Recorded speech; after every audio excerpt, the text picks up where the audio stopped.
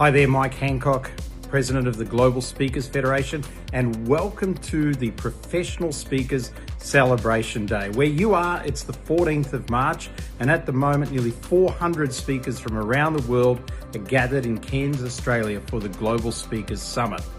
Well, if you haven't been to a Global Speakers Summit, check out 2028 and make sure that you're there so that you can showcase yourself amongst the world and so that you can learn from some of the best in the world. As President of the Global Speakers Federation, I've been visiting all of the associations around the world, and hopefully we've had the chance to catch up. But I can assure you that myself and the team are here to further the business of speaking and open opportunities for your associations and for you personally. Have a great Professional Speakers Celebration Day. I hope to catch up with you soon.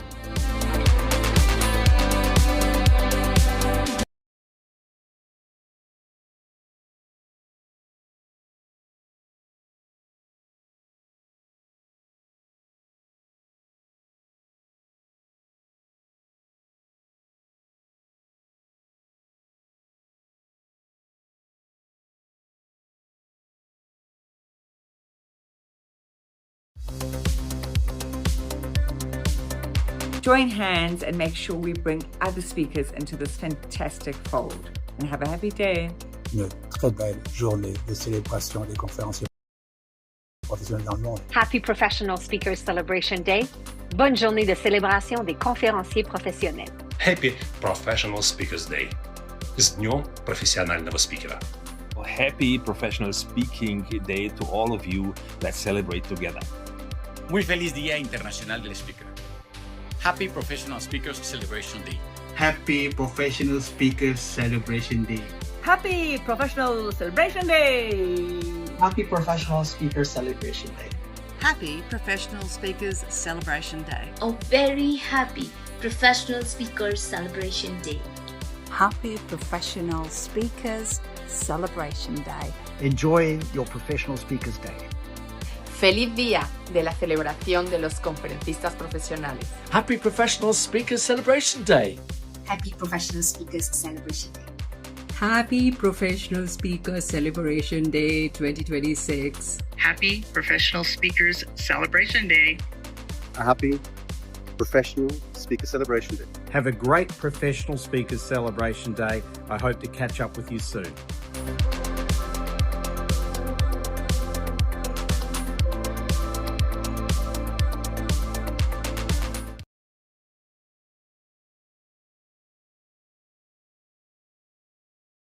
And here we are. Now, if all's good, you can hear me, but I need Olga to say something so I can switch on her channel.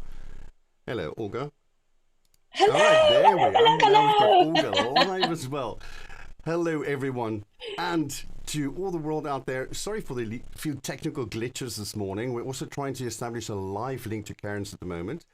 And our roving reporter and the lead for the PSCD, or the Professional Speaker Celebration Day today, is Ron Sang, and he is trying his best to get on there with a camera and some equipment for sending us audio and everything else. So we're looking to see when that's happening, and because we're going to be talking to Laura and to Mike. They're going to be on stage, video's going to be playing and everything else.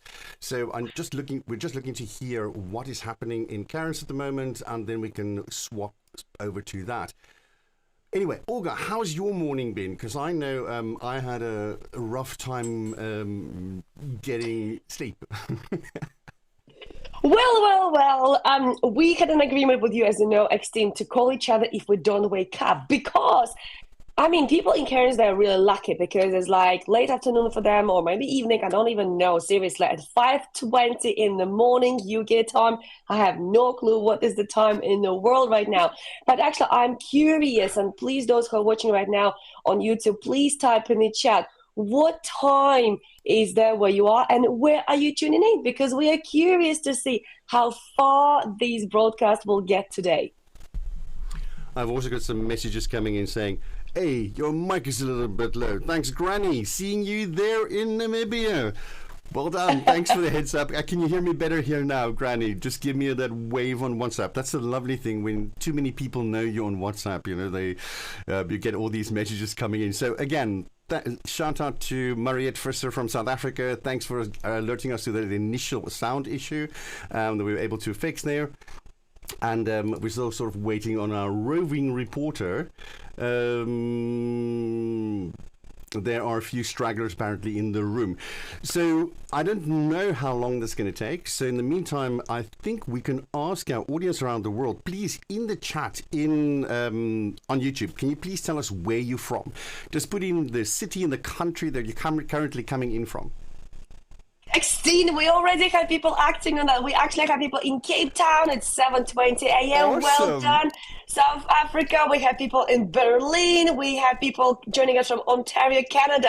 It's 1 a.m. People, you crazy. We also have somebody joining us from oldest desert in the world. This is crazy, right? And then we also have Berlin. We have Scotland, Mel Sherwood, she's all the way in Scotland, 5:20 a.m. on her end as well. Philippines, 1:30 p.m. in Philippines. Mexico, 11:30. And then so many more people joining us. Eksteen, I'm really enjoying that we actually are uniting people globally. Isn't it beautiful that actually people getting all together on this special day just to say, hey, I'm watching you, I'm joining you, because I want to celebrate this very special day where speakers are making impact in the world. And therefore, we really would like to highlight every speaker in the world right now, whether you're somebody who would like to start your career or somebody who is already in a speaking business, successful flying around the world. Thank you. Thank you so much, because you are creating impact. You are creating legacy. You're somebody who is actually making somebody else staying alive tomorrow. Your stories, they matter. Your life experience, everything you have done so far really, really matters. So please, doesn't matter how hard it gets. We all know it gets challenging. Carry on. Please keep going, because we need you. The world needs you, and your message matters. We're trying to get Ron there from the other side. I'm just trying to get the links that we need to set up and make sure that everything is running okay there. That also means that I'm seeing myself now somehow in a different window. We'll be figuring out what's going on. That's the joys of early mornings. I mean, I can tell you one thing. I was up till about, 3 o'clock this morning, went to bed, and then up again at just after 4, 4:30, and we started phoning each other and trying to get things going. So what we would like to know from you as well is if there are any of the authors online. Because some of the authors are currently in Cairns, but are there any of our authors that are not able to be in Cairns that are online at the moment? That's true. I would love to say, and actually, if there are some authors, Eksteen, how about this? How about them actually posting even the link to their books and telling us about their books, just to find out what actually they're writing about? And those who have 36 books in their pocket, that's fine. You can actually talk about all 36 books, because we're curious. And actually, we have more people joining us. Michael from Johannesburg, and we have somebody joining us from Canmore, Alberta, Canada. Mel loves my red outfit. Thank you, Mel. I know Mel loves red as well. And then we have somebody from Houston, and we have Silver Schroeder here. Whoa! And she's North. So please, please, please, talk to us about your books, the titles, what they're about, and also links. If you have any links to your books, that'll be great. This is your chance to actually literally market out your books like crazy. We also Olga, have... It seems like we have a live connection to Cairns. So I see Mike is bouncing around the stage, so we're going to cut over to Mike. Yes. Let's let her rip. Where is that connection there? Let me just see. I'm not hearing Mike right now. Dermot, can you throw Mike in there for us as well so we can get the audio? In the meantime, we'll still be waving at you. See you in a second. So, I see you said Michael from Johannesburg. I assume that's Michael Lee, because he's also a contributor to the book being launched today. Oh, that's exciting. That's exciting. Tell us more, Eksteen. Well, I don't know if you guys know, but there's not everybody might know. I hope we're seeing some people here from the UK and around Europe as well, although it's very early. But there's a book being launched today. It's the Global Speaker Federation's first collaborative book we're putting together. I'm lucky to be in it too, but enough about me. In our time zone here, people like Joni Petty from South Africa is in there, Michael Lee's in there, Gijs Hillman is in there, and as we go on during the day, we'll play a little video from all the authors, except me, because I've got getting too much airtime already, to tell us a little bit about their chapters and what we can expect in the chapters that they wrote in the book. So for those who don't know yet, the book is called Global Voices, and I might actually be able to get a little video on later that shows you a few of all the authors. We're just waiting for that link from Cairns to come in. But I know they're going to be playing a video there, and unfortunately that video will not be able to be broadcast, but we will then have a copy of that which we'll broadcast later for you guys on the channel, so you can see it just in the same quality, if not better, than what they have down there in Cairns. Okay, I'm just hearing from the green room that although we have the video, we currently have no audio coming from Cairns, so that doesn't help. Seems like everybody doesn't want to talk today. It's like everybody's just afraid of the audio. Here's the thing. In this world of speakers, when we have to find a way how to connect with our audience online around the world, anything can happen, right? And it just shows how you got to really be creative with how will you manage those glitches? How will you manage those silences? How will you manage when something doesn't work? And actually, this is a great learning opportunity. So those who are watching us right now, tell us in the chat, what would you do in this situation? How would you normally manage if something doesn't work? Do you panic? Do you stay calm?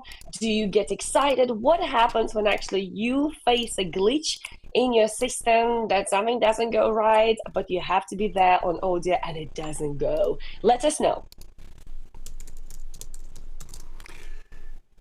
What you could also maybe have a stab at is, we've all been in those embarrassing situations where something goes terribly wrong, and then we sort of have to figure out, what are we going to do about this? I always have to laugh when I think about that, because I don't know if you guys know Tim Gard, but lovely person. He's currently in Cairns, and unfortunately not enough time to get him on today, but would have loved to speak to Tim again. Anyway, he's a humorist, and he talks about how humor works at work and make things better. But he tells a story about taking a step just down the stairs off the stage, and the stairs broke, and he fell flat on his face in the hall. And he popped up and he said, "And now, ladies and gentlemen, I'll be taking questions from the floor," you know? And it's those little things, you know? I asked him, how did you get to that? He goes like, no, we were actually talking about that in a bar once, I assume, with a beer or two. And he was discussing it with someone, and they went like, what would you do if? And I think that's one of those lovely things. If we go like, what would you do if? We can all learn from each other's great ideas and creative ideas. So, absolutely. I see Laura is currently on the stage in Cairns. We're still not getting any audio, it seems, so not much that we can do there. So, waiting to hear from Ron. Let's just see. Still no audio.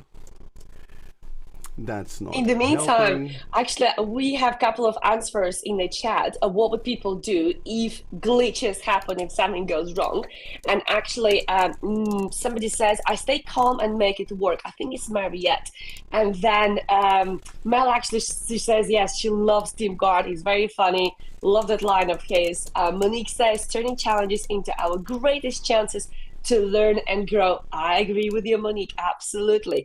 Antonio says, improvise and getting adelante of the glitch. Oh, I love that word, adelante. That's beautiful. What a language. Amazing. Lana says, when your parachute fails, a leadership toolkit for fear, risk, and resilience. And I guess this is perfect title. I think this is the title of your book. Thank you so much for sharing that. But I think that's a great line also to share with us now. What would you do if you would have a glitch? And what actually, Granny B, I wonder who's Granny B, but Granny B says... I hope we'll be getting some audio, but I'm not sure. But in the meantime, we will have a chat, but we'll show the video in the meantime while we wait for the audio. So, not quite the one I'm looking for. Let's try this again. And here we go. Not the video that I'm looking for. I need to get... that one. Get the right one, Eksteen. Yes, get the right one. There we go. Sorry. Anyway, so there we are. Those are some of the authors that we can see there. Joni Petty, amongst others, and Laura's introducing them at the moment. So you can see Laura. They're just there to the right of your screen. Hopefully we'll get some audio so we can hear that. But in the meantime, I didn't want to deprive you of seeing what is happening down in Cairns. So the video is live, and the audio is from us. Okay, so I can't even give you subtitles, unfortunately. What I can tell you is that all of them looked really intently, and maybe we should do like a football match, sort of start describing what we're seeing and going about who's excited, who's not. Oh, there's some people that are laughing, so that must be funny. Yay, everybody clap their hands. Pointing to the right. Very good. And then Pele scoring in the corner, in the goal, on the opposite team side. All right. Anyway, so what I think we might do is, I don't know if we're going to get audio here. So maybe we should play the... Oh, no, there we go. Mike is handing out people's books for them. So there people can see what the cover looks like. And we'll see if I can pull up another copy of the cover as well for us here. So you guys can at least see what that looks like on in live. Let me see. I can... Eksteen, you just got a nice compliment from Antonio. He says, amazing broadcasting, Eksteen. I'm trying to do... Oh, there's Ron is like... It's like struggling a little bit there. Something fell over. Anyway, I would love to have the audio from that because it just makes it so much more fun, I think. So let's go to... Look, there we go. They're posing. There we go. Exactly. Make sure you pose. Give us a smile, as my mom would tell. Show your teeth. Show us your teeth when you smile. Oh my goodness, camera fell over. No! We actually lost somebody. We had a little disaster. Oh, now it's sideways. Let's just say not according to plan. But let's see if we can bring up that. There we go. Just not the right slide. So let's go to the one I wanted to show you. Here we are, and we'll do this. So that is the cover of the book, ladies and gentlemen. That's the one currently being launched in Cairns. And so we've unfortunately lost our video. Eksteen, there's video. There's audio video. Back. We have audio back. There we go. Yeah. With crocodile. So let me just switch to them only. Let's see if we can do that.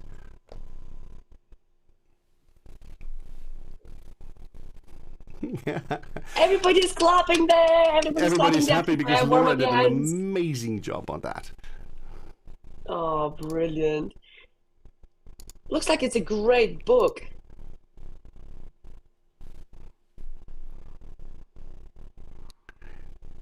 I'm not sure if people can hear the audio in the feed. Let us know if you can hear us in the feed. Let us know. They can hear. They can hear us, but they can't hear the feed from Cairns yet. We've just got audio back in the studio, but we don't have the audio through to you and I yet. Oh, okay. Then what we're going to tell right now, what you can see there is actually them holding an elephant. Oh, sorry, elephant. A crocodile and giving a talk. Elephant and crocodile. Yeah, just goes to show you were not the one born in Africa. So No. But I should know the difference. Yeah, maybe. I don't know. Depends on how many safaris you've done. So they're all clapping. Mike has just said thank you to Laura, and Laura is the publisher that got us the books. They're ready and set up. So what we're going to do is we're going to instead cut to a video for you on what happened yesterday in Cairns. Okay, we have a highlight reel that we can show you, which is what was basically combined by Ron for us to show us a little bit of what's happening in Cairns. All right, so over we go. Hi, my name is Ron Sang, and let's take a look inside the Global Speakers Summit 2026 in Cairns, Australia.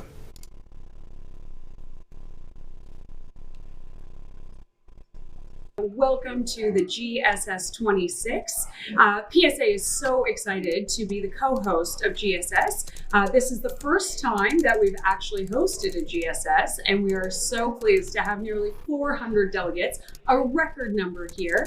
PSA has been going on for quite some time. We are one of the original founding organizations, and we have a wonderful, strong delegation of professional members, CSPs, and we look forward to welcoming everyone for this event.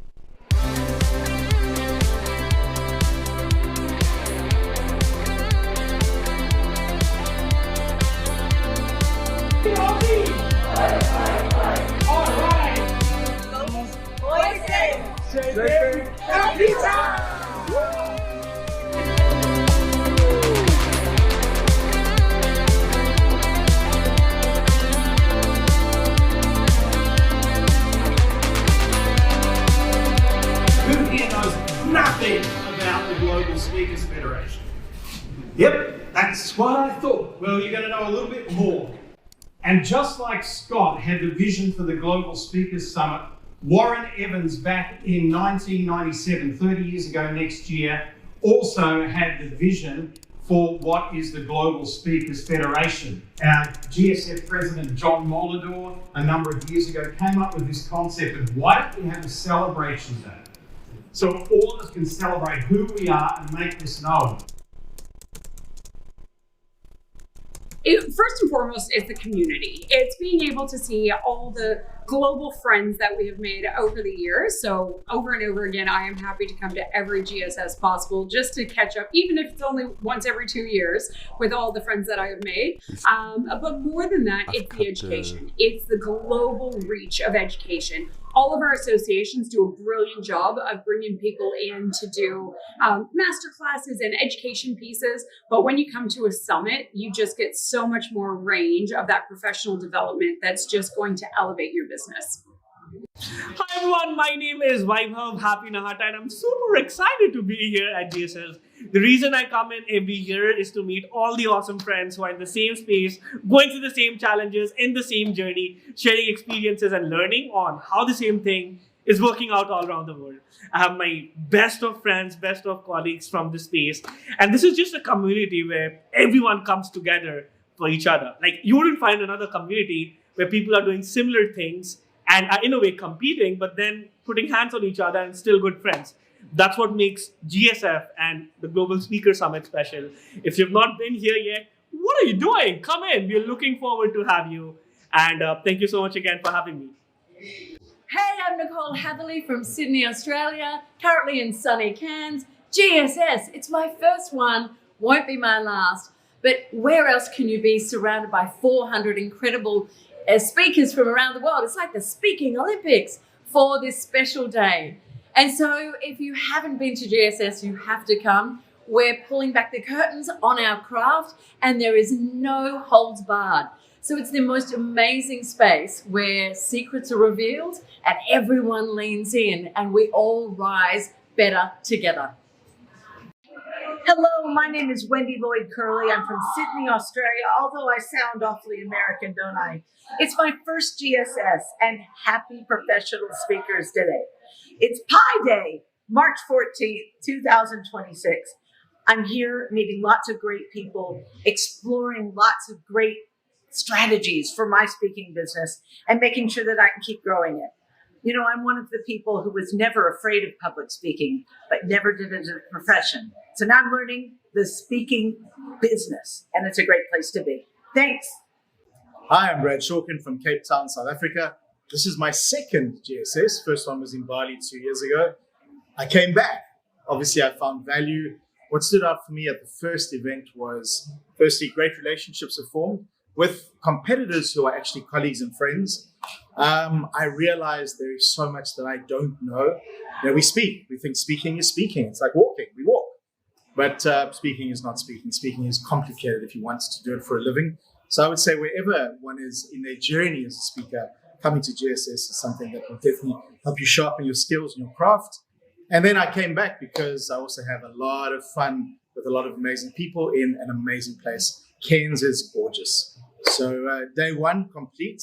I can't wait for the next 3. Join us.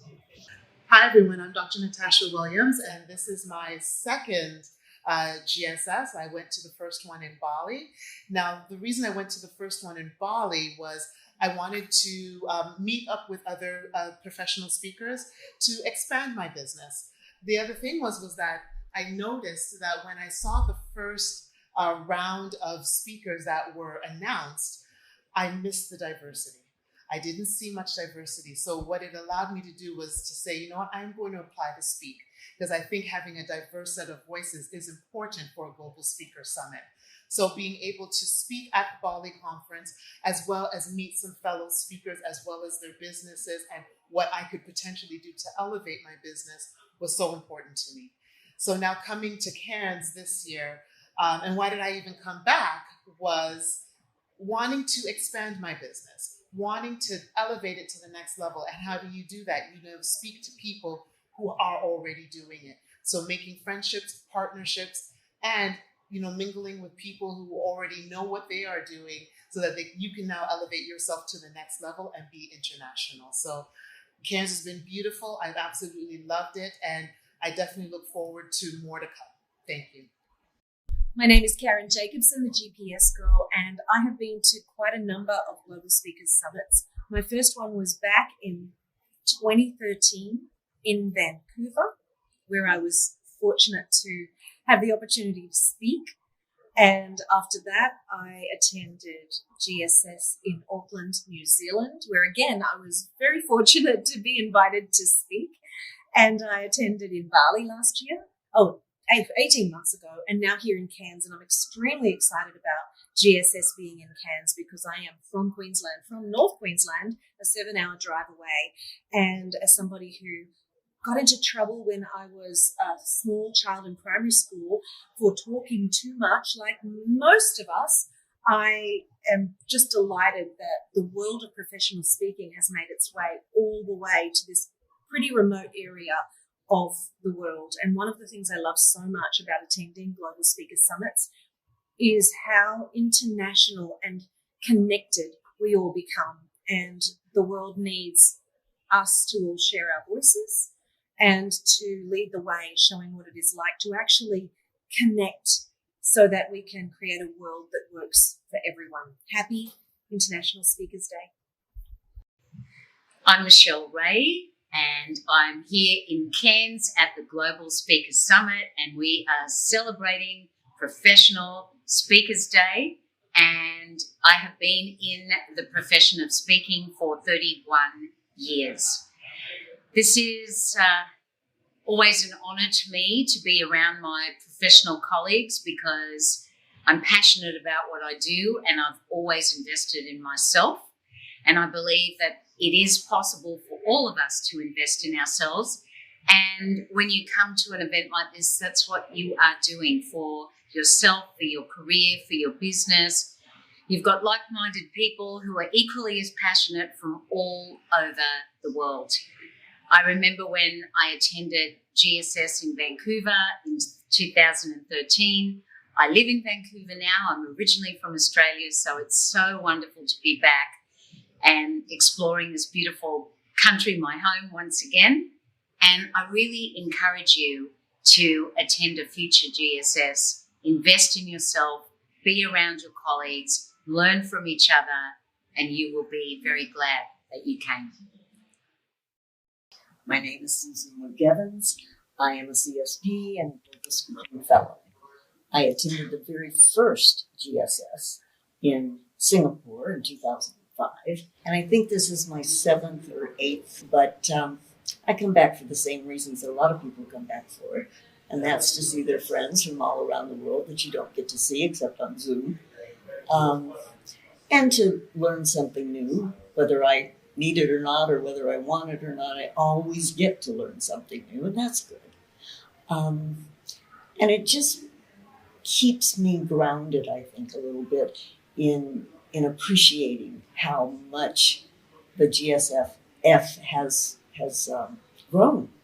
My husband, my late husband, was one of the founders and the first president, and so I sort of have a legacy connection to it, even though I wasn't his wife when that happened, but he's been gone now almost 12 years, and I just figure he's sitting up there on a perch somewhere, looking down and thinking, this is really amazing that we have 17 associations around the world, others that are going to be a member soon, and look at how it's grown. And he wouldn't ever think, look what I did. He would think, look what all of us did together. So GSS is very special to me, and I'm going to keep coming as long as I'm able.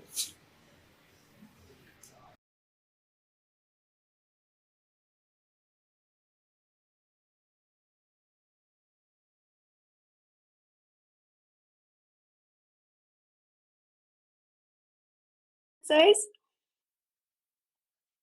It says see you in Cairns.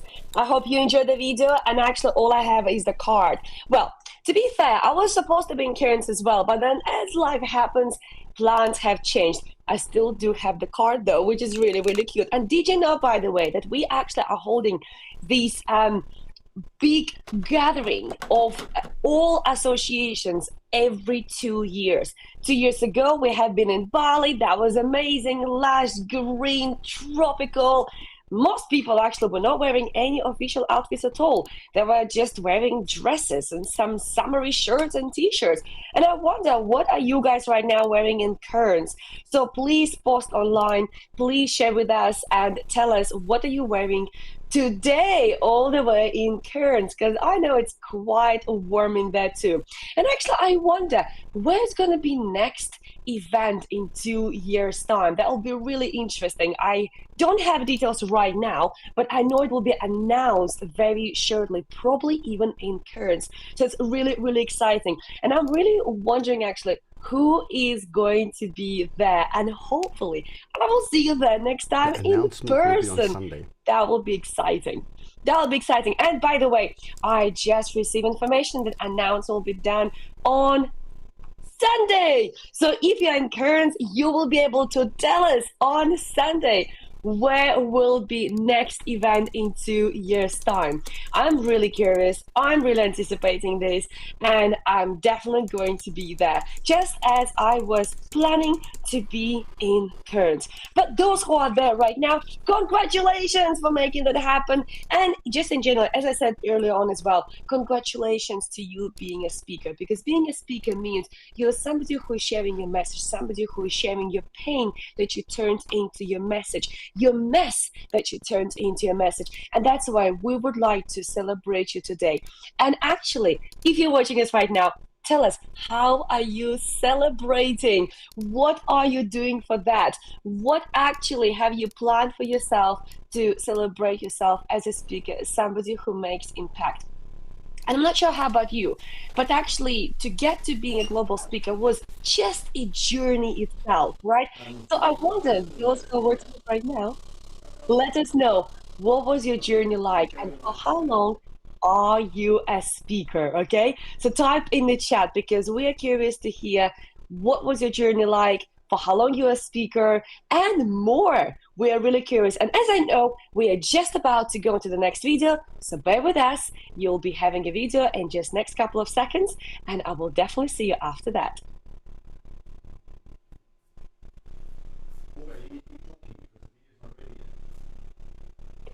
And that means I'll be with you for next couple of seconds because video is just in preparation.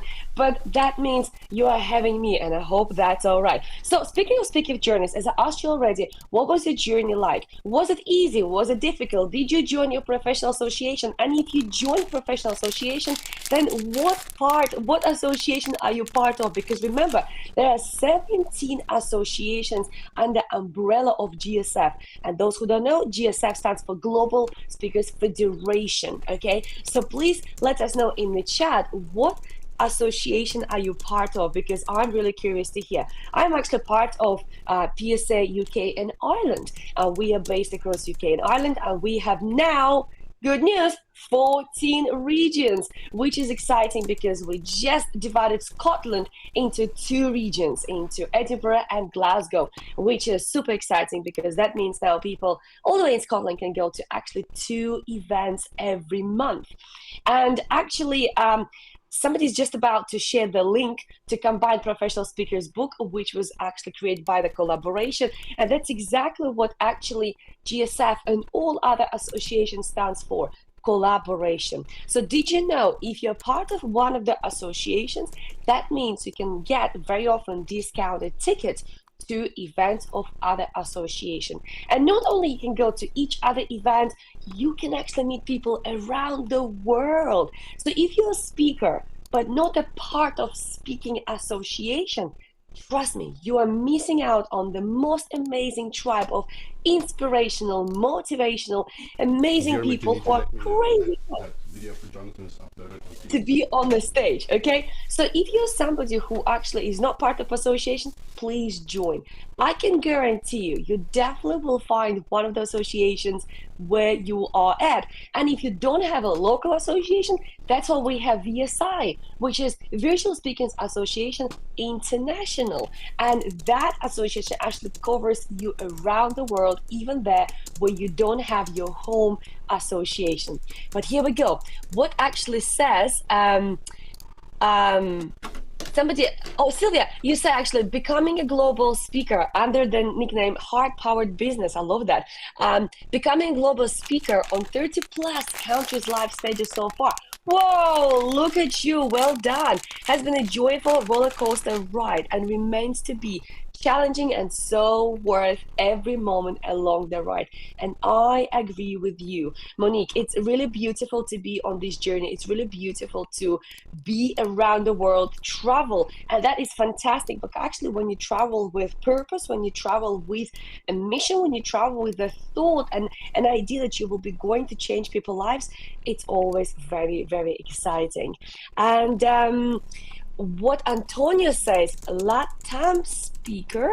Oh, that's jumped. Hold on. Let me just go there.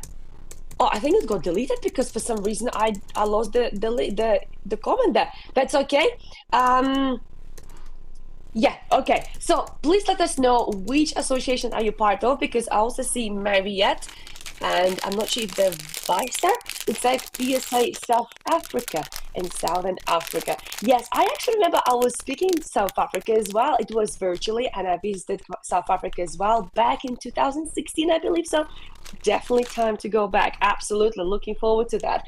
But looking forward to see other people. What associations are you part of? And maybe actually some of you are part of multiple associations, just like I know Eksteen is. He is actually part of PSA Netherlands as well as PSA UK and Ireland, and probably many others I'm not aware of, but I'm sure he has under his belt plenty of other associations. So let us know what associations are you part of, and also if you have your annual events as part of your association, because I know that typically there will be annual events. And here's the thing, as I just mentioned early on, that every 2 years we have global gatherings of all associations all together, typically hosted in different countries, but we also have annual events where speakers can get together for networking, for collaboration, for learning from each other, for literally booking each other on podcast shows, on live shows, on writing books together, on running trainings together, and in many cases even having barbecues together. Because when it comes to speaking world, it's like some people say it can be lonely, but I don't find it lonely. I find it exciting. I find it's being part of something that you know collaboratively, not into competition, but collaboratively, you are creating that impact in the world. And actually, I see more answers. Mel Sherwood, she is part of PSA UK and also VSI. Brilliant. And yes, Monique, absolutely. Let's not forget the VSI too, of course. That's why I mentioned that, because it's an amazing association that actually helps to unite so many speakers around the world. Oh, there we go. Antonia, I see a comment from you now too. LATAM Speakers Association in Mexico City and having chapters in Central and Southern America. That's brilliant. Absolutely brilliant. And I wonder if you also have annual events, because we at the PSA UK Ireland, we definitely have not just one, we actually have two of them. One of them is upcoming in April. It's called Impact. It's one-day conference, and another one usually is in October, and it's Speaking Business Summit, and it usually is 3 days, because we have meetings prior to that for professional members, for fellows, for those who are coming for the first time. Then we have full-day event, and then we have another full-day event as well. And usually you come out from this event. I'm not sure how about you, if I've been to this event, but typically when you go to any of speakers' event, you come out with loads of notes, and you look at your notes and you think, wow, what should I implement now? What should I start with? I have a whole list of things to do. What should I do first? And here's my tip for you. First thing you should do, after any event you attend with speakers, whether it is 3-day event or 1-day event, or maybe you're in Cairns right now, take time off. It might sound, because why would you take time off when you just been to the conference? Shouldn't you actually work on the notes? And I would like to suggest, take time off. Allow all information to settle. Allow everything just to calm down in your mind, and then allow just to see what actually is a priority. Because what other people tell you what's the priority doesn't have to be your priority. It's your speaking business. It's your journey. And you've got to find your own unique way, how you will actually implement those notes, how actually you will transform your business after one event, or maybe multiple events. Okay, so that's my tip. And I now wonder, what are your tips when you attend those events?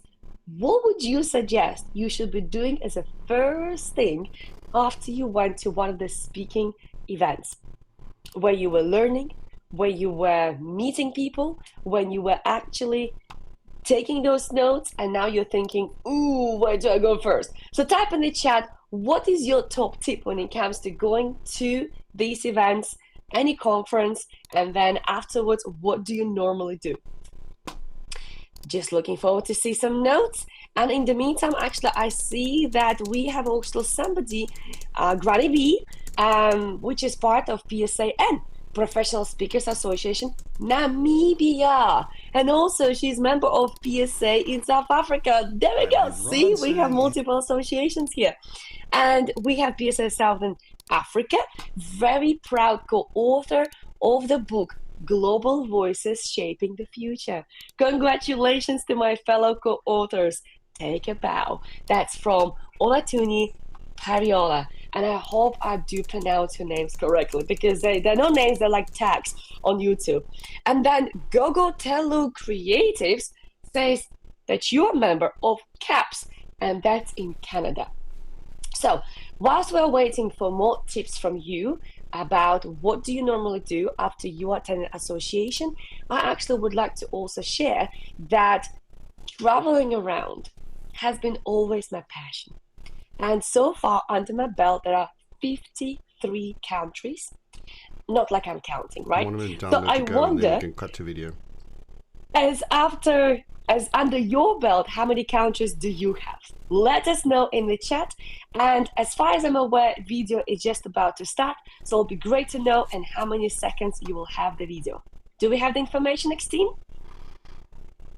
About 53 seconds.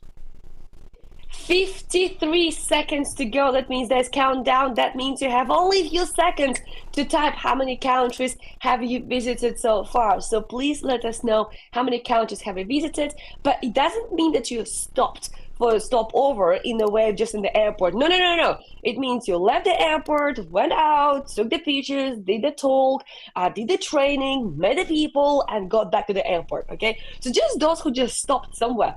Because I also stopped in China, but I haven't visited China. All right, so we want to know how many countries have you visited so far? Whether that was part of your speaking journey or whether that was just your private journey. That's okay. It doesn't have to be speaker or speaker journey or just your journey. Altogether, how many countries have you visited so far? Let us know in the chat. And you better get some notepads and some pens ready because you're just about to hear from our amazing speaker. Okay, so I wonder if you are ready, because in a 3, 2, 1 you will have the speaker.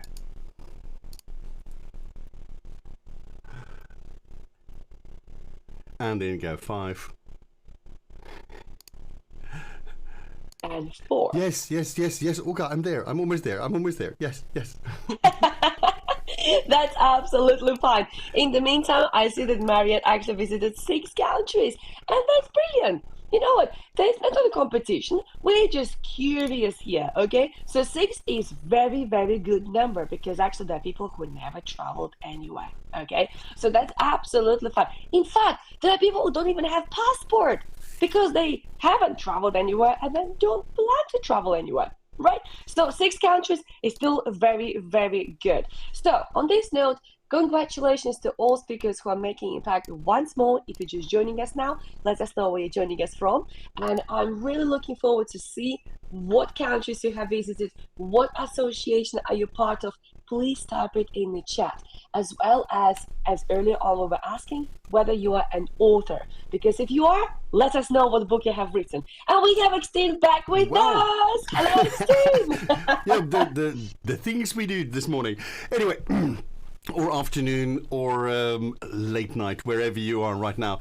So what we're going to do now is we're going to cut over to Harun in Maps saying hi to us, and then we'll hear from 2 authors about their chapters, and then after that we're going to Jonathan Lowe and Ron in Cairns for a little interview that Ron has with him. Right, so this time around, I think the audio will be okay. I hope. All right. So here we go. Ladies and gentlemen, enjoy. Olga and I will be back in a few seconds. Hi everyone, I'm Hakim, President of the Malaysian Association of Professional Speakers MEX. Today, as we celebrate the Professional Speakers Celebration Day, I'm reminded that professional speaking is not just about talking on the stage. It's about shaping the conversations that move industries, organizations, and lives forward. At MEX, our members raise the standard in Malaysia and beyond. They don't just deliver talks, they build leaders, strengthen teams, and drive real transformation. This year, especially, we are excited about MEX Convention happening in May, where speakers, change makers come together to connect, elevate, and flourish together. So, from all of us at MEX, happy Professional Speakers Celebration Day.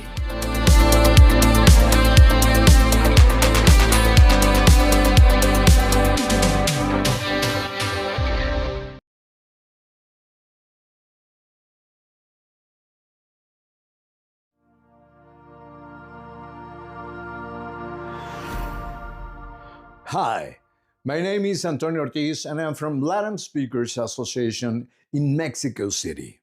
I wrote in this book, Global Voices Shaping the World, about the impact of character defects in multi-generational teams.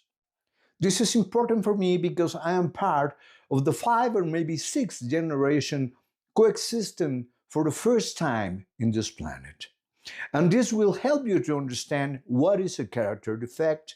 And let me tell you something. We can't get rid out of them, but we can be aware of them and learn how to build a much, much better relation between generations. Thanks a lot, and hope you will enjoy the book.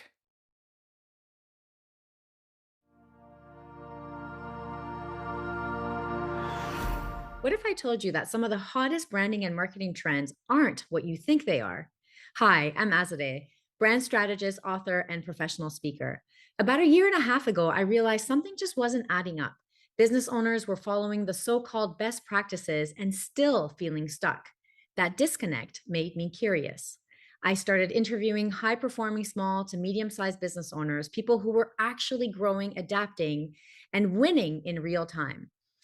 Nearly 80 interviews later, clear patterns started to emerge. That research became my chapter in the co-author book, Global Voices. Inside, you'll find practical, proven, and surprisingly human strategies you can apply right away, whether you're redefining your brand, your message, or your next big move. If you're curious about what really moves the needle in your business today and in the future, this book is for you.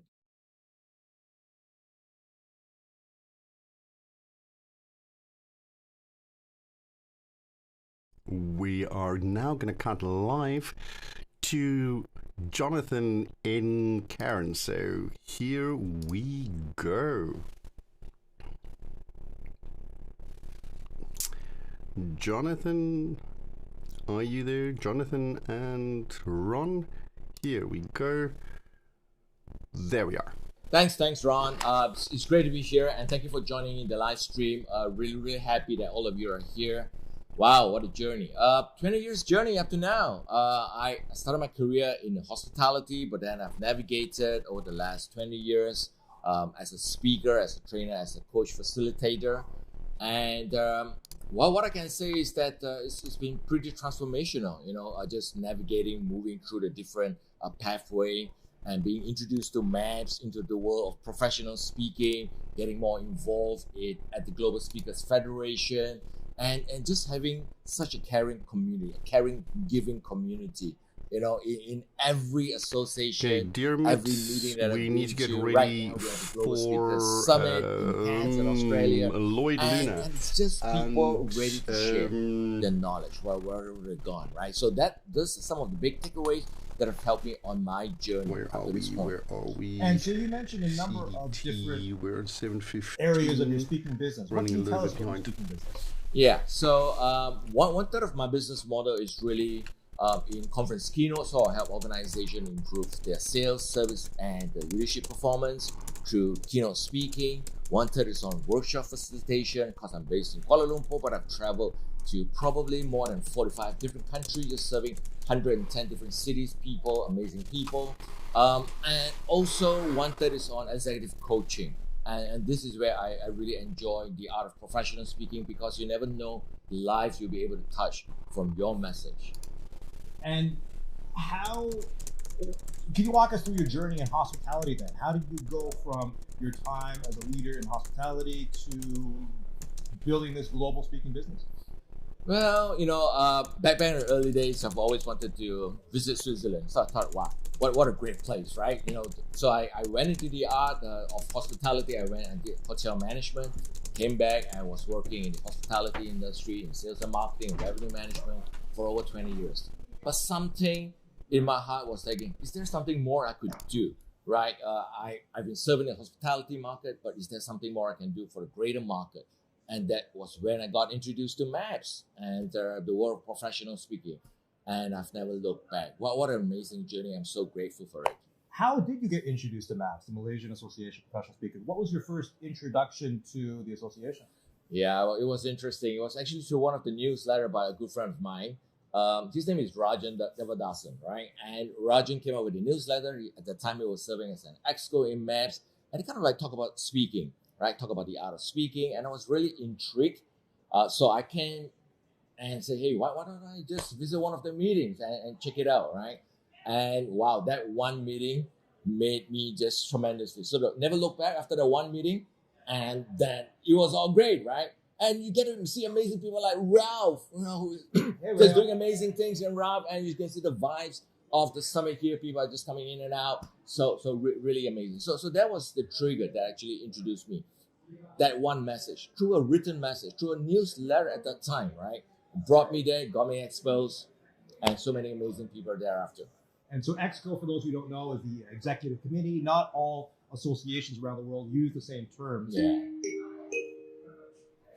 And there you can see, right? So we are live here, right? So again, sessions are going to be starting. We're going to be in and out. It's going to be a jam-packed day. So we're excited to be here live in Cairns, Australia. Yeah, absolutely. For the Global Speaker Summit 2026. This is the signal that the event is about to start. But again, it's such a privilege to have you here. So you started with maps. You knew you wanted something different. What was it that allured you, that attracted you to professional speaking, to keynote speaking, developing workshops? Great question, Ron. I think on a personal basis, it was something that I was influenced by my late mom. She was a teacher, she was an educator throughout her whole life. But when she retired at 55, she wanted to see the world, travel and see the world. But unfortunately, a year later, she passed on because of the big C. And that had devastating impact to me. And I kind of asked myself, is there something more that I could have done? So in honor of a legacy, as an educator, as a teacher, I said, maybe this is one part that I can continue spreading the word, educating people, teaching, speaking, right? And if the message resonates with someone in the room, I'll probably have me and my mom really proud. That's amazing. Thank you for sharing that. Yeah. That's a very touching moment.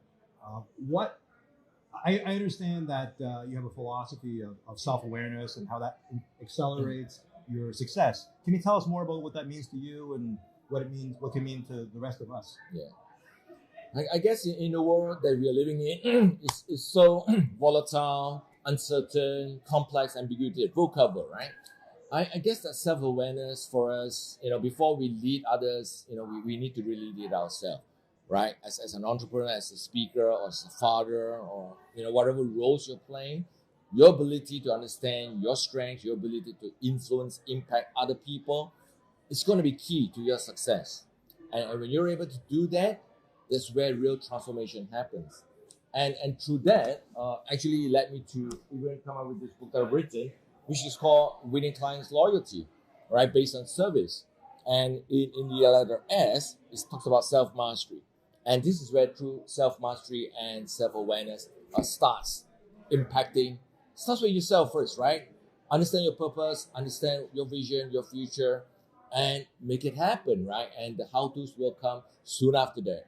But identifying your purpose, your self-awareness is key. Amazing. So I'm going to hold up the book again. Yeah. For everyone watching at home, Winning Clients Loyalty, 7 Proven Practices to Convert Clients into Amazing Fans by Jonathan Lau. Thank you, Ron. It's the least I can do. Yeah. We are a group of givers, yeah. And so sometimes we may hesitate to ask. We may hesitate to, but as they say, if you don't ask, the answer is always no. Yeah. So speaking of asking and your lessons on sales and service, what other advice can you share with speakers in Malaysia or around the world in terms of sales, in terms of service? It's what you're known for. What can you tell us about that could help us with our speaking business or with our lives? I think if there's one advice I could share, it's going to be on this acronym called GRIT, right? So GRIT. So G starts with having a growth mindset. Always be curious, right? Be curious to learn, be curious to ask. Even if you've done something a really long time, try something different. What can I do differently today? Question of the day. R is about resilience, right? So R is about resilience, and as you go and learn new things, there's going to be some obstacle, there's going to be some bumps, but take those as your learning journey. Ask yourself, what can I learn from this? Never try, never know, right? R is about influence. Use your voice. You may think that is insignificant, but I can assure you, when you begin to just inspire to speak with authenticity from your heart, you never know the difference you can make. And T is about how can you develop trust? Like Ron said, be a giver first, right? And I come up with an acronym that is called Serve It Forward. Serve it forward. Serve it forward, right? And what is serve it forward? So I'm curious, if you were to give a smile to someone today, what do you expect? They would smile back. That's the natural thing to do, right? What if they do not smile back? How would you feel? I can't take it personally. I can't control how they are feeling, what's going through their mind, or what their day is. Absolutely, right? And this is where I came up with this way of life called Serve It Forward. And Serve It Forward is really, if you give a smile to someone, and if you receive a smile back, it is called a bonus. A bonus, right? But if you give a smile for whatever reason, you don't get a smile back, it is called your gift. to someone. So imagine you're giving a gift to someone and you're making a life transformation. If things comes back to you, great. If it doesn't, it's my gift to you. And that's the way of speaking, right? As you begin to contribute, you add value, you just, be amazingly giving to others first. Trust me, great things has always come back. So go try it today. Who will you give serve it forward to today? Serve it forward. Love Yeah. it. So you represent, you grew up in Malaysia, you represented MAPS on the global stage. What advice would you give to, this is a two-part question. One is for international audiences who want to speak in Malaysia, what do they need to know? And then secondly, for local Malaysian speakers, what do they want to know if they want to go global like you? Yeah. I think for international speakers who would like to come to Malaysia, understanding the culture, the country. So, if you're planning to do some work, it's always good to build community, join associations like MAPS, right? Or communities that can help you understand the local culture much more, right? That it will go deeper. If you're coming for a conference, take a day or two to come earlier before that, and people respect and people really appreciate those kind of options when you kind of like take time to really understand the country. And for Malaysians, fellow Malaysians who are aspiring to go abroad, just learn and network with this amazing community of 18 member associations that we have, right? If you're going to do some work in Australia, meet people in Australia, right? They have the PSA.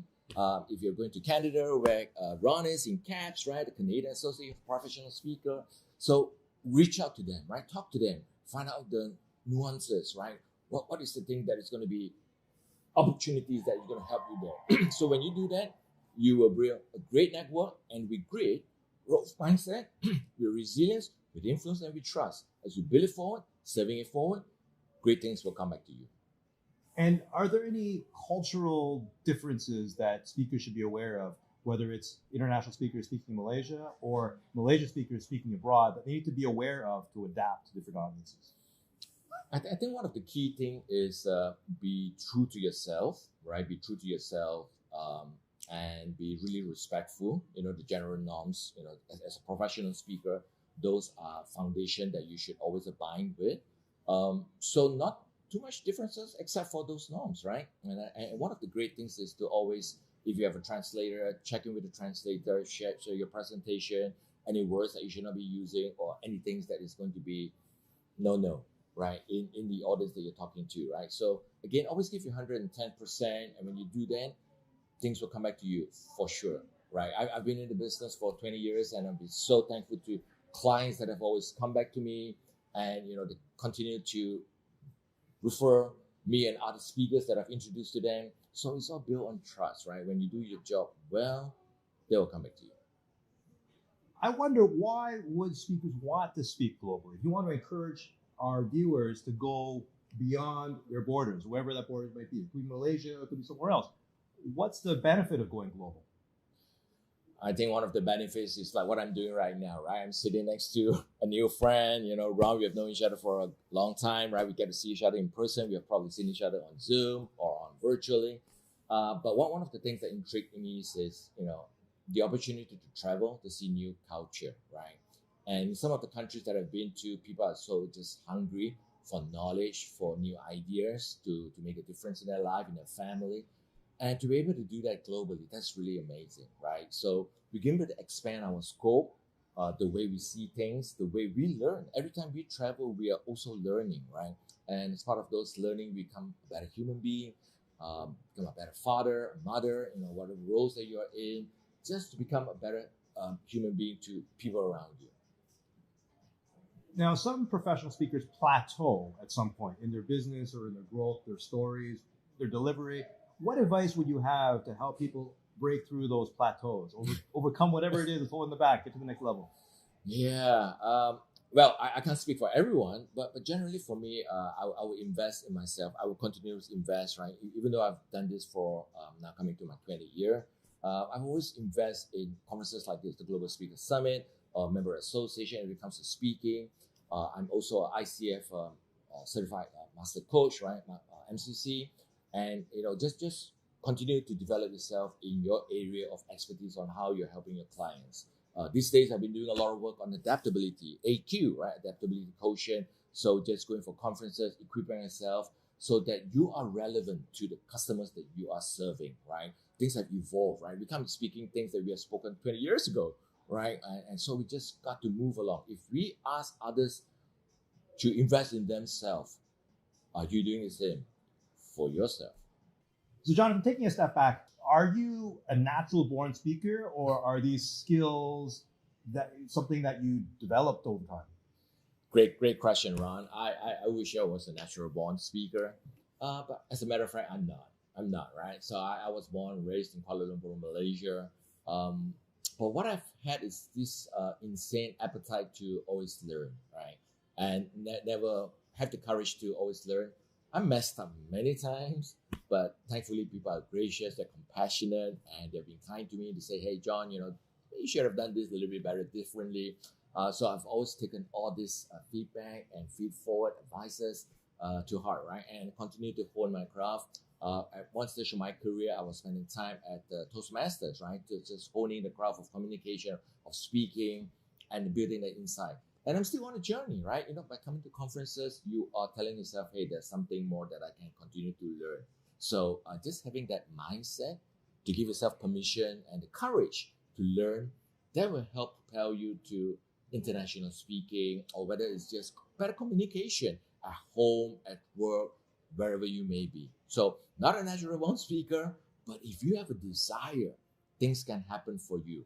And I never knew that as a Malaysian, as a fellow Malaysian, for some of the Malaysians who are viewing it, I never knew that I would be the first Malaysian global speaking fellow, within the Global Speakers Federation.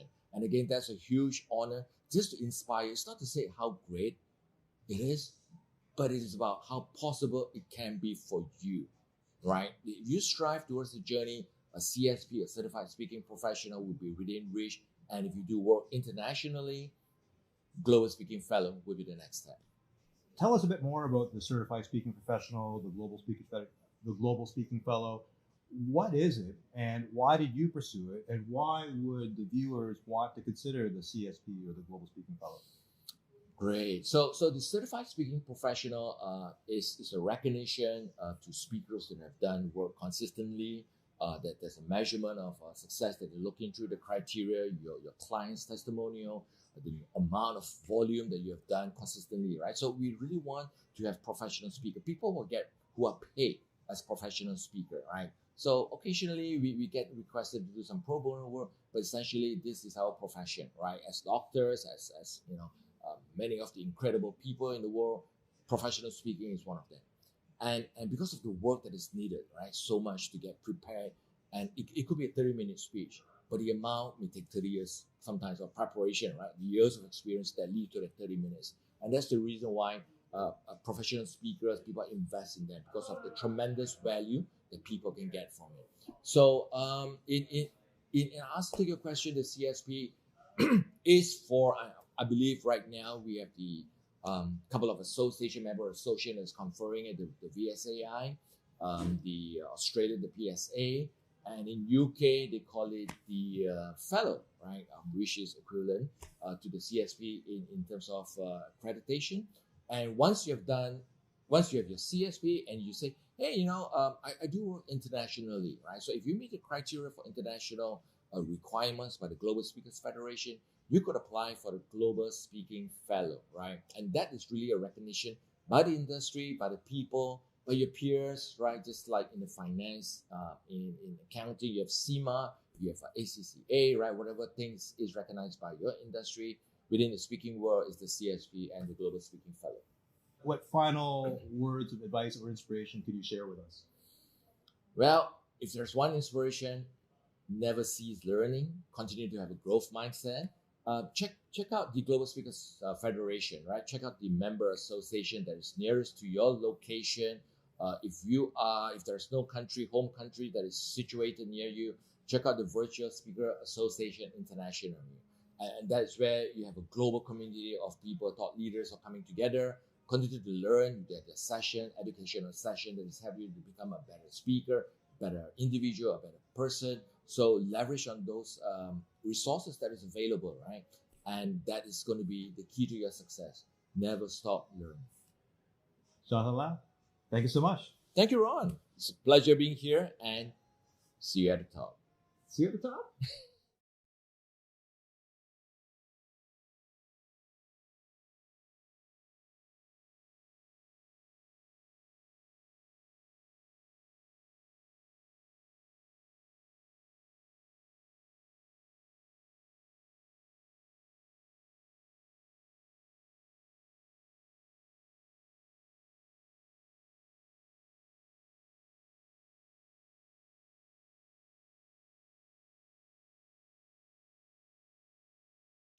Hi, ladies and gentlemen. Well, my friend, thank you for your help. Hear me talking with Olga's face.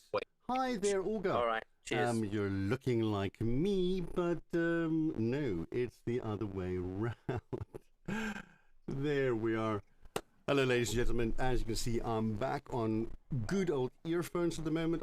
We're trying to just solve a little bit of a microphone thing going on here in the studio. Getting back to the green room. So what I'm going to do is I'm going to set you up and get you ready to basically speak to Lloyd Luna. So in a few minutes, I'll be talking to Lloyd in the call live. But let's first just hear from our Malaysian Professional Speakers Association, or the Malaysian Association of Professional Speakers. So I was wondering, who of you have been to Malaysia before? Have you met Lloyd? Spoken to him? But let's first just hear from if you have, here we come again.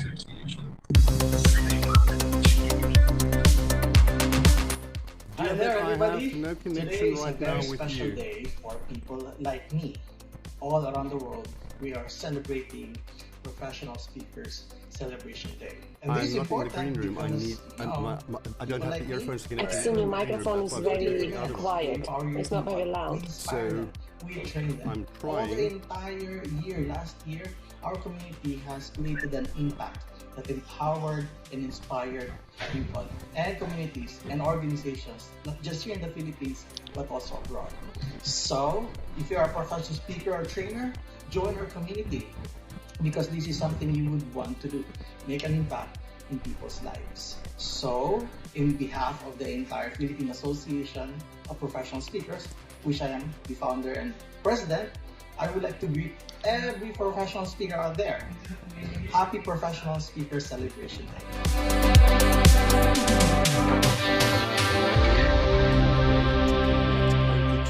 This is connected by Bluetooth because I couldn't find my other stuff to connect by Bluetooth. That's the issue, because I can't connect to the to two devices multiple times. Okay, I need to play the next video because people are sitting. Okay, and now I'm talking in the.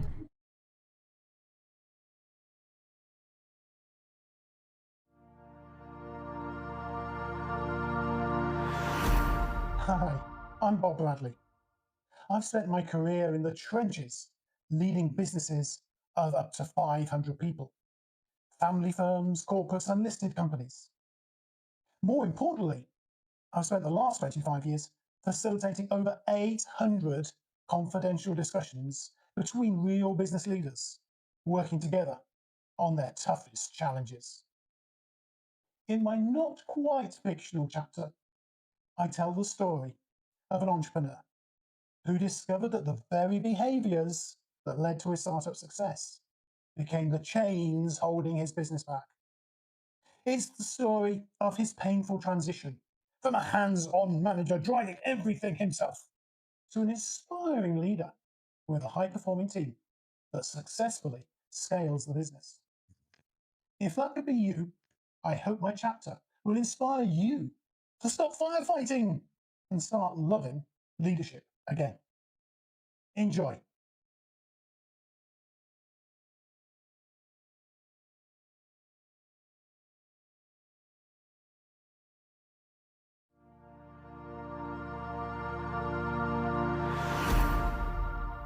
I'm Charlotte Tupera.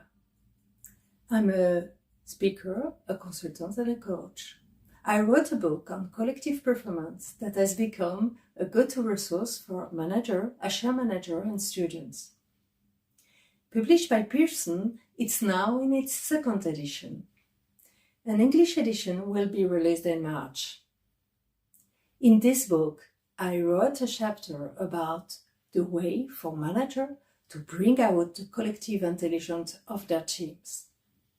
I'm convinced that collective performance leads company to success and harmony. It will help you to know where to start and to adopt a successful, pragmatic.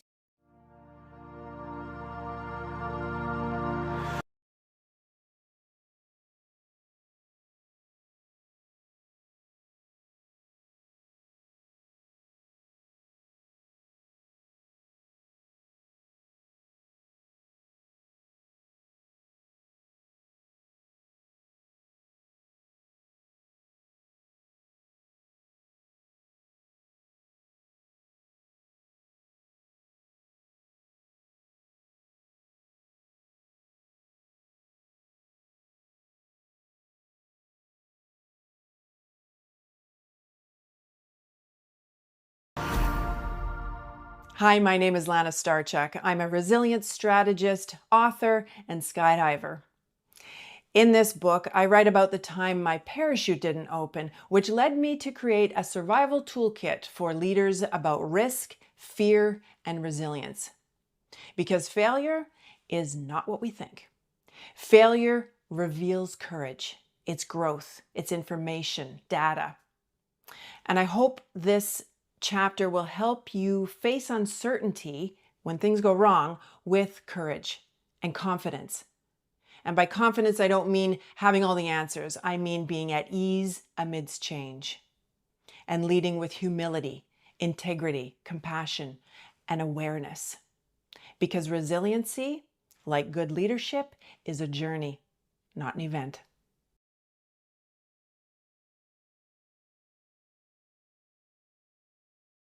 Ladies and gentlefolk, we are back in here with myself and Olga. Hi there, Olga. Hello, everyone, again. All right. I just wanted to check something. We have somebody in the green room. Lloyd, can you say hello? Hello, hello. Say again, hello, Lloyd.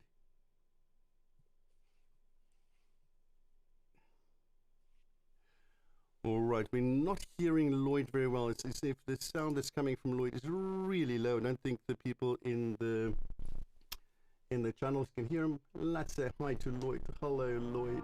Okay, wrong direction. Hi, my name is Lana Starchuk. I'm a resilience strategist, author, and skydiver. We're seeing in this book, I write about the time my parachute didn't open, which led me to create a survival toolkit for leaders about risk, fear, and resilience. How's your connection looking because there? failure is not what we think. Dermot, can you give me failure some indication if reveals you can see him frozen courage, as well? 'Cause its I only growth, see its frozen on information, my side data. here in the live feed. And I hope this chapter will help Well, you as I can face see, Roy is actually right uncertainty now is in a when things go hotel, wrong and with typically when you're in a hotel, the and internet is confidence. not very good. And I by learned from confidence, my I own don't travel mean practice. having all the answers. I mean being at ease amidst All right, I change still see and leading with Lloyd humility, sitting there, integrity, very compassion, and awareness. stately and Because statutory. resiliency, like good leadership, is a All journey. I can say is Very we're professional. over onto Bluetooth headsets, my ladies and gentlemen. It has been very interesting today so far. Backups on backups on backups while we're waiting there to get, because I can hear Lloyd. I just can't get his audio in the feed right now. You know what? Dermot, our dear friend in the green room, what I think would be nice is if you can maybe cue Lloyd for me to the same screen that Olga is in, and we'll take it from there, and we can figure it out after this. Is that possible for our dear tech friends? Let's make things happen. Let's make things happen. And again, as somebody said in the chat on YouTube, it's pivot over panic. Take this time to reflect. What have you heard so far that made you grab a think? cup of coffee, sit back, relax, and wait for better days. I don't know. I know. Oh, maybe a glass of water. Maybe a glass of water. In fact, Eksteen, I'm pleased to announce that we just had sunrise here in the UK. So officially, we started the day. How about Netherlands? Did you have sunrise yet there? Well, I don't know. I'm sitting in the studio. It's all dark. Hold on. Let's look through the window. Oh, have a look. Have a look. Sun has come up. Yes. Woo! There we go. It all happened. It all happened. Yeah, same here. It's beautiful. So that's what happens now. Thank you, Lord. Typing like mad, talking to the back room. You know, sort of like seeing if we can get Lloyd in here in a. At the moment, it is Lloyd's image is frozen, and so is the audio. Whilst we're waiting for Lloyd, I would like to share actually a big hug with everybody on this very special day. And as you noticed, I have my cards here. I was missing using my cards.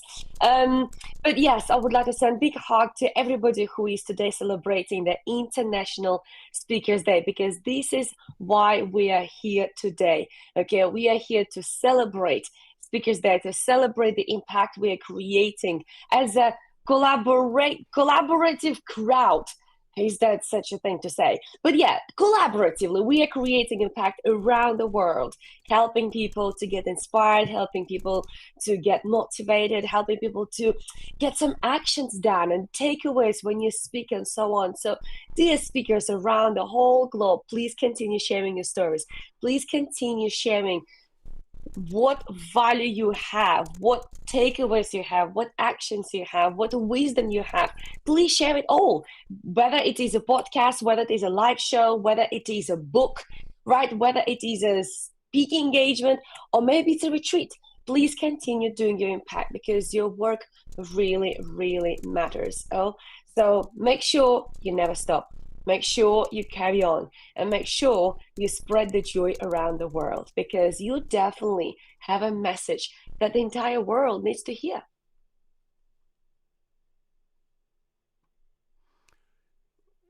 Yes, now we can hear good audio. Still, the video is still sort of Brilliant. like showing me everything. Let's say something again, Lloyd. Let's see if you're coming in on the switchers as well.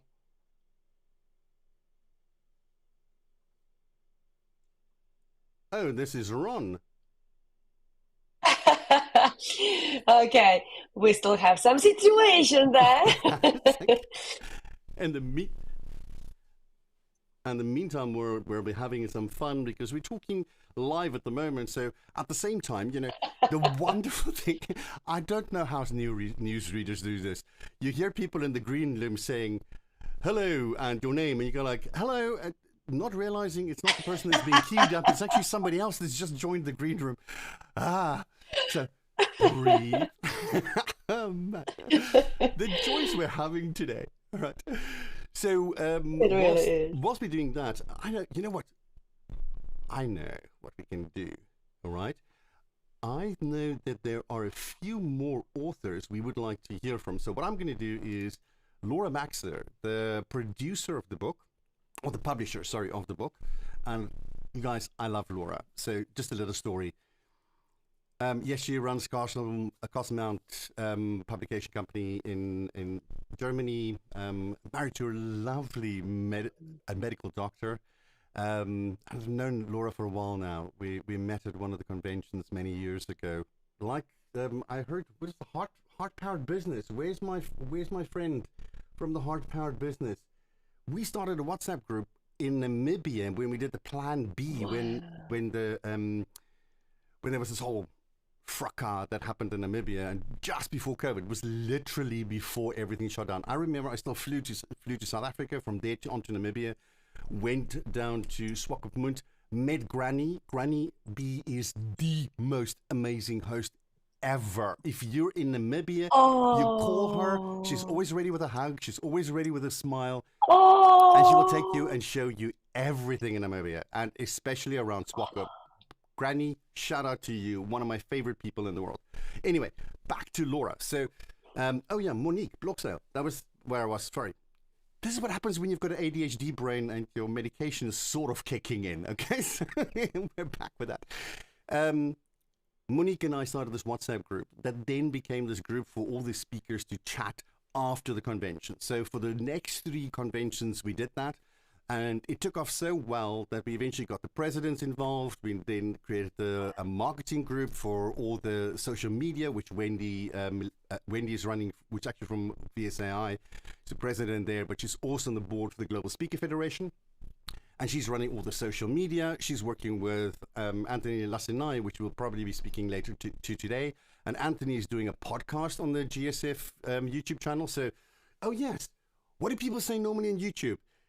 Like and subscribe. Okay, so subscribe to this channel, put on a little bell, okay, so we can make sure that you do not miss anything in the future. We want to make sure that you get all these lovely little things. There's going to be a lot more coming at you. Maybe later today, I'll be allowed to announce 2 very interesting new initiatives from the Global Speaker Federation. One of the things I think will happen in Lisbon later this year, but I can't say too much right now because I'm waiting for the powers that be to give me the green light to say something. And the other one has to do with a global network. We'll bring you more of that later today, I hope. So back to Monique. Monique, my favorite person from Plan B. When we went there, you were the first person to welcome me. It was my first global speaker conference, and it was just nice to have somebody be so welcoming and so warm and so generous. And then we all flew back after that, and we ended up with COVID. I literally landed and my business shut down for almost 1.5 years, 2 years. So you guys remember what COVID was like. It was horrible. And now we're living in another geopolitical drama.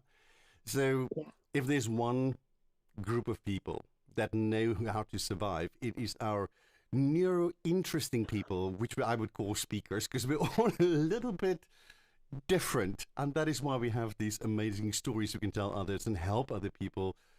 I think, if I think about all the wonderful speakers I know, people like you, Olga, and Laura, and Monique, and Granny, it is people that, in that being different, have found compassion and love and connection and a willingness to not only share but support.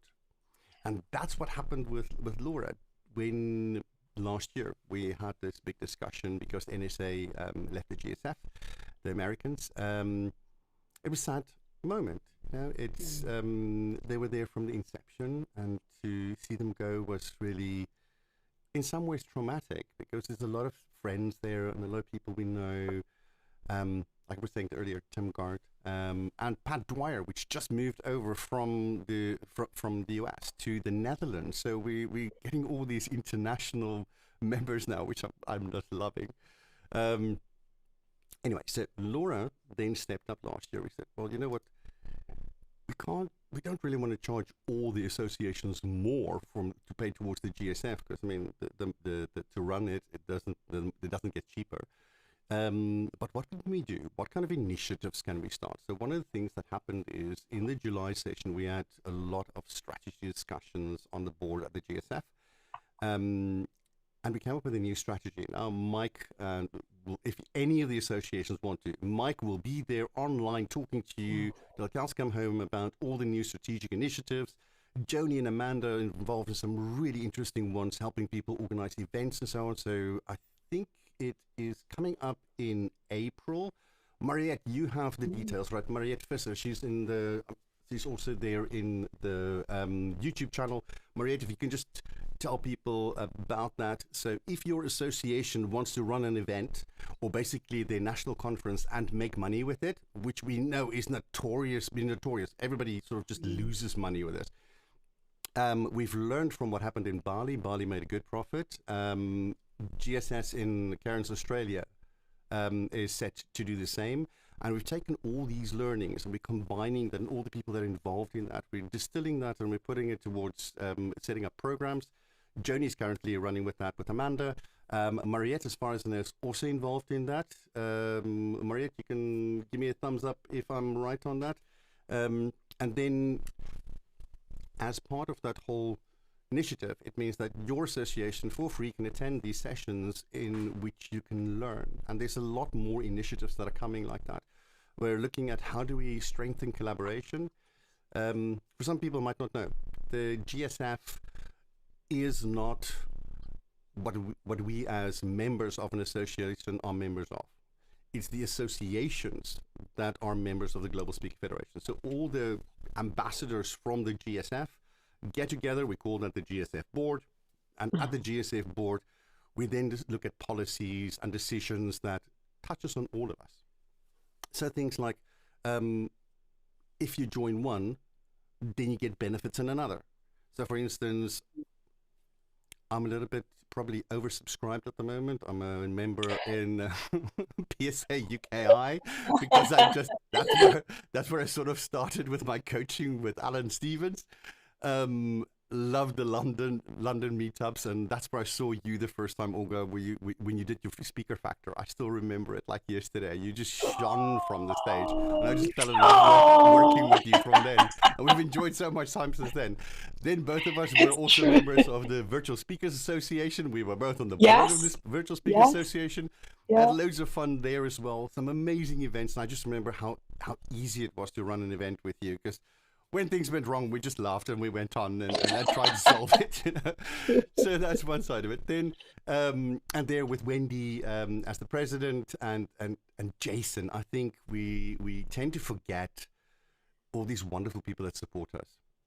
Jason Yu is doing a lot of the admin and a lot of the help on the social media. He's currently he's posted all the videos that went live for the GSF, all the preparation videos, everything we sent him from the Professional Speaker Celebration Day, everything that had to do with the authors, all of it just went to Wendy, and Jason is doing that work. So yes, I know all the big wigs get all the glory, but the people that do the work, amazing. It's like Jacinta in the PSA Netherlands. She recently joined us, and she's taken over events for us.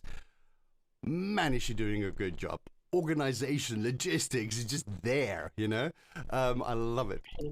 It's like Sarah Beth in the UK as well. When it comes to anything on the organizational side, perfect.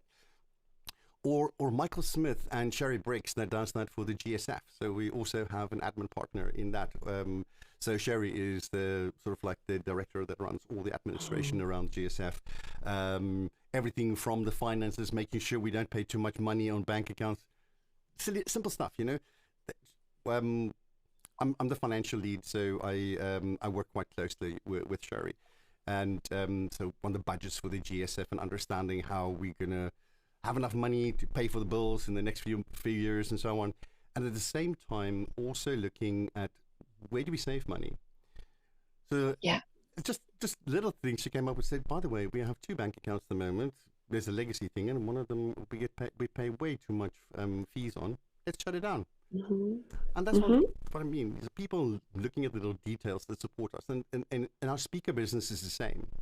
Michelle Thwaites, for me, I met her through the Professional Speaker Association of Southern Africa, and she became my virtual assistant. She's sitting in Port Elizabeth, I'm sitting in Amsterdam, and she does an amazing job. She makes sure that my ADHD brain actually have an agenda to stick to. So I love that. Of course, yeah. And my IT guy, met him through the Professional Speaker Association of by not now. It's like the amount of amazing people I've met and that have been supportive and loving and compassionate and caring, and so that I can't help but pay it forward. If anybody asks me from any of the associations, please help out, I'm there. I mean, my whole studio is here today for this, because I think that's where the power is, our sense of community. And part of that sense of community, getting back to Laura, is we need to find different ways of generating additional revenue so that the GSF can also pay its bills. And so Laura made the suggestion of, why don't we do a collaborative book? So 31 speakers from around the world said, you know what, sign me up. I'll help to cover some of the costs, and let's bring out this book together. And that was what launched today in Cairns. I'll tell you one thing, it's my first publication. I should have probably written 5 books before. I have the notes for it, but yeah, you know, you just sometimes need somebody to go like, okay, focus. And Laura has been amazing. That first time I'm working with the editor, all right, and I'm going like, oh my God, I was so frustrated because the comments I'm getting back is things like, it's not clear what you mean here. What do you mean? And I'm going like, what do you mean what I mean? Okay, and I'm writing a paragraph back explaining it, and then I'm getting the same comments back again and again. It goes on like for 6 weeks. I'm going like, this is costing Laura more than I think she bargained for. So I phoned Laura, said, Laura, I don't understand what's going on. I really don't understand. And we sat down, and within half an hour, she'd explained to me, my stupid brain, she was saying, the reader will probably not understand what you mean here. Maybe you should rephrase that. When I understood that within 3 hours, the copy was rewritten, it was done, But it's this growth path and this journey that we go on when we learn how to do new things and get the support to do that. And so, Laura, bent from my heart, as we say in South Africa, thank you so much for all this help you've given all these authors, 31 authors, 31 chapters, 18,000 words, keeping it within that, making sure that all of this is working, checking that everybody standardizes on the same type of English and the same types of sentence or grammar, So it's like, it's not a small job. With one author, it's already a lot. With 31, hair on her teeth. That woman deserves a medal. But anyway, so I'm very glad that we managed to get that book out with some of the other friends I have. Michael Lee from South Africa, has been in this time zone. Joni Petty, that's a co-author in there as well.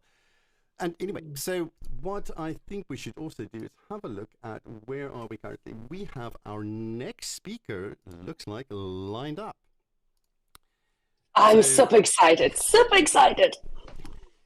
So, we are, let me just have a look here. We have APSS. So APSS is our Asia Pacific speaker. What is the last S for? Somebody's going to kill me, but what is that last S for? Right. Well, I'm seeing Ron is coming in on one video feed. I'm seeing what I believe is Philip Mary on the other one. That's Philip over there. Hi, Philip. We'll get you in the feed in a second. I'm just checking if everybody's audio's in there. So, Philip, if you can say hi to me, then I'm going to get you in there as well. S stands for Singapore. Woo! That's it. All right. So I can hear you, Philip. Philip, if you can just say something again so I can check the audio levels again. All right. Thank you for that. Tech room, green screen, we're not hearing them coming through in the on the browser. Or on the channel. So let me quickly see what we can do here. Olga, I'm going to leave the people to you for a second while I'm fixing the stuff in the background. They are safe with me. As you know, they're very safe with me. So those who are watching us right now, let us know if you have written a book, or maybe 2, or maybe 3. So actually, when I was asked about co-authoring this book, which is launching today, I was thinking that's a great idea.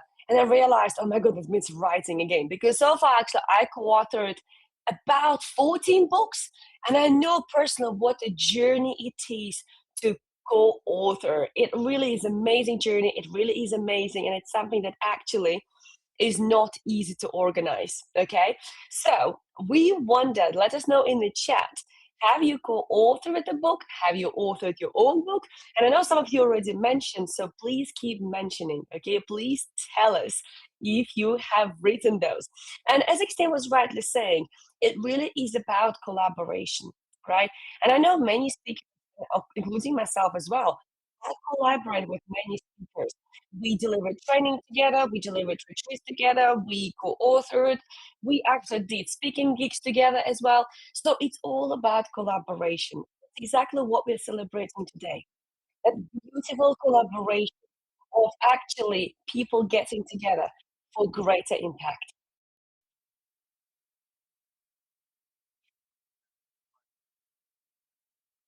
I just need to double check that actually on YouTube you also don't hear everything that is right now happening in the green room.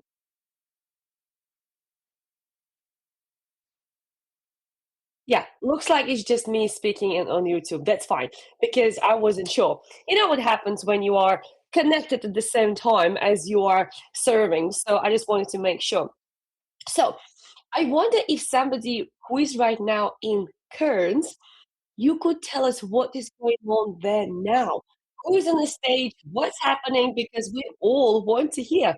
Oh, thank you, Gwana B, for sharing with me that actually you're only hearing myself. That's good, because in my ear, obviously hear everything else happening there. So let us know what's happening in Cairns, okay? Because we are curious. As I said, I got this card when I was in Bali last time. That's when was the last conference. And we are really looking forward right now to find out on Sunday where is going to be our next event, the big global event for all speakers to get together in the next 2 years. So we've got to be really, really looking forward to it. Booking those times away and making sure we actually can make it also as a journey. And actually, partially, I will share with you a little story why I was not able to go to Cairns right now. Because actually, not only I moved the house in the meantime, but also, and I keep looking through the window because I have this beautiful, gorgeous field view. It's absolutely amazing view. And right now, I'm leaving about 15 minutes from the beach. So as you can imagine, I love going to the beach. And those who are right now with us, let us know. Are you near the beach or are you near the mountains? Where are you? And the reason why I mentioned, because for me, being out in the nature or also out on the beach is really, really important. It's something that inspires me. It's something that is my replenishment time. As a speaker, as a presenter, as somebody who is working with people all the time, I had to find my way to recharge. And my way to recharge is definitely nature. It's going for that beach walk. It's going for that forest walk. It's going to the field walk. It's just something that I really, really feeds my soul. It feeds my mind. It just really helps me to rest. So I wonder, what do you do for yourself to rest, to replenish, to recuperate? Because if you don't look after number one, which is yourself, how can you look after other people? Okay, so make sure you type in the chat, inspire each other with how do you do self-care. And going back to Cairns, why I was not able to join Cairns, because actually this year also I was gifted from the universe students to look after, and I'm actually also lecturing them on travel and tourism. So I added something else into my pocket of what else I can do. And when I got this invitation, it was a true honor, because I traveled extensively, as you know, and I worked with youth for many, many years prior to that. And when I had this opportunity, I was like saying, absolutely yes, because we do say yes to opportunities, don't we? And hence the reason why I cannot be in Cairns. But those who are, let us know what's going on there. And we are here to serve you today. And as I'm aware, we are just about to go live with another speaker. Is it right, Eksteen?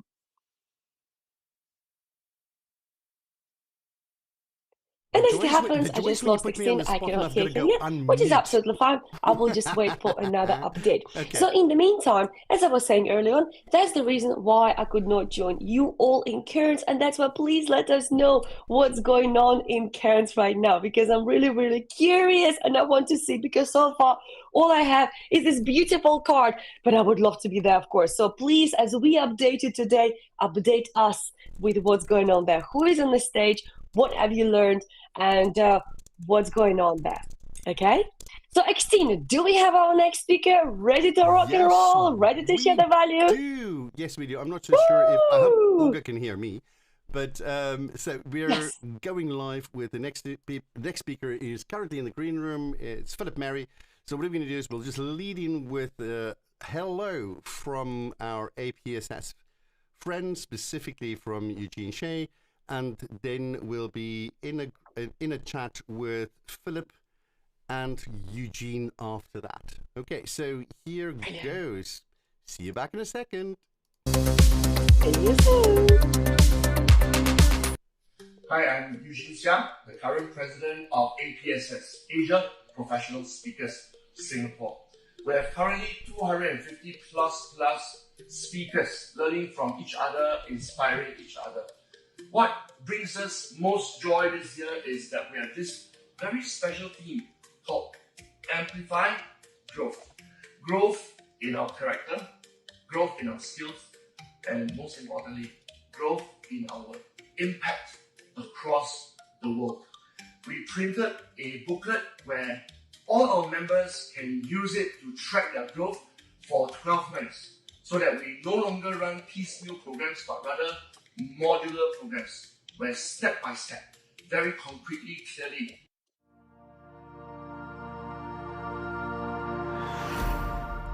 Hi, I'm Laura Baxter, voice and leadership expert and the publisher of Global Voices Shaping the Future. My mission is simple. I help thought leaders find their voice, live their values, and bring their message into the world with clarity and courage.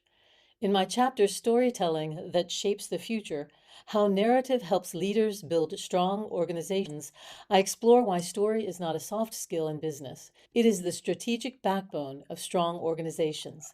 The most successful companies do not just sell products. They tell a clear story about who they are, what they stand for, and where they are going. When leaders shape that narrative with intention, they create trust, alignment, and momentum. Whether you lead a team, a company, or a movement, you are already telling a story. The question is, are you telling this story by chance or by design? When your story becomes your compass, then your leadership becomes powerful.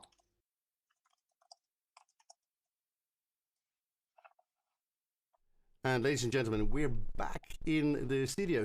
And we're going to now be joined by our two friends from Singapore. So that means, Laura, you and I will probably go off into the wild blue yonder, and we'll give the stage to them. So let's bring up our friends. There we are. Hello, Philip. Hello, Eugene.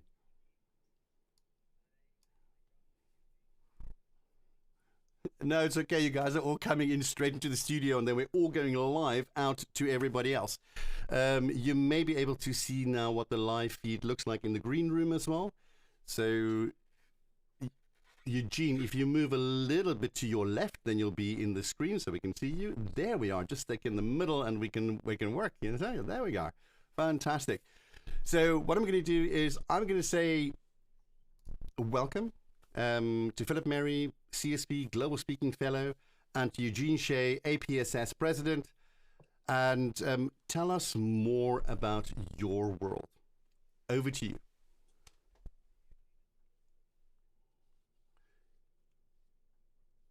Eugene Sia. It's like Jonathan Lau, which I keep on pronouncing low. I mean, it's like my African brain. I'm sorry. It's just it's one of those. We're learning. We're learning, Mr. Faulty. Yes, there we go.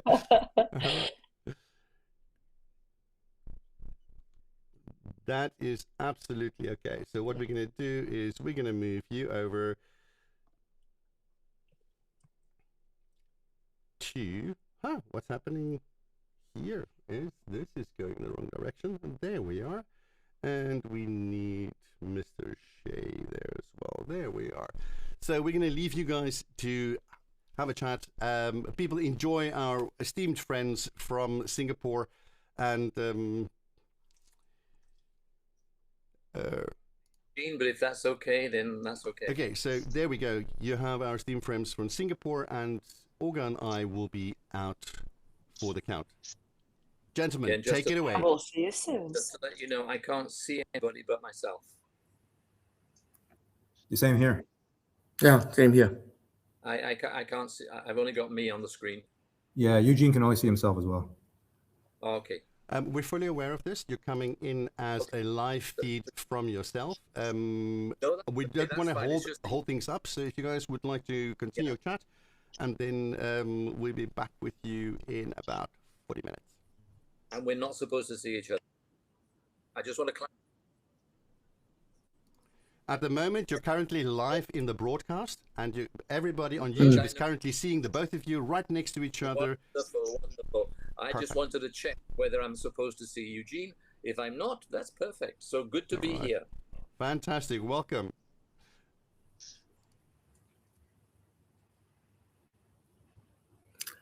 Hello. Should I start? Should we start? Eugene, you're the MC, Eugene. So Actually, do we start? Are we live? Over to you, my friend. Okay. Actually, are we live? Because I'm looking at the YouTube channel right now. I'm seeing Olga still. Okay, let me jump in here because it seems like we have a little bit of a technical discussion we need to have there. Both the video feeds are currently live on YouTube. The fact that you're seeing Olga means that you have a delayed play. You're not up to time at the moment, one. Two, there's a delay of about 40 seconds between YouTube and the studio. So everything you currently say, Ron, in the studio, currently to us here in the green room, is also live currently on YouTube. So I think I'm going to step out of this so you guys can have the conversation. I can see myself very clearly. Okay, let's start. I just want to be very clear that I respect Dr. Philip Mary, and that's why it's my great honor to be able to interview him right now. I'm very young in the business, even though I'm the president of APSS, and I really look up to Philip as a role model. And right now, not only me, but everyone watching now can learn from Philip's experience and wisdom. So here goes. Philip, first of all, Eugene, thank you. Are you saying, Eugene, I'm very old? Okay, that's one perspective. Yeah, but that's not my perspective. Yeah, when I grow up, I definitely want to be like you. I respect and look up to you as well, Eugene. You've done a great deal for APSS. Thank you. Oh, that means a lot coming from you. Right. A lot of people know Philip, but just in case you don't, he's a global thought leader in team synchronicity and quantum change. It's not every day during lunch or coffee that you can hear such words. So we have a lot of insights that we can glean today for sure. Let's jump straight in. I've only been speaking for 10 years, but Philip has been speaking for 43 years and 63 countries is something that a lot of professional speakers would love to have as well. So Philip, can you generously share with us how did this first start? Well, first of all, Eugene and everybody, I apologize for my messy room. It's full of 40 years of books. And actually, Eugene, I gave my first talk at the age of 15 in 1965. Can you imagine? I cannot imagine. I gave a talk on spirituality versus action at the age of 15. So, basically, I'm from the UK, but I've worked in different countries. The first job I had as a speaker, trainer, consultant was working with the Singapore Ministry of Education. And in terms of my interest in overseas, I already was overseas. I had a job as director of leadership training for the Ministry of Education in Sri Lanka. And what I noticed, Eugene, was a lot of Westerners in Sri Lanka were there to train locals to take over from them as leaders. And they used to say to me, it's difficult. We can't find any leaders in Singapore. Now, what a nonsense statement, right? There are masses of leaders in Singapore, but it was the cultural mindset that the Sri Lankan leaders didn't behave in the same way as Western, British, American leaders, which led the Westerners to say, oh, they're not good leaders. They can't be leaders. So that really sparked my interest. And that was probably 1980, 81. And I said, how can this be? Sri Lankans are great leaders. What's going on here? So at that moment, Eugene, again, 45 years ago now, I said, this is what I want to spend my life doing, helping different cultures understand the definition of leadership is different.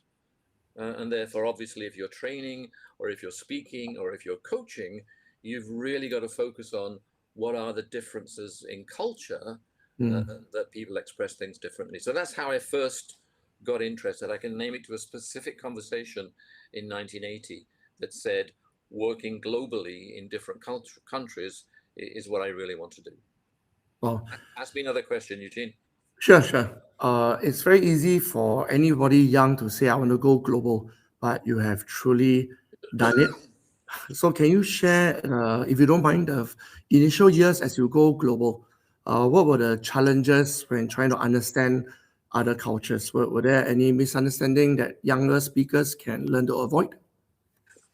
Well, I mean, I guess we all make mistakes. I still make mistakes. I'm married to somebody from Singapore. I still make cross-cultural mistakes with my wife.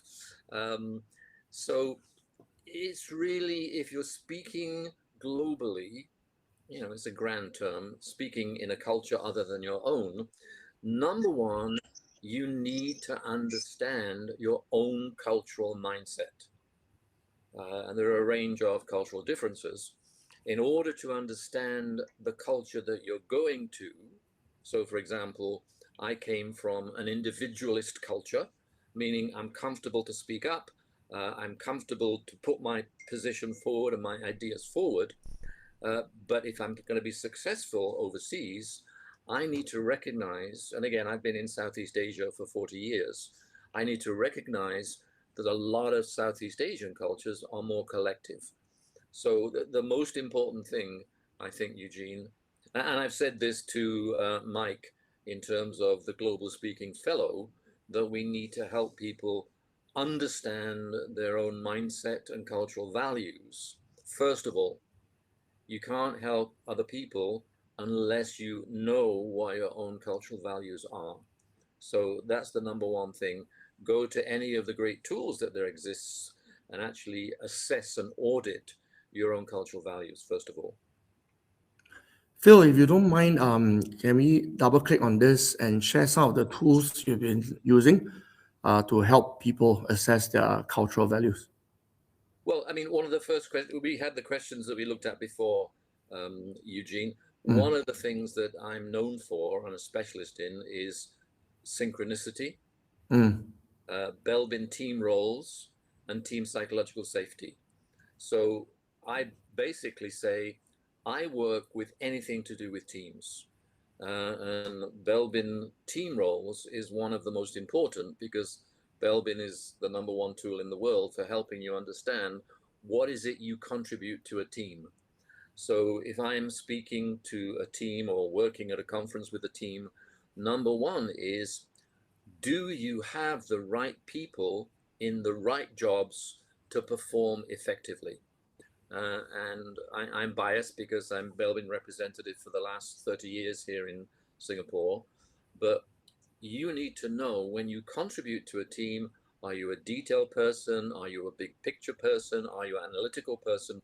Because a lot of teams get things wrong because for a creative project, for example, they've got somebody in the job of leading that team who's a detail person, not a creative person. So that's one of the tools that I've used a great deal. And to link that, Eugene, to synchronicity, again, we've not defined synchronicity, but literally synchronicity is about things coming your way out of the blue that you didn't plan for. And when I first started my company here in Singapore, I worked for 10 years for global multinationals. And I came to Singapore with Reuters. I was head of leadership development for Reuters for 4 years in Asia. And then when I started my company, I said, I want to focus on teams. And if I'm going to be successful, I need a good model of team understanding and a good model of culture within 6 months. Now, that's all I said. I didn't go and plan. I didn't go and search. But within 6 months, I was actually asked by Meredith Belbin to be his representative in Singapore. And I was asked by Fons Trumpenaars, a culture guru, our Dutch friends will know, to work with him in Singapore. So Belbin is the first tool that I would say if you're working in teams, but I focused on synchronicity because all over the world, I've met leaders who said to me, you know, I wanted this particular thing and it came my way and I didn't do anything. What's that all about? And so that led me, Eugene, as you know, you and I have talked, that led me on my journey of synchronicity, which is kind of similar to the law of attraction. Those of you who know the law of attraction, things come your way that you need. And because this is a tough thing for leaders to understand and focus on, I said, let me do my PhD in synchronicity and leadership. The other two tools that are important, you asked me about which tools to use. Yep. Cultural understanding. Whenever I'm working with a team, I'm working next month, the United Nations here in Asia, 65 people in the division, and they want to help understand the differences in culture. So I use a culture model. And then the final tool that I use is team psychological safety. How comfortable do you enable the team to speak up and say what it is that they want to say, as opposed to being afraid? And there's a cultural dimension to that, Eugene, as well, because many cultures are very tough and direct in their communication style. Yes. A lot of Asian cultures are more indirect, and sometimes they don't feel so comfortable. So those are the 3 or 4. There are many other tools, but those are the 4 main ones that I use. Hey, thank you, Phil. In terms of synchronicity, I must confess I'm not that familiar, but I learned a lot from you. How do I see action taking as opposed or in congruence with synchronicity? More specifically, like if I'm a young speaker, Eugene, you're already an expert. You're in abundance, right? You're the abundance guy. Okay. Everybody listening, Eugene is the abundance expert. That's synchronicity. Now, what it's all about is God gave us a head and God gave us a heart. And in business terms, many people will say, if it's emotional stuff or law of attraction stuff or synchronicity stuff, we're not interested. Because in business, we use our head to make decisions. The reality is, Eugene, from my PhD research, the people that I did my field research with said, Phil, we use intuition and synchronicity, meaning, watch what events happen and then follow them, but please don't tell our boss. Because why? People are afraid that if they use their intuition or admit that they use their intuition, then somehow people are not going to respect them, because they don't teach synchronicity and intuition on the MBA. So I think that we're in a world where head and heart both are needed. You'll hear a lot of people say, listen to your heart. No, nonsense. Don't just listen to your heart, listen to your head and your heart. And I think we're in a great period as speakers in the world today where head and heart coherence is now one of the strongest topics, and I'm glad to be in that space. Does that kind of answer your question, Eugene? Well, first of all, I want to thank you for affirming me as the abundance guy. And I do totally resonate with you that the head must resonate with the heart. Otherwise, either we become like a robot or we become too soft until we cannot make any decision as a corporate leader. Exactly. I heard that you have this keynote which sounds very interesting. It's 60 is the new 30. As someone who's 50, definitely immediately I love the title. Can you tell us more about how this challenge aging still sticks? I got, I'm invited to work with different conferences and stuff. And a few years ago, this guy said to me, could you do a talk? Actually, no, it was last year. Could you do a talk? Because Singapore is 60 years old.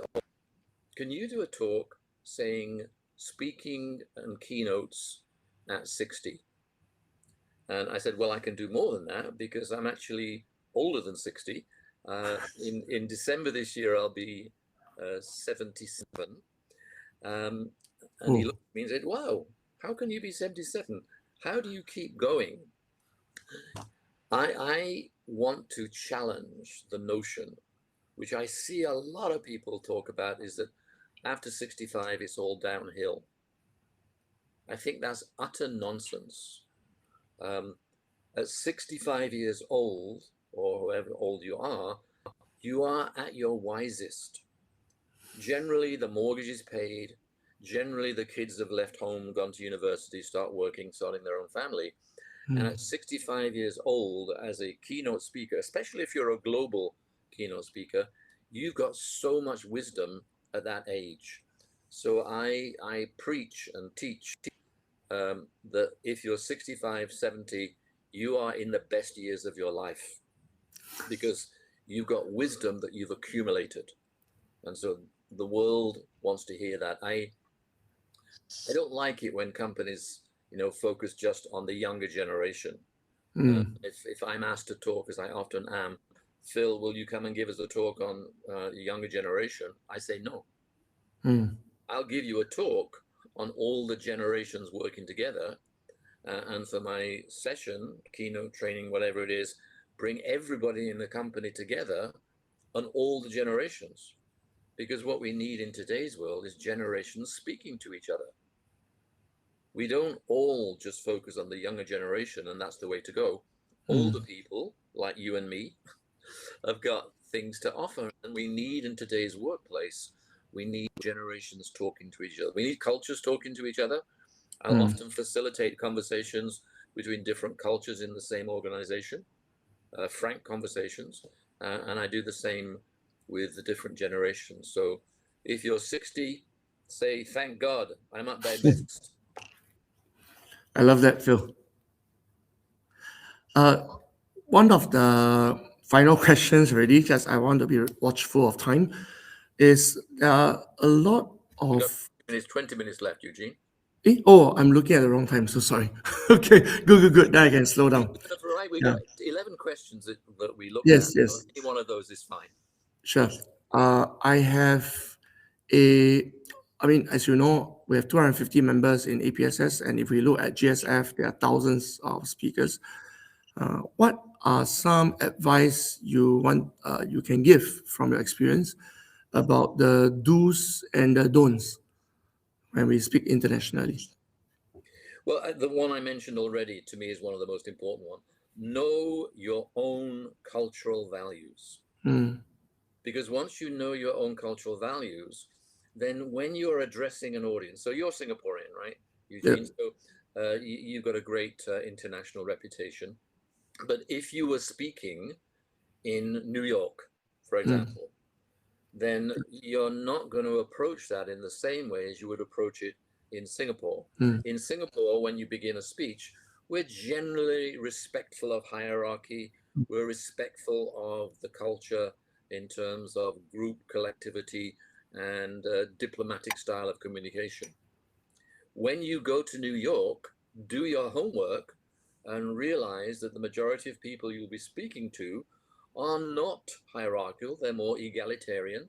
They're not diplomatic. They're more direct. They're not collective. They are individualistic. And although we talk about learning the culture of the country that you're going to, you've also got to learn to leave behind your own culture. Let me tell you a story about this, Eugene. Is that okay? I've got a story. Yeah, of course. I love stories. There was a global US bank, and I was working within Japan. I've worked all over the world, as you know, in 63 countries, and I did a lot of work in Japan. And the company came to me and said, we're not doing so well with a particular project in New York. We've got 3 guys, because there were guys, in Japan that we want to send to New York so they can actually make the project more successful in New York, and they can give their contribution, their point of view. And they came back to me and said, but the problem is they're failing. I said, what do you mean they're failing?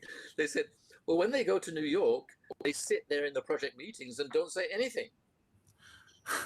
I said, I think culture is going on here. So I said, give me the 3 guys for a day. And basically what was happening was when they got to New York and they were taken there because of their technical expertise, they were following Japanese cultural norms, meaning you wait until somebody's finished their sentence before you give your point of view. Now, in New York, with hard-nosed bankers, investment bankers, you wait till you finish their sentence, you'll wait forever. So they were using their Japanese norms of respect for hierarchy and diplomatic speaking to determine how they were in that group. So I basically took the 3 Japanese guys and I taught them to be rude for a day. Meaning saying to them, in Japan, you don't interrupt people, right? No, we wait till they finish their sentence. I said, so when you go to New York, I want you to be rude in terms of behavior that would not be allowed in Japan, because if you don't interrupt your American colleagues, you'll never get your point of view across. So they did that and it was successful. So the number one thing I would say for people, number one, if you want to go overseas, you must have an interest in global culture and global politics. Don't just go overseas because you want more money. You've got to have a passion for this. You've got to believe that we are a global world and that whatever topic you have to contribute will be useful overseas. That's number one, be interested. But number two, understand your own cultural values.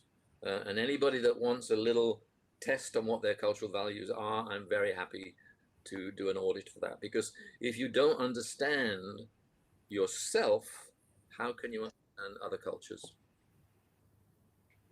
Thank you. Very, very useful, especially as I begin to go global.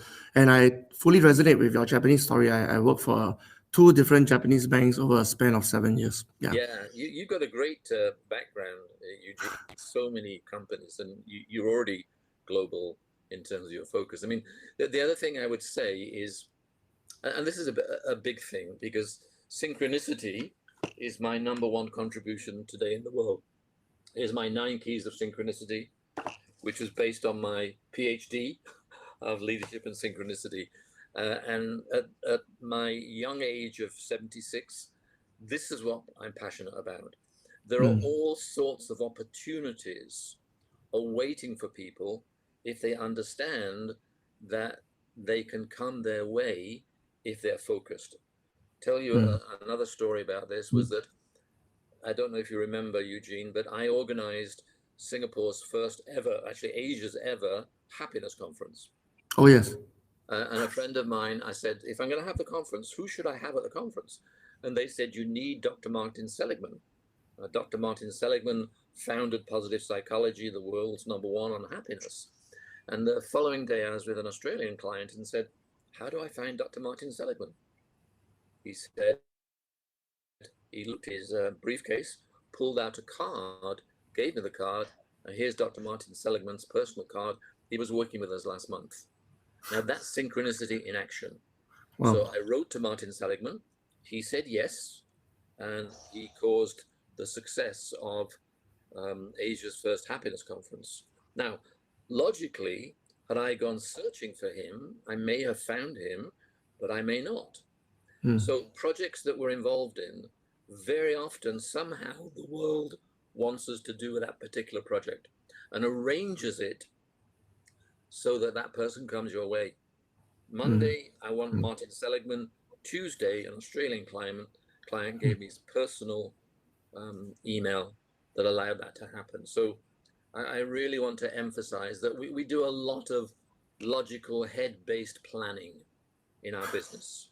What I want to do and help people, and you know, I've helped people in APSS in Singapore do sessions on synchronicity.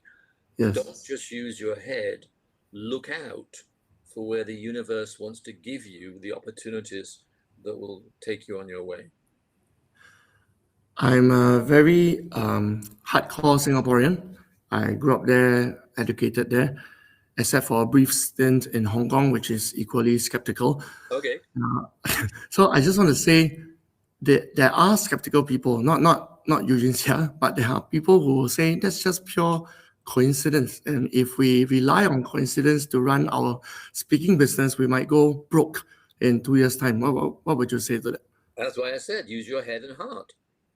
You got to have both. What I found is that relying on synchronicity has caused me not to go broke.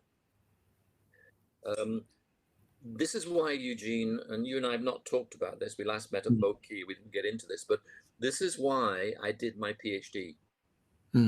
Because people say exactly what you say, is that I can't run my business based on synchronicity and hoping something turns up.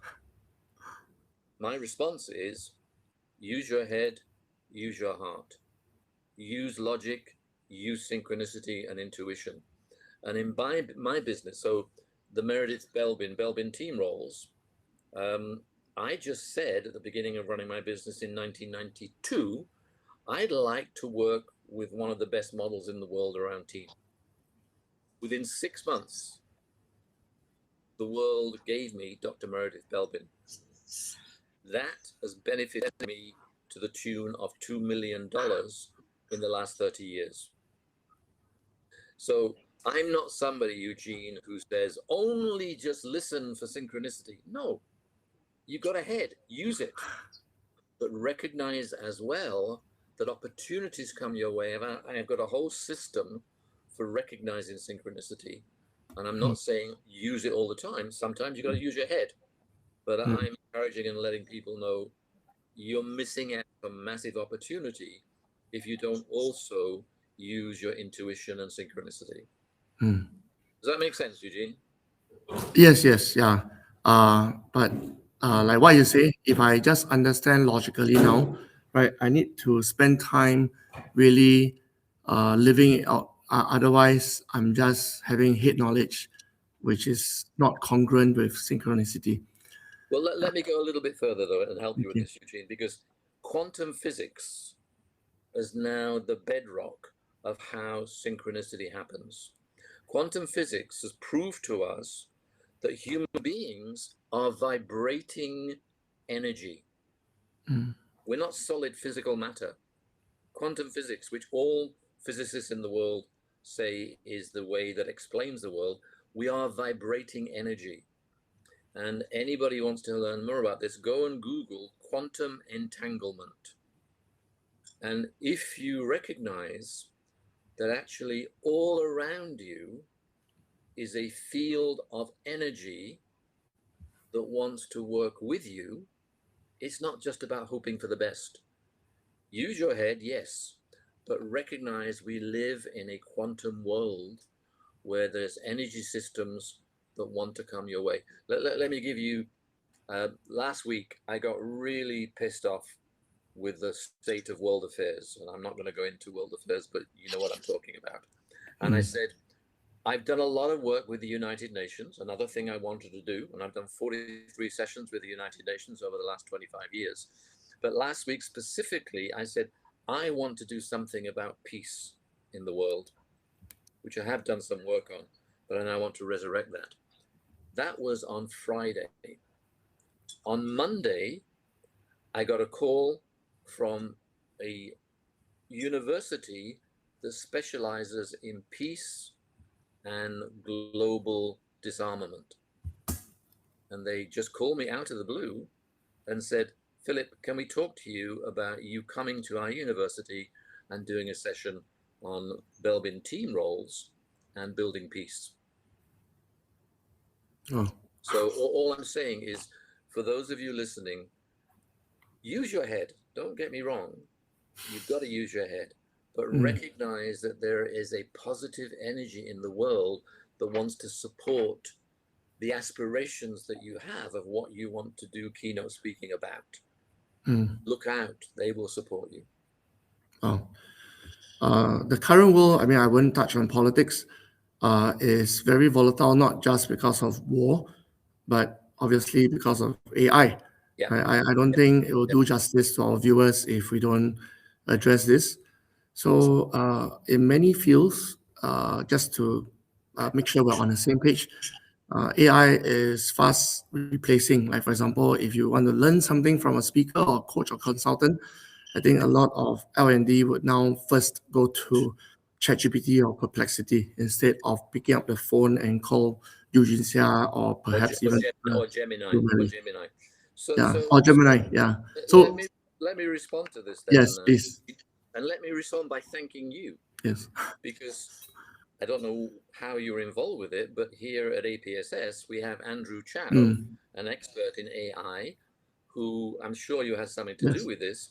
We've now got you helping APSS members by helping us listen to Andrew's work. And I'm actually next week going to be part of a mastermind group with 4 other APSS members focused on this. All of us use APSS. And I think, APSS, all of us use AI, but I think there's a lot of fear and nonsense talked about AI. AI is a great tool to help supplement further analysis and further ideas will grow and develop your business. AI is now my business partner. AI is now my counselor. When I have issues or problems, I go to AI. Now, number one, don't take everything it says as the gospel truth. Use it to supplement your own ideas. Don't use it literally, but use it to explore stuff that you want to do. And so over the last year, I've done more with AI in terms of business advice and business partnership than I have in many other tools that I've used. We have Jerome Joseph, who's a great expert in using AI and teaching AI all over. So I think people, Eugene, get scared of it unnecessarily. And there's lots of nonsense talked about it. I love AI and use it to produce analysis of business direction. Ask me more questions, Jerome. Sure. Eugene, is it fair to say, by the way, I want to take this chance to thank Jerome and Andrew, of course, they were all former presidents of APSS, and the moment I became elected as the president, all the previous presidents all jumped in to help, right? That's really a lot of abundance and generosity right there. We have a great family at APSS, Eugene. Yes. You're doing great. I love it. I mean, I won't comment much about the bank I used to work for. It's opposite behavior. Yeah. So now, how do we remember synchronicity in view of AI? Is that the head part, the AI, and synchronicity continues to be the heart part? I've got two books coming out. One, Intuitive Leadership, and one, Team Synchronicity. AI has played a massive part in actually helping me grow and develop those books and that thought line. One thing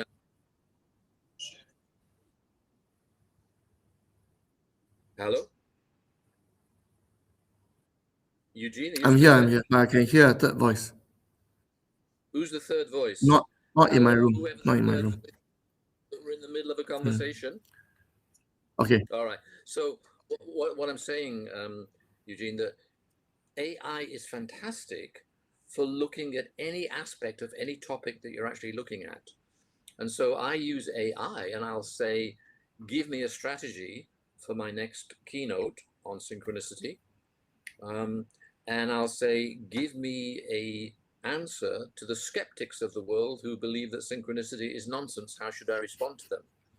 So I think that AI, I mean, who knows, Eugene, how it's going to grow and develop. But what if AI is just the extra thinking brain that you have that can also open up synchronicities for you? I've used it and it's given me ideas that I wouldn't have thought of myself. So I don't know, is that answering your question? Can I paraphrase it this way, and please correct me if I'm wrong? Sure. In the past, before AI was so commercialized, we had to logically work through a lot of things, right? Like SWOT analysis, for example, or design thinking. And then at the same time, continue to be a human and have synchronicity and abundance and core values flow in our life. You know, believing that there's a force above just that SWOT analysis. Right. But now, because of AI, it sort of replaces that SWOT analysis. You can just like be very fast, right? Shortcut it. But the synchronicity continues, right? That's not affected. I still believe. But how about this though, Eugene? Yep. What if AI is a synchronicity? Wow. What if AI can actually give you thoughts and ideas? Because in reality, that's what it does. Sometimes I forget that we've got AI and I'm in the middle of solving a business issue and I'll suddenly say, oh, hang on, we've got AI. And I'll ask AI the question and it will give me out of the blue answers to questions that previously would have come. So what if AI is kind of another tool and supplement in terms of how to actually tap into synchronicity? The thing that I would ask people, because it's worked for me, is over the last 20 years, as I've gone into AI, so synchronicity and intuition, and I'm still the only person in the world that's focused on team synchronicity. and synchronicity and leadership. What if the reality really is, as quantum physics tells us, that we are not physical beings? We are vibrating energy, fields of energy. And so all that synchronicity and AI can be teaching us is that there are fields of energy that have answers to the questions you are asking. And in terms of, I'm a global speaking fellow, whatever that means. It says 10 minutes left. Okay. What if you woke up one morning, Eugene, and said, I feel called to go to Egypt. Now, you're not waking up with that thought in your head for no reason. What if part of your focus on abundance is actually guiding you to say, I got to go to Cairo? So then all you do for that following few days, you look for signs. And when I teach teams and leaders about this, I'll say, look for signs that something is coming your way that you hadn't thought about. And for those people who feel that this is mumbo jumbo, please feel free to feel that. That's your right. But let me give you a hardcore business story. The head of Chrysler, one of America's biggest car companies, they were in trouble in the 1990s, I think it was. And the CEO, as recorded, logic, factual, the CEO one day was driving in the countryside, worrying about the company and what to do. And suddenly he said he had a vision. We need to build a top-end, kick-ass sports car. Now, Chrysler had never had a sports car. But suddenly on a Sunday, he was given this vision, and he went into work the following day, explained to his management team, this is where they were going to go. The management team said, what nonsense, especially finance, saying we have no history in sports cars, it will be a failure, we'll lose even more money. But the CEO said, I don't care. This was a strong vision I had, and I'm going to implement this. And guess what? The Dodge Viper, which is Chrysler's car, saved the company from the downturn. And the idea came to him as a vision as he was driving his car.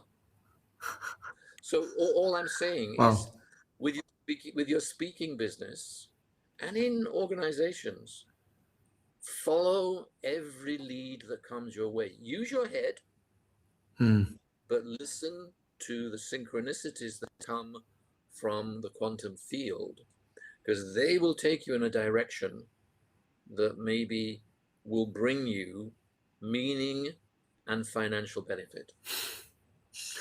I'm totally with you there. Yeah, the reason why I'm even known as an abundance coach is someone random invited me to Malaysia to attend an 8-day course, which I couldn't afford. And halfway through that, suddenly the word abundance was spoken at least 20 times by the speaker. Yeah. Understood. So Eugene, you are in a great topic. You are a thought leader in abundance. So it's no wonder that abundance came to you synchronistically. That's your path. That's what you're giving the world. And so all I'm saying is, don't follow every single thing that comes your way, because it may be a dead end. All I'm saying, open up. If you use your business logically, or you're just planning logically everything that you do, open up to the possibility that the quantum field wants to guide you in the direction of what it is you're supposed to be doing. And one of the questions that we didn't get to, but you say to me, how come I've got the energy still to go to these places to do what I do? Because at the age of 76, I have the energy because what I'm doing is meaningful.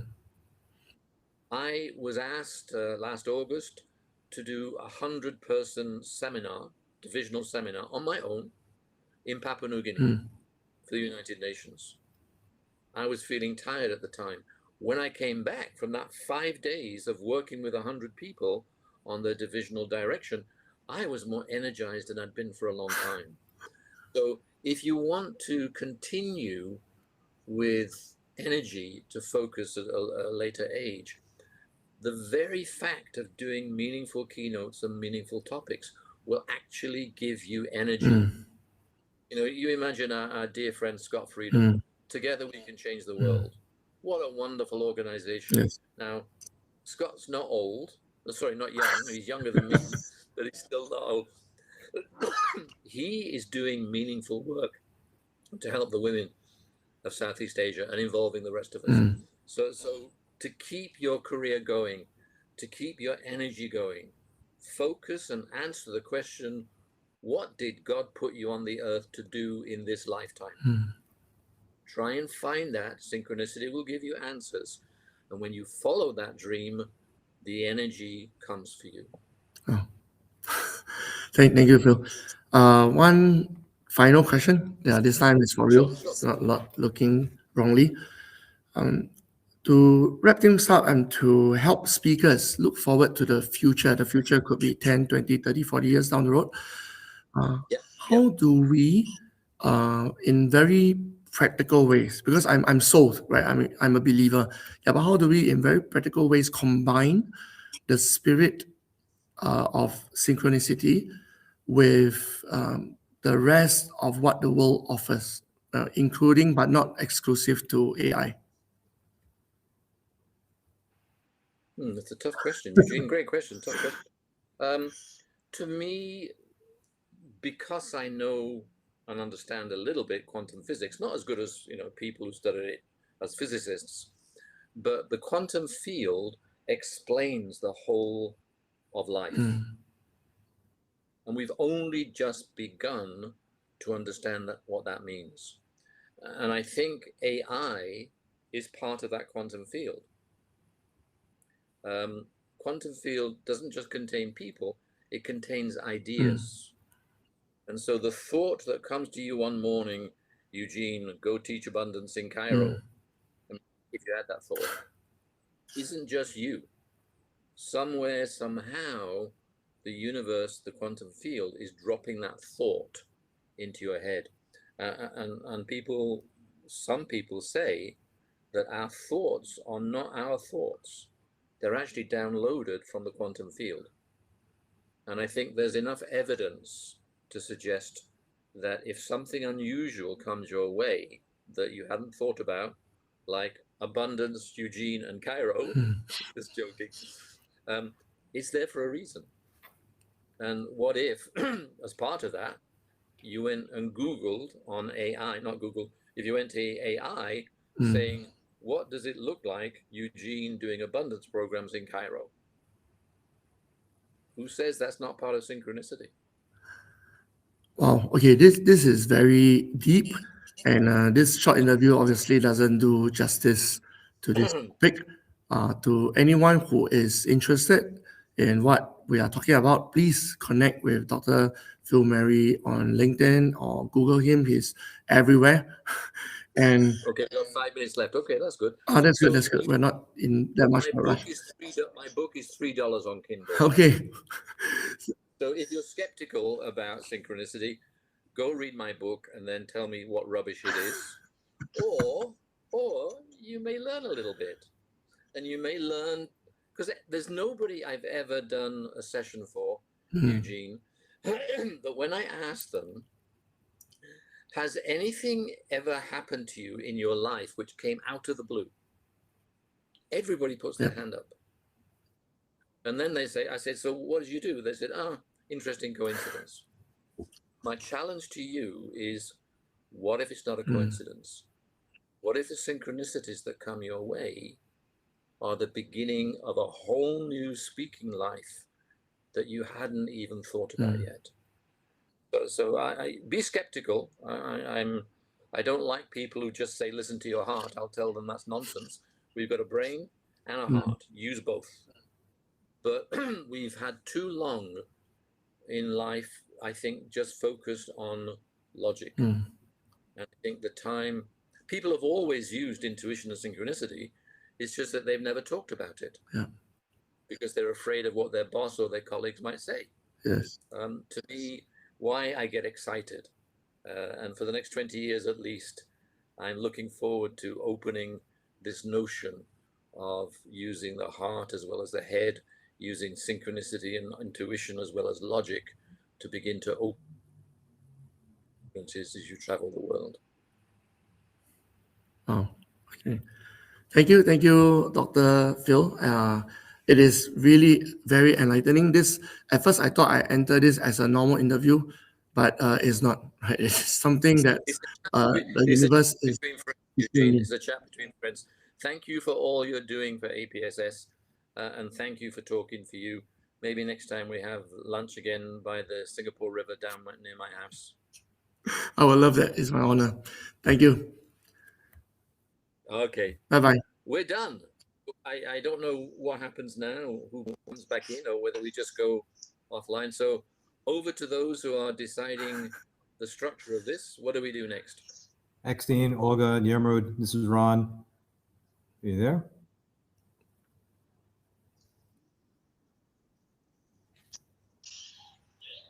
This is probably an opportunity for them to take a bio break. Oh, I see. They went to toilet. They've been running around all day. This is Ron Time, by the way.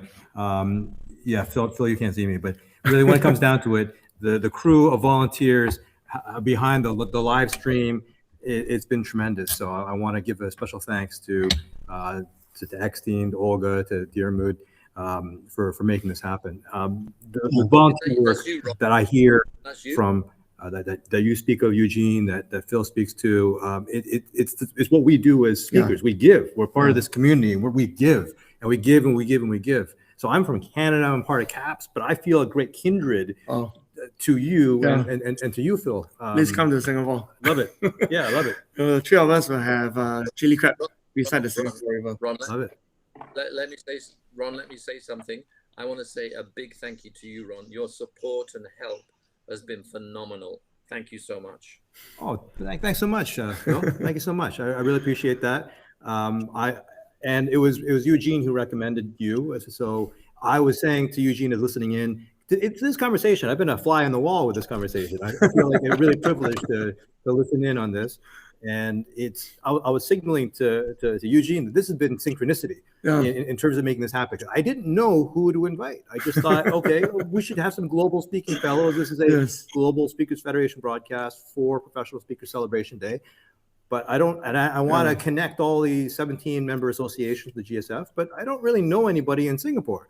So maybe I met Shirley Taylor once. She came to CAPS, but what's really unique is Global Speaking Fellows. So let me reach out to the president of APSS, and maybe you have some ideas. Yeah.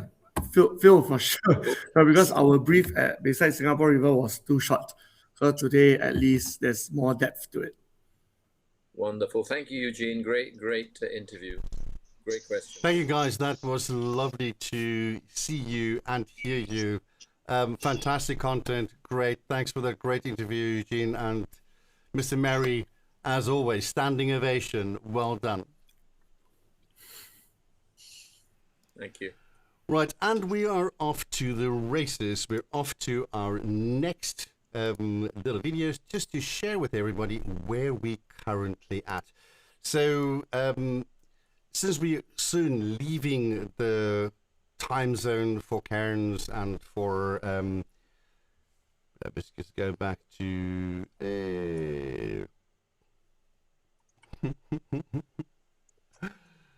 let's go back. Ooh, we lost you. To not lose stuff. There we are. So we just need to plug and change some things around again. So there we go, Olga, and I'll be bringing you back in again. So you're my best friend in the whole world in broadcasting. Hello.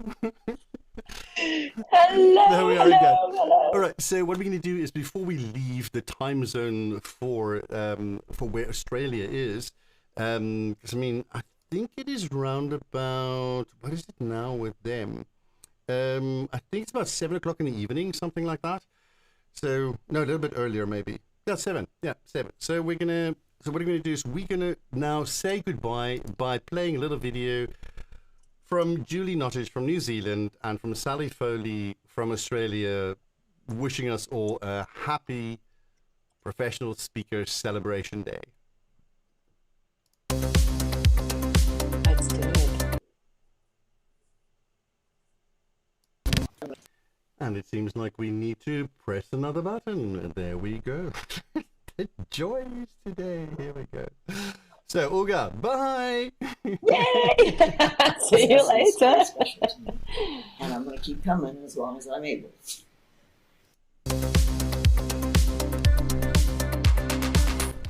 Happy Professional Speakers Celebration Day. I'm Julie Nuttage here in beautiful New Zealand. I'm the President of Professional Speakers NZ. And today is all about a celebration for you as professional speakers all around the globe. Now, being a member of PSA NZ, we are all about family, community and support, whether it be through professional development, attending one of our monthly meetings, going out for a coffee with one of the other members, or attending our annual convention. It's all about you as the speaker and the purpose that you bring to industry, your expertise and your knowledge. So, from here in New Zealand, happy Professional Speakers Celebration Day.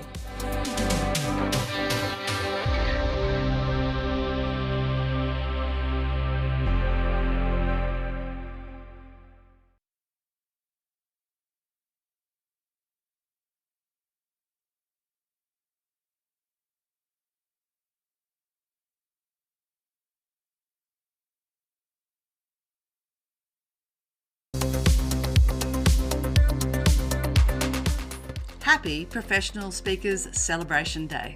Professional Speakers Australia exists for one simple reason: to help professional speakers build sustainable, credible and profitable speaking businesses. We are the peak body for professional speaking in Australia, and that means when you join PSA, you're not joining a club, you're joining a professional community. You get credibility, capability building, community and standards that elevate not just you, but the industry as a whole. Our members don't just speak, they shape conversations, influence leaders, shift mindsets and create real impact across business, government, education and communities.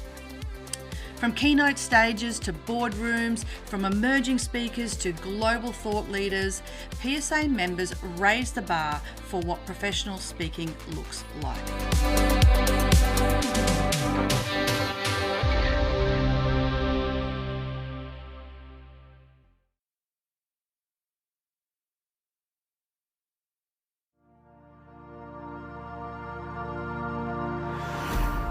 In the book Global Voices Shaping the Future, I wrote a chapter about a topic that not only matters to me, but I think that should matter to all of us.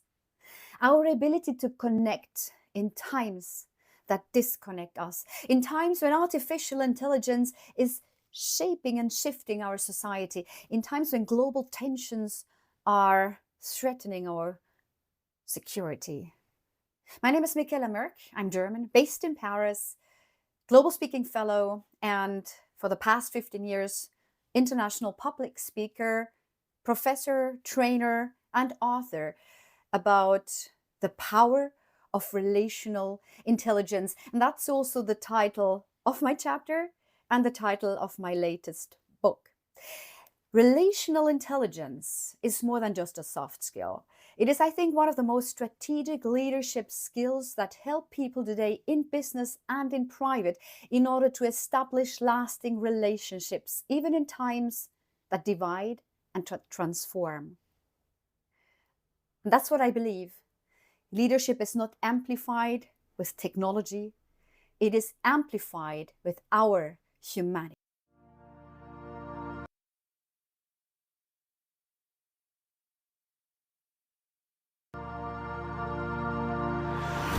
I am Morgan Rolando. I work with leaders when things move fast, when stability disappears. M&A, business pivot, transmission, restructuring. Over 50 operations, 20 countries. In my chapter, Leading with Purpose on resilience over turbulent times, I speak about what I find in the ground. When leaders push harder, systems tense up. When leaders reconnect to their purpose, energy flows again. Leadership is not about answers. It is about listening. This chapter supports lasting decisions, holding relationships when everything moves. It is not about being perfect. It is about being present. And that's how the future takes shape.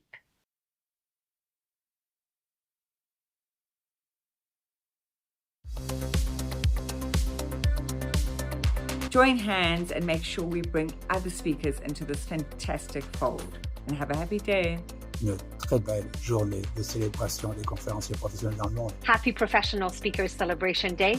Bonne journée de célébration des conférenciers professionnels. Happy Professional Speakers Day. С Днем профессионального спикера. Happy Professional Speaking Day to all of you. Let's celebrate together. Muy feliz Día Internacional del Speaker. Happy Professional Speakers Celebration Day. Happy Professional Speakers Celebration Day. Happy Professional Celebration Day! Happy Professional Speakers Celebration Day. Happy Professional Speakers Celebration Day. A very happy Professional Speakers Celebration Day. Happy Professional Speakers Celebration Day. Enjoy your Professional Speakers Day. Feliz día de la celebración de los conferencistas profesionales. Happy Professional Speakers Celebration Day. Happy Professional Speakers Celebration Day. Happy Professional Speakers Celebration Day 2026. Happy Professional Speakers Celebration Day. A happy Professional Speaker Celebration Day. Have a great Professional Speakers Celebration Day. I hope to catch up with you soon.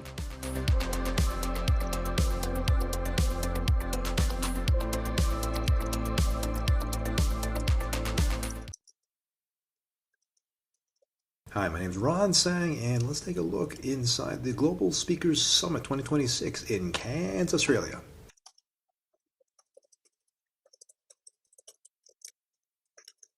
Welcome to the GSS 26.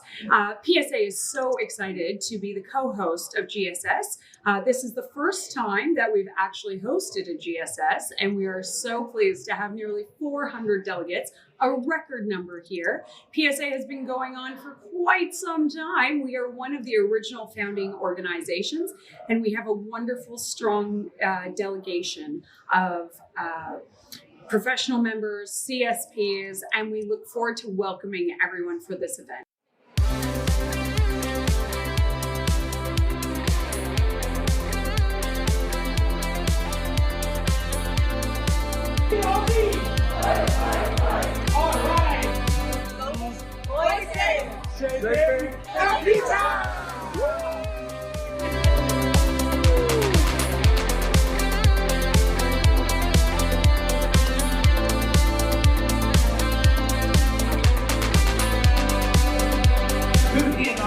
Nothing about the Global Speakers Federation.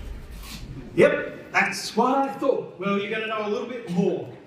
And just like Scott had the vision for the Global Speakers Summit, Warren Evans back in 1997, 30 years ago next year, also had the vision for what is the Global Speakers Federation. Our GSF president, John Molidor, a number of years ago, came up with this concept of why don't we have a celebration day? So all of us can celebrate who we are and make this known.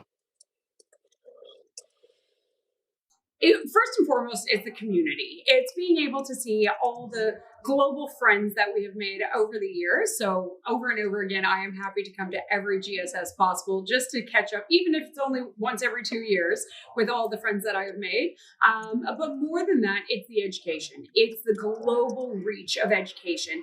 All of our associations do a brilliant job of bringing people in to do master classes and education pieces. But when you come to a summit, you just get so much more range of that professional development that's just going to elevate your business.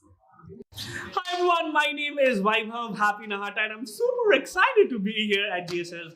The reason I come in every year is to meet all the awesome friends who are in the same space, going through the same challenges, in the same journey, sharing experiences and learning on how the same thing is working out all around the world. I have my best of friends, best of colleagues from the space, and this is just a community where everyone comes together for each other. Like, you wouldn't find another community where people are doing similar things and are in a way competing, but then putting hands on each other and still good friends. That's what makes GSF and the Global Speaker Summit special.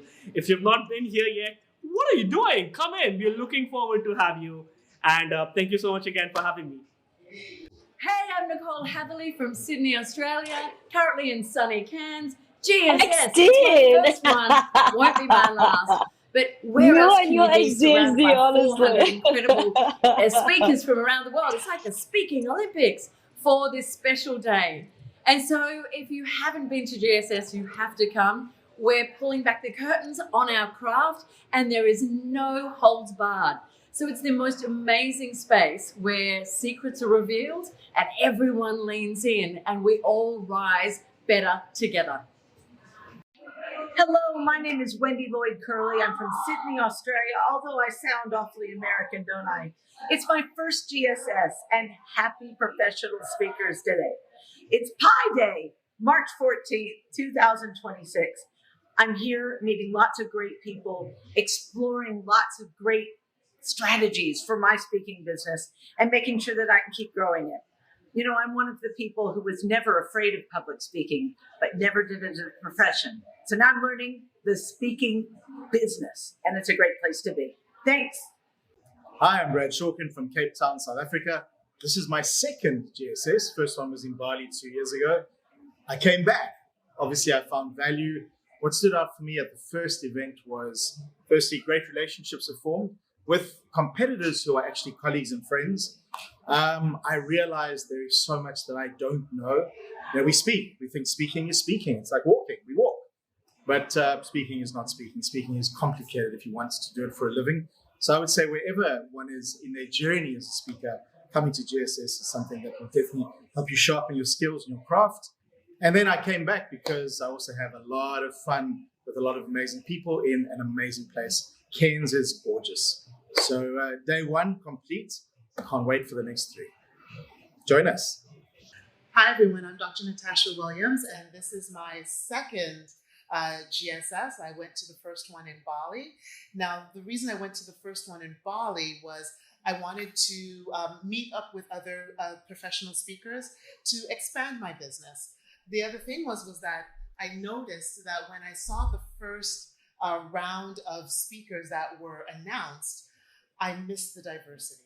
I didn't see much diversity. So what it allowed me to do was to say, you know what, I'm going to apply to speak, because I think having a diverse set of voices is important for a Global Speaker Summit. So being able to speak at the Bali conference, as well as meet some fellow speakers, as well as their businesses and what I could potentially do to elevate my business was so important to me.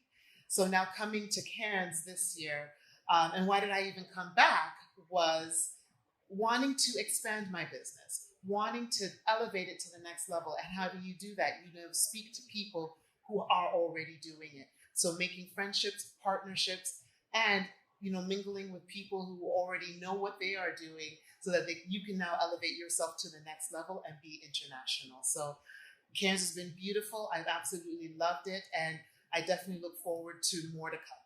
Thank you. My name is Karen Jacobson, the GPS girl, and I have been to quite a number of Global Speakers Summits. My first one was back in 2013 in Vancouver, where I was fortunate to have the opportunity to speak. And after that, I attended GSS in Auckland, New Zealand, where again, I was very fortunate to be invited to speak. And I attended in Bali last year. 18 months ago, and now here in Cairns, and I'm extremely excited about GSS being in Cairns because I am from Queensland, from North Queensland, a 7-hour drive away, and as somebody who got into trouble when I was a small child in primary school for talking too much, like most of us, I am just delighted that the world of professional speaking has made its way all the way to this pretty remote area of the world. And one of the things I love so much about attending Global Speaker Summits is how international and connected we all become. And the world needs us to all share our voices and to lead the way, showing what it is like to actually connect so that we can create a world that works for everyone. Happy International Speakers Day. I'm Michelle Ray, and I'm here in Cairns at the Global Speakers Summit, and we are celebrating Professional Speakers Day. And I have been in the profession of speaking for 31 years. This is always an honour to me to be around my professional colleagues because I'm passionate about what I do, and I've always invested in myself. And I believe that it is possible for all of us to invest in ourselves. And when you come to an event like this, that's what you are doing for yourself, for your career, for your business. You've got like-minded people who are equally as passionate from all over the world. I remember when I attended GSS in Vancouver in 2013. I live in Vancouver now. I'm originally from Australia, so it's so wonderful to be back and exploring this beautiful country, my home, once again. And I really encourage you to attend a future GSS, invest in yourself, be around your colleagues, learn from each other, and you will be very glad that you came. My name is Susan McGivens. I am a CSP and Global Speaking Fellow.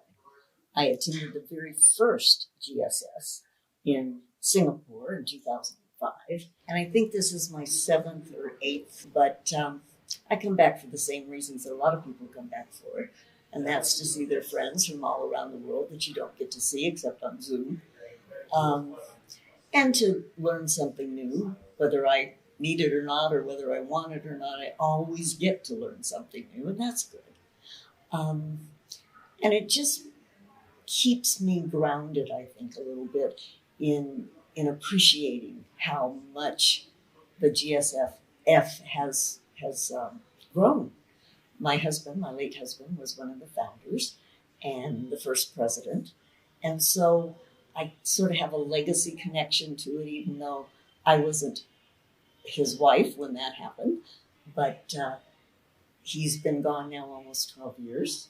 And I just figure he's sitting up there on a perch somewhere, looking down and thinking, this is really amazing that we have 17 associations around the world, others that are going to be a member soon, and look at how it's grown. And he wouldn't ever think, look what I did. He would think, look what all of us did together. So GSS is very special to me, and I'm going to keep coming as long as I'm able.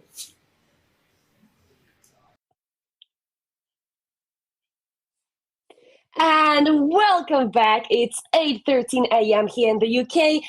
Sun is out there. It's clear sky.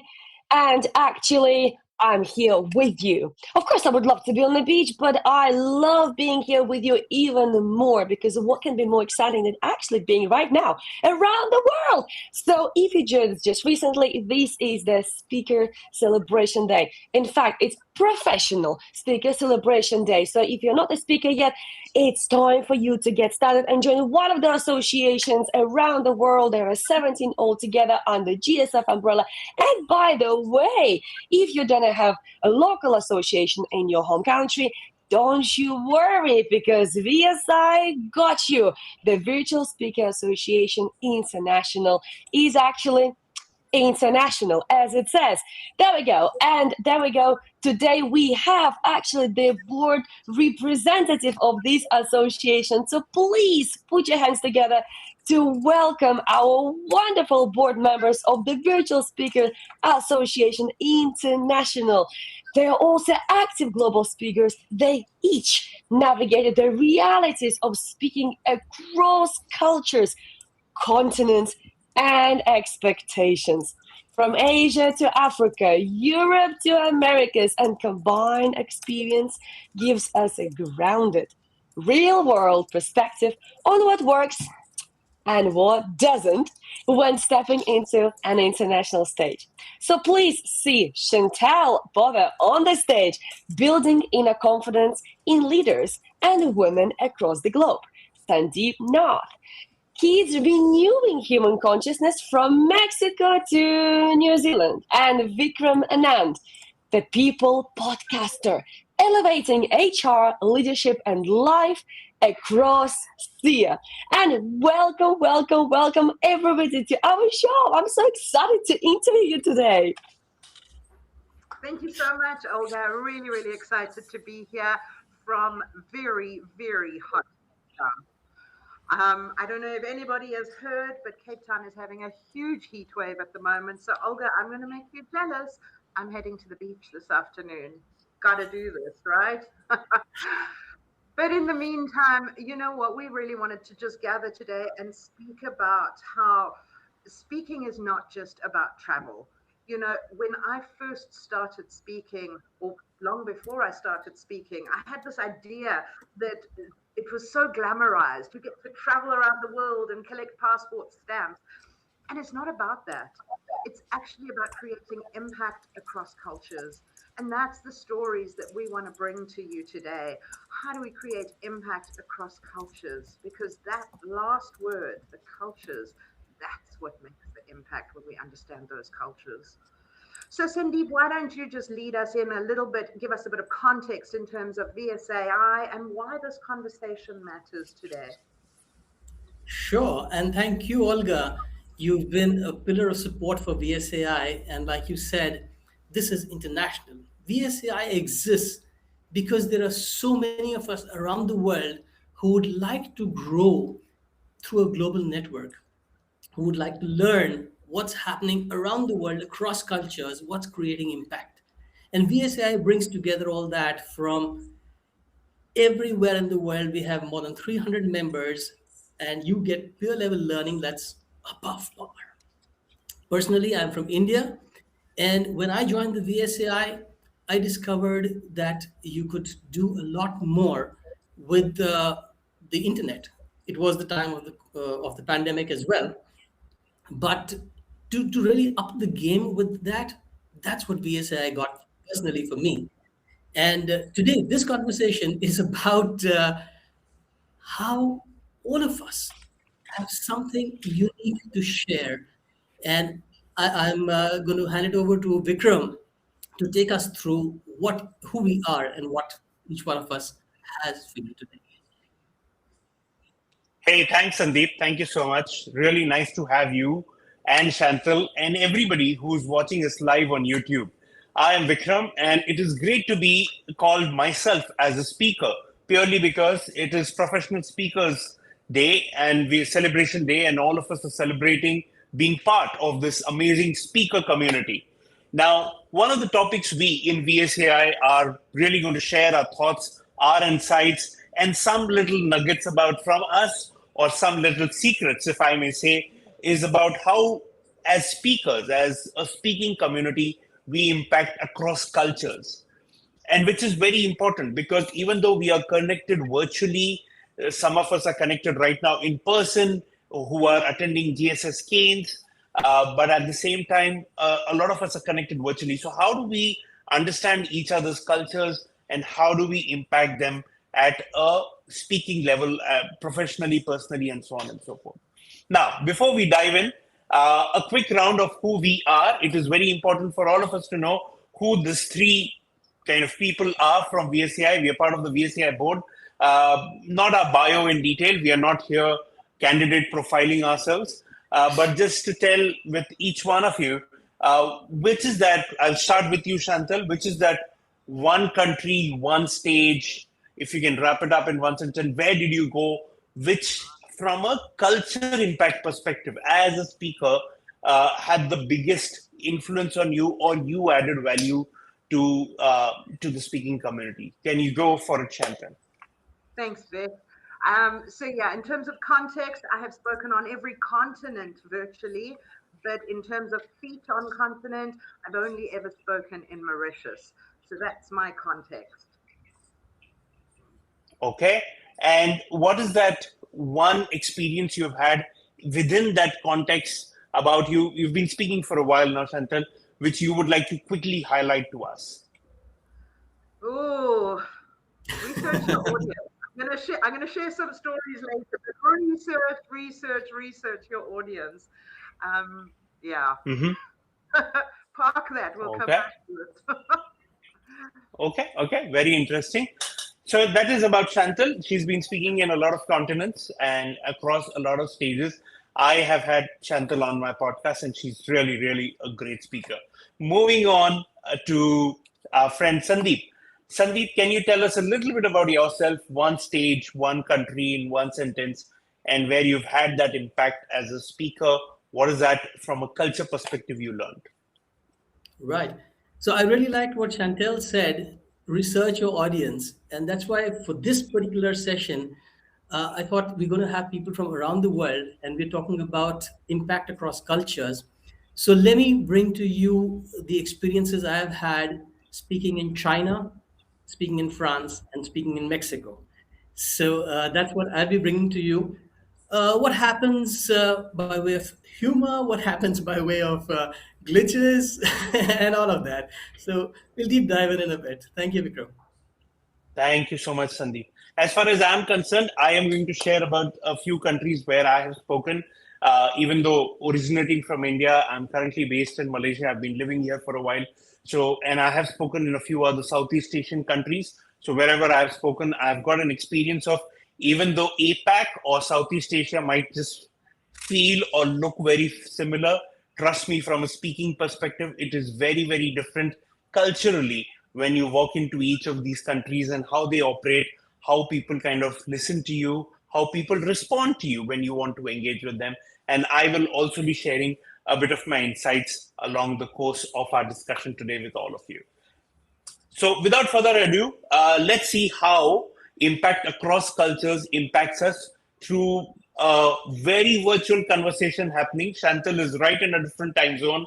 Sandeep is in a different time zone. I'm in a different time zone. And I'm sure each one of you listening to us is in some kind of a time zone across a 24-hour clock. So let's move on that one. And I'm going to pass it over to Sandeep to kind of take us through the next very, very meaty, very interesting part of the discussion. Over to you, Sandeep. Thank you so much, Vikram. And that's a very smart move, because I'm in India, in between South Africa and Malaysia. And so let me attack South Africa. We attack both these days, right? Chantal, let's talk about some of the moments that you discovered the importance of being aware of culture and what happened. Could be pre-stage, could be on stage, could be goof ups. Just tell us something interesting, either in Mauritius or South Africa, or you've been speaking across the world. Over to you. Oh, Sandeep, you're asking me to get vulnerable here, but I suppose that's what we do, right? You do perfectly. I know you. So it was shortly after I joined the Professional Speaking Association, I raised my hand to speak at our home association in Cape Town in South Africa. But although I had been speaking for some time as part of my career, I hadn't yet understood this dynamic of being a professional speaker and all the nuance that it meant. So, of course, I came along to this Cape Town Association meeting, and I decided to do a talk called "We Are the Change Makers." I'm very motivational, and you guys will know me as I bring the energy and I encourage and I inspire and I stretch people, but I'm also unconventional. Now, unconventional is good, but sometimes we need to check unconventional, because sometimes unconventional can be a bit of a risky move. Mm-hmm. So this talk, "We Are the Change Makers," I started the talk by framing Hitler as a change maker. Ooh. And I know. Ooh. Yeah, inexperienced much. What happened? Oh, wow. The interesting thing is, when I started my talk, I clocked a gentleman in the audience and I thought, wow, I don't want to be, but he looks like he's Jewish. And I thought, careful, Chantal. So as I started, and I couldn't change the content of my talk, my slides were done, Hitler was coming through, whether I liked it or not. And I framed him as a change maker. And I kept coming back to, this doesn't condone what he did, but he got people to follow him. How do we learn from that sort of example? And I believe the talk went well because I kept putting that caveat in. But I think that I saw this man and I saw his response, and I was benchmarking my whole talk on this man's response, and he did not look impressed. After the talk, Charlotte came to me and said, "Chantel, you're unconventional, but not sure that was the wisest thing." I said, "I know, I agree." Here's the thing, Sandeep, what happened afterwards? And I'll never know whether this was tied to my talk or not. But that gentleman left the association within about 2 weeks of that talk. No, I'm sure you don't take any of that responsibility. Yeah. Things happen in people's minds. But yeah, you pivoted well. Go on. Well, that's it. I teach that we've got to be responsible for our words, but we can't be responsible for the reaction that people have to our words. But having grown now a little bit more, I've learned to research my audience a little bit more, and I've learned to bring confrontation and provocative subjects in perhaps a more palatable way. So that's my 2 cents worth, Sandeep. No, very interesting. Like I said, researching the audience is everything. And before I bring you in, Vikram, let me just share. It's kind of related. When I was speaking in China, I kind of knew that these guys have very deep respect. They don't have a great sense of humor. Like they wouldn't laugh out loud the way people would in other places. But anyhow, I wanted to start with praising them, and I'd just been on their train network, and I was sort of comparing that with the Indian train network in a sort of self-deprecating way, and anybody in India would have laughed their guts out because of that episode where I got onto the wrong train, even though everything was set right. These guys, of course, there is a gap in translation that you have to prepare for. So after the about 30 seconds the translator spoke, they were still very silent. I said, what happened here? And I went on. I discovered later that we've got to remember that all of humor is grounded in tragedy. And if I caught the wrong train, that was a tragedy. And they were actually very respectfully sympathizing with me in a sense and not getting the joke. It wasn't supposed to be a joke as far as they're concerned. So we've got to sort of respect that very, very subtle emotional nuance as well. And so I did. And the next time I spoke, I didn't get into self-deprecating humor, but I just got into something that was generally humorous. And by now I had some bonding with the translator. So these guys, after I finished, after that 30-second translation pause, they all went, like Shin-chan would go on a Cartoon Network. And that felt good, and it felt a little AI, And so I asked the translator later, what happened? So he was very honest with me. He said, the speaker said this, blah, blah, blah. And then he expected it to be funny enough. And so that was great bonding, Funny things happen. So cool. So Vikram, tell us something about what happened with you, man. Very interesting story from yourself, experience from yourself, Chantal, as well as Sandeep. I wish I had a translator to one of the sessions I did in Malaysia. Now, I can say I definitely done a lot of speaking around within the region. But if for somebody very, very initially many years back, when you are somebody when you come from a country like India, and then Indians are generally very engaging in a speaking conference or in a town hall or something like that. They will have questions, they will raise their hands, they will engage with you. Malaysians are also, but they do not ask you questions as much as compared to some of the others. So I went in a mode of sharing some insights, and then suddenly I took that pause, thinking and assuming that there would be questions coming through. And there was this pin drop since that dead silence for, I think, 10 seconds or 15 seconds, which could have probably killed me as well. So I was like, what's happening out here? So in order to kind of kind of cater to that, I asked somebody directly, so what do you think about it? And unfortunately, I picked up the wrong person, because that person had a very confronting thing to say. And when he said that, I went into a answering mode. And when I went into an answering mode, it became a two-way dialogue, then becoming a session about people listening to a speaker in a particular way.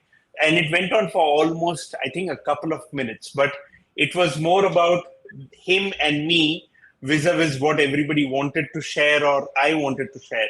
So I think that was a huge, from a culture perspective, it was a huge learning experience for me, that if in a particular culture, people are not going to engage with you or question or even confront to you in a particular way because the culture is like that, then you should just share your bits, share your insights. And if they do not, then move on very quickly to the next bit, which you have to, because you cannot get stuck assuming that somebody is going to ask you or somebody is going to engage with you. So while my sense of humor has been quite good in many ways than one within Malaysia, but also I have learned a couple of times in the hard way that everybody doesn't, like in UK or in west part of the world, the little sarcastic humor, either it is in Australia or in UK, people get it.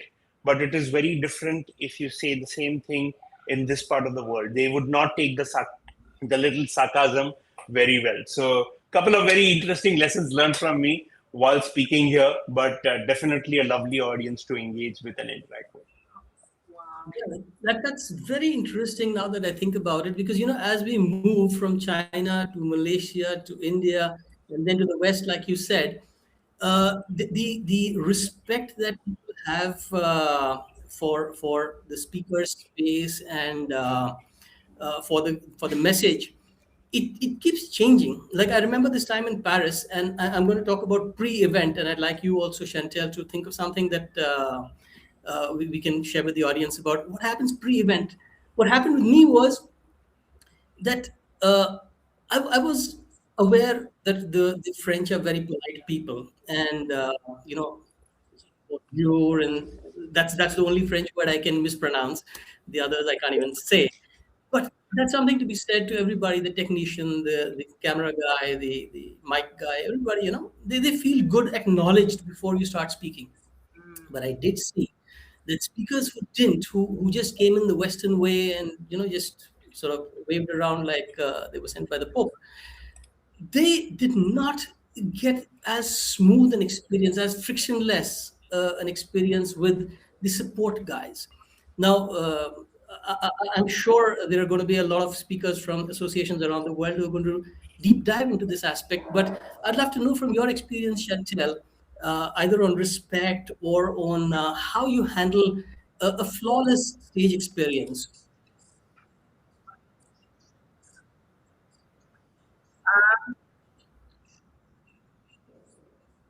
A bit of background noise there. Sorry about that. Yeah, that's something in backstage. Don't worry about it. Yeah, it's a bit distracting, right? But all good. Sandeep, you know what I'm going to pick up? You speak about and how do we respect the audience before we walk in the front door?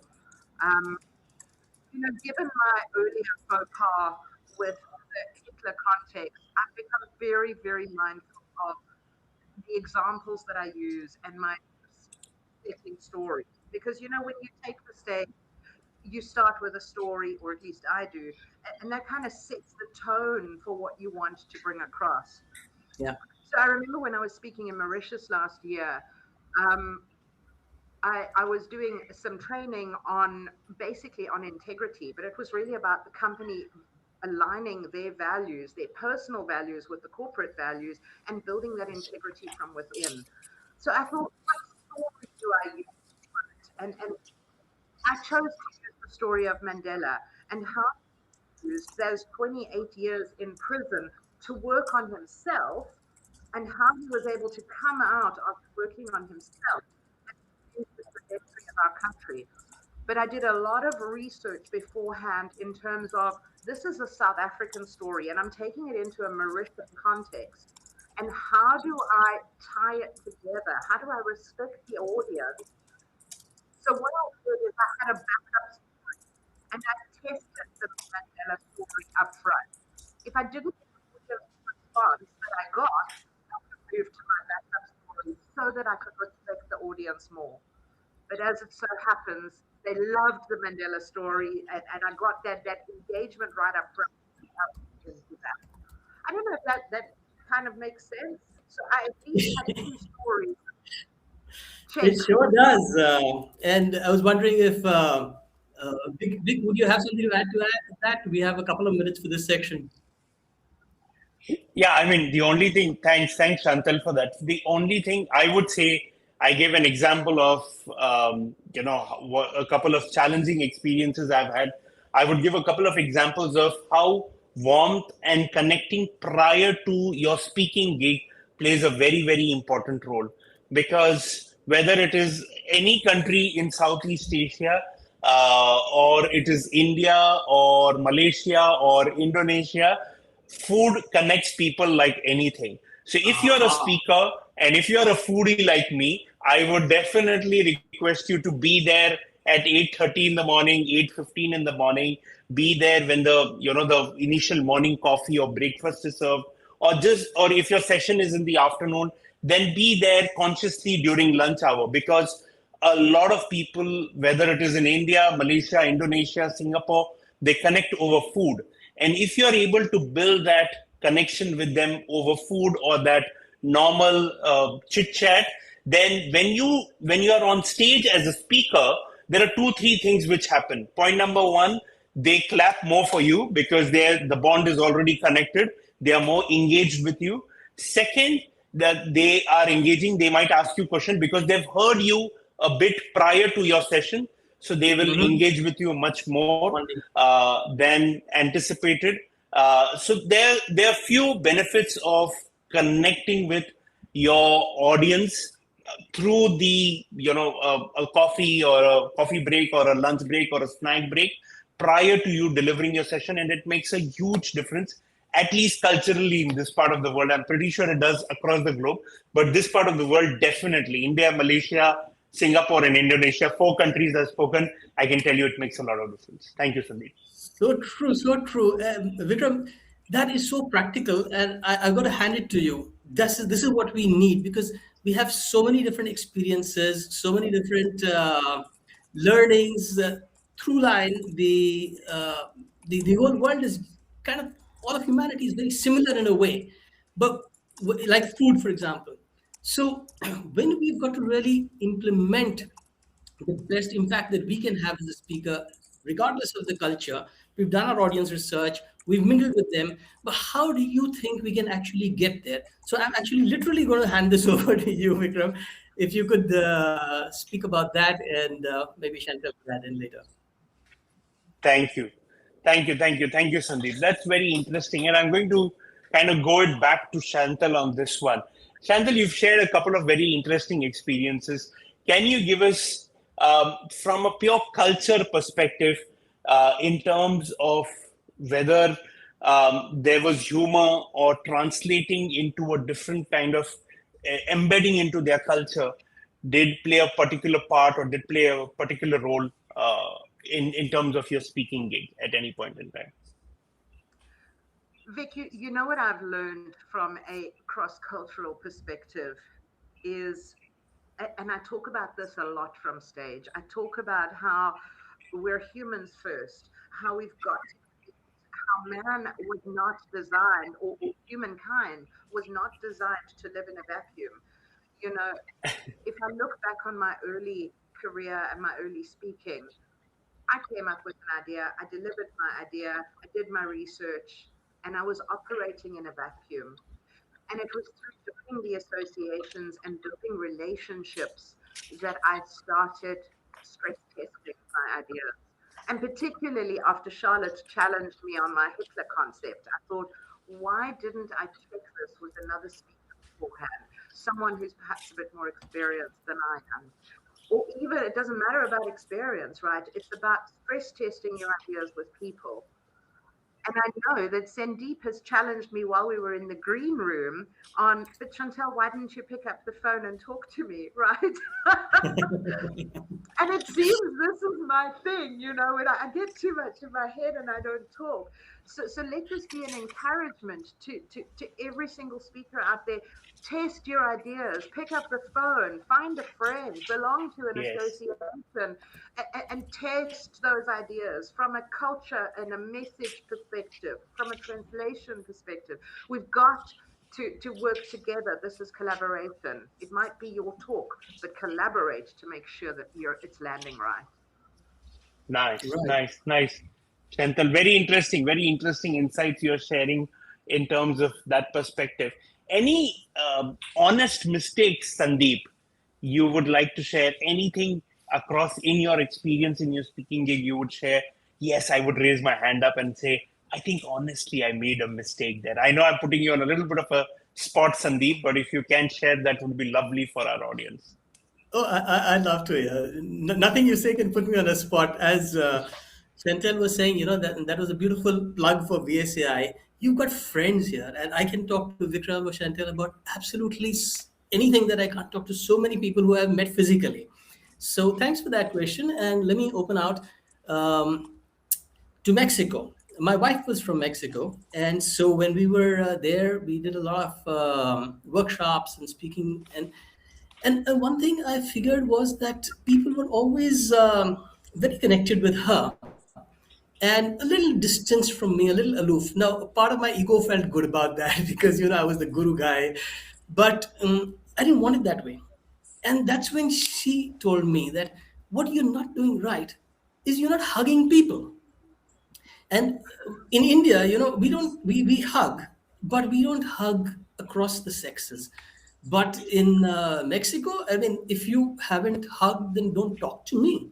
So there I became a hugger and, a hug and a peck and all that. And then people started opening up and they started listening.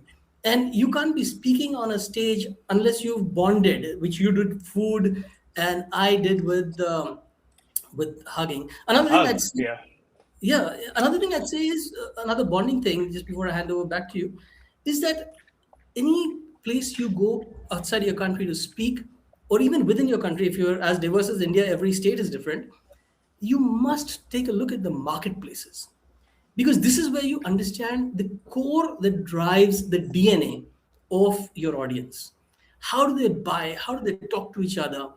And then when you are one-on-one with those guys, you sort of start that tonality and that vibration, and everything goes smooth from there onwards. So go to the supermarket, go to the vegetable market, and have a good time. Over to you. Go to the market. That is such a great tip. And I come back to my time in Mauritius. I learned so much at the markets just by watching the interactions. So I really think we need to mark that one. Vic, what do you say? I totally agree. I think I learned a lot by going to something called as Pasar Malam, which is a local market in Malaysia, which is very, very local. When you go there, you understand the culture, you understand how people operate. But so if you're able to embed yourself as a speaker when you're going to a particular country, and whether, like Chantal said, reach out to somebody, speak to somebody, and ask what is culturally, what happens here, how do people operate, how do people connect. It will play a very, very important role in terms of you being able to connect and bonding when you're actually going to speak.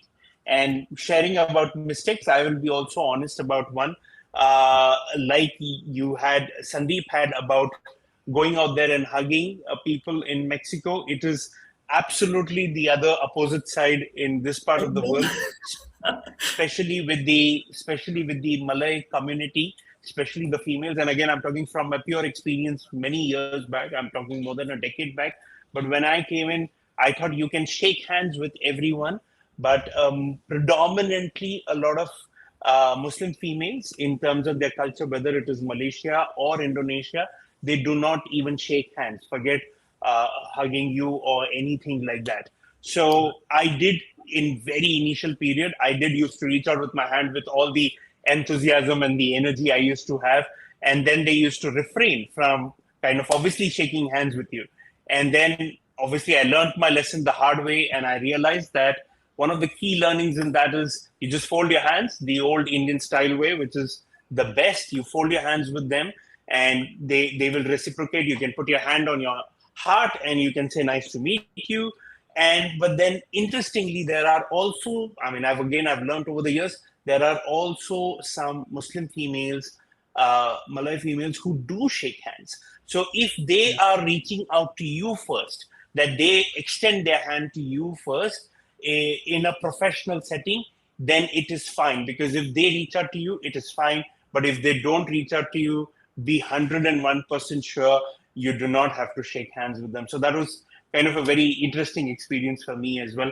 Absolutely, 180 degrees different to what Sandeep experienced in the west part of the world. So again, knowing the culture, very, very important. Yeah. I'm bringing it back to you, Sandeep. Do you want to add something to that? You were smiling and you were connecting with me on that one. I was totally, because it's so interesting how, as you move from the Orient to the Occident, things flip over 180 degrees, and you can almost predict, like you can predict the time, everything is set to the UTC somewhere in Europe. But I wouldn't have anything to add to that. I think, Chantel, take it away. I think we've look, it's been amazing just chatting about this, but if I had to kind of distill the 3 key points or the 3 key learnings for rapid fire implementation, I'm going to summarize our conversation very quickly.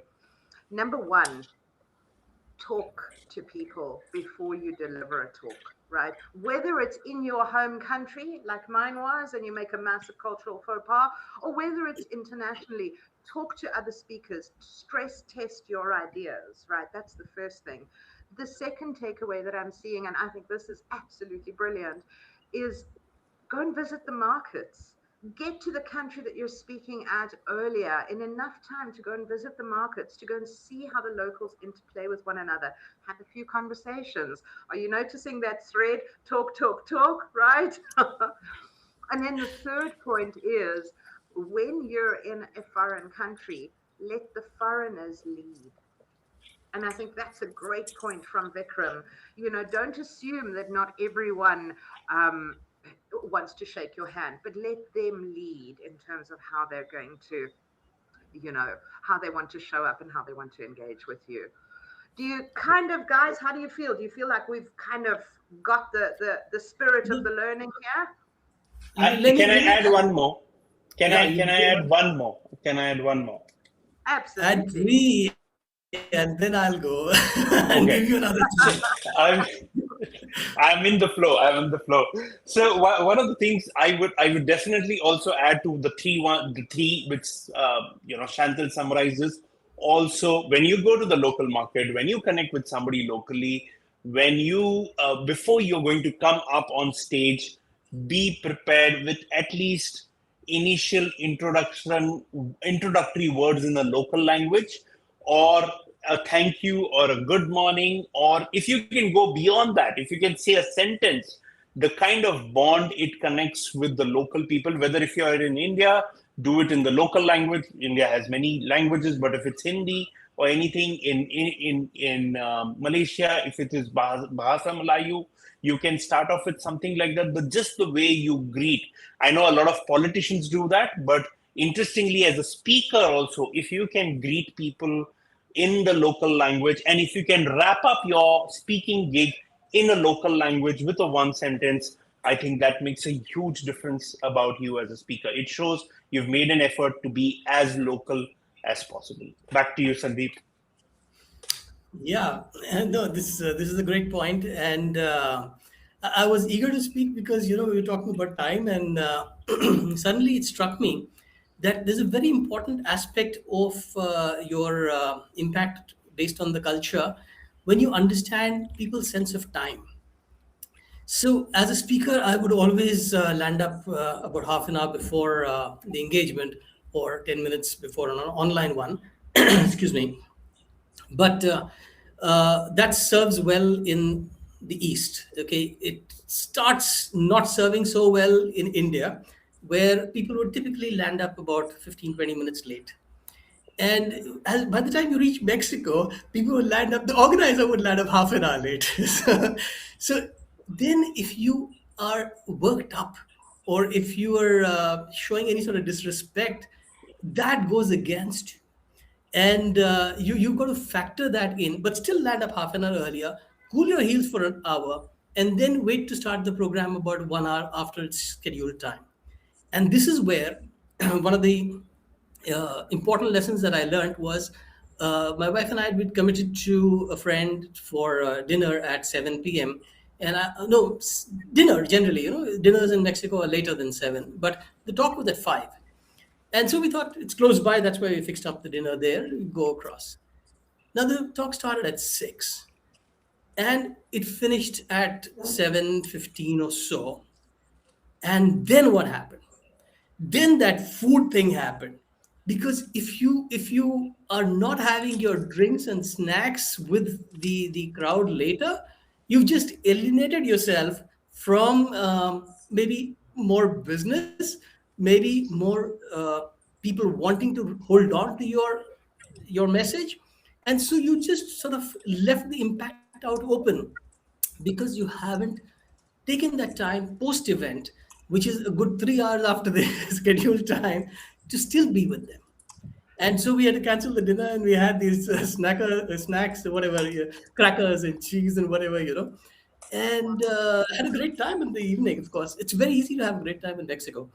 But that was something was on my mind, and therefore I was taking the microphone. Back to you, Shanta. But Sandeep, just picking up on what you say about timing and punctuality, I have a curse, right? The curse is, it doesn't matter how much I try, I cannot be late. I'm super punctual. But we've got this thing in Africa called mañana time, and it's probably a very similar thing to Mexico, where it will happen when it happens, and no one's fussed about it.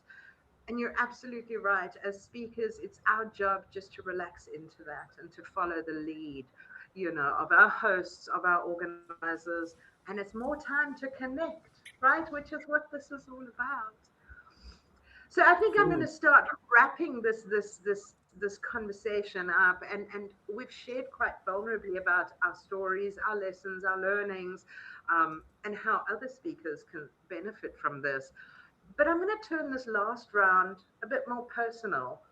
Today is Professional Speakers Celebration Day, otherwise known as Pie Day. And we have this concept about making the pie bigger as opposed to dividing it into smaller and smaller pieces. So I'd like for each of us to end this segment with sharing, why are you proud to speak across borders? And no, you're not allowed to say because it creates impact. Let's see if we can come up with something a little different. We know it creates impact, right? Vikram, how about you kick us off? Okay, thanks, Chantal. Now that you've already alienated me from saying the answer I was going to say, so I'm going to say, I think yes. I mean, yes, we all know as speakers there are tons of good speakers across the globe, and we all do our best when we are on stage to create that impact. So no denying that at all. But I think I genuinely enjoy being a speaker across countries, across continents, would love to do it more, probably the West. I think it is purely because which is exactly what you're learning, which is the sheer experience of learning a different culture. It is the sheer experience of understanding what happens in that particular culture. Now, if we would not have experienced other cultures, we would have been so much siloed down to ourselves. And that is why, for me, one of the best parts, the reason I enjoy being a speaker is going to another country and learning about their culture and embedding into that culture to deliver and make an impact of what we do. Again, I went back to impact. Sorry for that, Chantal, but I did tweak my answer a bit. Beautiful. I love that, Vic. And thank you for letting me put you on the spot. Sandeep, how about you? Frankly, Vic stole my answer. I knew it. But I'm going to say this because you reminded me of it, that several years ago, when the Professional Speakers Association of India was set up, I caught up with an old friend at a conference, and he was one of the founding members. And we were talking because I was doing workshops around the world at that stage, and he said something that I think is going to be very useful for our listening audience here, especially those who are really trying to see how to become a professional speaker. Is it worth the investment? And it takes investment in building yourself up as an asset. But what he said was that, Sandeep, you probably addressing 20 people in a workshop. How would you like to address 2,000? And you're probably earning X per hour. How would you like to earn 10X? Now I said, man, this is crazy. This is a straight multiplier 100,000 times. And how does that work? And that's when he said, get into the world of professional speaking. And I said, what is that? And that took me on to this stage where I get paid to listen and get feedback about so many beautiful places and people and cultures, as Vikram was saying, that I would have normally been spending my hard-earned workshop money on. So here we are. Thank you. I'm proud to be a VSAI speaker and a professional speaker of the GSF because it makes me grow as a human being. Over to you. Absolutely beautiful. I love it. All right, so you've both kind of stolen my answer, but I'm going to give you my perspective. Why I'm proud to speak across borders. I saw a sign in a shop window the other day, and it actually stopped me in my tracks. 3 words: travel kills prejudice. How's that for a mic drop moment? Right. So you know, the more we can travel, the more we can open ourselves up to these different cultures. Yes, I know I'm stealing from both of your answers now. The more we can get different perspectives, the more open-minded we become. And the less prejudice we have and the less bias we have, and the more we can open up this consciousness of ours, the more we can create impact. Because that's really what this is about, the impact across cultures. So Professional Speakers Celebration Day exists because this work matters. It's the speaking, it's using your voice, but it's also ultimately about that impact across cultures. Guys, thank you so much for a wonderful conversation. I always love talking to my VSAI co-hosts and members. But Eksteen, we are back to you. Thank you, Eksteen, Jamwat, and everybody at the back end.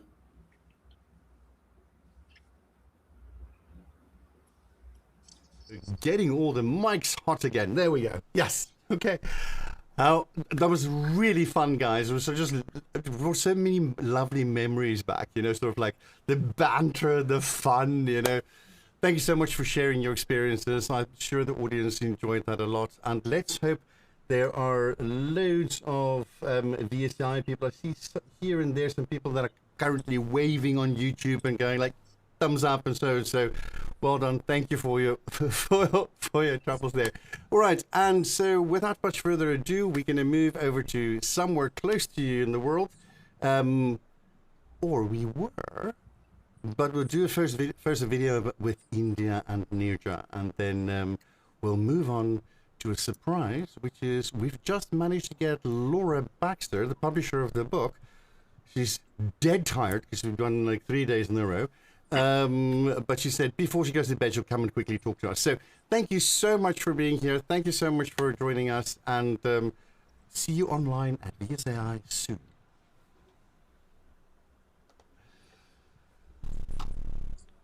All right, ladies and gentlemen, we are back in session and live. What I promised is a little video from Nirja Singh to say hello to us all. As we know that, I don't know, maybe you don't know, but we have the global structure of the GSF or the PSA associations, basically, that all the associations in the 17 different regions we have at the moment. So, for instance, the Netherlands, we call them countries, but the Netherlands, for example, we represent the Kingdom of the Netherlands. The Kingdom of the Netherlands, for those that didn't know, actually stretches its borders all the way to the Caribbean. And the fun bit is there's a little island called St. Martin. And in St. Martin, the northern part is called Saint-Martin, or St. Martin in French. The southern part is called St. Martin, because it's in Dutch. So the French Republic and the Netherlands, they share a border, not in Europe, but in the Caribbean. Anyway, weird little things that we have with how the world has developed over time. So, of these regions that we have, there are two people I'm just going to say hi to us. One is Wendy Lee, and she is the president of the Professional Speakers Association, or it's actually the Virtual Speakers Association, where Vikram, Sandeep, and Chantel was just from. And then we're going to switch over to India. And then we're going to have a little bit of surprise with Laura joining us. So without much further ado, hello, Wendy.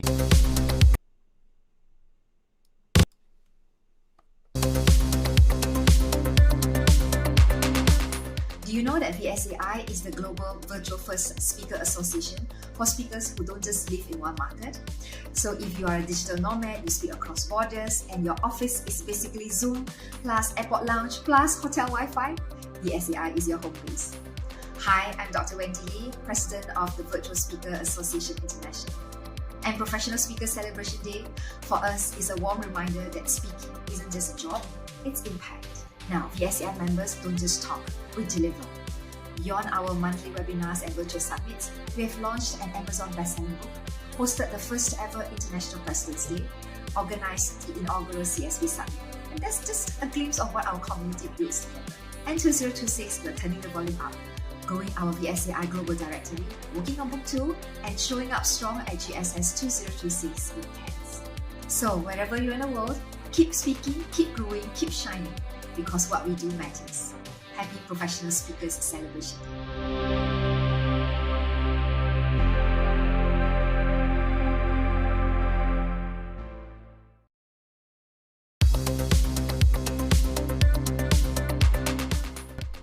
Happy Professional Speaker Celebration Day 2026.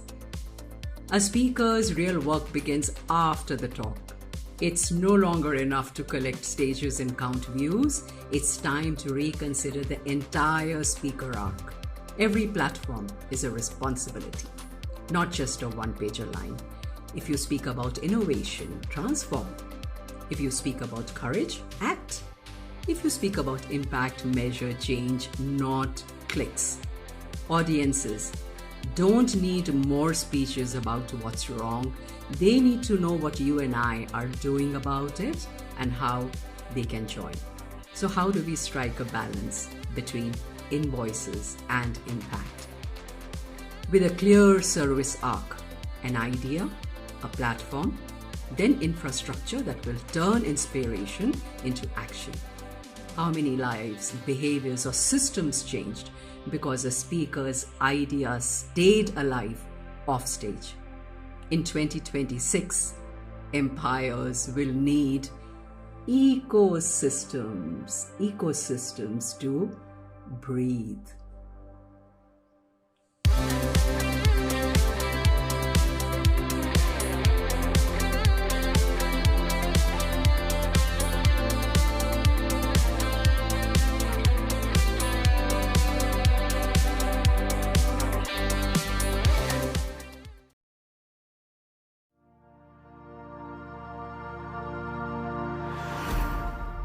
Hi, I'm Natalie Plamondon-Thomas. I'm 2026 National President of the Canadian Association of Professional Speakers and in our Global Voices Shaping the Future book. I'm writing about confidence. Think yourself confident, thrive through change, stress, and feeling overwhelmed. Like, why confidence? Of course you're confident. You're leaders, you're executives, you are speakers, you are confident. But sometimes this stuff hits the fan. And We juggle with multiple challenges all at once, and the decisions we make are worth thousands of dollars. And yes, we sometimes want to get under our desk and say, no, I'm not taking anymore. So I will bring you tools and strategies so that when this happens, you can step up and say, bring it on, I've got this.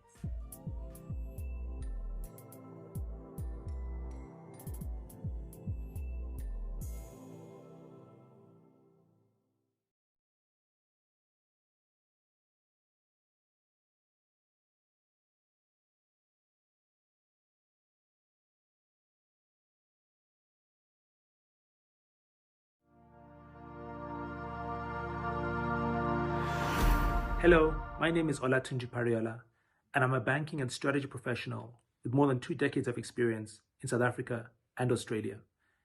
The chapter that I write on is entitled Reimagining Banks, the Case for Reinvention.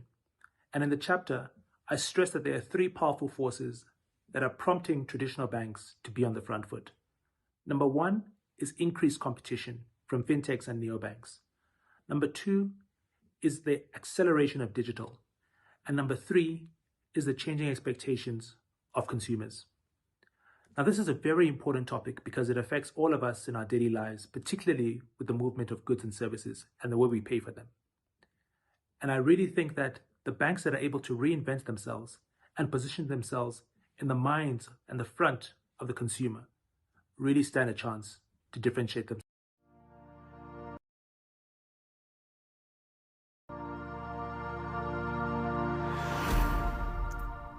Hello, my name's Penny Villegas. I'm a Canadian Olympic medalist in synchronized swimming, a professional speaker, and author. I'm honored to be a contributing author to the GSF book, Global Voices Shaping the Future.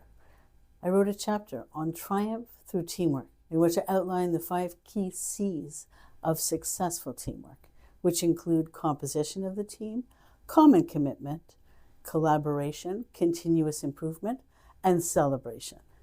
Teamwork was essential in helping me become a world champion and Olympic medalist. And the principles apply to all aspects of business. Join hands and make sure we bring other speakers into this fantastic fold. And have a happy day. Une très belle journée de célébration des conférenciers professionnels dans le monde. Happy Professional Speakers Celebration Day. Bonne journée de célébration des conférenciers professionnels. Happy Professional Speakers Day. С Днем профессионального спикера. Happy Professional Speaking Day to all of you. Let's celebrate together. Muy feliz Día Internacional del Speaker. Happy Professional Speakers Celebration Day. Happy Professional Speakers Celebration Day. Happy Professional Celebration Day.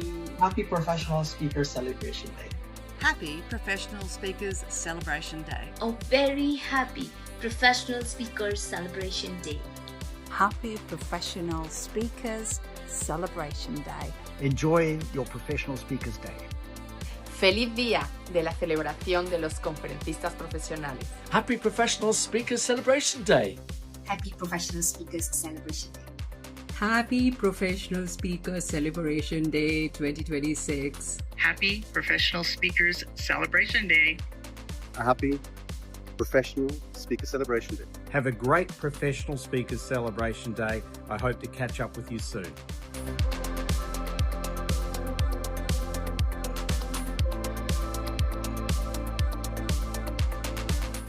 Hi, my name is Ron Sang, and let's take a look inside the Global Speakers Summit 2026 in Cairns, Australia.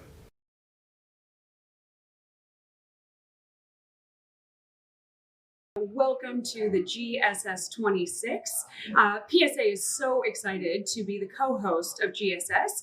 This is the first time that we've actually hosted a GSS, and we are so pleased to have nearly 400 delegates, a record number here. PSA has been going on for quite some time. We are one of the original founding organizations, and we have a wonderful, strong delegation of professional members, CSPs, and we look forward to welcoming everyone for this event.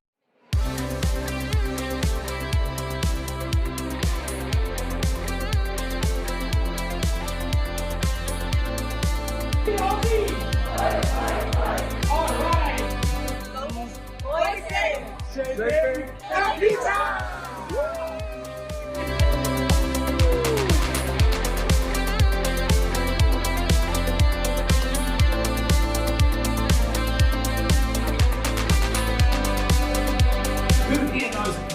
think about the Global Speakers Federation?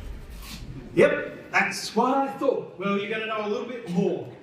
And just like Scott had the vision for the Global Speakers Summit, Warren Evans back in 1997, 30 years ago next year, also had the vision for what is the Global Speakers Federation. Our GSF President John Molador a number of years ago came up with this concept of why don't we have a celebration day so all of us can celebrate who we are and make this known.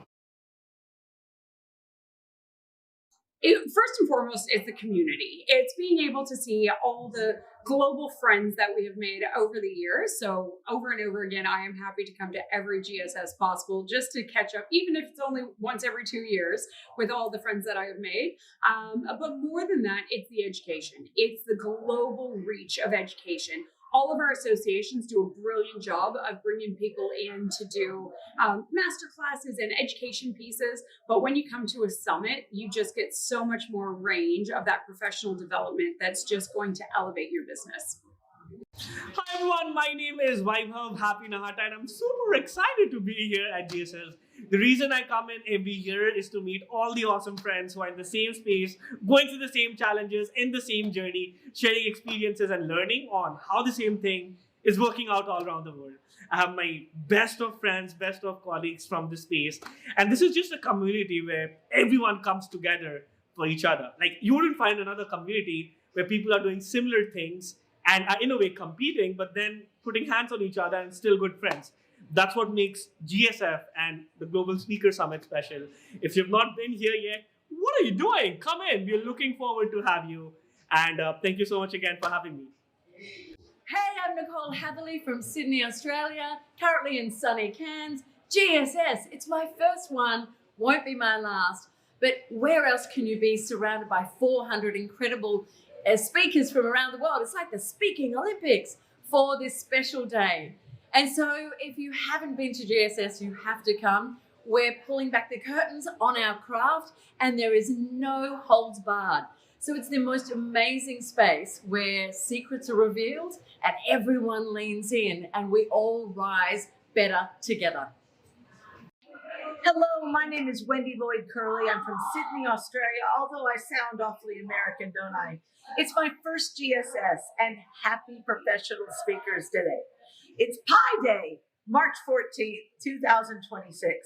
I'm here meeting lots of great people, exploring lots of great strategies for my speaking business and making sure that I can keep growing it.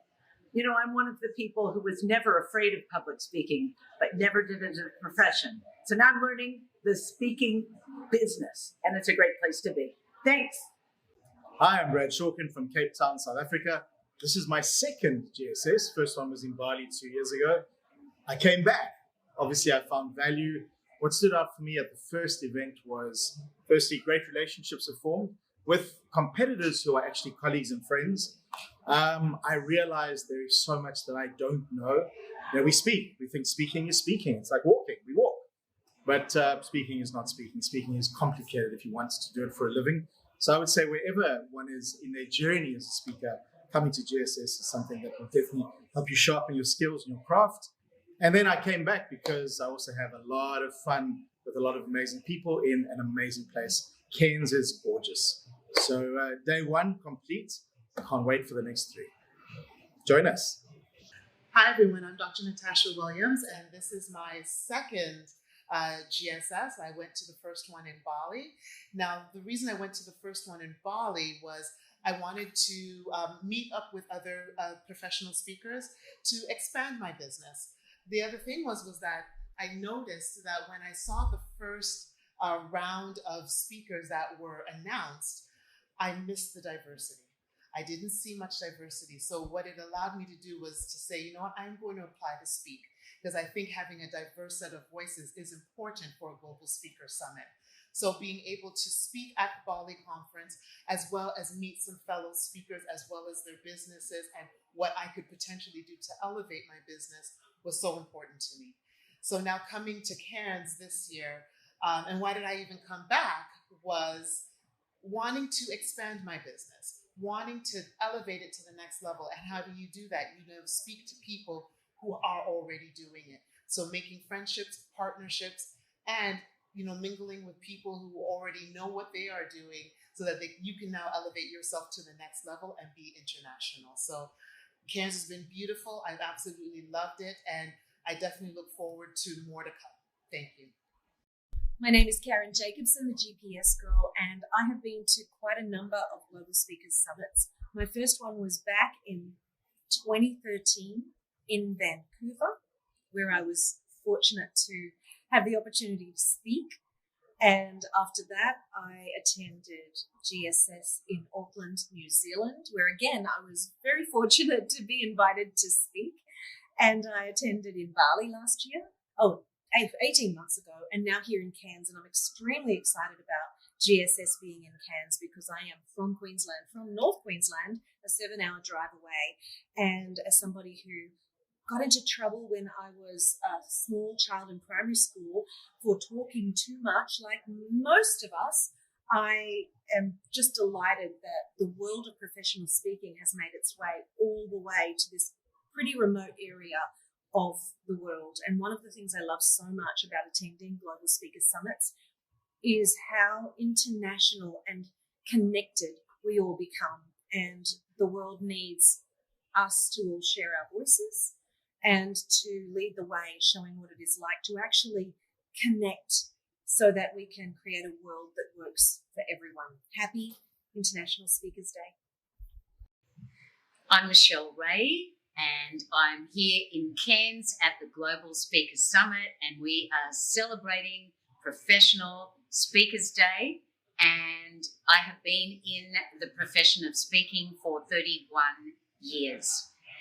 This is always an honour to me to be around my professional colleagues because I'm passionate about what I do and I've always invested in myself. And I believe that it is possible for all of us to invest in ourselves. And when you come to an event like this, that's what you are doing for yourself, for your career, for your business. You've got like-minded people who are equally as passionate from all over the world. I remember when I attended GSS in Vancouver in 2013. I live in Vancouver now. I'm originally from Australia, so it's so wonderful to be back and exploring this beautiful country, my home, once again. And I really encourage you to attend a future GSS. Invest in yourself, be around your colleagues, learn from each other, and you will be very glad that you came. My name is Susan McGivens. I am a CSP and Global Speaking Fellow.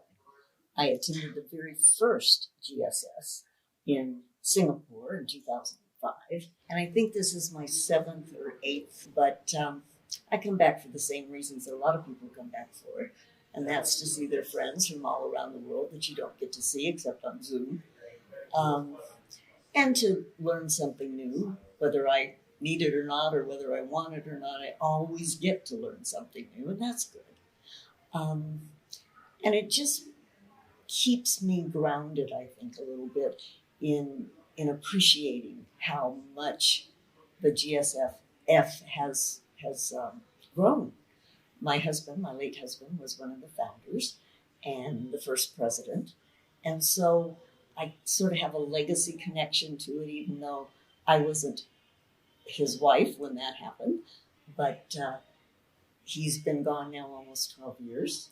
And I just figure he's sitting up there on a perch somewhere, looking down and thinking, this is really amazing that we have 17 associations around the world, others that are going to be a member soon, and look at how it's grown. And he wouldn't ever think, look what I did.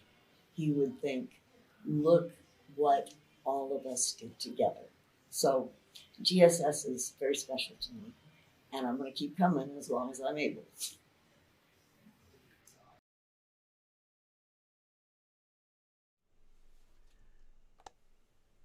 And so, ladies and gentlemen, we are back online with everybody coming from a different country right now, and that is from South Africa.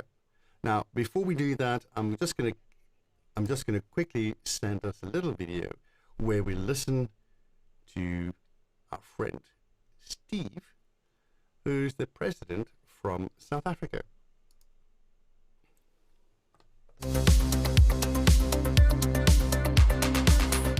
Greetings from Southern Africa, from our wonderful family of speakers here across the subcontinent. We come to celebrate with you on this very special Professional Speakers Day. As speakers and as leaders, because we're all seen to be leaders when we're on the stage, people look up to us and we are able to influence them with our words and our messages.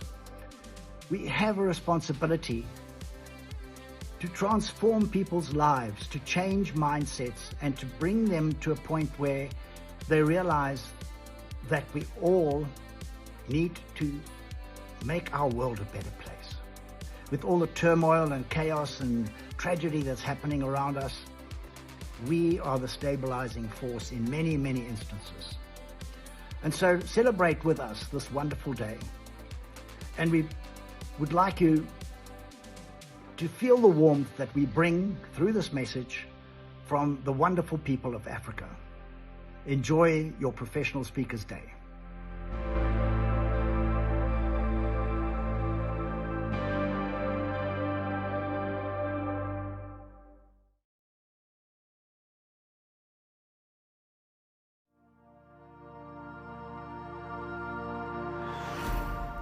Hi, my name is Joni Petty. The chapter that I wrote is from feeling overwhelmed to impact. So it's an adaptive self-leadership blueprint. And the blueprint is how to thrive in this turbulent world. What I decided to do is to make it incredibly practical and very useful. So there is quite a detailed 9-point assessment that you can do, which looks at the 9 capabilities that we all need to really thrive. What are those, and how can you be the very best version of yourselves? The world is changing, it's a lot of excitement, but a lot of fear, uncertainty, and overwhelm. So I'm looking at how can we master our mind, our mood, and our body so that our energy is our currency. It is the revenue strategy that we have.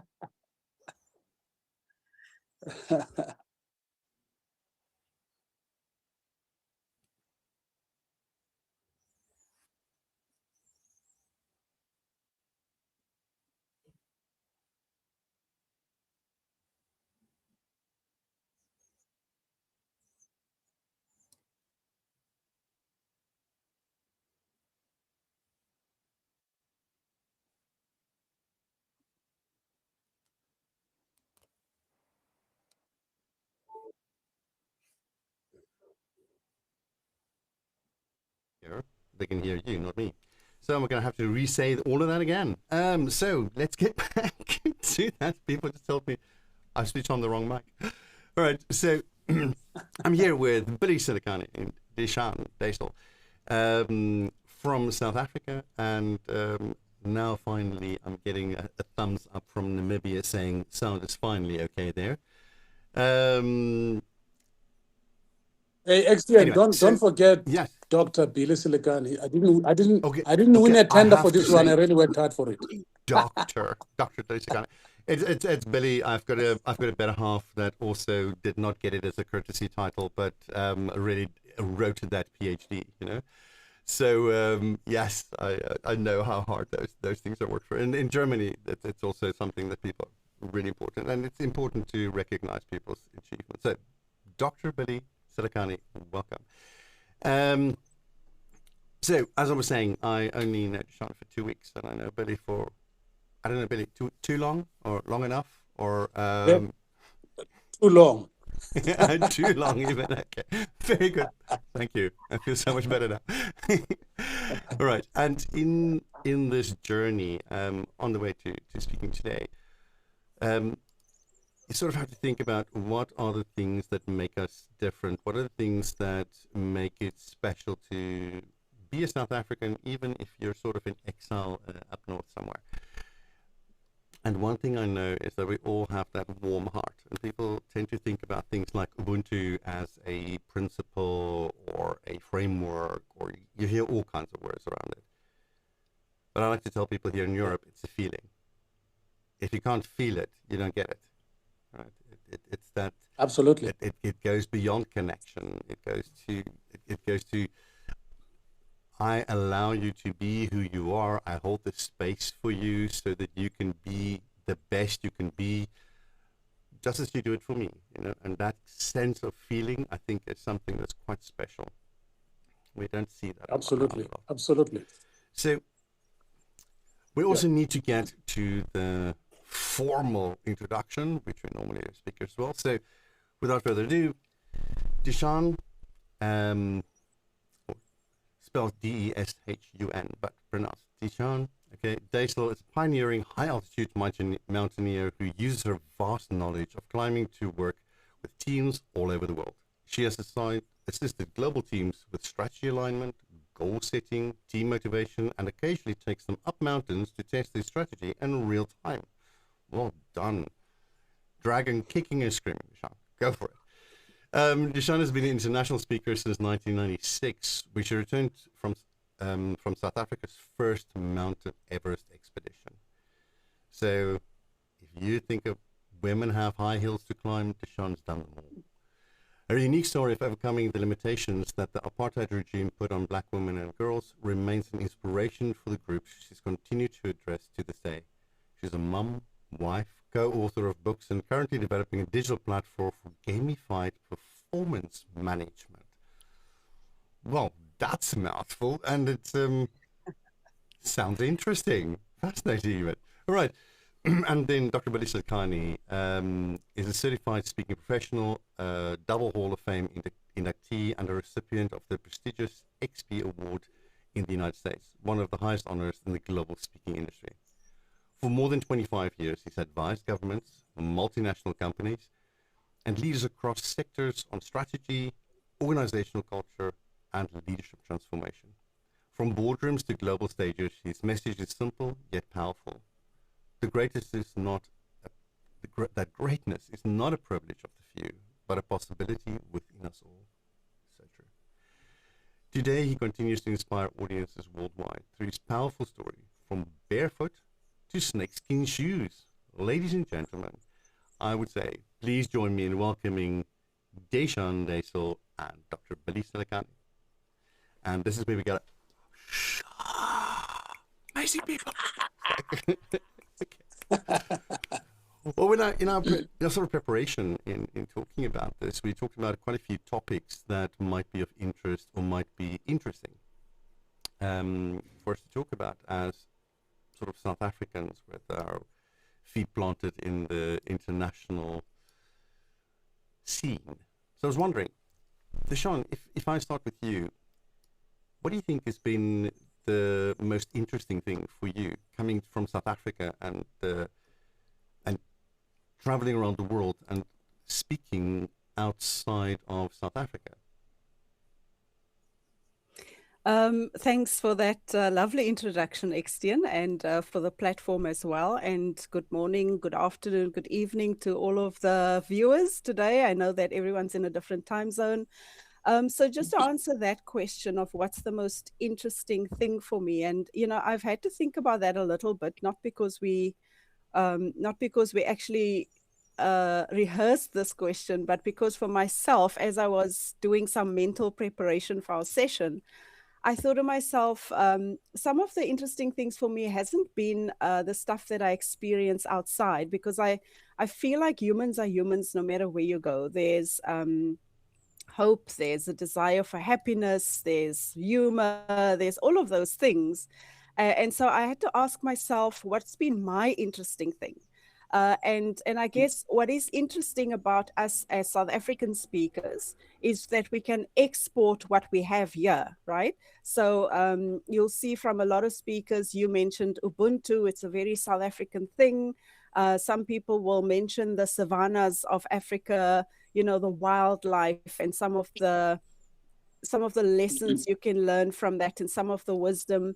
And I think for me, the interesting thing is I actually am not exporting South Africa as much as I'm taking a global experience and exporting that around the world. And by global experience, I mean the experience of climbing big mountains that are completely outside of Africa. And so the surprise element for my audience is very frequently that I am not coming with a South African export thing, something that's known for this region that we're in, but I'm in fact exporting something that is already global. I don't know if that makes any sense in terms of the question you've asked, but the surprise element, the interest of it is that, yes, I do have a South African story because I was raised during the heady days of state of emergency in apartheid. I went through school in that entire time was my schooling career. And yet my topic, my export, and the things I share with my audiences have to do with a global experience. I think it's something interesting you're mentioning there, because we all, I think, went through that period. I mean, but all three of us are not 20 anymore. So we didn't grow up in this century. And so we learned some stuff the hard way. You know, Indeed. I was in the military at the time in the early 90s. And I remember the one thing, there's two things that actually hit me then. One is, except that you end up with PTSD afterwards because of the horrible stuff you see. But one thing that happened is there was a strike on, and long story short, we were sitting looking through some binoculars and stuff. Of course, we're in the military. We don't go in because the military shoots first, ask questions later kind of thing. But we were asked to see if we can render any assistance because there was a lot of violence going on. And I just remember looking through this lens and seeing this pregnant woman getting on the bus. And as she got on the bus, the petrol bomb hit the window next to her and burned her alive. And that stayed with me for a very long time. And I went like, this is horrible. And then down in your neck of the woods, Deshan, I went to Boekap Kombuis, all right? And I don't know if you know it, but it's there in Boekap, and lovely people there. But and we were standing outside the balcony, and I was still smoking at the time. And I spoke to some people there about this experience, and they said, did you ever think what it felt, what the repercussions of this is? You saw something horrible, but the person that threw that petrol bomb also had to go through something. They would have to also deal with the repercussions and the feelings that come from that. And then also the woman and her family. And it's, I think, when we've gone through things like that and we see what's happening in the world right now, it's going like, it's not necessary, you know. And so we come from this place of pain and anger sometimes, and frustration and hurt, and yet as South Africans, I think we pick it up and we smile again, we find the connection again, we look for the positivity, we look for the hope. I think it's one of the things, and in this world, I just think hope is such a beautiful thing that we can bring to people. And so if you climb a mountain, it's a journey of hope, and I so admire you for that. Thanks, Eksteen. I think you hit it on the nail there. It is about hope, because without hope, we don't set goals, and without goals, we don't get into action. And so the thing that all human beings need, especially today with how the world is a sense of hope, because it makes you get up in the morning. But so one of the things I tell leaders here in the Netherlands is, or around here, is that we are dealers of hope as leaders. Absolutely. We're merchants of hope, yeah. Yes. Absolutely. Yeah. And if we can't give our people hope, it doesn't matter how grand our vision is. They're never going to believe we're going to get there. Absolutely. Absolutely. So what would you say to leaders, Betty? How do we how can we help them to create that? What can they learn from our experiences that are a little bit, let's say, maybe deeper and further away than what most people have experienced in their lives? Well, Eksteen, I always say that we have a concept, I call it leadership dichotomy, because a leader is a human being, and sometimes people tend to want to divorce that. And I always say the greatest leader is the one that does not do work-home balance, but does work-home integration. His or her behavior at home should be congruent to their behavior at the workplace. If she's a loving mother, a loving grandmother, if he's a loving father, a loving grandfather, the amount of love that he or she gives to their children, their immediate family, should be exactly the same love that they give to their people. Because there's no difference, it's just a difference of milieu, it's the place that you're in, but the difference in humanity should not be separated. Because in the workplace, you're dealing with human beings. In your own home, you're dealing with human beings. Therefore, why should there be a difference when you shift from one environment to the other? That's why I don't like the word work-home balance. I like the word work-home integration. How do you integrate your humanity in both circumstances to become congruent in your thought, in your action, and in your behavior? And once we do that as leaders, we then humanize concept, because in Africa, we've got servant leadership. It's not a concept. It's what we do. We serve to lead. We don't lead so that people may follow us. We do what we do with the way that we do it in our home environment, so that it's reflective of the depth and the deepness of our humanity. And for me, that's what it should be about. And in most cases, people just talk about leadership as a concept. But it's not a concept. It's a way of life. It's who you are. It's how you speak. It's what you believe and how you interact with other people, no matter what your given title is. And for me, that's what I always say to leaders. You can't treat your employees differently than you treat your children. Then you are a schizophrenic, But if you do work-home integration, you treat your children and your employees in exactly the same way, with the same love, the same compassion, and the same respect. I like that, but because it ties for me into Ubuntu as well. But anyway, Geidane, sorry. No, I was going to say, Billy, that sometimes, people do treat their employees like they treat their children, but it's not good treatment. It's true. The thing is, I think really one of the things I like about that is also, I think leadership is a relationship. It's not. Oh, yes. You're building a connection with the people that you lead.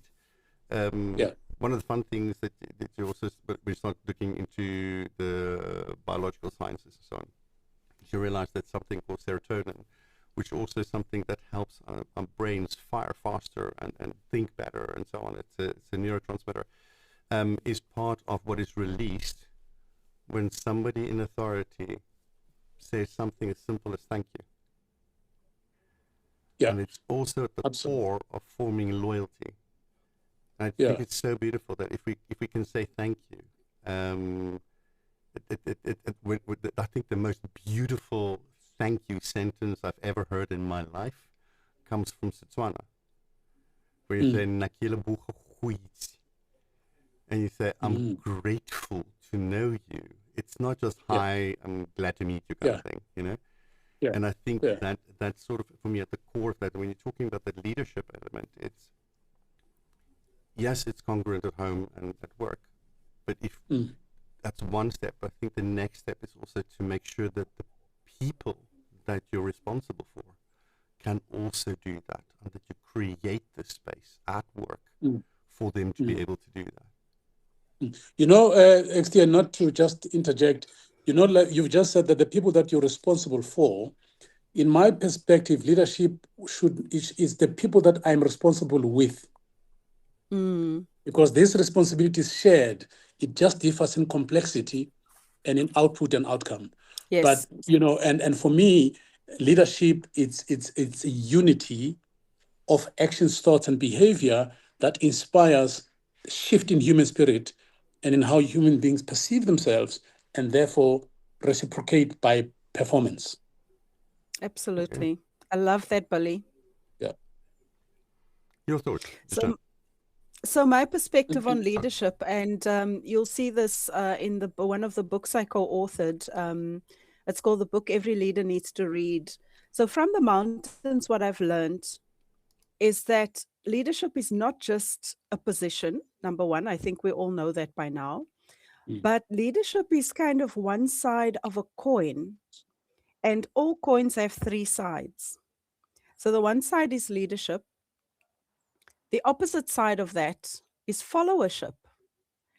And then there's something in the middle that's the rim. And that rim for me is the context. So when we speak leadership, the world has been getting high, excuse the pun, on the idea that it's just about a person or a group of people at the helm. Now, that was convenient when the world was still very command control, still very top down, and everything had to be filtered down to the masses, for lack of a better term. But the world has changed.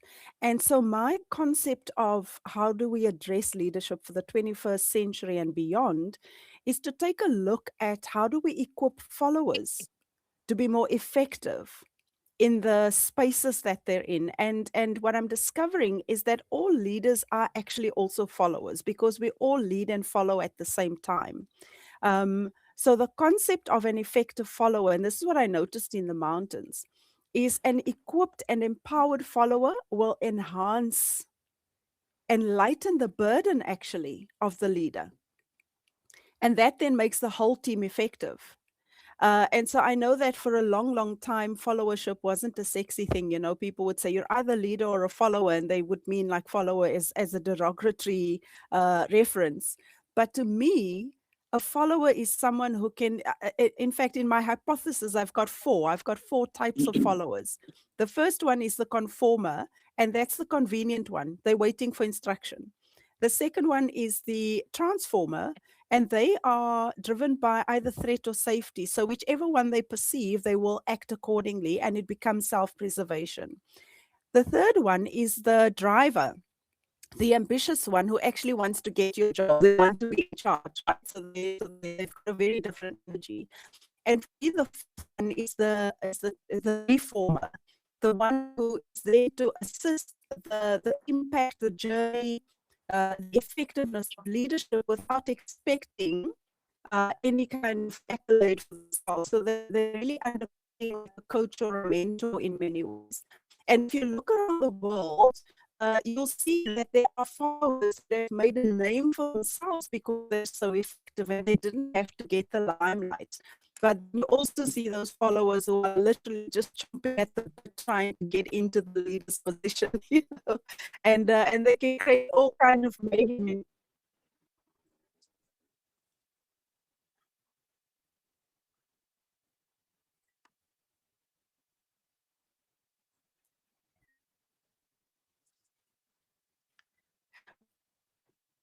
What was the last thing you heard me say, Eksteen?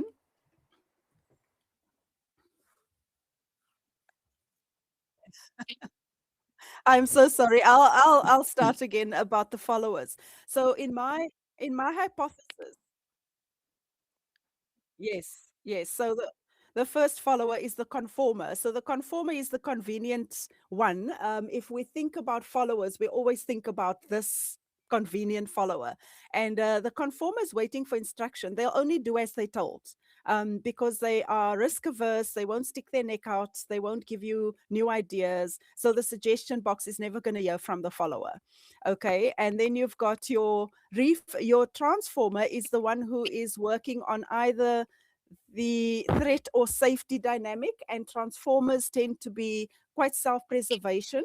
So if you're a transformer, you'll wait to see how safe or threatened you're feeling, and that'll then inform your response to things. They're a very responsive type of follower. And then you have the driver, who's a very ambitious, results-driven, trying to get your job type of follower. And then there's the reformer, the one who is there not for accolades, not for limelight. They're just there, but their impact is felt in the entire team. They sort of take on the role of mentor or coach, even for their peers. And so I think when we weigh in on the leadership discussion for the 21st century, we can't do it without at the same time thinking about what kind of followers are we cultivating in our teams, in our environments, that will help make the leader's life not easier, but more effective, lighter. It takes a lot of admin away. You don't have to micromanage. If you empower your followers in the right way, micromanagement goes out the window. What do you think, Billy? What happens if we add stress to that kind of scenario? You're muted, I think, Billy. I don't hear you.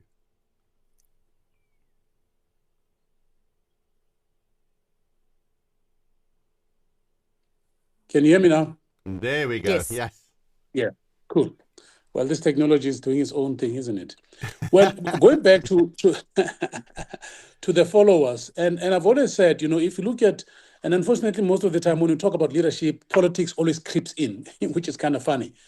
But I've always said that bad leaders become bad leaders because their followers are not holding them accountable, because the followers themselves are not holding themselves accountable. So I'm not going to become accountable for my action so that I can blame my leader and say, oh, I'm feeling this way, things are not happening because my leader is doing A, B, C, and D.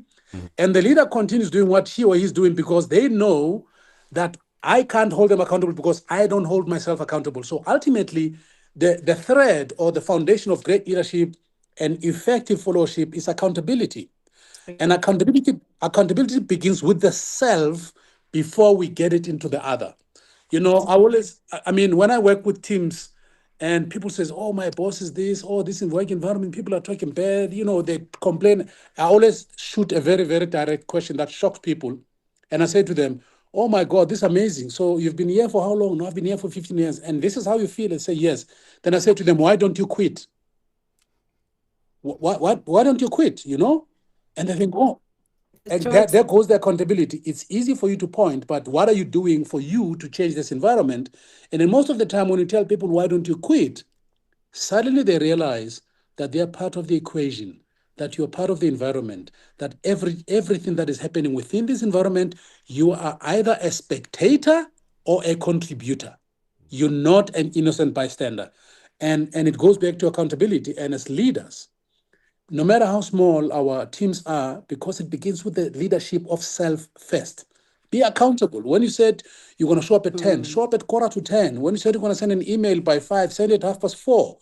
Those little actions compound and then make you an accountable person. But if we're not willing to hold ourselves accountable, it becomes difficult for us to have expectations of others to become accountable towards concepts or projects that we're working upon. It's always about accountability, vertically and horizontally. Absolutely. Yeah. I think it's like this Dutch guy, was Dutch guy. His name is Frans de Waal. He studied primates. And he talks about this alpha leadership a lot. And he wrote this book, Chimpanzee Politics, which is like a required work in some political parties in the US to read. But one of the things I think that he mentioned, which is quite interesting, is that a chimpanzee will not be able to hold the position of power. The males are sort of like the physical dominant ones, but the female ones are the ones that have the wisdom, the ones that have the compassion, that have the connection. And so if the whole of the troop do not approve of the leader, he's out. Okay? And what I think what we forget is you get the corner offers because everybody in your team performed so that you could get it. It is not because you did something amazing, it's because they did something amazing. And Yeah. we need to remember that we are there because others allowed us to be there. Yeah, yeah. So that for me plugs into also the different, I mean, people have spoken a lot over the years about the different styles of leadership and their situational leadership, transformative leadership, all of that. I've distilled it into 3 categories. You've got your front-facing leaders who are literally just vision-oriented, and they've got a my way or the highway kind of mentality. I know what I'm doing around here. And that's fine. You know, the world needs that from time to time. People who have a very decisive manner and people who understand how to coalesce around a big idea. The thing about that leadership style, because they're decisive, they are very difficult to collaborate with. They don't find collaboration easy. So they'll just do what's the thing that they want to do without making sure the team is involved. Or the team's, ideas are taken into account. And then, surprise, surprise, they're also very visible and loud. So they're the kind of guys who want to get the sort of public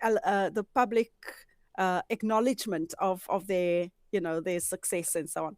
And then you get the leader that's also very mediator oriented. So they're collaborative. They want to make everyone happy. They're not decisive per se. So the decisive ones will often influence them. And they're okay also. It depends on the circumstance. If it's time to kind of create harmony and make sure everything works according to a status quo, then your mediator leaders are the best ones. You cannot put a mediator leader in a time of crisis because they'll be too indecisive.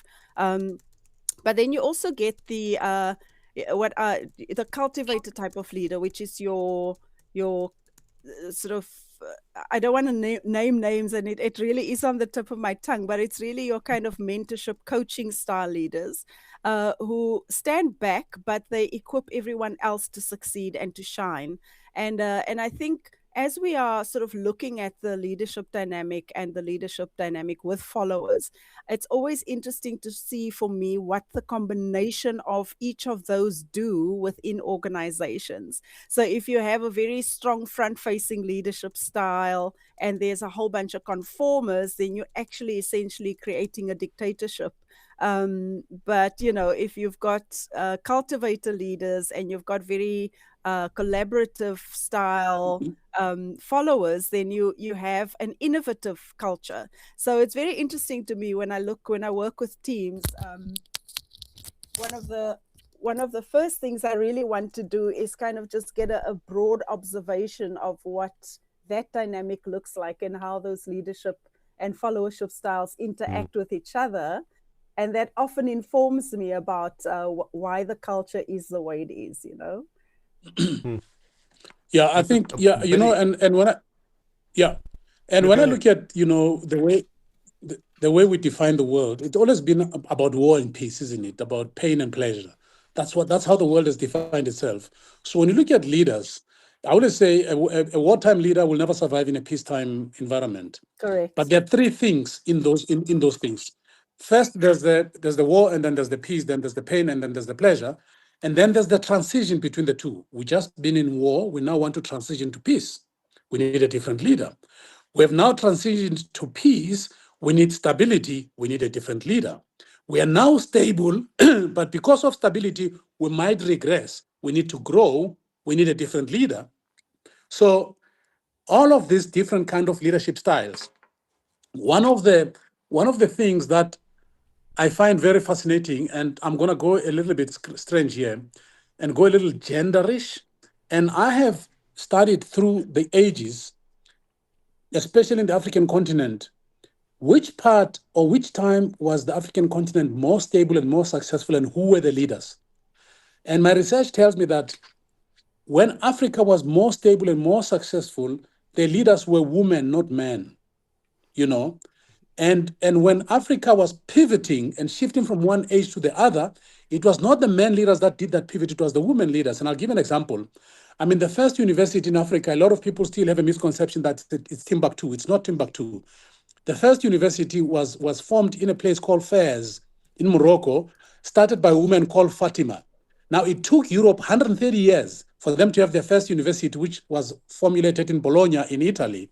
Now, again, if you look at Fatima, who put down an institution that was 130 years ahead of Europe. Now, if you come into the war, so that was the peacetime, that was the transition and the stability. Now, when Africa was being attacked by outsiders, we have a leader in Angola, which is what's called Angola today. Her name was Nzinga. She was a military strategist, and 4 times, not once, not twice, not 3 times, 4 times, she beat the Portuguese invading armies to protect Angola to its indigenous way of life. So again, I've always said, men, when we lead, we create bombs, we create nuclear weapons, we create weapons that can shoot quicker, cars that can drive faster. When women lead, they speak about how do we grow so that everybody becomes successful and safe. And I think, quite honestly, this might be seen as controversial, but it's the truth. Men have caused so much mess around the world. It's time that we accept the fact that we're a little bit messy in our heads, and we should step down a little bit and let this feminine energy, which has been so good for us, take over. Because here's another very sad thing. The research for breast cancer gets less money than the research for nuclear war, for machine guns and bombs. And yet all these people have mothers. Isn't that a contradiction? Absolutely agreed, Billy. And I think you hit it on the nail, because the need for the 21st century workplace to have cultivator style leadership, which is in the realm of coaching, mentoring, which is highly collaborative, highly empathetic, highly compassionate leadership. It's not to say that women need to take over the world per se. It's that how much of that do we inculcate into the way we form, strategize, involve, and educate around leadership. Absolutely. I think it's become maybe I'm going to be a little bit controversial. I've recently been looking into things around testosterone specifically, because I've got this new program set up for men here in Amsterdam. Because we see that a lot of international men that come to the Netherlands from different cultures, different parts of the world, come here for a job. They find the job, they lose the job, they lose all their friends. And all of a sudden their resiliency is down, they have no support network, and we've seen suicide rise quite dramatically. We've seen loneliness go up. And one of the things that's part of that is that with testosterone, men are geared towards competition. We're not geared for cooperation. It's not the way that we're built. Doesn't mean we can't. It just means our boundaries are created in a different way. And one of the things that's quite fascinating is to see the increases in male violence and loneliness since the 1960s, when we started saying boys should not fight, boys should not wrestle, boys should that innate need to compete at a physical level is also where we learn our boundaries. We don't learn like women, and when we don't learn those boundaries, the study showed that men that have not participated in rough play when they were young have a 30 to 40% more chance of being violent. And we know that violence in men, one of those things is let boys just wrestle, just like simple little things, and then we need to learn something from women, because there's the studies done at Hurricane Katrina and with the tsunami that we had around about 2004, I think, December, around about Christmassy, that came to the Far East. There they studied women under duress, and the thing that women do under duress is they talk, and when they talk, they're like, what you're saying makes sense, and it is you're not the only one, and all of a sudden you get this sense of connection, this feeling of we're in this together kind of thing, the feeling which we, I think, refer to as Ubuntu, and all of a sudden that oxytocin release of hormones that says, okay, I feel connected. Now all of a sudden the cortisol goes down, the stress hormone goes down. Men actually, Eksteen, what you've just said about women connecting and speaking, I always find it fascinating that men can be friends for 20, 30 years and never really talk anything intimate. And ladies can go to the bathroom for 3 minutes. When they come out of there, they know about each other's life completely. Billy, Yes, Billy, Billy. how did you discover our secret, Billy? I don't like that you have such incredible intel. But I think, Billy, the joys of this is that on the one side it's sad because as men we don't learn to talk, and because we don't learn to talk about our emotions, we don't have the emotional vocabulary, so we can't. It becomes really difficult talking later in life. And I think we're doing men a disservice if we don't teach them the skills to have those deep and meaningful conversations. And so I think that's one of the things you were saying: leadership, creating context, making sure that people around you can connect and work together and leading together. You know, instead of the people I'm responsible for, the people I'm responsible with. We're all talking about this connected stuff, and I think one of the key elements is learning to talk from your own paradigm and being given the room to be who you are. And men and women, I think, should have the opportunity to be the beautiful people they are, without us sort of like prejudging. I think one of the worst things to be at the moment is a white man over 50. So I'm going to put up my hand. You know? It's not going down well in other places. But I think once we've gone through experiences like we did in South Africa, which can be really confronting and really deep and painful, is where we connect, where we find each other's pain and the ability to love and the ability to support. And I think that is what I feel that we need in leadership, not just in the leadership we teach, you know, sort of like the coaching we do with businesses, but also in our associations, in our regional chapters, in our country chapters, in the Global Speaker Federation, you know, finding the space to hold space for someone else and not be too hung up on just the status or the my idea or something, but really looking what is there that I can contribute to the future and the benefit of others. Thank you, Eksteen. I think there's such power in what you're saying from the position of being authentic. Because, you know, when we look back at the question you asked at the beginning of our engagement, the bottom line is that human beings want to interact with other human beings at a level of authenticity. And you know, one of my mentors used to say, don't be the kind of authentic where you're an authentic jerk, you know, and it's like, that's just how I am, you know, I'm a jerk, so I'm being authentic. But it's the authenticity that comes from a place of, can I contribute positively? Can I be a constructive influence? Can I bring hope to this audience? Can I help the audience come into my story, see the world from my perspective, and go away with something for themselves because we had an authentic interaction with each other?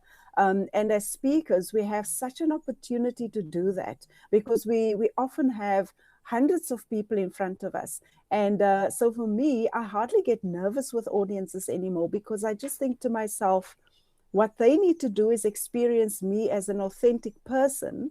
And if there's something in that with, you know, whatever principles or methodologies or whatever I share with them, if there's something in that is authentically me, they will walk away with something that resonates with them for a time to come. And I often get that, you know, sometimes 2-3 years later, people would say, I remember that one thing you said and it really resonated with me. And for me, that's kind of the highest accolade for a speaker, is if something makes a person go away and they kind of mull on it and they chew on it and they percolate. And when they encounter you again, they can recall what you said. Because I think without the authenticity, people walk away having heard nice information, but, you know, it kind of can just go over their head. Yeah. And Eksteen and everybody listening, I think one of the key fundamental things that leaders need and that everybody actually wants in the world and needs in the world is love. It's an expression of love. And, you know, I said to somebody the other day, we were talking what really is love. And I said to this guy, I said, you know, love is an act of will. You know, you love somebody when they've pissed you off so badly. And you still say to them, I still love you. And for you to get to that level, says, I'm pissed off with you. Under normal circumstances, I should be wringing your head off. But I'm taking an act of will and saying, in spite of how you make me feel, I'm making an active choice of loving you. You're And that's right, what William. leadership should be about. It's an act of will. We must make an active choice of loving, because it's easy to love somebody who smiles with you. It's easy to love somebody who gives you good food. It's easy to love somebody who strokes your ego. But is it easy to love somebody who challenges you, who Yeah. says uncomfortable truths about you? Is it easy for us to love? And you know, and back in the day, I've always been fighting the battle of weight like everybody else is. And I've always been seeing nobody was challenging me until one lady said to me, you know, you're such a powerful person, but you're going to cut your life short because this weight is going to kill you. You know, it will be such a waste that one day we hear that you had diabetes, and you died, and you have not done the things that you wanted to do. I was so pissed off with this lady. But in that moment, I pivoted and I said, I'm going to create an act of will to love her truthfulness about what she sees in me, because she was honest. If I don't do something, I will not be able to live longer to impact the world. And everybody else around me who loved me, they always say, oh, you know, your suit looks nice. And they knew, these guys, that I was overweight. They knew I was struggling with weight. But none of them had the guts to love me so deeply and hold me accountable. That's what the world needs. We need that kind of love, where we'll be able to say, Eksteen, I love you very much, my brother. I love you, Tishan, my sister. But these two things, they're going to trip you. And if you don't deal with them, they're going to be the end of you. And Yeah. that's how, and when somebody says that out of a space of love, they're not saying it because they want to feel good about taking you down. They're saying it because they realize that if they don't tell you, and the thing that they're thinking about in the mind happens, they will have that PTSD for the rest of their life. They would say, I should have told him, or I should have told her. And I think that's what leadership should be about. It should be about an expression of love, and an expression of love, especially during difficult conversations. We should be able to have those courageous conversations that are going to make us reflect and reflect deeply, but not only reflect, but act upon our reflection. Billy, you've triggered me for something there. I want to talk to you about that. But Deshaun, I'm going to pose a question to you to think about in the meantime. Billy just talked about somebody that impacted him and made a difference in his life. I want you to think about somebody that did the same for you. All right? And I'll just quickly give mine to give you a moment to think. Billy, you're talking about sort of like the impact there. And on the one hand, there's somebody I really admire, Sheila Heen, and her partner in crime, I would call him Douglas Stone, and actually Sheila's husband is also a really nice guy, and a few other people around them. They lecture at Harvard Law specifically around, as you mentioned, the really difficult conversations. And the one thing that I remember from that, was a few things, but there's one thing that I remember very well from the mediation training and the negotiation training I did there. They said we should take responsibility for the impact we have, not for the intention we tried out. But because often our intentions don't necessarily land the way that we had hoped. We may come from a place of love, but it could be experienced as deeply painful and deeply hurtful. Right. So one of the things that I did, I sort of looked at that and I combined it with something my mum taught me. She's a woman filled with love. I've yet to meet another. And yes, I'm biased. Okay, that's also true. But the thing that I started doing is just saying, is there any world out there, okay, in which what this person is saying to me comes from a place which is not intended to harm, not intended to hurt, and is geared towards helpfulness, except that they may not yet know how to articulate it in a way that I can understand it or appreciate it. And that's helped me often just to go like, okay, what is the message here? Instead of, why am I really angry at you now? Yes, absolutely.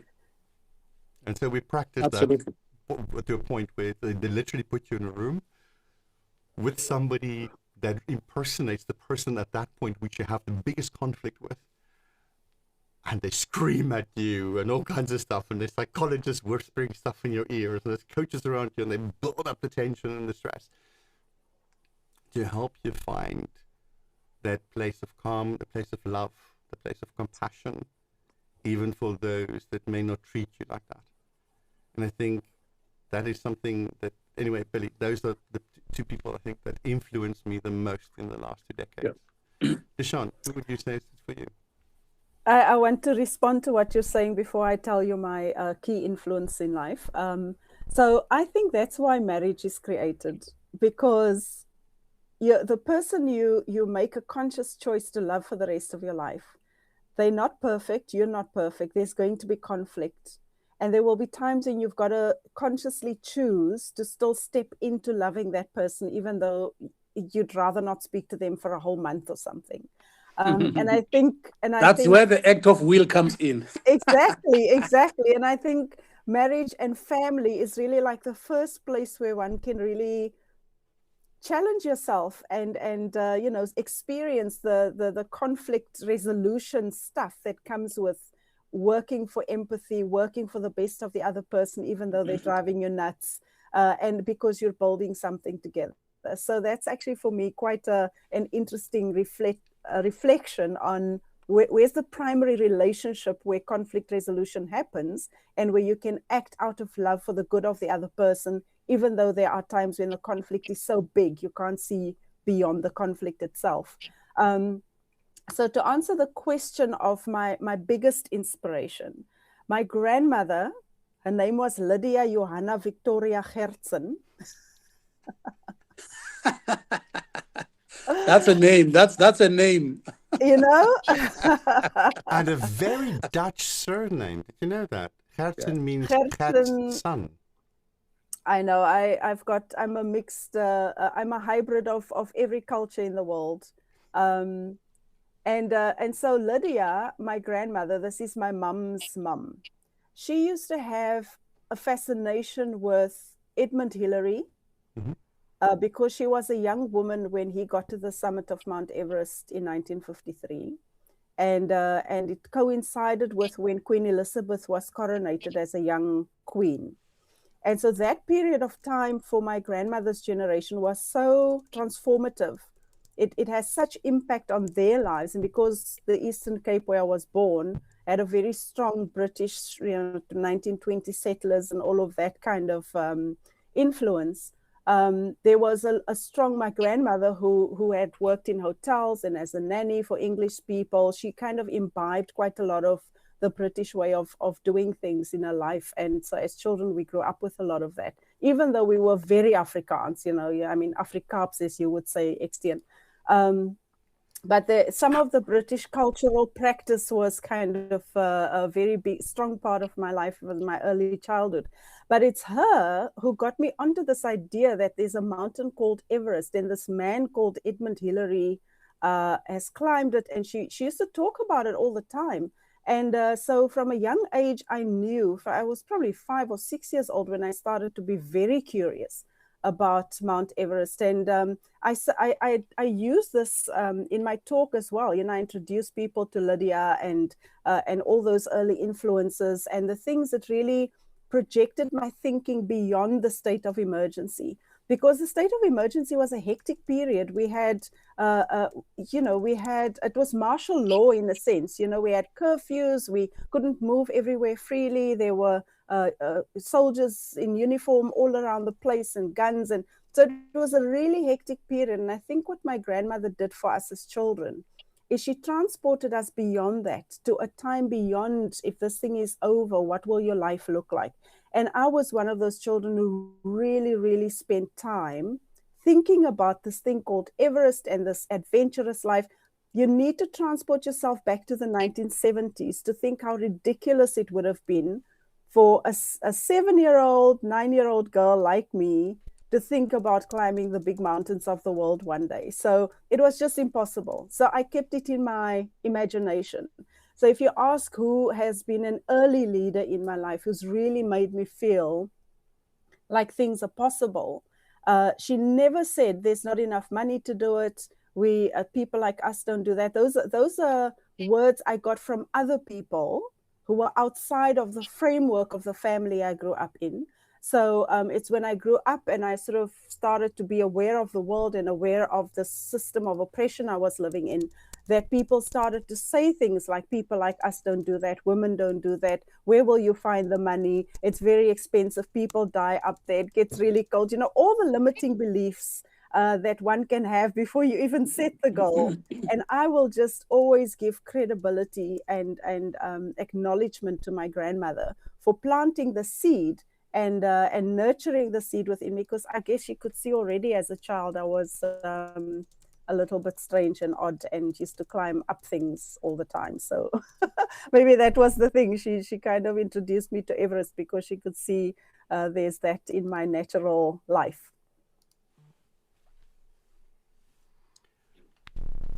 The one thing you said there about marriage, I thought getting married would be like, yeah, we can just have a party, we've been together for 9 years and that's it. Then I thought about it the next day and I went like, okay, so next time we have a fight, I know that you're legally required to be here in the morning. So even if we have the fight, okay, the divorce is more expensive. So let's just talk, please. Absolutely, yeah. I was just wondering what happened to Steve, because I've been sort of like texting just to see where he is, because the second half, so from like 15 minutes ago, I was supposed to talk to Steve, but I haven't heard back from him yet, so I don't know if he'll be joining us. So we'll see. Because I really want to talk to him. The one thing about that I also have in common with Steve is the nature of South Africa. You know, we have all the human relationships and all the interesting diversity we have in South Africa.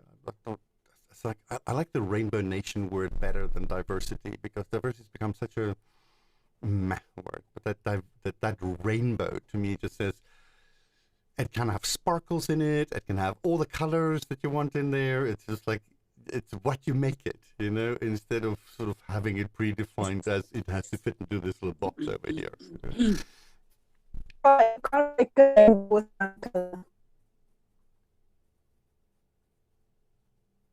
Sorry, Steve back. He's not back yet. For a second.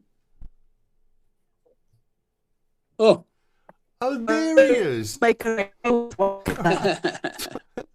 you go. Where is my Steve? There we are. There we go. Hi, Steve. There we are. Look, he's been texting, trying to, where's Steve? Where's Steve? I want to cut over to Steve, you know. Like,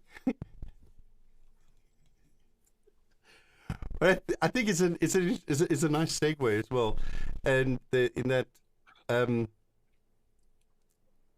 what I found that I love in people is something that I learned in South Africa, and that is when we are not able, but willing to connect. We talked earlier about followers and leaders and being authentic. For me, there's another step in that, and that is giving the space for others to be authentic, but also realizing that we don't all fit in the same mold. Just like in any ecosystem, each one of us has a unique contribution. I believe we were all sort of like shaped uniquely to fit in a place somewhere in the world, and when we find that, we find our purpose, we find something that not just draws us forward, but helps us to be our best selves, to the point where it doesn't matter what the obstacles are that are in our way, we will find a way around it. So thank you, Billy, and thank you, Deshaun, for joining us. And it was amazing talking to you. I always love talking to Billy, but Deshaun, I've made a new friend and love you for it. Absolutely. Absolutely. Thank you, guys, and happy Professional Speakers Day, and have fun there, and hug and love to everybody that I haven't seen in a long time, I guess. I'll catch you in the convention in South Africa or the next GSS. Thanks, everyone. The next GSS, I heard a rumor, is going to be in this time zone. Oh. Exciting. Okay, I'm not going to tell you which country, but yeah, I was on the board when we voted for it, but the Exciting. announcement's coming on Sunday, so watch out for it. And it's not going to be too far away from where I am. And Deshaun, you must watch out because I don't know if you just like climbing or skiing, but there might be a possibility of something interesting. So any mountain, I'm it's there. nice. So watch out. You know, there's All some right. beautiful places in Thank you, Europe. guys. It's not, I can tell you now, it's not in the Netherlands. It's not in a place that's this flat. Okay, it's a little bit different. Okay. Billy, All right. Deshaun, Thank thank you. you. Thank you. Bye-bye. Thank you so much, guys. Bye-bye. So, I'm just going to swap you over to get you on a camera that we can actually be more next to each other. Why did that not work now? I now have a person within a person within... No. It's not me you want there? No. No, not yet.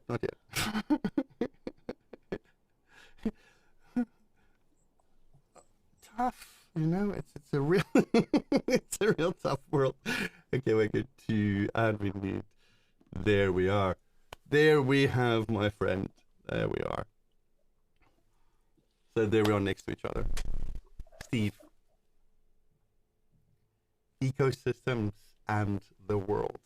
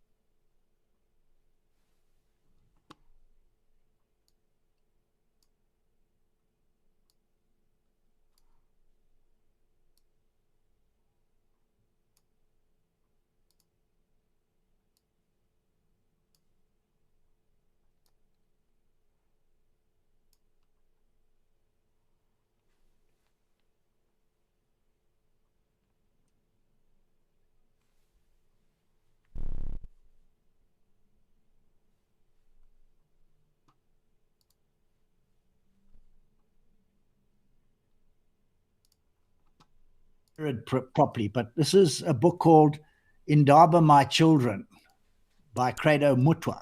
Okay. And it was a revelation of how people, the indigenous groups in Southern Africa, in Africa, perceive how the world emerged and how people were part of it. Okay. And it gave a very holistic kind of sense to the whole thing. But it was recently on Radio 702 that somebody kind of chimed in on a conversation and said, in this kind of ecosystem that we live in, there's a lot of us that live a duality in our lives because we are in town maybe, but when we go home to our villages, we go back into our culture and our traditions and mores and everything, which is totally, it's almost bipolar, because when we are there, I as an entity, it's not me as an individual being in the village, okay. I'm just a speck in the village. From that village perspective, the community is everything, and then there are sub-elements of some are people, some are parts of the environment, the forests, the birds, the wildlife, etc., the ancestors, the children to come, and they are all one. And if whatever you do with one of them, it affects the whole. You go back to town, and then it's I, and many of I's make up a community. Okay. And it was just such a revelation. It's so simply put. And it goes back to what Billy and Vechan were talking about, is as speakers, you know, are we aware of the world views of the people that we are kind of working with and talking to, etc., and the things that we say, the language or the impression that we give? How does that resonate with them? Because it might be spot on, but it might be taken out of context because of that other worldview that they live in sometimes. Okay, but it was fascinating, and I'm writing a book on it right at the moment. It's so fascinating. Yeah, I think what you touched on there is I didn't get around to doing this little author video that I'm playing for everybody else. But there's something that you touched on there, which I wrote about in the chapter, and that is sort of my experiences as a child, and playing with kids. It didn't matter what the color of your skin was, or your background was, or who your mom or dad were, you know. And then to be confronted with as you grow up, with the almost harsh reality of how hard the world can be and how different. And I think we're talking about the ecosystems. And the place within an ecosystem, or the place within the village, the place within the community. I see so many interesting things around the world. You're talking about that book and African cultures.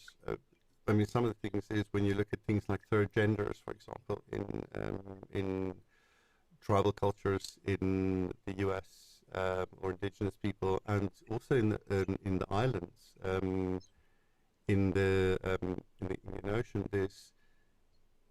There's this interesting sort of places where people identify differently, but they still have a specific role. And I think when we talk about leaders have a specific role. As leaders, we have to take responsibility and accountability also for our own actions. We don't just blame somebody else, you know. And it's sometimes hard, because sometimes you get really upset and frustrating and annoyed, and you want to pass the buck or scream at someone. And I think I was reminded in this conversation that maybe today I screamed a few times too many. Yeah. And are you allowed to scream? Okay. Is that not when it hurts other people. I think then we should scream a little bit less. Yeah. And you know, with my background in wildlife management, people often label me. You know, they say, "Oh, there's the guy." You know, his platform that he speaks on is wisdom from the waterhole. Okay, so he's going to everything's going to be about wildlife stuff. But you know, if I now think back from what I've just spoken to you about, that wholeness, that holistic perspective, is within that the wisdom from the waterhole. Okay, whether you take an elephant herd and how that is like a metaphor for a business or a family or whatever it is. Okay, it allows you the freedom to be able to go into many different aspects of the subject that you might be talking on. For example, business or psychology of speaking, emotional intelligence. Okay, you can relate it back into that ecosystem. Let's call it an ecosystem. Let's call it that wholeness. Okay, whichever it is. Okay. One of the wonderful things in my research subsequent to that person talking on the radio is that wholeness is not just that people in many communities across Africa have got sacred forests, sacred groves of trees where people are buried and they go and speak to their ancestors, etc. But it's also a concept of whatever we do in this finite whole, infinite wholeness, okay, is for the future that people that are not born yet. Now, that to me is an amazing concept. I know it's, well, we need to make sure that children in the future have wildlife to see. Okay, but it's actually a much deeper, wider thing. Everything that we do needs to be in the context of what about those to come. Okay. And in this crazy world we're living in at the moment, I think there's no thought in many areas about that at all, you know, and yeah. So one of the things I talk about as a speaker is that we have a moral obligation to make the world a better place, because when we stand on the stage and we talk, we are leaders, we are influencers.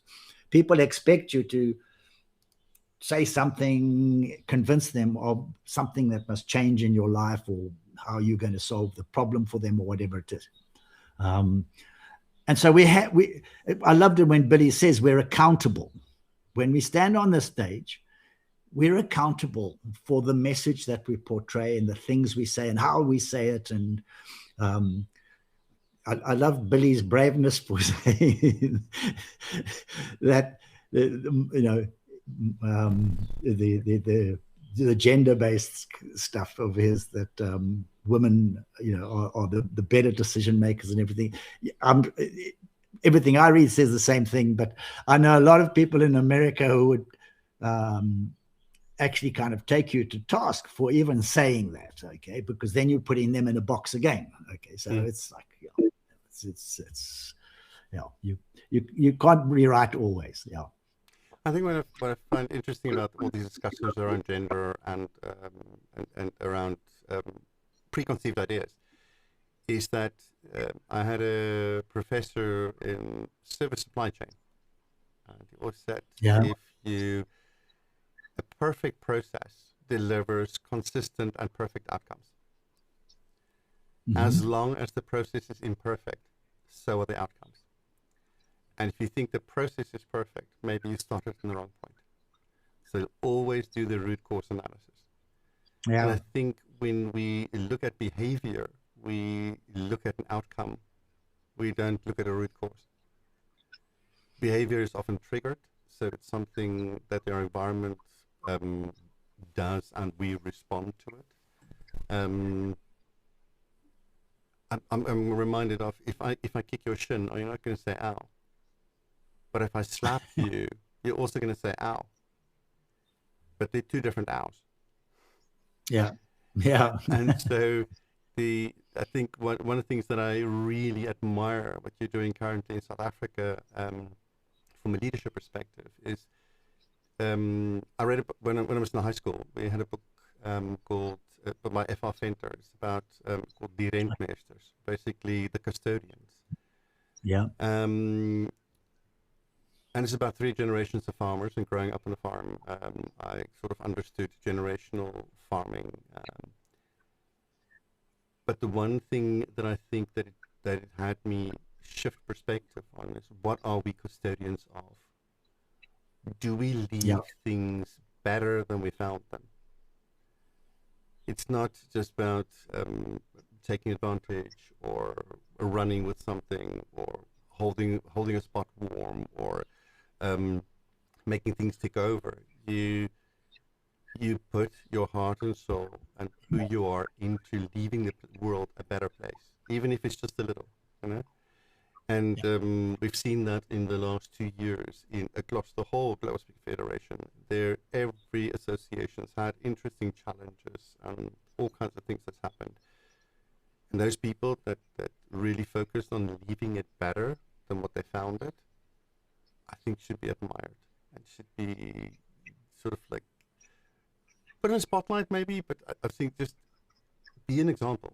And I think that it takes courage. It takes courage when you need to change something to make it better and to leave it more secure and leave it more stable in the long run. And when you take those steps, it's not always the easy steps. Right. And it links to something, a lot of research. I've just been doing some research with the Lesotho government on the Lesotho Highlands water scheme, and the water catchments they have there, which produce an amazing amount of water. And they talk about the people in the catchment are the stewards of the production of the water, okay, and they are the custodians of the ecosystems.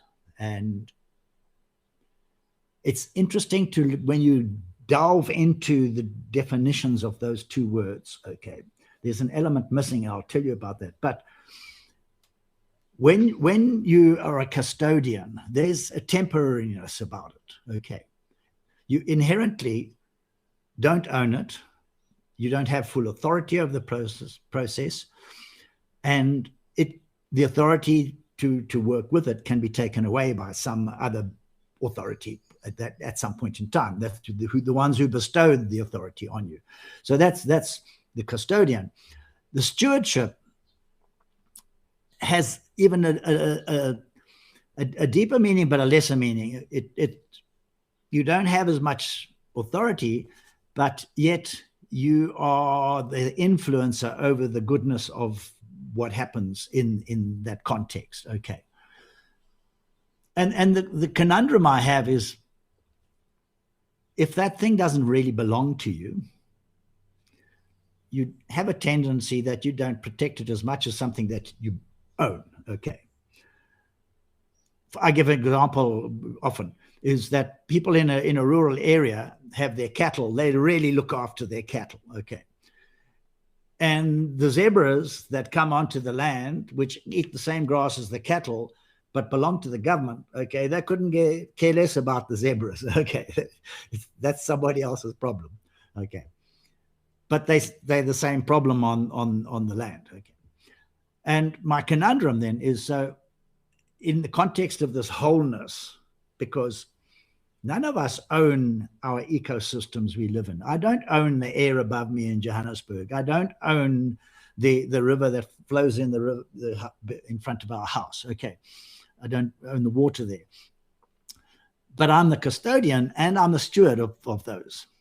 Okay. So where do we draw the line, okay, on expecting people, as Billy says, to have accountability for the bigger picture and for the well-being and leaving the world a better place? If from what I've just said, inherently it's just a moral issue, it's a values-based issue, it's what you're brought up to believe. And unfortunately, if you're brought up to believe that you can just plunder this resource, okay, and just take all the oil out of the ground and not care about what happens to the climate and all the rest, okay, burn the fossil fuels, that's the dichotomy that we have to deal with. And as speakers, you know, I hope most of our speakers are trying to influence the better outcome rather than a negative outcome. So that the stewardship is a really interesting concept. I think one of the things that I've been reflecting on the last few months is I was diagnosed a few months ago with ADHD at the ripe old age of 55 plus. And realizing that... Focus. And one of the things is neural pathways are formed over a lifetime. So there's a lot of things I'm not going to change or be able to change. Yeah. And what is the niche? What is the space that neurodiversity inhabits? Because now I'm a minority within a minority within a minority. It's really interesting combinations. We're not going to have to get into all the minorities, but one of the things that I found interesting recently is reading about how the earliest traces we can find now of ADHD, for example, is goes back to hunter-gatherer societies, and specifically hunters. Part of that constantly, it's not a focus problem; it's a filter problem. ADHD, you do not have enough activity in prefrontal cortex to cut out a lot of the noise. But in a hunter society, that's perfect, because I remember hunting in South Africa, and you're constantly aware of the environment. You're constantly aware of all the things that's happening around you. Today, it's helping me in conflict and crisis, and in helping leadership teams to quickly figure out where the patterns are and so on, because when that stress level really goes high, it's where my focus starts happening. But that same niche that I'm finding and redefining for myself, I think everybody, I would say has a right, but should have the opportunity to find that niche. On the one hand. The other hand is when we lead, I've seen that now within the Global Speaker Federation as well, and across all the different boards, is we need people that are there across multiple years. People that are there, for instance, the PLT or the Presidential Leadership Team of the Global Speaker Federation and of most associations is you start in sort of like President-elect, Vice President, President, immediate past President. So you basically serve for 4 years. So you have a continuous influence, not just an influence, but a continuous vested interest. And what I've seen so far, it seems to match my theory that the longer you are involved, the longer you are on the task, the more invested you become. So although we say people should take accountability, being afforded the opportunity to work on something for a longer period of time, it means you can make the difference and make it something that you believe in. Yeah. And we see that in work as well. If somebody's been working on something, we see it in the pharmaceutical industry, for instance, researchers that spend years developing a medicine and then flip to the post, somebody else brings out something similar before them, and that medication's killed, and the other one goes into the market. And that letting go of something you've spent the last 10, 15, sometimes just 2 or 3 years on, letting that go so somebody else or something else needs to take over now, that's the other drawback. So that we on the one hand, we need the loyalty, we need the focus, we need people to be attached to what is there so they can give some of themselves. But when we leave, we also need to let go and say, now it's the new. And I think that is something that there's something to be said for holding on and trying to keep things the same when we know that they work, and also understanding that the world is changing, like the climate is changing, like the environment's changing, and we need to adapt with it. But I think the trick there, which is critically important, and for many of our associations globally, is that our system of progression and transformational or transcendent, is that the growth needs to be there to the point where you are influential enough and active enough to make stuff happen, and then move on, but be around as the intellectual kind of backstop, the institutional memory, for an advice giver, so that that transition isn't just a break, and so there's like a difference in vision and kind of perspective and intent, and so I think it's quite healthy that happens in a nice orderly way. We all have our elections every year or so, and that happens there. Some of our kind of sub-chapters, etc., don't have enough people to be able to have that nice transition because there are not enough people wanting to come into the thing. You see, the other thing that you mentioned, is that we need to have people who are willing to come on board and do the hard graft, who are committed and passionate about having the organization survive and continue and thrive, and not have people who are just there because it's going to help their careers or something like that. We need people on these boards who are actually going to be putting their shoulder to the wheel and making stuff happen, and be willing to have stuff delegated to them and put it all together for the goodness of the whole. And if we can find those kinds of people in our organizations of GSF, that's fantastic. One of our chapters is struggling at the moment, and so we, as our leadership, have stepped in a bit and said, okay, we'll help you out at the chapter level, but we've got to keep the whole process going. And it's all to do, I think, about the personal intent in their commitment to the bigger picture. So we go back to what I started with, is we should be that community first, and then we're individuals and within that and the dynamics of it, and we're not individuals who come together to form a community, we are the PSASA, we are the GSF, And because of that, okay, we find our little place in there amongst everything that's kind of flying around and happening. Okay. And I think that's where, if we can get to that stage, that we'll be a very healthy global organization and national organizations and chapter organizations. I think I'll summarize it for us, Steve, in this way. There are so many opportunities for growth, personal growth, learning, collaboration. I mean, one of the things I've enjoyed working with you in the last 6-8 months is looking at how can we improve collaborations across Europe, across Africa. What kind of things can we do to take the organizations forward and help one another? Let's learn and develop the future together. And I think that in some of it, it's also starting to happen at the GSF level, where there's some major shifts happening. We don't know if it's going to be good or bad in the long run, because you need to try new stuff to see if it works. But one of the things that I think a lot of people in our associations do not know is that there are things that need doing at the GSF level that needs hands, right? You don't have to sit on the board. You can join a committee. You can join a work group. You know, people can.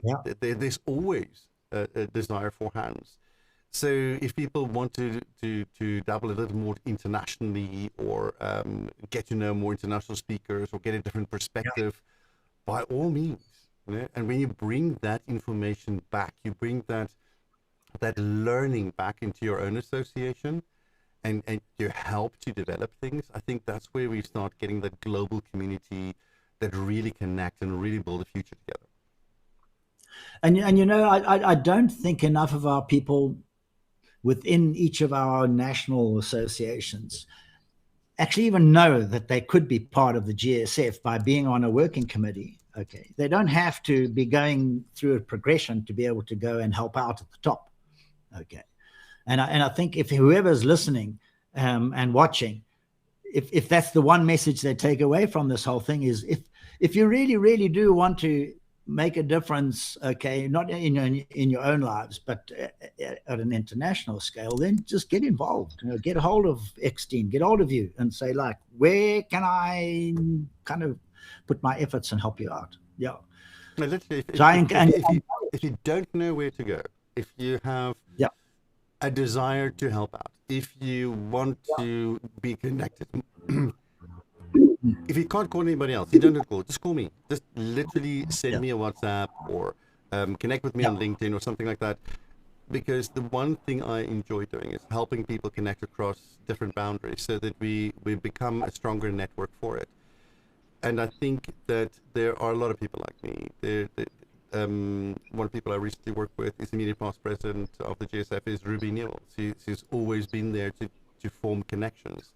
The same with John Molidor before her, you know, finding these interpersonal, these human connections. People like Alan Stevens introduced me to some people in the UK that to this day I now call friend. People that I would never have met if it wasn't for our global speaking community. There was somebody from India just here last week in Amsterdam, and Nirja from India said, listen, by the way, this guy's from India, he's there, he's stuck, he's working for business thing, this war is sort of got to be plane tickets cancelled. Can you reach out? And we had a lovely day walking around, eating some pastries and talking about the history and Amsterdam and family and relationships, you know. And we know that in this community of ours, that when the people that reach out are also usually the people that want to connect, the people that appreciate relationships. So I would say to everybody out there, reach out, make a friend, take some time, speak to another speaker, see what they do, what you do, see how you can form some way of collaborating, forming something more than just ourselves. And with that, Steve, I would like to thank you for being here today and for having a conversation with me.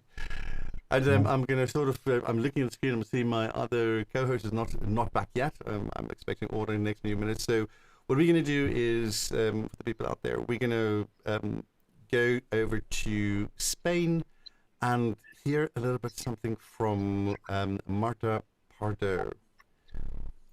Wonderful. Great, everybody. Thanks.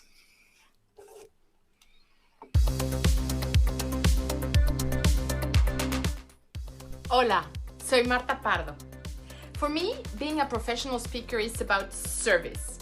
It's about using our stories, our lessons, and our voice to make a difference in someone else's life.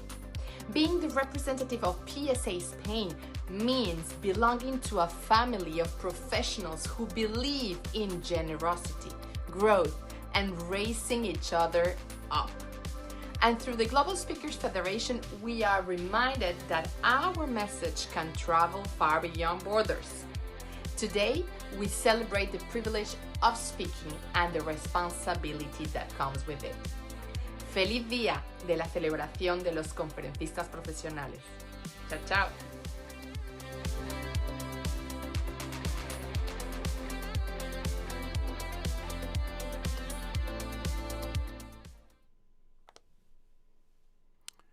And so, how do you get your co-host back when she was missing there for a little bit? I am here. I'm so glad you're back. I was all the way in Maldives, Eksteen. I managed to get from here all the way to Maldives, and I enjoy the sunshine in Maldives because they also are celebrating International Speaking Day today, and I was actually giving a talk. And so I'm just going to put you next to me here. So yeah, you popped off to the Maldives for a little bit. How are they doing down there? How's the weather? Oh, the weather is amazing. Can't you see I got some suntan already? It was really quick, but I really enjoyed being with my Maldives people, and I gave a talk because they invited me to speak at their event today. They're also celebrating International Speakers Day. They had quite a few members there. I was like, wow, really pleased. Like, quite a large group, absolutely, yeah. Spain has been the most recent member to the Global Speaker Federation. And I know there's talks to Maldives to see how they can join this. They've reached out, and there's this whole process, and they're getting help at the moment. Yeah. So hopefully soon we'll be 18 associations with people from a beautiful island nation to join us. Oh, absolutely. And we definitely need to have Maldives within us because I think it will be really brilliant. Hint, hint, I am just saying how wonderful it will be to have one of the GSFs all the way in Maldives. It's been 10 years since I've been there, so I would love to go back in person. Can you imagine if we go there for Global Speaking Summit? Oh, totally. I can not just imagine. I can visualize myself there, being on a sand beach, enjoying myself, putting a dress on, going to the GSF conference.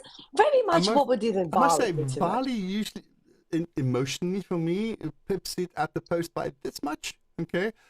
Because it was the first big holiday I did with my better half. Oh. But and then I just loved the people there. But yeah, Maldives is definitely on the bucket list. I really want to go there. So, absolutely. So yes, we want Maldives and GSF. Yep. Yes, please. I'm voting in. We have some good friends in Spain. All right. You know Marta, right? Oh, Marta. Who doesn't know Marta? If anybody doesn't know Marta, they need to get to know Marta today. Because think of a sun, think of a sunshine, think of this beautiful energy. That's Marta 10 times more. Right? She is an amazing human being. She is brilliant. She's very articulate. She is beautifully creative as well. And really amazing thing is how beautiful host she is. She's so very, very Spanish. Definitely is. And yes. It's our passionate. Yes. Very passionate. Like, you think I'm passionate? You haven't seen Marta yet. You haven't seen Marta yet. I'm telling you. And it's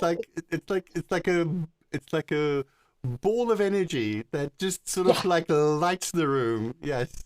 Absolutely. I remember, I will never forget this day when I got introduced to Marta. She said, Olga, nice to meet you. I said, nice to meet you. And we kicked it off. We just kicked it off because we both are the same, right?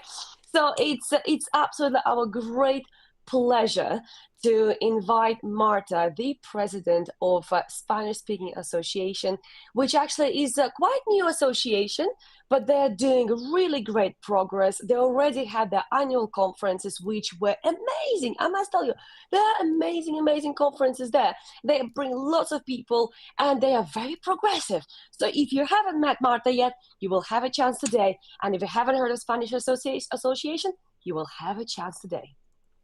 And I think the one thing that I found fascinating is that Marta has been in multiple associations. She works, she has connections everywhere, and she's always trying to help people. I really just appreciate that in her. So, without much further ado, Marta, over to you. Hello everybody, I am here as you can see from Cairns, Australia. She's also wearing a hat, but there's no noise, there's no sound. Ooh, I made a mistake. Well, actually, Marta, we're starting you all over again. So let's get Marta back in there with some noise. Come on, you can't not hear Marta's voice. Did you notice she was wearing a hat as well? Did you notice? Okay. So let's try this again. It's on my side. It says there is audio. So let's see. Let's try this again. Okay. Maybe it's just that you and I didn't hear it. Let's try it. Here we go.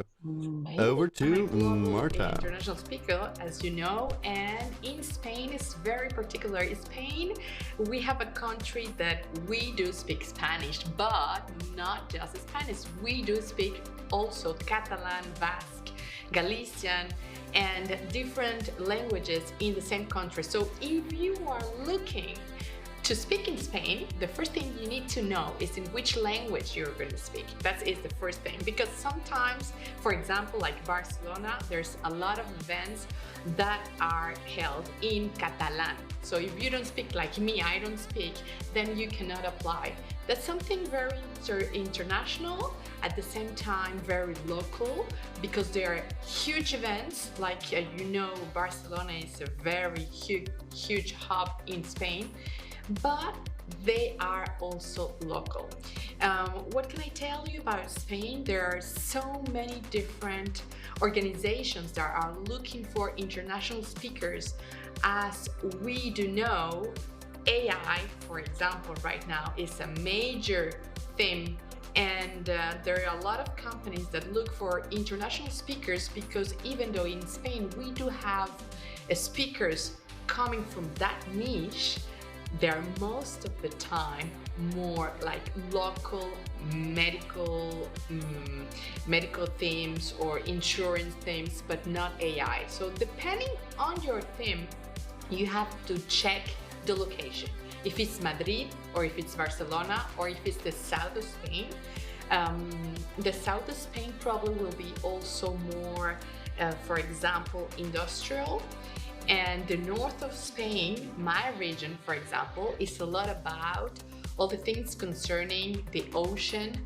I would say all depends on your topic, no? First of all, if I'm talking about bold leadership, I need to know exactly in Spain if people is interested about bold leadership, and also what type of entertainment you want to give. Because, for example, if I give you my own example, I'm talking about bold leadership, but in a showcase, like I'm doing very audacious things.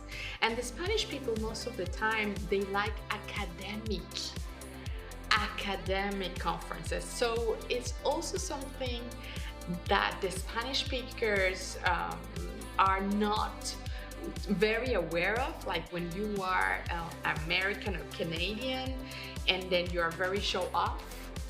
You really need to know that the market in Spain is not completely like that. So you better search for something that is more, I would say, more professional and very, I will not say old-fashioned, but it's more traditional. That's the word. It will be more traditional. How can you search? There's a lot.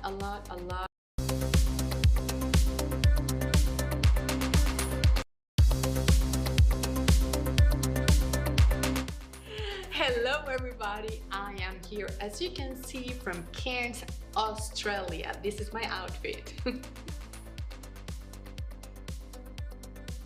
Well, actually, I'm a global international speaker, as you know, and in Spain it's very particular. In Spain, we have a country that we do speak Spanish, but not just Spanish. We do speak also Catalan, Basque, Galician, and different languages in the same country. So if you are looking to speak in Spain, the first thing you need to know is in which language you're going to speak. That is the first thing, because sometimes, for example, like Barcelona, there's a lot of events that are held in Catalan. So if you don't speak like me, I don't speak, then you cannot apply. That's something very international, at the same time very local, because there are huge events, like you know, Barcelona is a very huge hub in Spain, but they are also local. What can I tell you about Spain? There are so many different organizations that are looking for international speakers. As we do know, AI, for example, right now is a major theme, and there are a lot of companies that look for international speakers, because even though in Spain we do have speakers coming from that niche, they're most of the time more like local medical themes or insurance themes, but not AI. So depending on your theme, you have to check the location. If it's Madrid, or if it's Barcelona, or if it's the south of Spain. The south of Spain probably will be also more, for example, industrial. And the north of Spain, my region, for example, is a lot about all the things concerning the ocean. I would say all depends on your topic, no? First of all, if I'm talking about bold leadership, I need to know exactly in Spain if people is interested about bold leadership, and also what type of entertainment you want to give. Because, for example, if I give you my own example, I'm talking about bold leadership, but in a showcase, like I'm doing very audacious things. And the Spanish people, most of the time, they like academic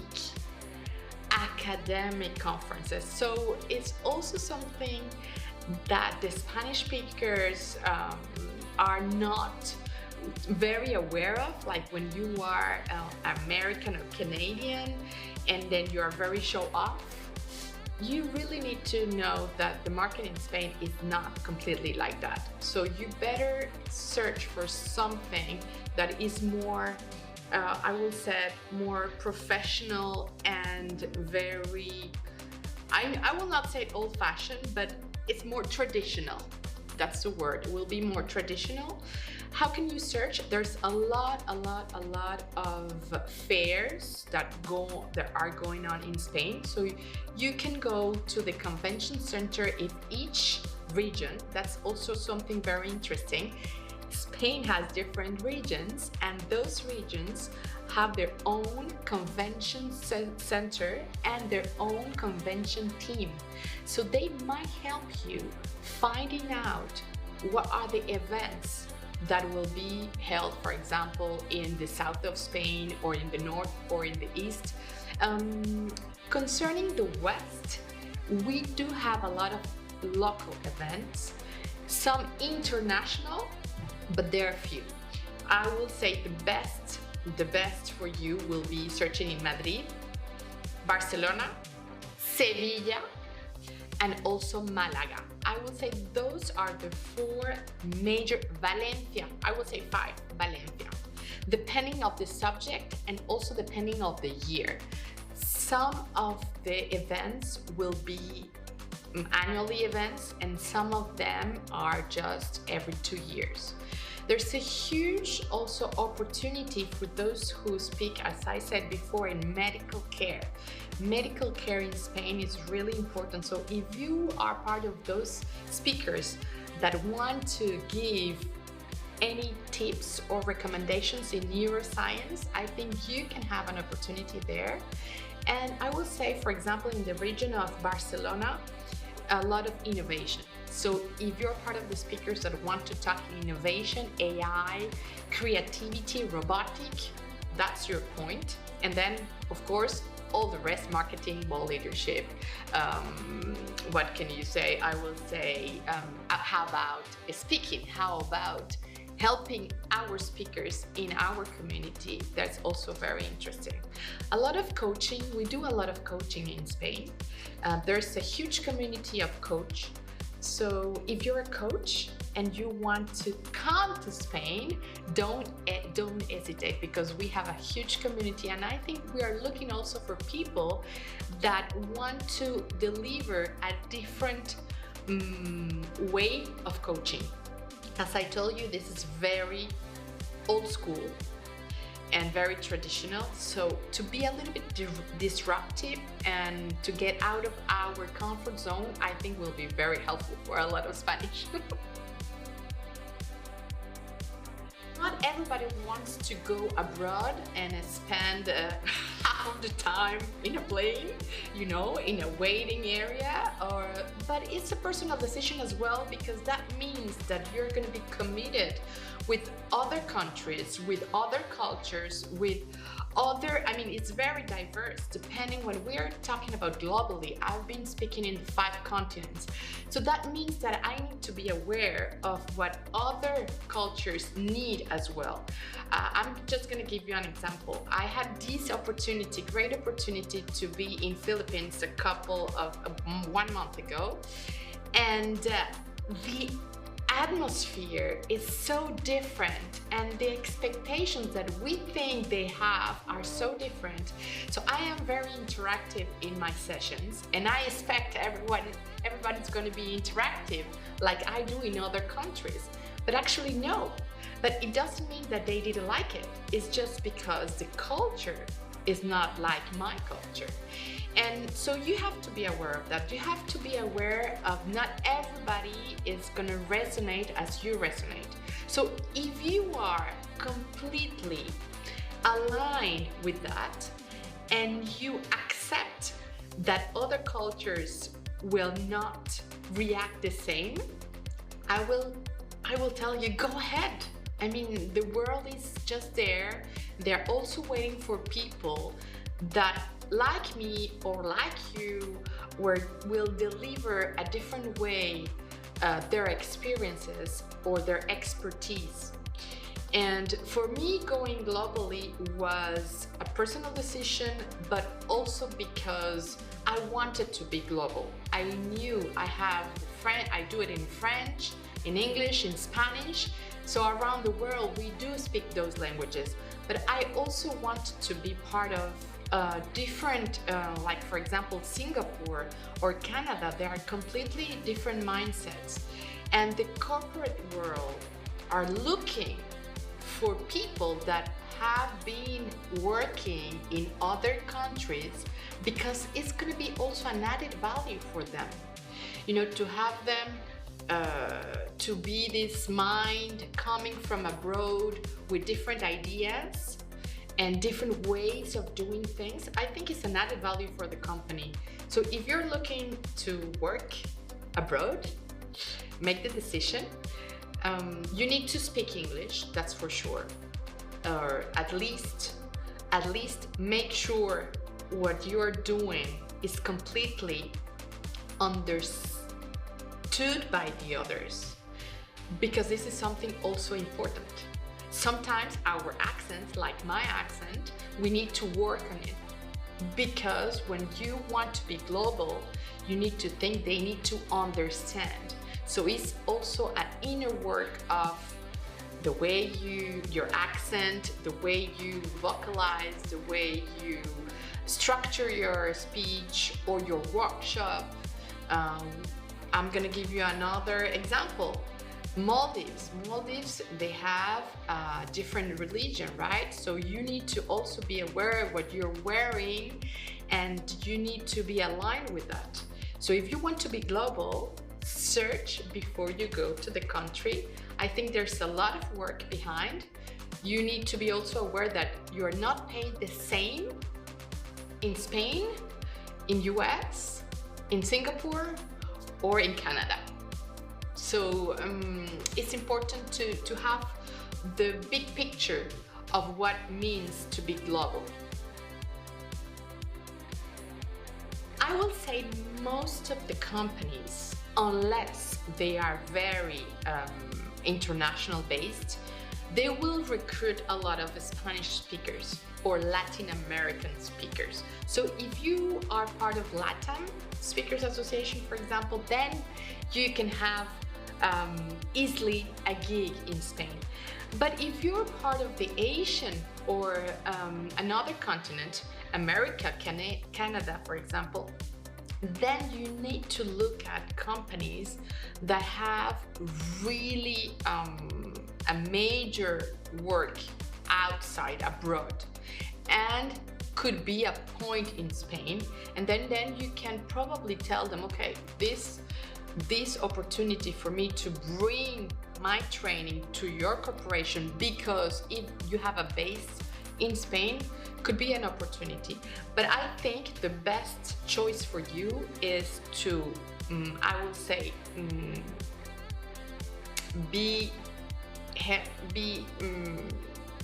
what is the word? I'm sorry.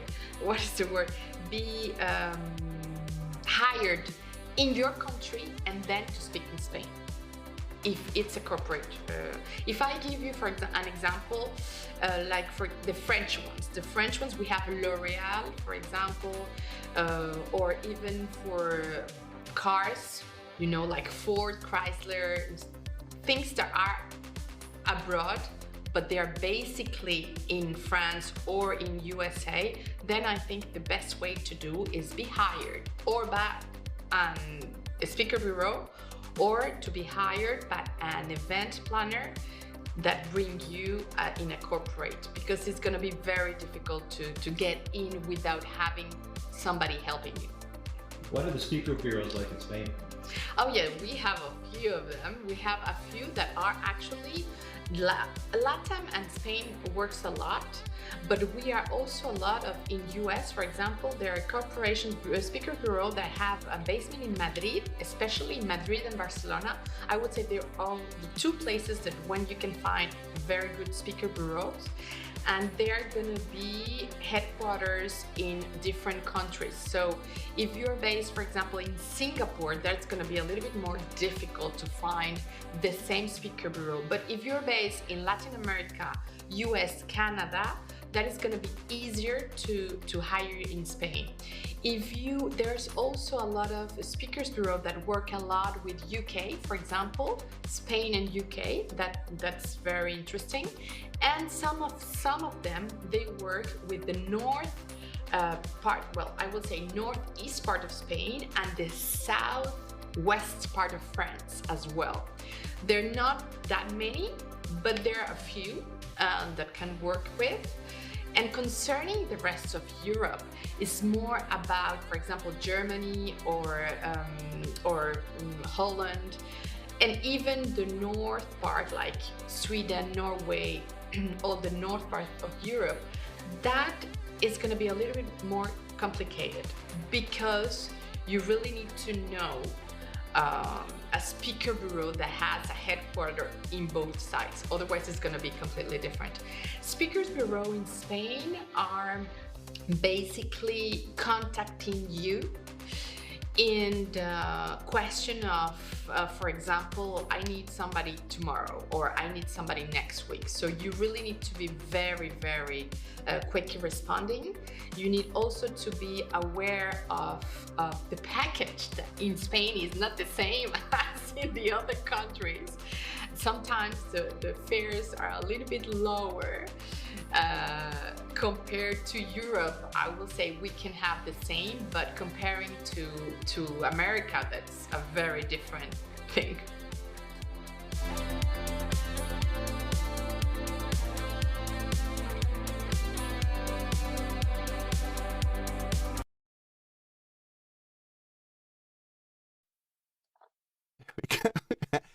So, ladies and gentlemen, we're live. All the drama this morning was just recordings. I mean, we're different, don't we? Well, we do. How do you do, Eksteen de Waal? Great to see you for the first time today. Welcome to our people from Europe. If you're Eastern Europe, Western Europe, Central Europe, Northern Europe, Southern Europe, North Africa, Southern Africa, or anywhere in between. We're finally Oceania, midday in Indonesia, Australia. We're now midday Europe. So it's not good. Oh, right, okay, So sorry. there's a lot of I'm people still in there. Australia. The Cairns people are having dinner and going to bed, and and things like that. So we hope that Laura will be able to get a nice connection later. She said she'll pop on a little bit later when she comes back from dinner, because they're all out now. All the authors are having dinner together, and there's a bit of a connection issue. It's like the joys of the internet. On a Saturday, everybody's downloading the next thing, or probably watching movies. Because with us, depending on the weather, if it's rainy, it's nice to just get in there and just sort of like curl up with a movie or a book or a loved one, somebody you care about. Or chocolate. Oh yes, with a little bit with marshmallows and cream. Absolutely, of course, always. Oh man, yeah. Now I want hot chocolate. Come on, what you do to me, woman? It's like. I just love hot chocolate. The other day somebody asked me, would you like a cup of coffee? I'm like, coffee? No, I don't drink coffee. I drink hot chocolate. No, we'll do a Wiener melange. So, hot chocolate yes. with coffee in it. Get both. No, hot chocolate for me, please. Just hot chocolate and cinnamon. Hot chocolate and cinnamon. And dear speakers, whoever is watching us right now, let us know what is your favorite drink, because we want Absolutely. to know. Inspire us. Go on, challenge And us. if you're in the southern hemisphere, I suspect it's going to be something cold. Or for my South African friends, is that rooibos iced tea? Or are you more a Rooibos iced Macheo tea. kind of guy? So I'm leaving that in the middle for all the people that have no idea what I'm talking about. So Yeah, let them guess. Let them guess. So what I would like to do is now, because we're in the middle of Europe, it also means we finally ended up with the Netherlands, a place that I called home for the last 25 years. And this past week, we said goodbye to my favorite uncle. And it was quite emotional Friday, so it was with all the other stuff on top of that. So, but it just reminded me, of what we sometimes leave behind. We move countries, we move jurisdictions, we move cultures, and we need to learn new things and change and adapt to our environments. And it's the same what we do with our audiences. Whenever we speak in a different culture, in a different environment, we need to be aware that things can be different. What drove it home for me end of last year was, strangely enough, in an online game. The AI translation that we now see in games translated a lot of stuff very literally. And I realized that languages in Eastern Europe and in the Middle East are not the same as Western Europe. Western Europe is very specific. You talk about something, you can nail it down, it's in a little box. The moment Eastern Europe and the Middle East, it's like contextual, and the emotions need to be there because that is part of the context. And then in Western Europe, we just make it more formal and more distant because we're now trying to be polite. And in essence, it's an offense. It is telling people they're not worthy of us showing how we feel. And these kind of differences, I think, is just what make our job and our work so fascinating and so interesting. But here is, without much further ado, a little something that I recorded earlier.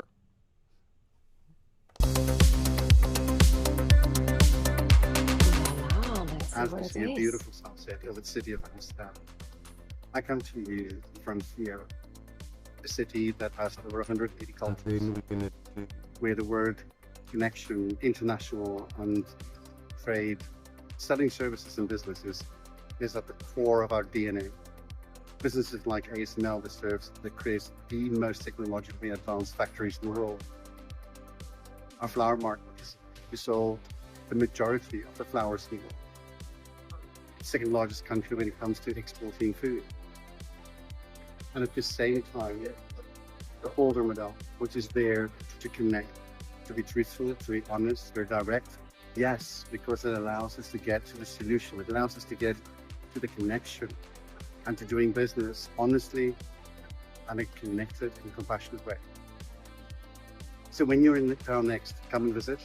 And until then, a happy professional speaker celebration day. Toi toi toi and de mazzel.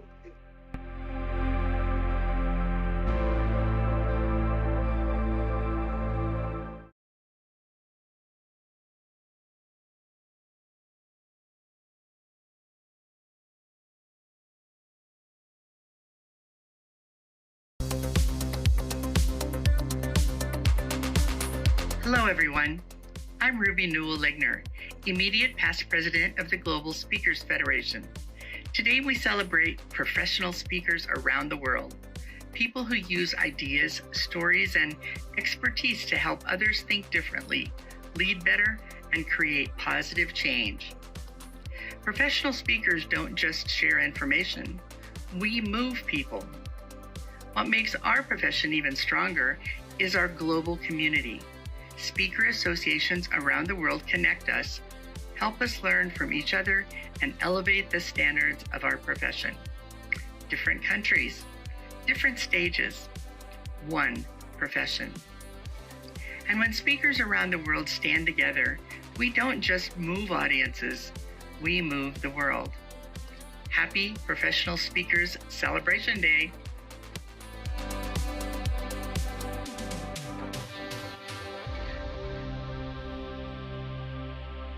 There we go, Olga. Oh, thank you.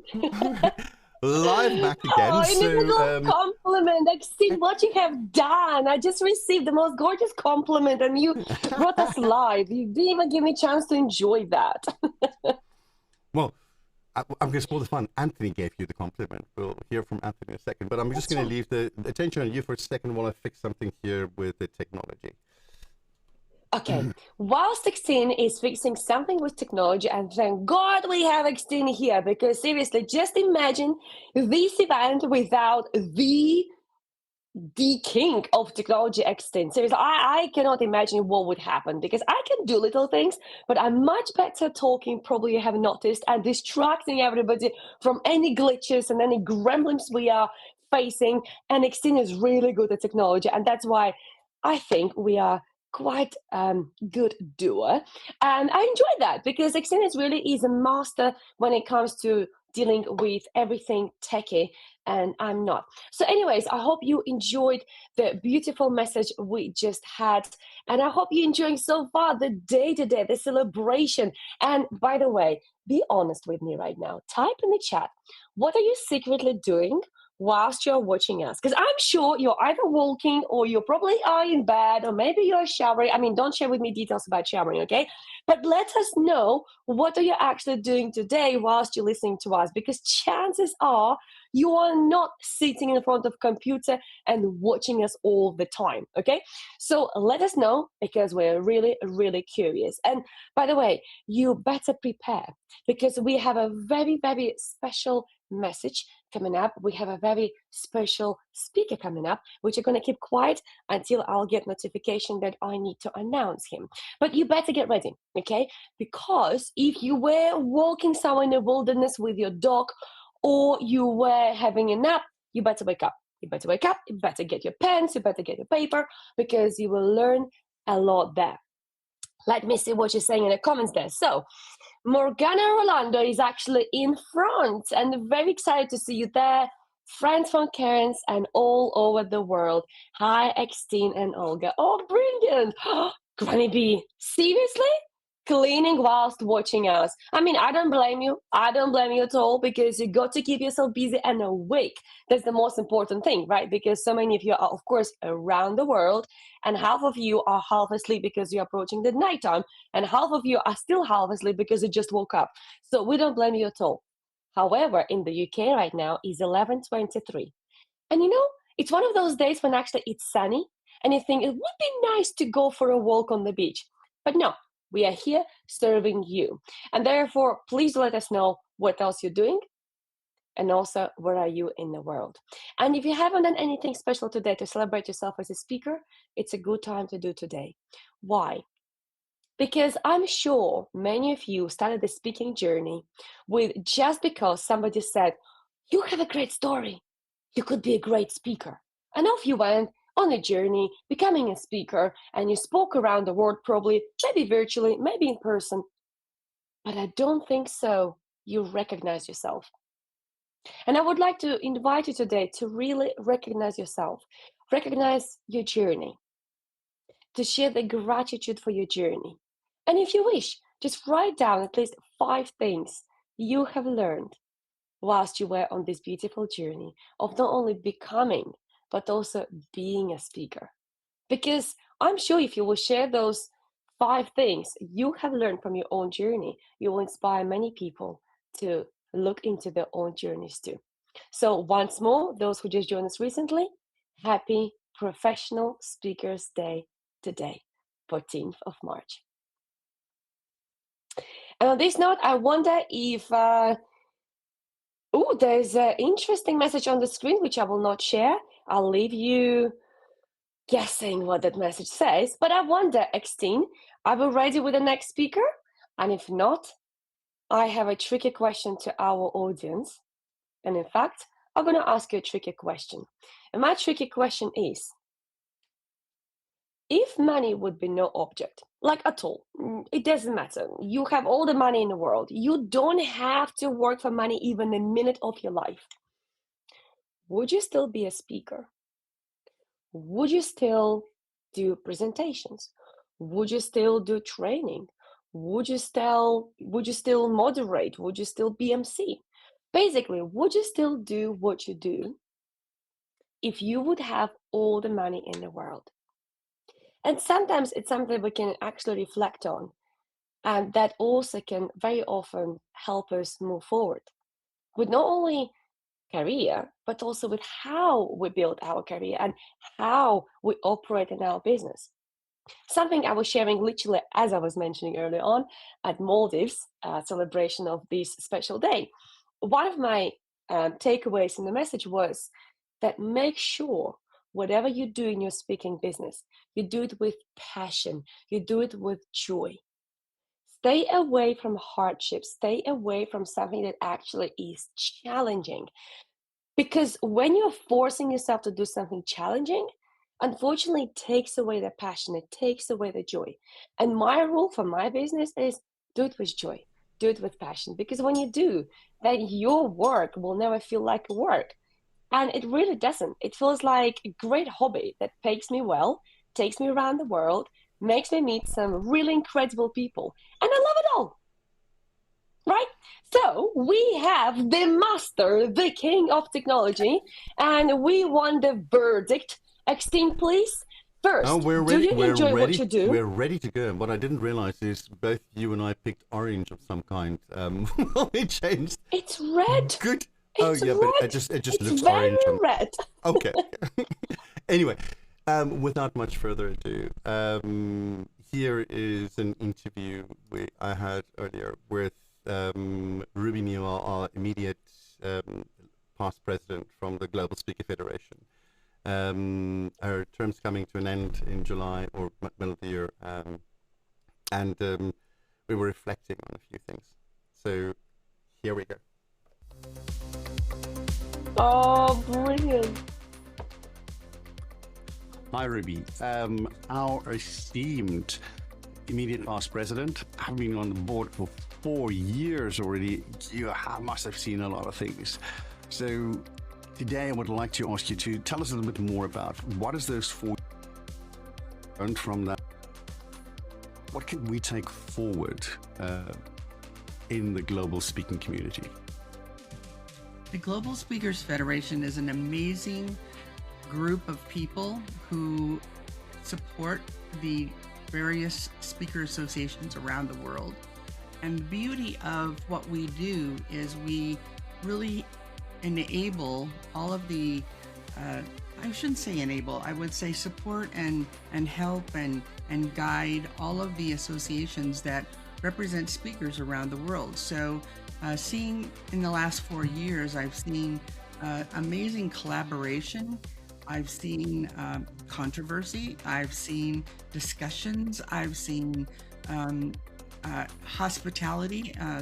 Last year as president, I traveled to 20 different countries. Some of those were for clients and some of those were for, my role as president. And the outstanding feeling and love and camaraderie that was just so powerful was probably the best feelings that I felt. I also feel that the importance of professional speakers. So about hospitality, what do you mean by that? Oh, the hospitality, the outreach of, they were so welcoming, and there are so many different cultures.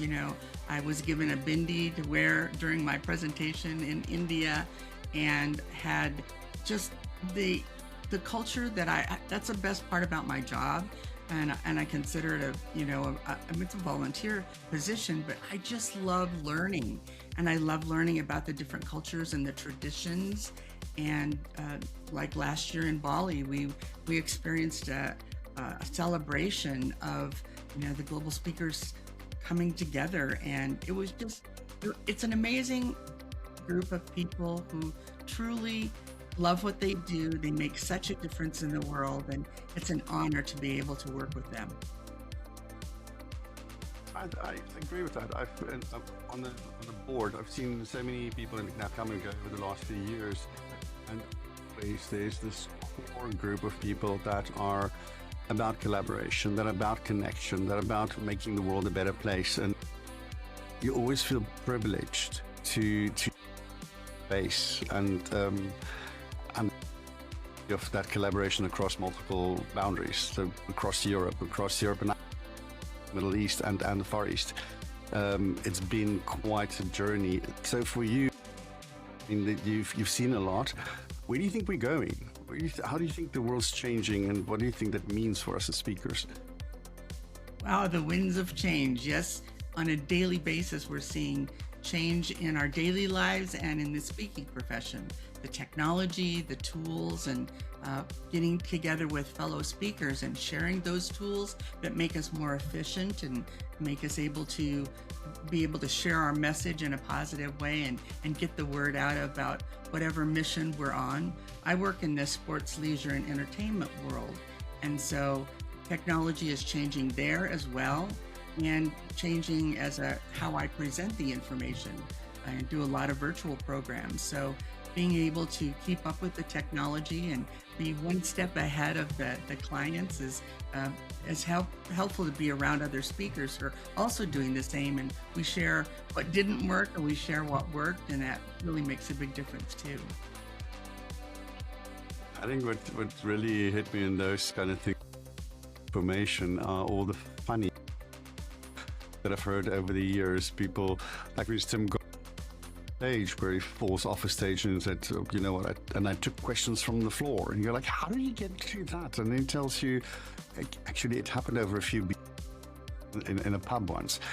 And it's just these different perspectives that people bring to you. So what would you say is sort of like the funniest or most impactful thing that you experienced that you had to recover from on a stage? Oh, wow, there's so many. Probably the biggest one was one of my very first presentations 30 years ago for the colleagues that I work with every day. I was presenting at a conference, and it's back when women were wearing pantyhose, so go there with me. And I remember going up to change clothes right before I was getting ready to present, and I pulled on my pantyhose, and they were not one size fit all, so if you can imagine, the seam was just about at my knees, which is not good. So I took a pair of underwear, I put it over the pantyhose, and I pulled it up tight, and it worked fine until I got ready to present. Don't get ahead of me here.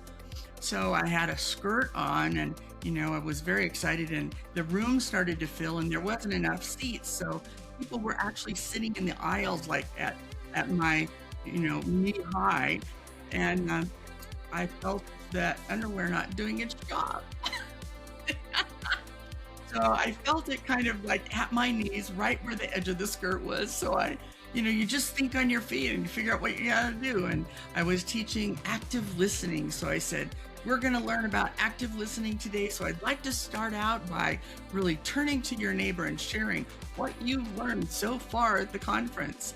And as you look at them, make sure you have good eye contact. They turn, I reached down, pulled up that underwear.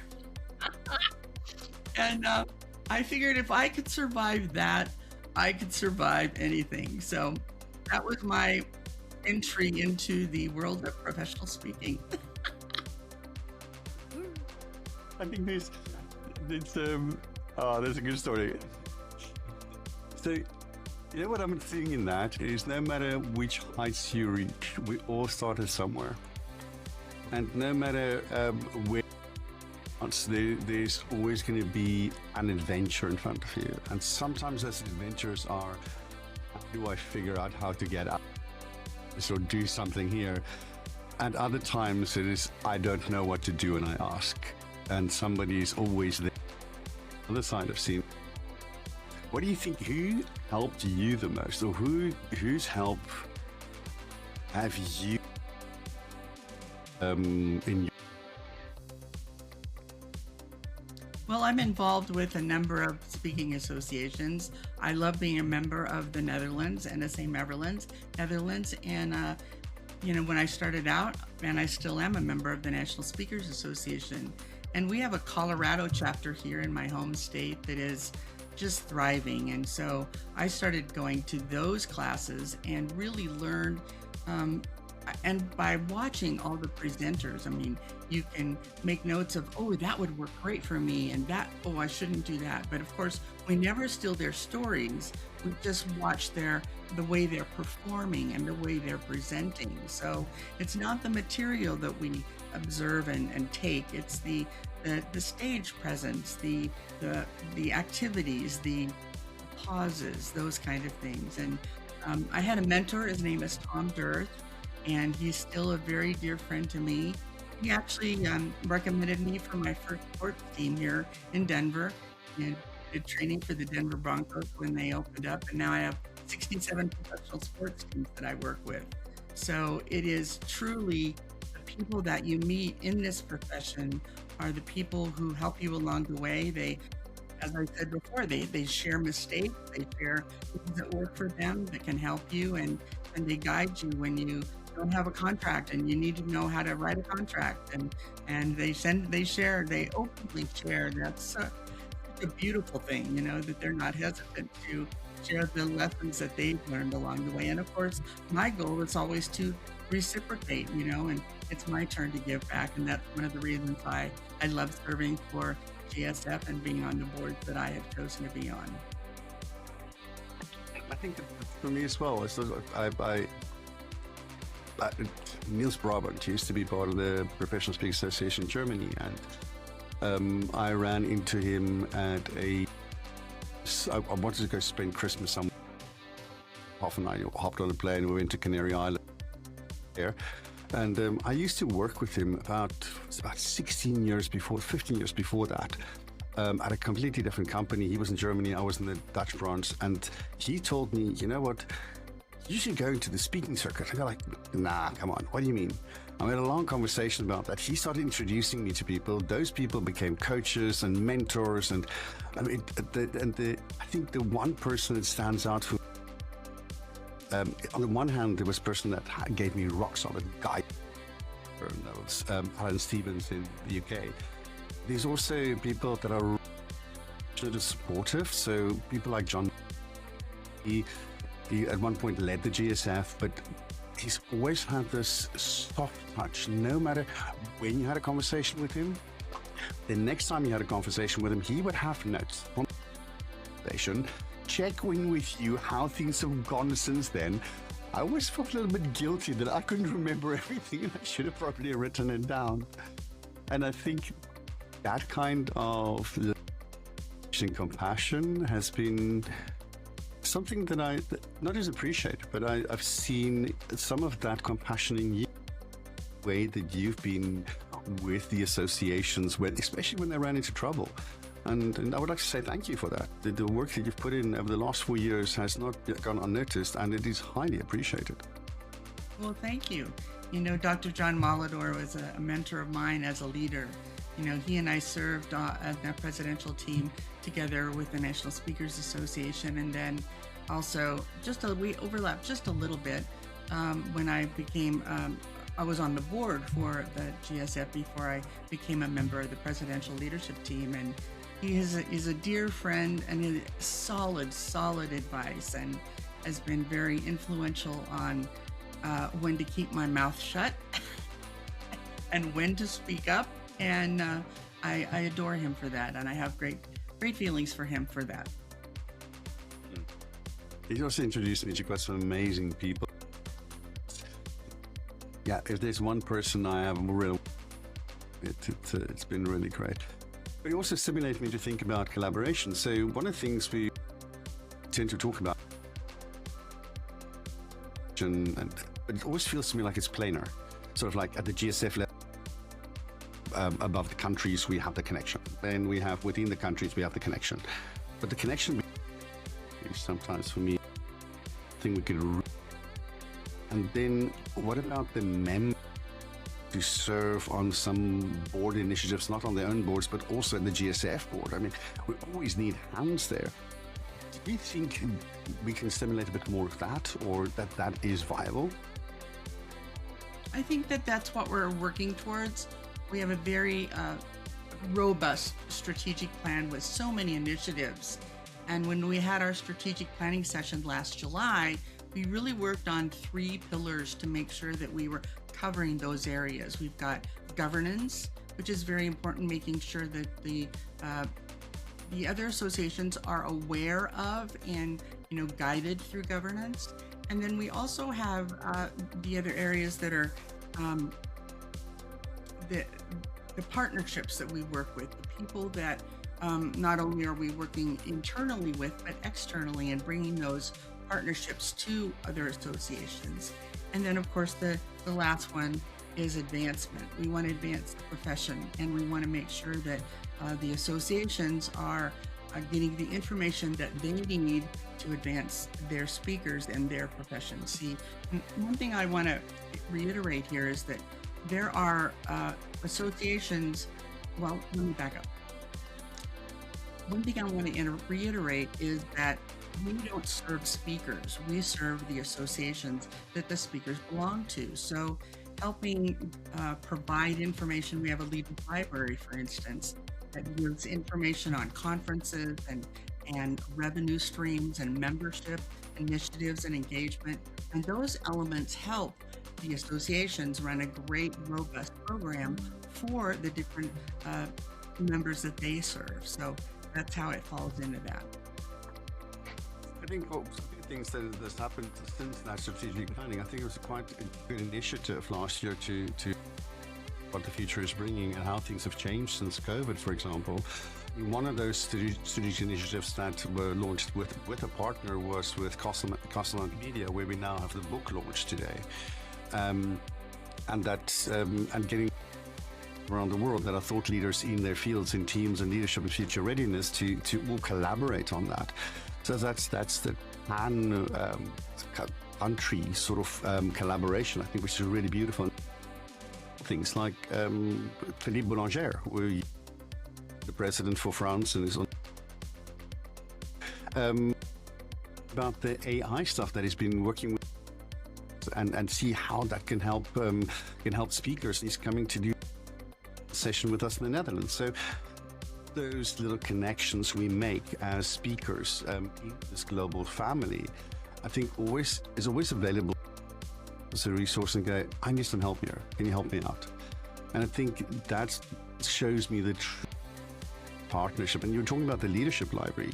If you look at the Joni and Amanda, for instance, are busy with at the moment, looking at how can we collaborate in a way to make our conferences more profitable, so that we have to run them stress and bring those stress levels down, so we can to grow these associations better into the future.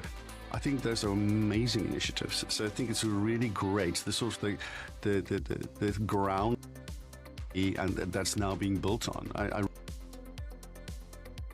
Two of the things that I just contributed to the Leaders Library were by request, and one is a tool, a checklist of things that a conference planner needs to think about when having an international audience, and the elements that would be important to make sure that they're, accommodating and, not using slang terms and those kind of things.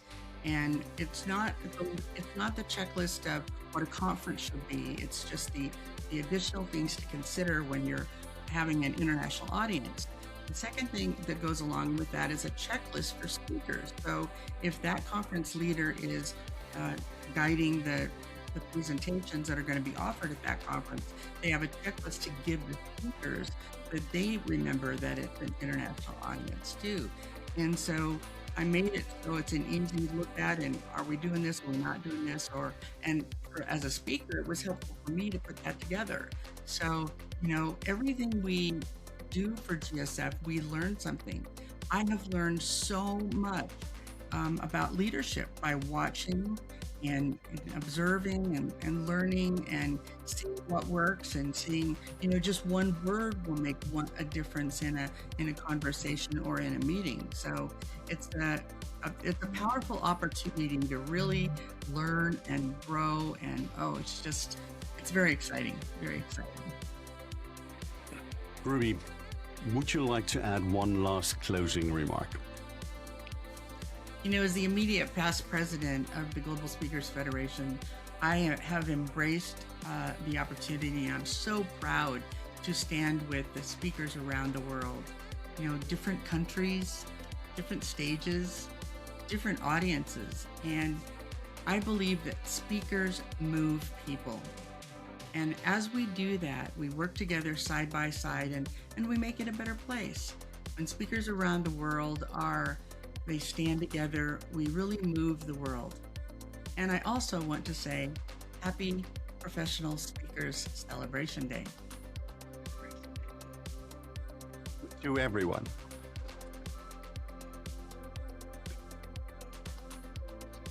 Ruby, thank you for those last words. I really appreciate you, and I'm so glad you could join us today. And hopefully this contact with the Netherlands will not only stay strong, but we will also be able to use your immense skills in collaboration and help to build those. Thank you again. Happy to do that, and I'm excited. I'm ready to do a session for you. I don't mind being up in the middle of the night, because that's usually when I do my best work. So. And unfortunately, do that to you. I'm so sorry. No worries. Once again. Okay, Ruby. Have a lovely day.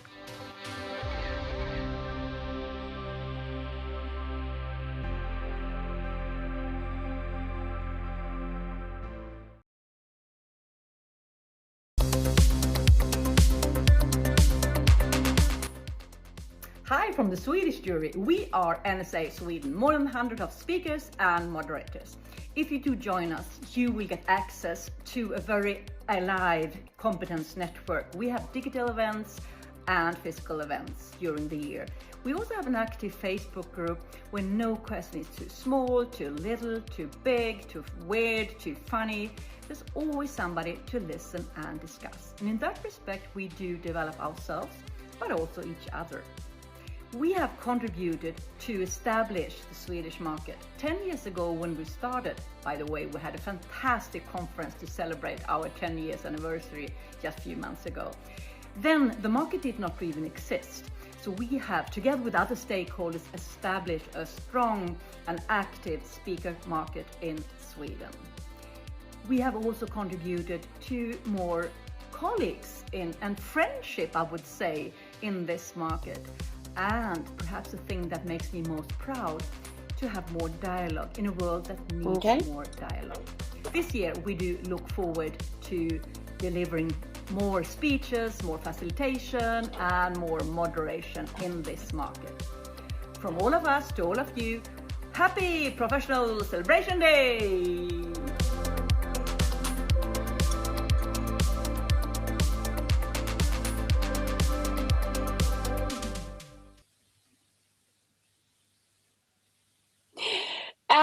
Good afternoon, good evening, or maybe good morning, depending where you're joining us in the world. Type below where you're watching us from. And how great was that conversation between Eksteen and Ruby? Both are amazing people, both amazing experts and speakers and dear friends to me. So I really am grateful for both of them. And actually right now you are here up for a treat, because our next speaker, as you can see on the screen, is absolutely epic, and it's my absolutely great pleasure to introduce him. And what's really interesting, and here actually it will show a little bit of his age, even though he doesn't look that way, but he actually started his career 26 years ago. Some of you haven't been even born back then. And he started his career as a moderator. He was traveling to events across the world, and now he's a global keynote speaker and communication expert. He also has written a fabulous book, Moderate Great. So if you want to do some moderation, you got to get that book today. And please, put your hands together to welcome our gorgeous guest today to our virtual stage, Anthony Lassner, with a talk on 3 things. Olga, thank you so much for that introduction. And by the way, give some love to Olga as well for what she's doing as a moderator. She's absolutely awesome. And you see, she has a plant. I have a plant. That means that you have to have a plant if you want to be a moderator in the virtual stage. It looks like that at least. All right, so I have some time to talk about the 3 things you can do to be an awesome moderator. The thing is, I don't talk about myself as a moderator anymore. The first 10 years, I've been doing this for 20 years as a self-employed, but yes, actually, Olga, I have been around for 37 years as an employee in the beginning and so on. But then I started to do internal moderation at the global company 26 years ago. So that's correct. But the last 10 years, I pivoted completely into keynote speaking. So you cannot even see it on my homepage that I am a moderator as well. You have to know it nowadays. But yeah, I still have some pointers to give you. Just to go back to that 26 years ago, December 1999, cold, snowy Stockholm, and my colleague at the time, when I was working at Ericsson, the global company, took me by the arm and said, hey, we're going to go to an audition. I know you love to present stuff, and there's a global roadshow going on, and very soon we go to the whole world and just talk about something we called mobile internet. All right, that was cool back in 1999, right? Nothing, we didn't have any phones, nothing. So I went there and they said to me immediately, I'm sorry, we don't need more presenters. We have presenters. What we need are program leaders. This is like a TV set format. And if you want to try that, go ahead. And I said, hey, I'm here, why not? So we went on for 2 days. They threw everything at us. And afterwards, both me and my colleague became these approved moderators or program leaders. So just a few months later, I was on a plane to Singapore and then to New Zealand, and then it was Mexico, it was China, it was the US. I was all over the place, acting as a TV host, more or less. And I thought, I can do this all the time. This is fun. But I was also pretty new into the company, considered some sort of high potential, and I just wanted to stay. But that seed grew and grew, and finally, just a few years later, 2004, I said, I just need to do this. So I started to talk to mentors, people around me, communications trainers and so on. And all of them said, just go for it. I was still hesitant because as I see it, there were 4 kinds of moderators out in the world. And you are only one of them if you are, like what I am, a professional moderator. That's just one category. A professional moderator doesn't need to know the subject well enough as the experts that they will probably guide on stage, but they need to be very, very well researched and so on. But there are 3 other ones as well. One was the one I was in the very beginning, an internal employee. And I don't know how many events are out there, but I tell you, I think that that's the biggest category. You have an event, you have an internal employee of some kind hosting it. Like this week, for instance, I was giving a finishing or a closing keynote for 100 something leaders in a company. And it was the managing director who introduced me. He was the moderator. He wasn't great at it. He's probably great at something else, but he did an okay job. I'm going to come back into the whole thing about interactions a little bit later.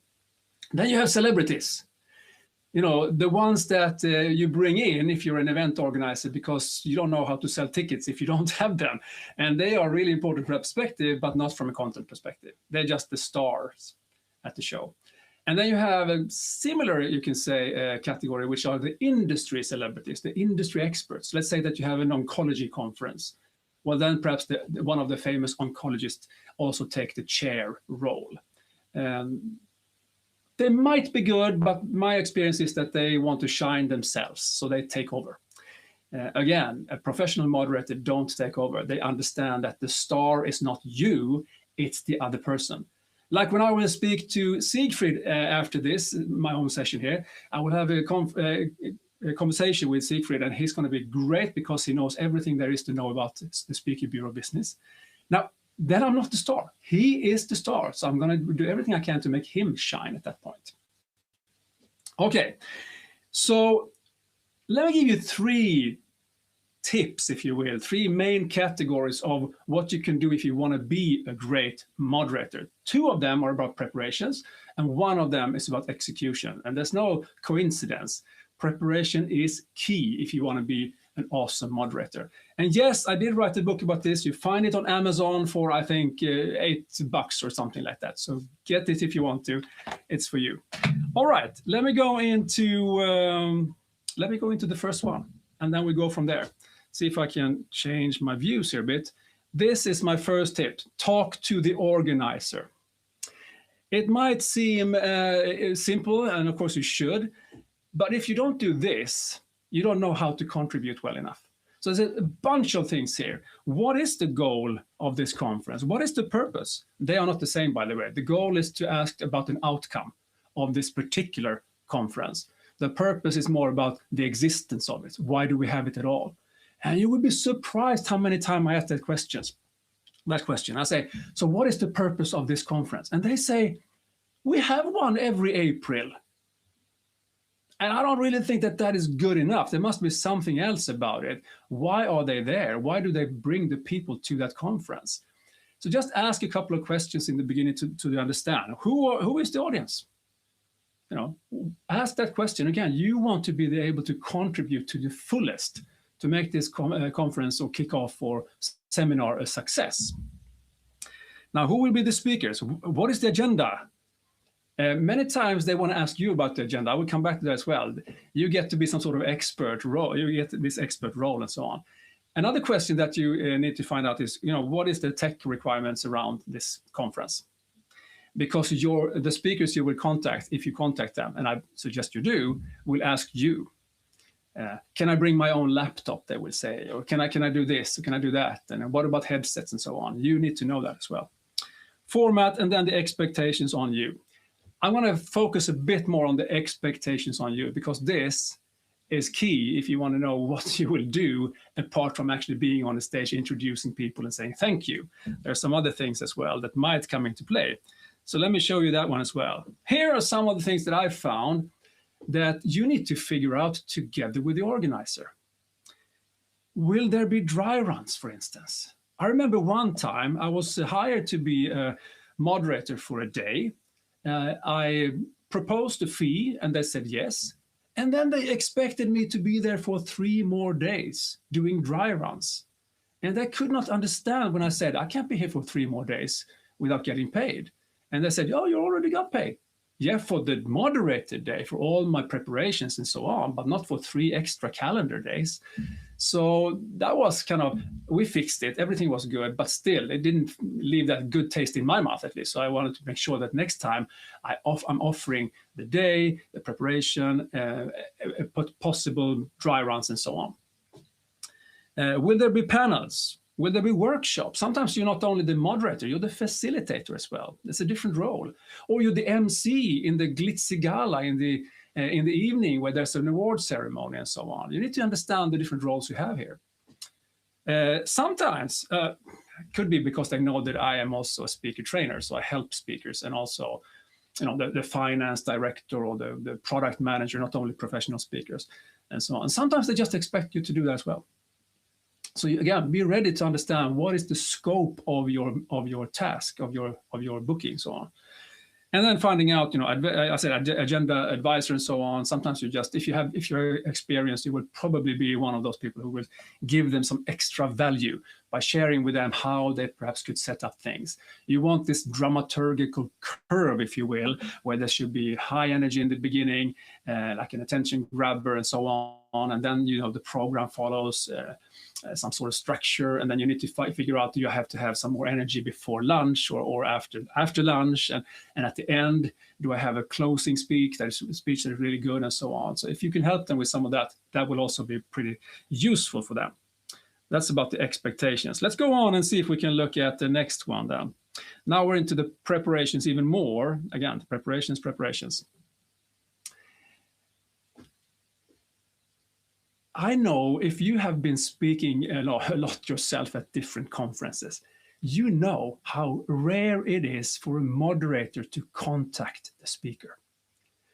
And I didn't even understand that when I was moderating in the beginning, because I always contacted the speaker before. I wanted to find out more about them, what they wanted to talk about, the slide deck if they have any, how they want to be introduced, and all sorts of things. But I was pretty unique by doing that. And you can be very unique by just contacting each speaker before. It's amazing how many moderators just show up at the day. And me and Olga, she knows this as well, because we have strange names, right? So she said it perfectly, last night, but some people call me everything from lasagna to last night. So you never know what's going to be, right? They come there and they see me like 5 minutes before I'm going on stage. And then they say, hey, how do you pronounce your name, by the way? I don't think that's professional. So just respect every speaker and help them as much as you can, because that is your role. Your role is to help the speaker shine and help the audience get it. That is your main role, I believe. And then make sure that the organizer have had a successful event as much as you can, at least. And by the way, you can have one bad speaker at an event without that causing a crash. But if the moderator is bad, going up all the time between sessions, it's not going to be very good. So make sure that you are good, like Olga, for instance, is. Do your research. Again, find out more about the speaker. Find out more about the topic, not to the level of experts, but so that you can at least know a little bit more. I know, for instance, when I can say something like, oh, okay, that sounds interesting. I also read in this research that, boom, boom, boom, boom, boom. What do you think about that? And all of a sudden they say, oh man, this moderator has really put some effort into it. And I have, but it doesn't mean that I show everything. It's like the tip of the iceberg. But you feel also more confident if you have more knowledge yourself. And so on and so on. I believe that you should create your own script, timelines and everything like that, and then finding the right segues, if there are any, between speakers and topics. When you contact the speakers, I want to know if they have any favorite questions that they want to ask at the very end. Some people say, and I remember one of my first gig as a moderator, I asked one of the speakers in personal branding if she wanted me to ask any specific questions, and she said, no, I'm so used to this. I'm on radio, I'm on TV. You can ask me anything, she said. So I asked her one question at the end. I asked her, what is your personal brand? And she said, oh, I haven't thought about that. And you can feel the room just go completely ice silent afterwards. That was I just wanted to give her a possibility to just smash the ball in and win the match, but she just failed. And after that, I'm very, very particular about asking if they have a question, I can ask them first. And then I can always add my own questions as well. But my job is not to ruin it for the speaker, is to lift them up, again, as I said before.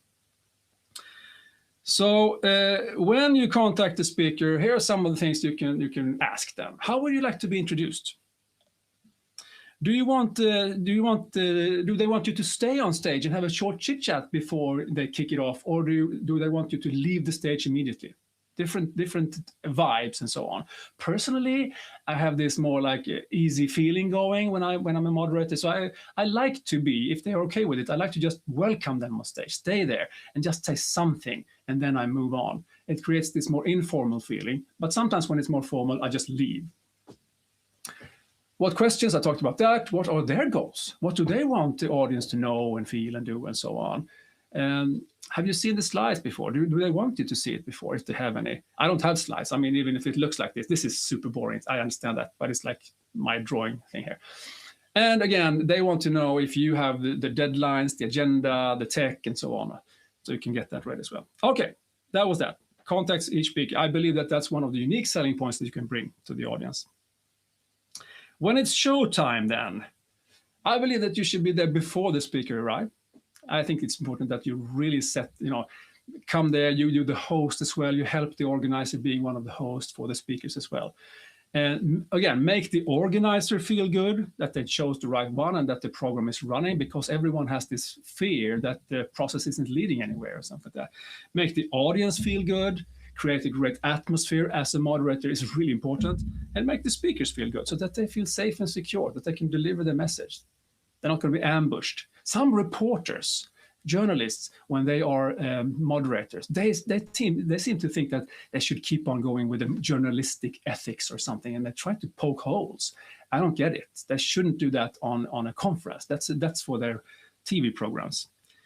Again, make every speaker's introduction awesome. I actually wrote a piece about this, and it's on my webpage, anthonylassenai.com. I guess I'm going to show you how it looks like, so you don't have to go through everything here. But if you go to this page, anthonylassenai.com, to Insights, then you have something called 3 tips for a great moderator introduction. All of us who have been speaking we know that sometimes you get the shittiest introduction, and that doesn't help the conference at all.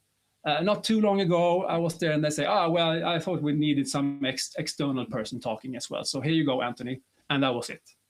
It didn't really give me that good atmospheric vibe, did it?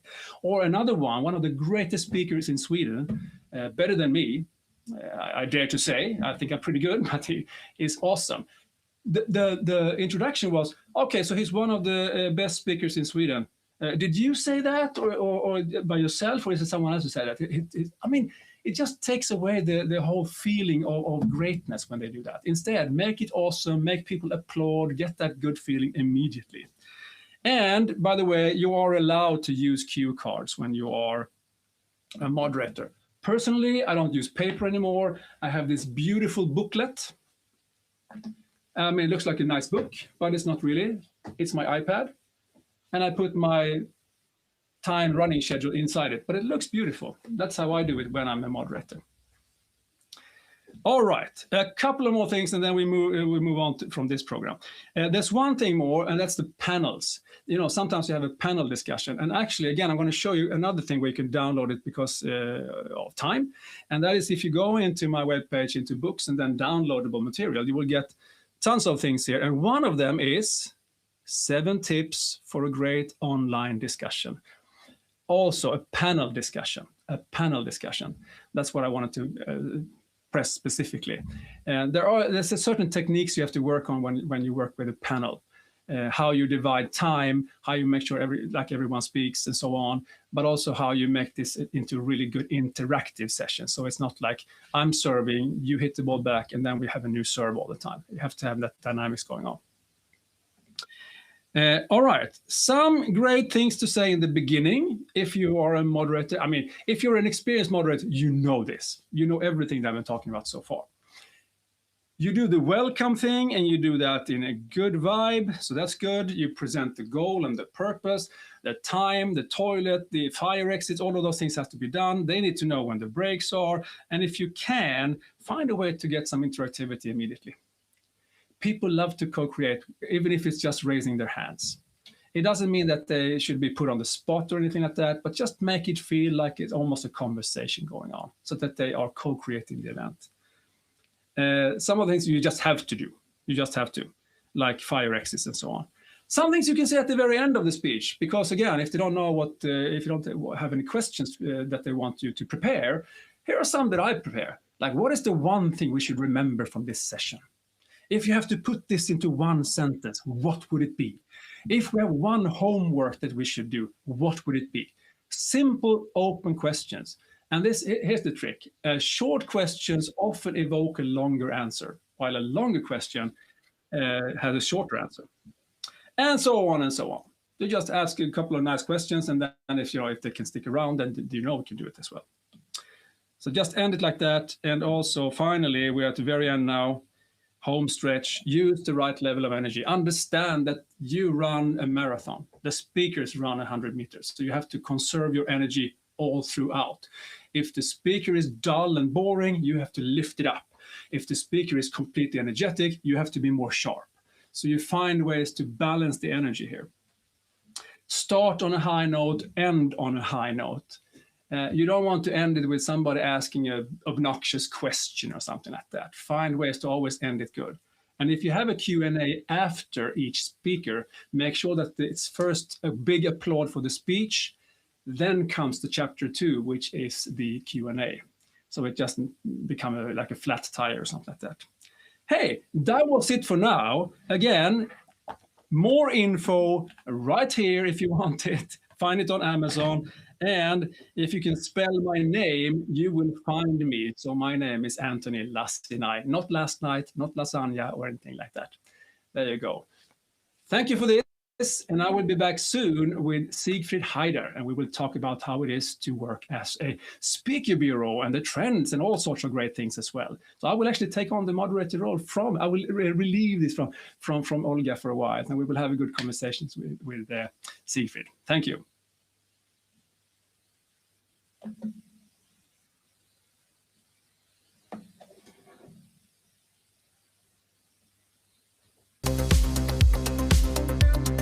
I can't hear a word you're saying right now, Olga. Hello, everybody. My name is Rainer Pettek, and I'm the current president of the German Speakers Association, which is currently one of the largest professional speaking associations on the globe, with almost 700 members. When someone asks me why does it make sense to become a member of a professional speaking association, I have to get very personal. For me, joining GSA 12 years ago was definitely one of the best decisions in my life. I became a much better professional speaker. I was able to take my business global. Now being on stages all over the world on 5 continents and 31 countries up to now. And this fantastic community also helped me to take my business virtual when 5 years ago the pandemic hit. So it is not only true for me, it is true for everybody who joins this fantastic community. It's a true community of caring, sharing, of real support when you need it. At the German Speakers Associations, we have fantastic programs for fresh members, the GSA Academy, the mentoring program, but also for seasoned members, for long-standing colleagues. We have fantastic programs like the Club 7, very exclusive events for colleagues who are member since more than 7 years. And we are also dedicated and committed members of the global speaking community. And I'm very excited and proud that 20 of us made it to the Global Speaker Summit 2026 in Cairns, Australia. And we will celebrate Pi Day together here at the Global Speaker Summit. Let's make the pie bigger. And also some very exciting news will be uncovered 2 days from now on March 16. But first, now, happy Professional Speaking Day to all of you. Let's celebrate together.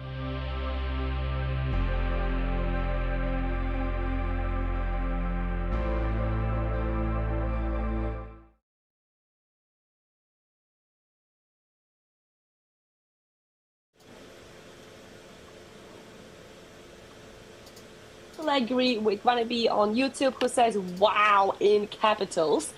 So many nuggets. Thank you so much, Anthony. And you know, there were so many tips. I mean, all of them I agree with you 100%, as I was also saying on YouTube channel. But you mentioned something really, really powerful is segues between speakers and topics, because all of us will witness when speaker would be giving great, fantastic speech, and then MC or moderator will come back to the stage and will say, okay, now we move on to the next speaker. And audience is like, oh, what just happened? There's disconnect. And what I love about this next segment, that actually we just witnessed Anthony sharing with us tips on how to be a great moderator. And the next part is actually him walking the talk about being a great moderator. So it's my absolute delight to invite Anthony right now, but in the role of a moderator who will take over the next segment for you to learn how to be a great moderator by observation from the best of the best. So Anthony, I'll give it to you. Thank you so much. So that's a third format then. You have the panel, you have the whole conference with one speaker at a time, where they do all the speaking. And then you have this one where it's a conversation between two people. So this is the conversation we will have right now. And I've also prepared a number of questions. I'm so curious about this. And here's my intro to you. Let's see if I can do this now. So my next guest has spent 25 years plus on the buyer's side of the speaking industry, organized thousands of events, booked more than 7,000 speakers. He's a Hall of Famer at MICE, which is Meetings, Incentives, Conferences and Events, together with his wife, Claudia. And I would say that he knows better than most of us what the speaking industry looks like, what makes a speaker bookable or not bookable. And if you like that, give a virtual warm hand to Siegfried Heider right now. Hello and welcome, Siegfried. It's my pleasure, Anthony. Thank you very much for having me. I mean, you probably know, because you're also a speaker yourself, by the way. I know that you speak about marketing and so on. And as I understand it, an author as well. Isn't that correct? That's correct. One book, yes. One book, but what the book? Sold Out, it's called in Sweden, if you want to in English, if you want to translate it. Sold Out, see if we can come back to that. Yeah. So thank you for being here with us. We appreciate it a lot. My pleasure. Can I do a couple of opening questions to you? Oh, absolutely. Let me shine. Cool. So you're the CEO of a company called Experts for Events, an international agency. Now, why do organizations book you to book speakers? Yeah, you actually mentioned before that we are a speaker bureau, which is not really correct 100%, because of course we are selling speakers from the speaker to the client side only. That's what we do, but that's the minimum part. People buy from us because they want to have a solution for a problem. And actually, therefore, we are not an event agency either. Of course, we produce events, but a training, a workshop, a conference, a meeting, strategic meeting, sales meeting, leadership meeting is always like the stage to talk about an issue, a problem. And we are experts to move people from A to B. So if A is not good, they are selling not good, they are leading not good, the strategy is not good, we organize events to make it better. So we actually provide the platform to create the solution, and it's not created by us or by the speakers, it's created by the people attending the event.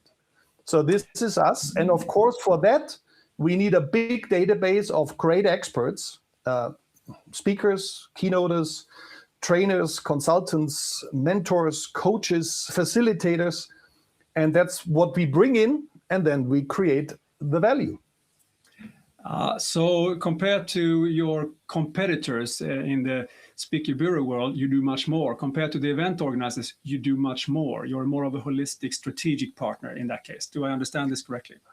Yeah, before my agency, the foundation of the agency in 1998, I have to admit, it's almost 30 years now, I was a personal development or HR manager. So I did the same. I developed people from A to B internally.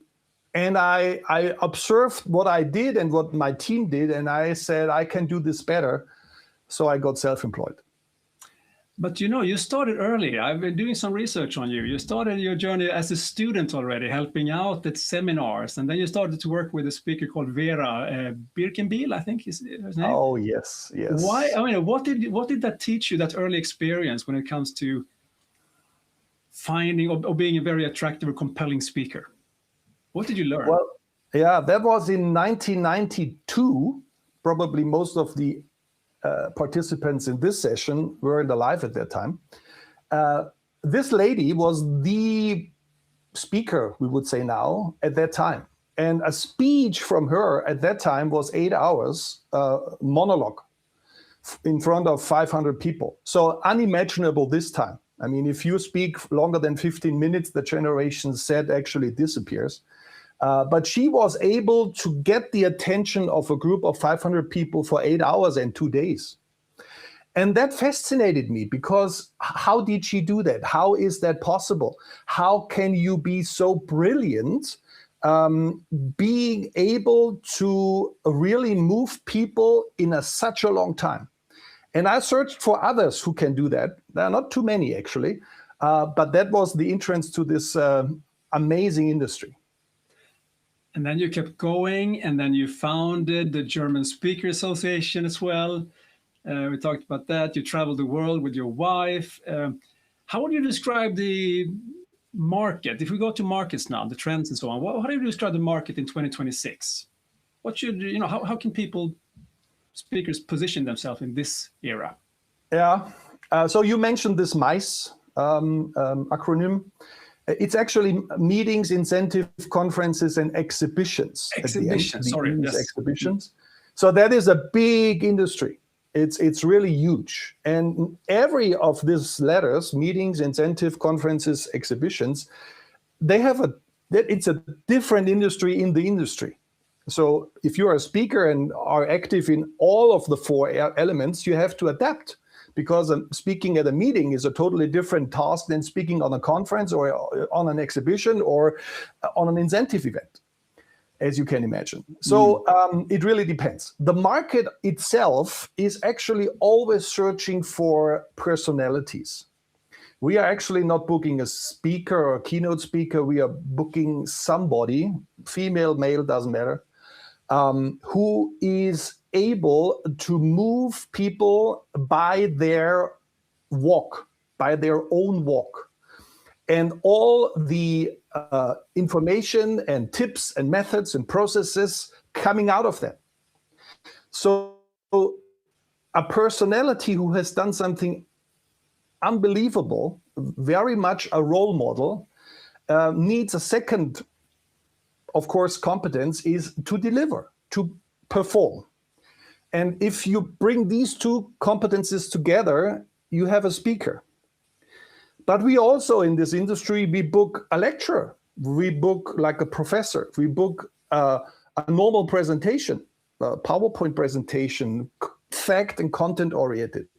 And we book keynote speakers, not so much content oriented, but perhaps more entertaining.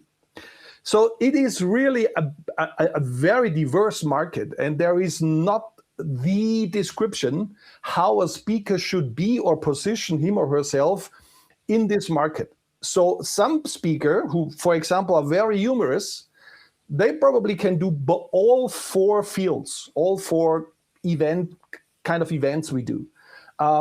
Others who are very much content oriented should probably focus on conferences or on meetings. So, and it's totally different target groups as well. The only general tip or hint I could give to a person who wants to sell speeches or keynotes, and that's a difference, as I said, is to really focus on the performance. And that is something so basic, but if I look at the market at the moment and compare it to 1992, or when I started my agency, 1998, at this time, we had about, I would say, 50 to 70 keynote speakers, we would call now, in the whole German-speaking countries.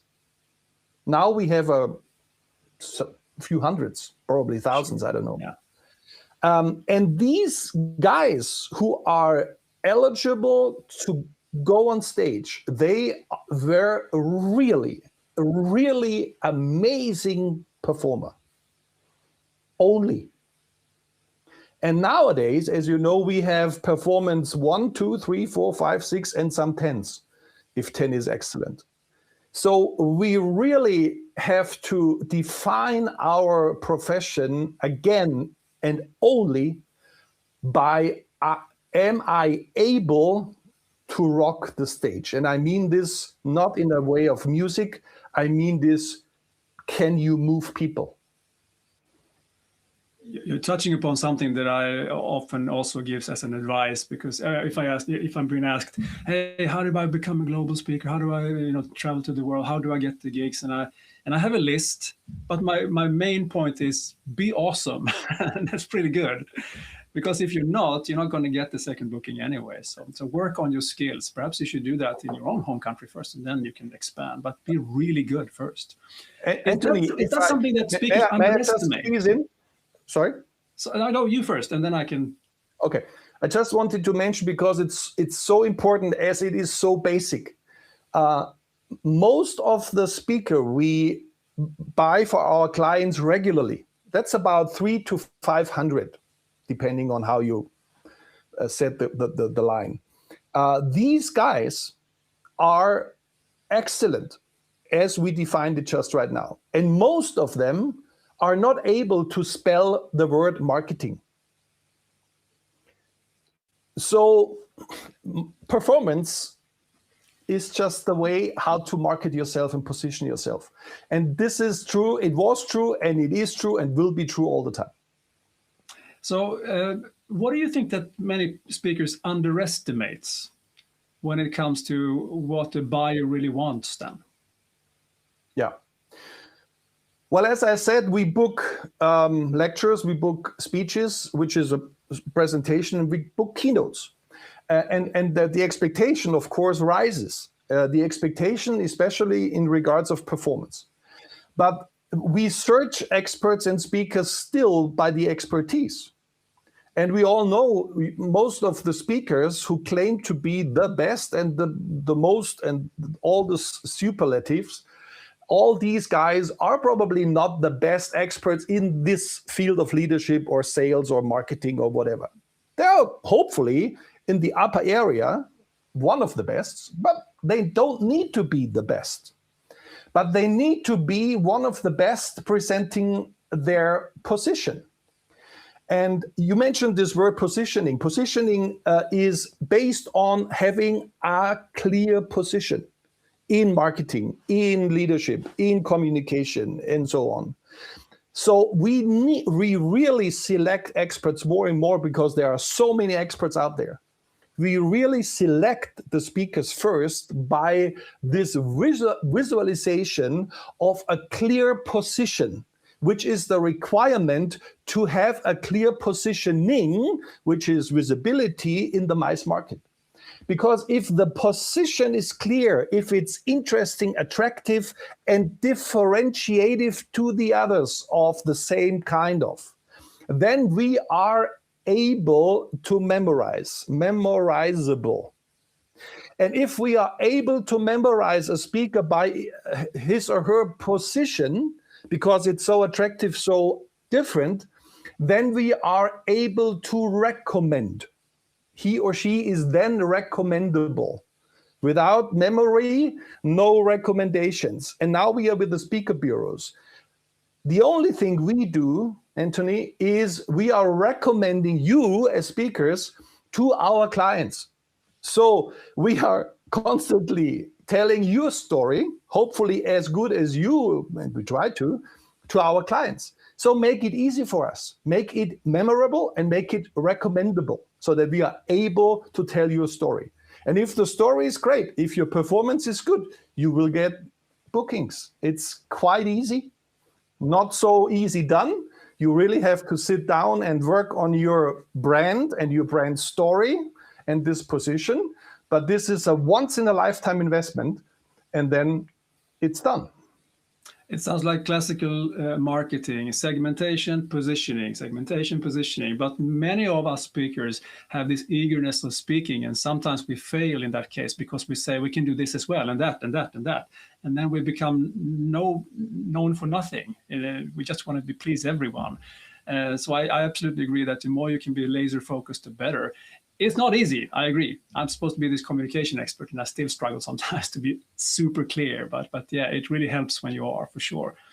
Could that be, let's see, so that might be a reason for someone to succeed or not succeed. Are there any other reasons? If you look at an event planner, for instance, they bring you a brief. And now there's a decision-making process. What could kill a speaker's chance before they even get a chance to present something? What else could it be that just like a pitfall that doesn't really help the speaker? Yeah. We all know that being attractive is worthless if you are not seen, if it's not really packaged very well. And on this buyer journey, on this client's journey, if I look at my clientship, I so many times I have the situation that I really praise somebody to the sky because I'm so much fan of a speaker. And then the client goes around and looks at Amazon and YouTube and the websites and the social media, and then come back and say, is that the same person you just described? Because it's a terrible visualization and a terrible kind of storytelling. And it depends, it is really something you have to work on once in a lifetime also, to bring your position, the claim you are standing for, that's the position, in marketing and leadership, into a really nice way of visualization. That means colors, that means photos, that means all up video. And it's actually not something different to other companies, but in a way that we are booking a person in advance, not knowing how the performance will be in 6 months. This whole visualization has to build up that trust that you are an expert and you are able to really rock that stage. Look at 10 speaker websites, and I promise you, not so much in the US, they are better than in the others, but on other countries, there are so many doubts coming up if you go through these kind of visualizations as a buyer that you just don't call, that you just don't inquire. And that is so sad. So the main message is actually, and the answer to your question is, make yourself buyer ready with all the, the checks we do, make yourself buyer ready, and then you will get the calls and the bookings. That is not having the message alone and the content, but really package it well. This is the most critical point in so many cases. So what you're saying here is that if you're not the same, whether they Google you or find you on AI or watch whatever YouTube clip as you are supposed to be on stage, it's really hard for them to get a good vetting of you. You don't know what to go for. And if your pictures are 10 years old or 15 years old, it doesn't really help because they want to have the coherence between any channel. Do I understand this correctly? Yeah, and let's go to the really most important thing, the speaker video. And I'm not talking about like a image video or something like that. That can be on the website somewhere down. I don't care. But what I really want to see is, can you speak? Is there this aha moment in this, whatever, 3, 5, 7 minute video, live video? Is there a story I can follow? Is there something which pays into your positioning, into your brand? Is there a personality I would love to listen longer? And Anthony, there is a kind of a secret within the buyer side. If you go on a website, I would say 99% click on the video first. And if the buyer doesn't really get really good beef on a live video sample, which is eventish, which is speakish, which is emotional, entertaining, and valuable, if this video is not there, then this speaker is not ready yet. Because if the speaker would be ready, then there would be enough beef in the video. And it is no excuse that you're a beginner or 10 years in the market. You can go on stage and deliver your finished working speech, and then just put 3 minutes on your website. even without an audience. I don't care. I know how you can, whether you can speak if I watch you 3, 5, or 7 minutes. So just do it. And if you can't do it, do something else. You know, there's the speaker reel, but then there's also full-length videos of you. Do you think we should have full videos, like full keynotes on our websites as well? No, not full. Not like 45 minutes, but best of. Let's say if you have a keynote which is working, which is really creating new speeches. Shep Hyken, I think, once said, it's not doing the speech, it's getting a speech.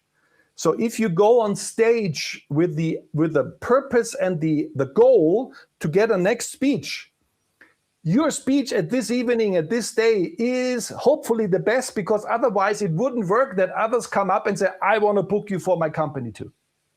So if you really want to speak well, then you have to enter the stage with the goal, I want to get new speeches from this audience, new bookings, if it's a booking audience. I confirm everything you said. So many of my clients lately just said, hey, before I knew you, I just watched your videos. I like the vibe. Let's talk. So it seems to be something there that they want to see you in action somehow. What you just said is confirming that. If you go to a very nice shop, high-priced shop, because we charge 7, 9, 12, 15,000 euros for an hour. So it's a 5-star shop buying from us. And if you go to the window of this shop, it doesn't matter whether it's shoes or clothes or something else, cars. What would they put into the window? Of course, the most attractive, best parts you can sell. And in your speaker video, you called it reel, the live video sessions. Don't do 45 minutes, but give me in 5 minutes 2, 3 really highlights. The ones you're really proud of. Because as we know from movies, we can watch a movie 30 years every year, and we laugh at the same sessions, even though we have seen them for hundreds of times. So if you are really good, and only then speaking profession works, then of course display the highlights and then convince me to watch, to let this watch my clients, watch my employees also. Then it works. Can I go back to one thing you said in the beginning of this type of reasoning, and that was that when they Google you, when they do this and that, they want to see that you're the same person. What about AI now? I mean, any talk should have at least one topic about AI. So this is my question on AI now. How is that changing the way clients ask for speakers and evaluate speakers, according to you? Well, it's definitely tons of possibilities to attract us by content, by created photos, by optimized photos and videos, by whatever you can do with the tools AI provide. This is paradise. Because when I started, creating a real good video as a speaker cost you 40,000, 50,000 euros, a real good one, production and cutting and you name it. Now we have some raw material, and then we take all the tools together and make the best reel you can have for almost nothing. So yes, it is amazing, but the expectations of us buyers rise as well, as we know what AI can do. And the doubts also rise as well. So the end result has to be real in content, in pictures and video, in photos, and in videos. Don't fake something up. You have to be good. Don't use the stage for exercising. This is something you do at home with your coaches.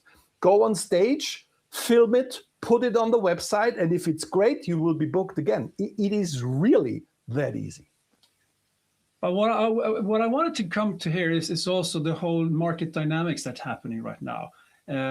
I might say to prospective clients, hey, how did you find me? Who should I thank? And they say AI.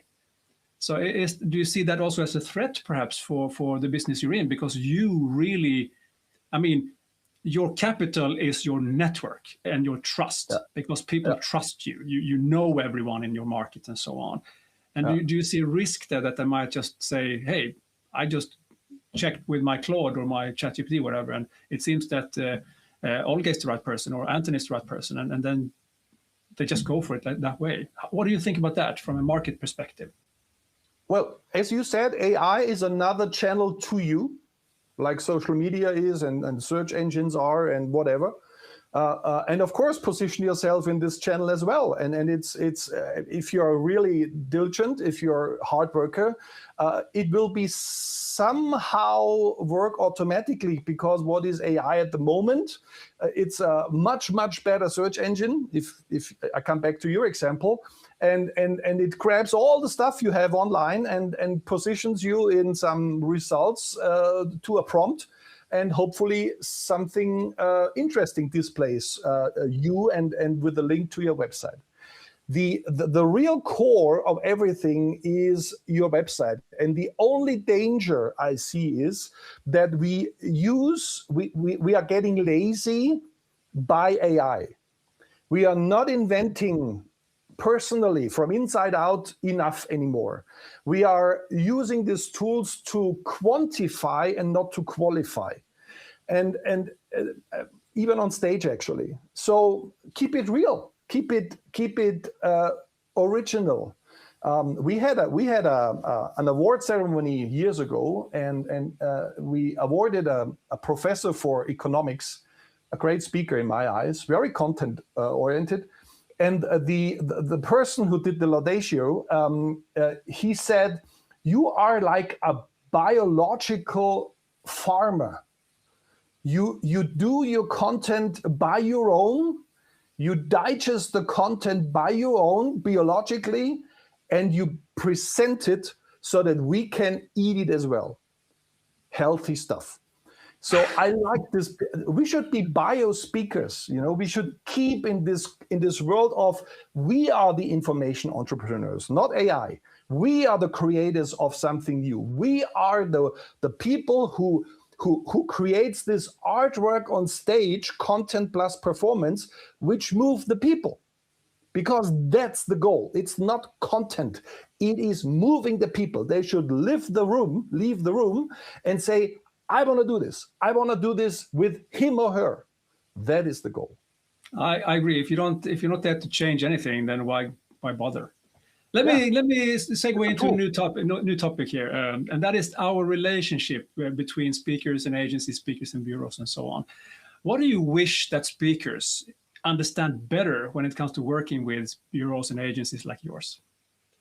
Well, we as speaker bureaus, all the speaker bureaus, as I said, I'm not considering myself a speaker bureau, but what we do the same business. To some extent, you are still, right? Yeah. We are actually, we know how many bookings we deliver to speakers. So if you are a really good speaker, I have not really heard from all the good speakers that they have a quotient more than 10-15% from bureaus. The rest is from own resources. So we know that we are not the most important partners, but we are delivering some bookings every year. And so answering your question, Anthony, we want to be treated like a better client. Are you there? I'm here. What happened? Oh, I don't know. I don't see any picture anymore, but I think it's still on. Okay.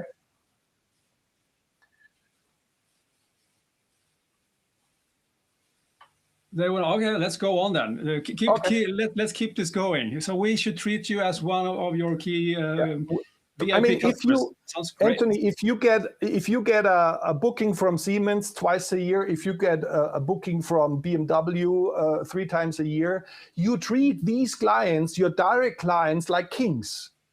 And if we deliver 10 or 15 bookings a year as a speaker bureau, I don't hear from you. I don't feel really appreciated and important for you. guess how many speakers call us regularly and say, can I help you selling me? I just checked my profile on your website. Could I change this topic? You probably know the answer. It's one hand, 5, 10 people calling us regularly, treating us as a client. If you as a speaker have the third competency as well, so like expertise, content, performance, and entrepreneurship, like processes in making this buyer journey really, really well. Then this entrepreneurship mindset it just makes you contacting, updating, attracting us all the time. We are not sitting here bored waiting for your call. So it has to be really quick, compact, and whatever, every 3 to 6 months, but regularly. And I love this speaker. I work with them all the time, who really treat us as a very valued partner. You're touching on a nerve here, because this is perhaps my kryptonite, and it comes from every. I mean, I don't even know what to. Should I just call them up and say, hey, how are you? I'd rather not bother them, because I know that they have like 50 different projects running at the same time, and just speaking to me for no reason is. So so how do we manage that relationships between gigs? What do we get wrong? Is it the fact that we don't think that we are worthy of calling you, or what is it really in your mind? The calling must be something really worth calling. So it's something new, like Sylvie Di Giusto, we made the holographic visualization for her 2 years ago, like my partners and my agency together. And this whole project brought us again together. So it's a project, it's a new speech, it's a new content, it's a new book, it's something really amazing. The other thing is, Anthony, sometimes you don't have to call if you really consider us or target us on your social media profiles. If you link us, if you tag us, because we are, of course, in these channels as well. And the thing is, if you have two target groups, that's something speakers don't understand very well too. The one is the people sitting in front of you listening to you. That's probably your clients mostly, because they buy the books afterwards, they buy the workshops, the consulting, and so on. But on the other target area is the buyers and the MICE industry. And if you invest money, like making your posts on social media more visible, then please invest in targeting us as well, because we want to see these kind of contents. But don't send us buy money and ads on social media, because then it's seen and visible. Don't send us the content posts, but send us the live and stage posts showing you performing, because that's what we book. And a simple thank you, Siegfried, for this. Inside the post is also giving you the visibility as well, and it's a very simple way of just acknowledging the fact that there's an appreciation going on. I like it. Yeah, simple. Yeah. Let me move on. Some practical tips from your side. There are some sort of struggling going on sometimes with many speakers when it comes to pricing. Now, from your buyer's perspective, when would a too low fee hurt the speaker's credibility? Was that a question? That is a question. When does a low fee actually hurt the speaker's credibility? When? Okay. Well, if it's too low. Simple as that. If it's too low. Yeah, I mean, every area in this world has a price level. Like in Europe, or let's say the core of Europe, a really good speaker starts with 5,000, 6,000, 7,000 euros. And if you are more well-known and have done some work, you go up to 10,000. So it's much lower than, for example, in the US. and it's much longer than, as far as I know, in Australia and others. But compared to Asia and other, like Africa, they're different. So just inform yourself, what is the minimum, where there's a really good, well-positioned speaker who has done all the homework and be eligible and using this privilege of the platform. Naomi Rodi, greetings to you. Yes, have you done the homework? Then charge the average fee, which is in Europe about 5,000 euros up.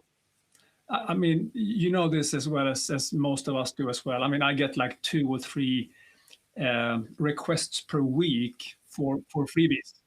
They just want me to speak for free, and I say I can't. This is my work, you know. So we just have to stop there.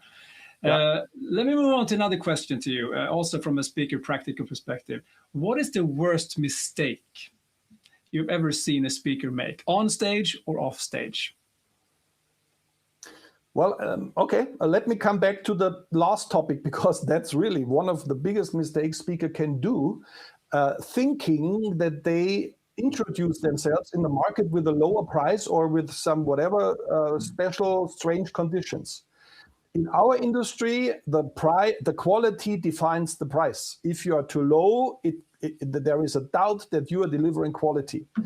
That is something a speaker always have to really accept. And just because of your comment, if there are inquiries from buyers and say, oh, I only have 3,000 euros, I have 2 rules. One is, if there is a big enough audience, which is a probable booking me audience, then I would do it. Not much less, but I would do 3,500 euros. Otherwise, I would decline and would say, please come back if the budget is big enough, because the time you have now is used for getting other buyers who have the budget. So this is a very, very important thing. Don't regret that you said no to 3,000 euros. Be happy to have time to get the ones who have the budget of 6,000, 7,000, 8,000 euros. But there's another area as well, and I think it also goes back into the collaboration that we should have, and that is when you become a diva and you're not easy to work with anymore. And I know when I talk to I think I asked you also before when we have the prep talk, what is the thing that you wish is most? And I think you said just be easy to work with. Yeah. Is that something you still claim? Is that one of the key things here? Well, with a certain celebrity status, some habits change. That is human. That we as buyer can handle that. And if somebody calls out 25,000 euros, or if we book Simon Sinek, we know. But he's actually not an example for that. But if it's a really like an old politician, a former CEO, we know how to treat these people and their kind of strange VIP habits. But in this normal professional keynote speaking world, please just be, hopefully, yourself as a normal person and personality who is proud of what you've achieved. You can be proud, but you don't have to tell all the time. You don't have to show all the time. And still, we as a buyer, we can handle that if it's not too much. So yes, of course, it's not only on premise like these habits. It's actually more decisive to be just normal, professional, or a little above average professional entrepreneur to create this buyer journey. Everything which happens before, like the briefing calls, the offers, the contracts, the conditions, the preparation, and what happens after the speech is at least as decisive whether I book you again or not. And so if you are really doing a great job as an entrepreneur and are great on stage with amazing content, what else? I mean, the success is the consequence. Here, every speaker and moderator, this is really important. If you're not easy to work with, people will not really want to work with you anyway. I have 2 more questions, Siegfried. Are you ready for 2 questions more? Absolutely.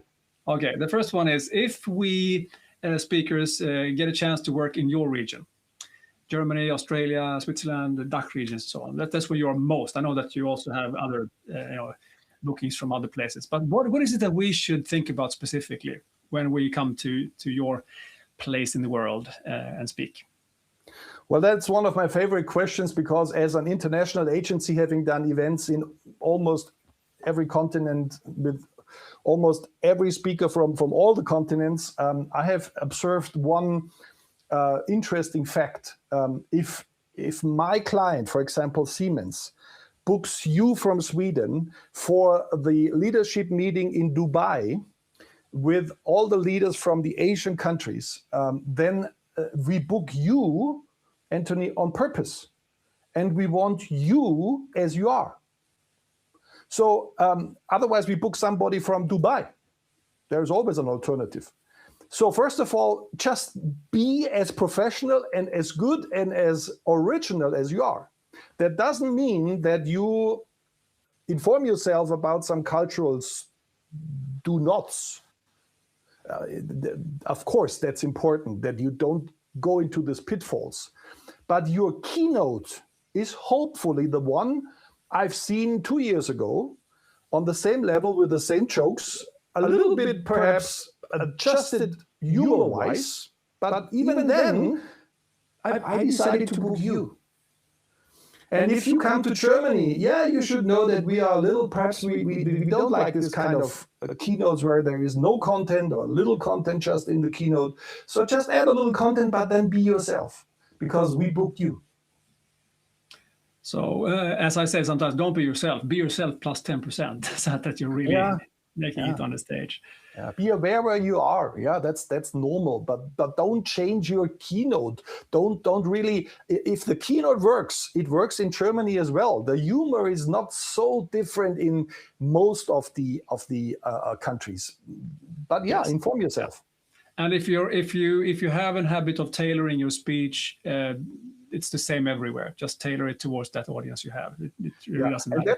That's a very important remark you make, because we are selling something we have seen and like. So please do not change your speech every year. My rule is always 80-20.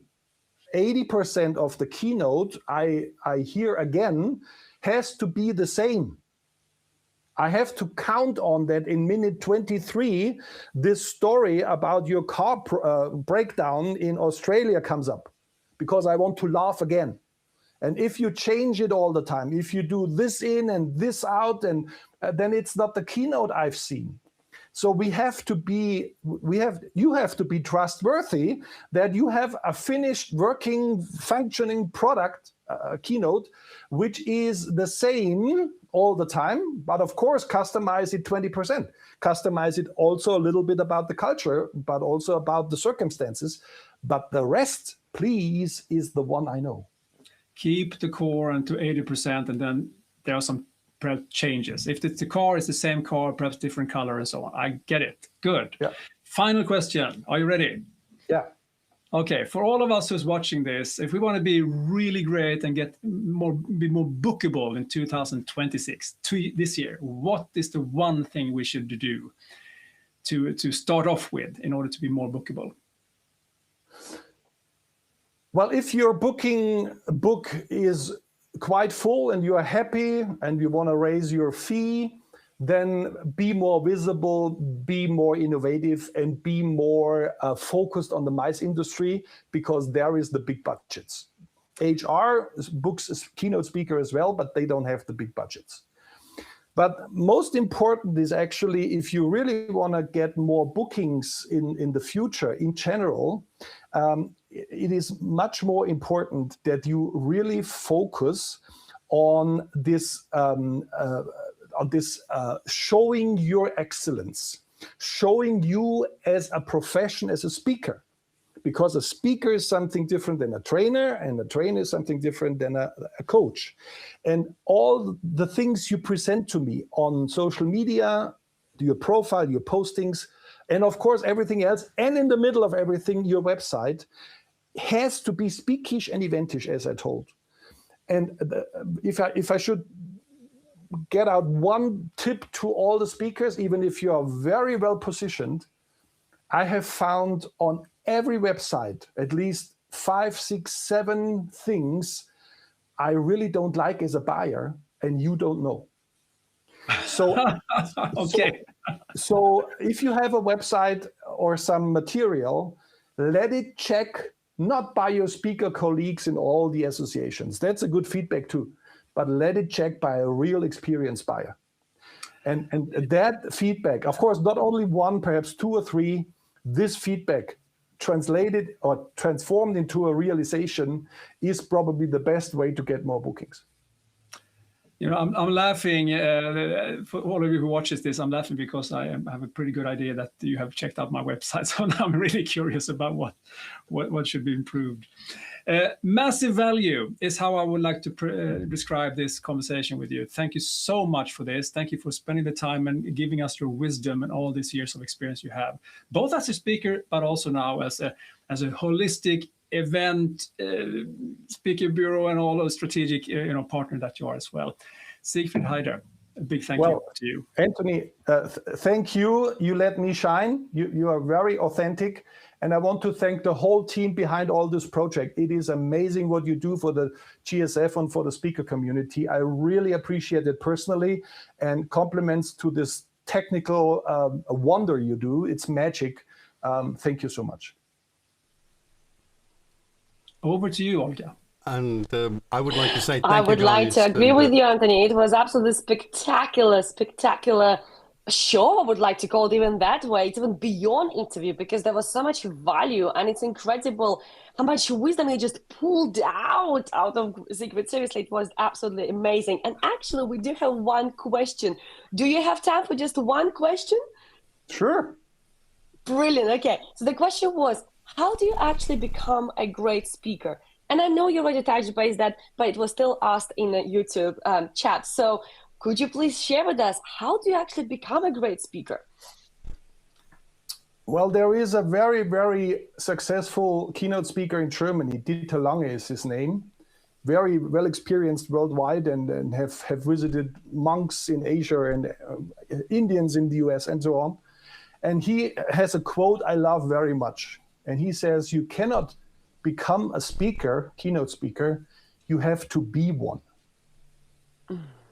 And I think there are so many people who are attracted by the stage and by the applause and the standing ovations others get, and they want to have that too for whatever reason, but they are not at all personality-wise, mindset-wise, experience-wise, historical-wise, a speaker.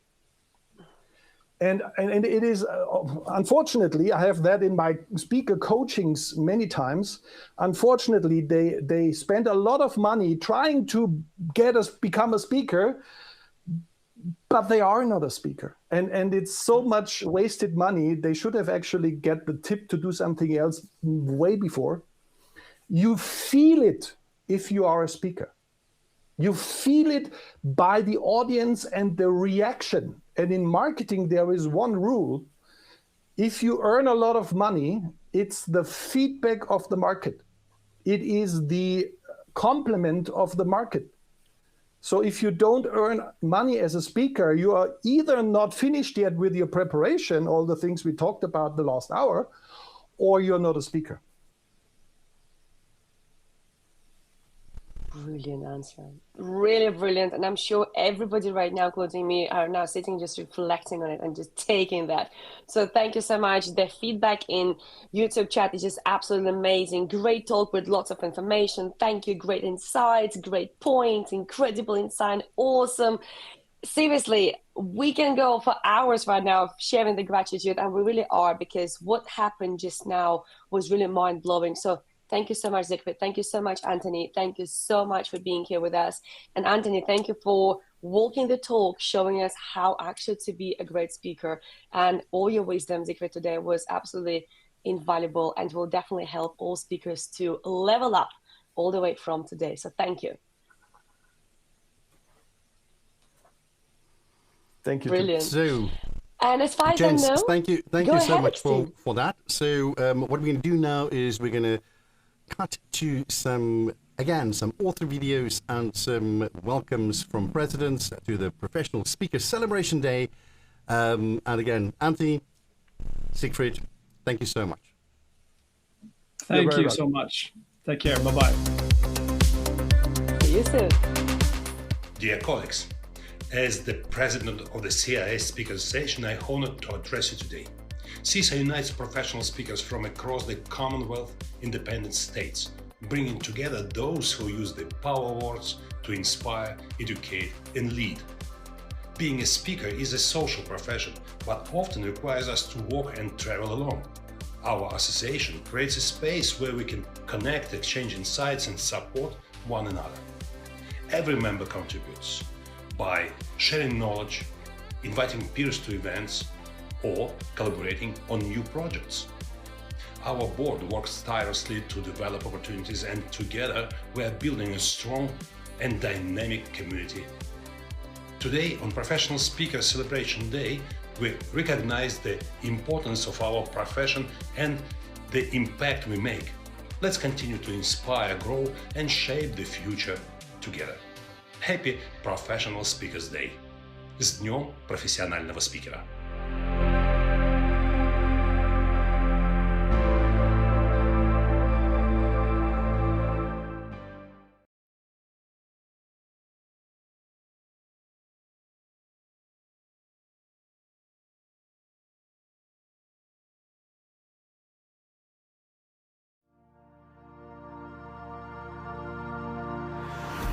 Hello, my name is Olatunji Pariola, and I'm a banking and strategy professional with more than 2 decades of experience in South Africa and Australia.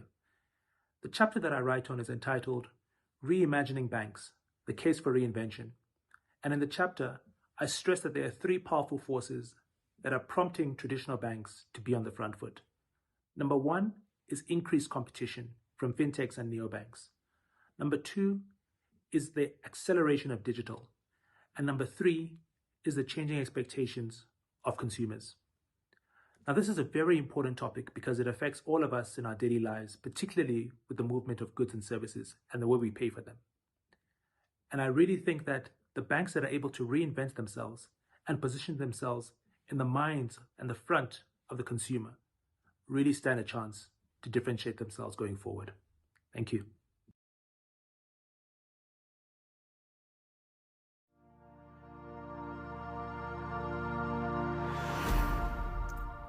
Hello, my name's Penny Villegas. I'm a Canadian Olympic medalist in synchronized swimming, a professional speaker, and author.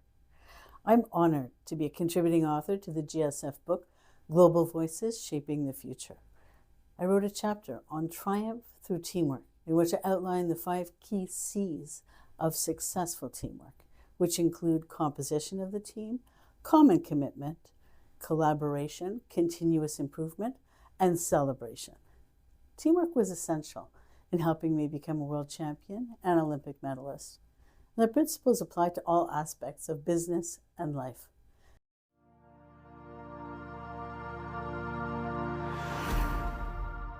Hello, I'm Richard Seidel. As a software expert, I've spent my career in the intersection of technology and human systems. As you know, AI is no longer just a hype. It is now deeply integrated into our daily lives. For my chapter in the book, I chose to tell a story about 2 leaders, Kim and Asta. Through their journey, I explore 3 principles that act as a compass in the age of AI. Knowing your values, having the courage to make decisions, and, mostly important, staying human. This matters to all of us because these tools are only here to serve us. AI can analyze data and predict the weather, but it cannot replace a leader's gut feeling, empathy, or responsibility. I hope these principles help you to shape a future where technology and humanity work in perfect balance. Enjoy the book.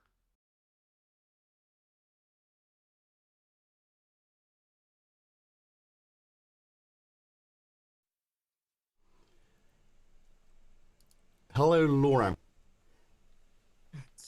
Hi, Eksteen. How are you doing? What a day. It's been such a long day, hasn't it?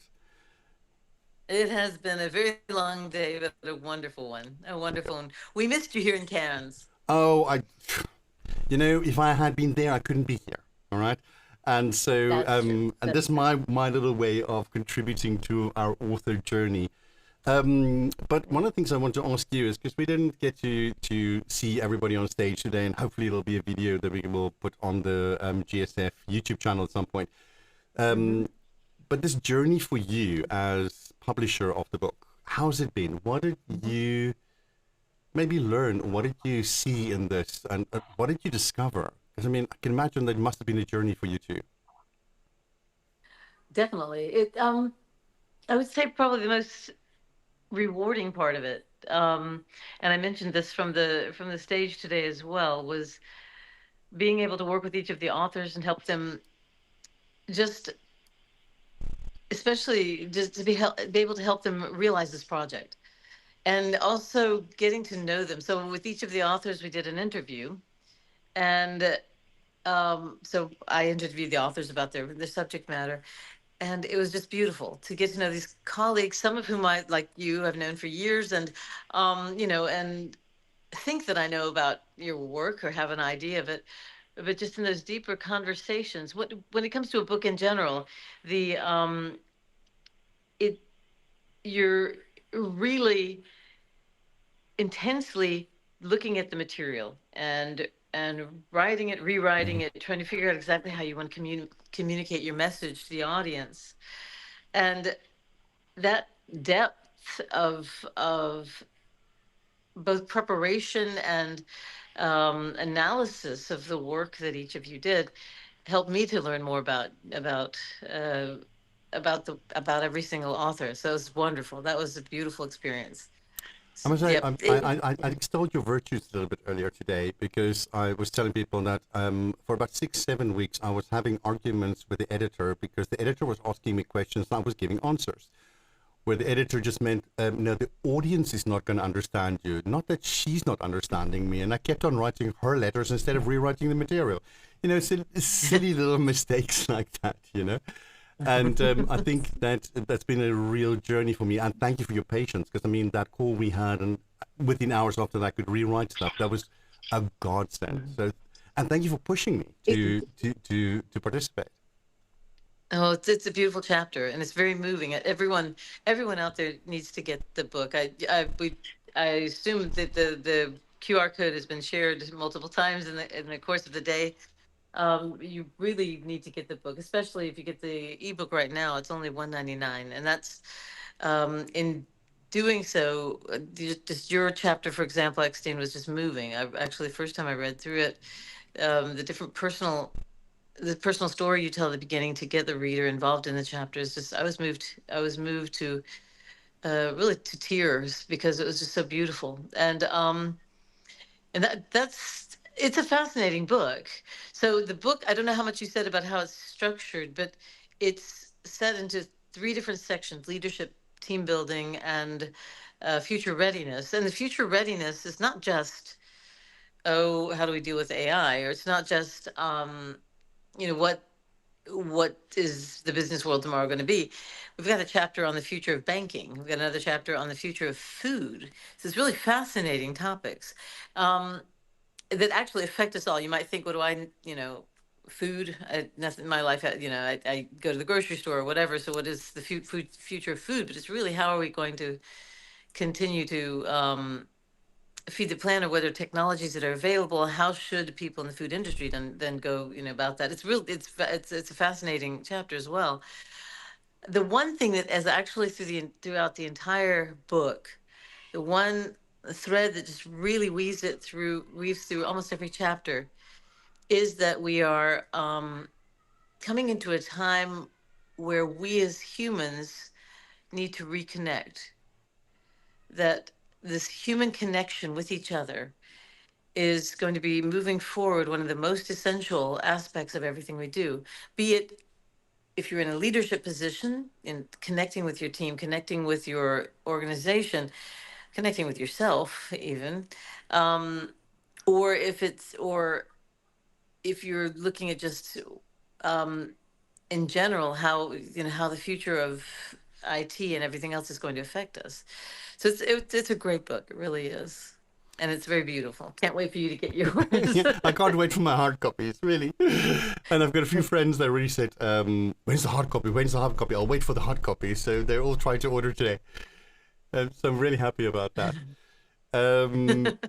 So the other thing is that just want to sort of round off is we talked today a lot about different perspectives. We talked about different cultures. We talked about different worlds colliding as we go across global stages, how the cultures from different worlds are so different. We need to adjust our message and our connection and the way that we connect. Yeah.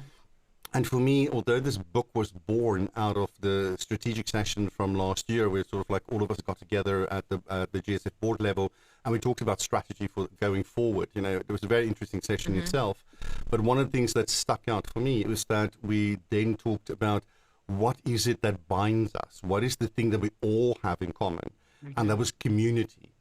And so for me, even though these were disparate speakers, they were not at the board meeting, they had no idea what was said behind the scenes, they all have the sense of community, they all have the sense of connection. And so for me, that's part of the beauty, that we acknowledge it, even though we may not be aware of what other people are thinking about it. So I'm just really, really grateful that you put this book together and that I was able to take part in it. And I think from what I've heard from other speakers as well, they feel the same. So I want to thank you from the bottom of my heart and from all the authors, and say, Laura, let's do it again. I'd love that. I'd love that. Yeah, it's, I mean, just what you said about, I know our time is short, but what you said about community is so very important. I was listening earlier this evening with the team from basically from South Africa. And, you know, just seeing Billy again, I think the last time I saw him was in Namibia at our Global Speaker Summit then. And this connection, this sense of community is something that is so strong in the speaker world and so very beautiful. And I'm so grateful to be part of that. So, yeah. And also for everyone listening, just to give you an idea, it's 31 authors from 13 countries on 5 continents. So it's just beautiful. It's really bringing that kind of diversity together in a book really written for leaders to help them take their next steps was fun. So let's unashamedly plug it. You go to Amazon, and in Amazon you type what for search? You type in Global Voices Shaping the Future. So Global Voices Shaping the Future, and go to the Kindle book and you get it for $1.99, or you can order the paperback. It's out today. Fantastic. Laura, I would like to thank you so much for staying up so late in Cairns and sort of like just to help hop in here for us. We really appreciate that. And have a lovely evening and go have a well-deserved rest. Oh, thank you. It's wonderful speaking with you, Eksteen. Take care, and thank you so much for doing this live stream all day today. It's so very important. So thank you. Absolute pleasure.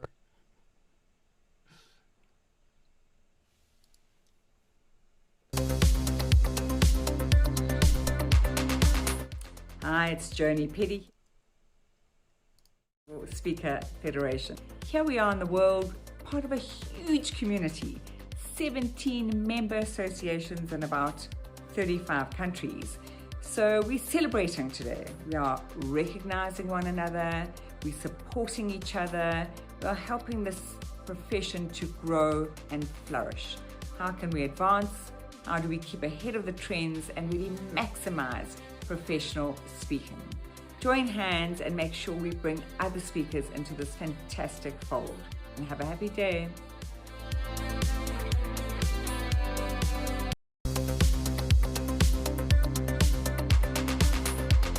Hello everyone, I am Esther Indurkar, President of the Professional Speakers Association of India.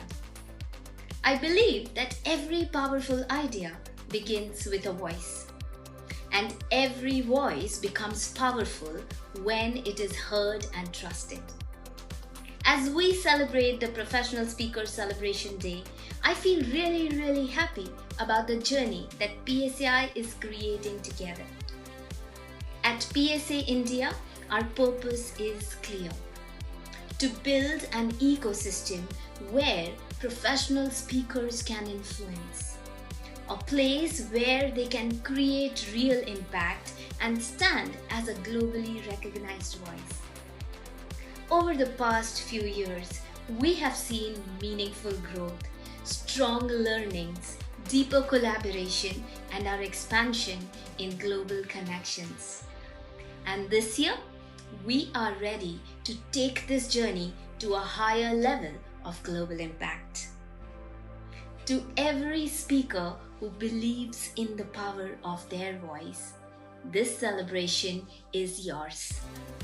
Wishing you a very happy Professional Speakers Celebration Day.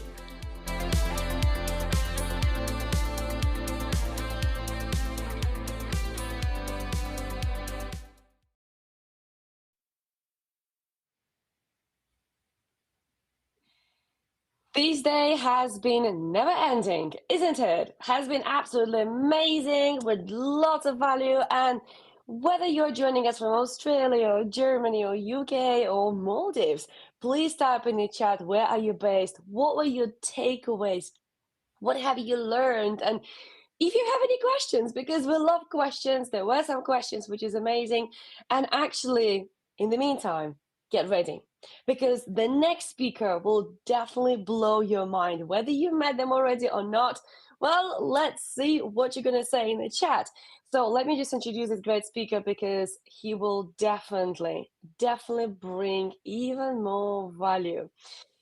So our next speaker is one of the world's most in-demand international keynote speakers, having worked in 70 countries and with organizations across 6 continents. A former professional drummer turned top 1% salesperson. He is a Hall of Fame speaker, best-selling author, and trusted advisor to CEOs and leadership teams worldwide.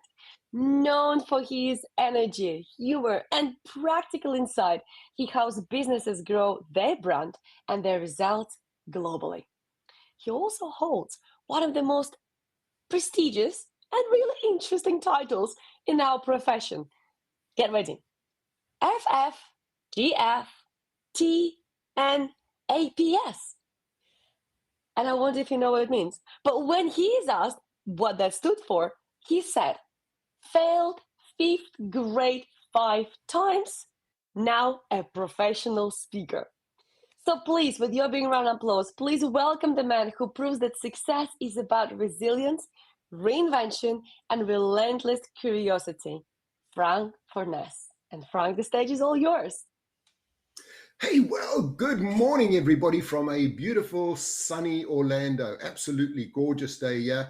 And one of the great things about our business is the international side. I've always done it. What you might also hear from me is things different to other speakers, because I've always been a maverick. I've been a bit of a loner. I break rules wherever I can.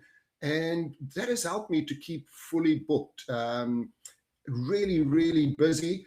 And I want to share some of the things that I do. Also, many speakers are there to change the world. I'm not there to change the world. I'm there to change my world. For me, speaking is a lifestyle business. I love it. Somebody pays my airfare, puts me in a great hotel, and I'll take an extra week out.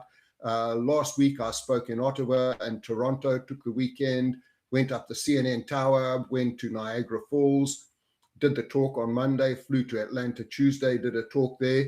So I'm going to share some of the things that I do and where I come from. So that's really where I come from. I started out life as a professional drummer. And I think I learned my stage craft there, because when you're a drummer, you're part of a band. You have to listen to everybody, your whole audience. Also, you've got to get used to traveling. You've got to get used to being on your own, living on your own. It can be a lonely life, and you've got to get used to that, especially if you're on the international side.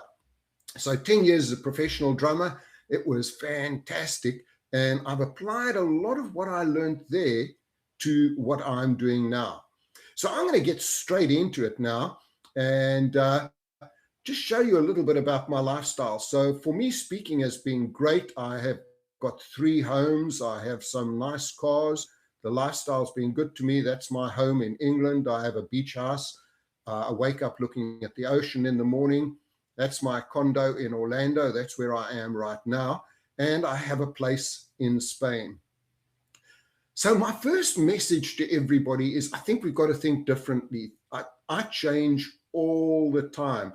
I know so many speakers have got one talk and they stick to it all the time. I have one main talk, but it's adapted to every audience every time. And mine is kind of unique to me. I don't want to be like other speakers. I like to think differently.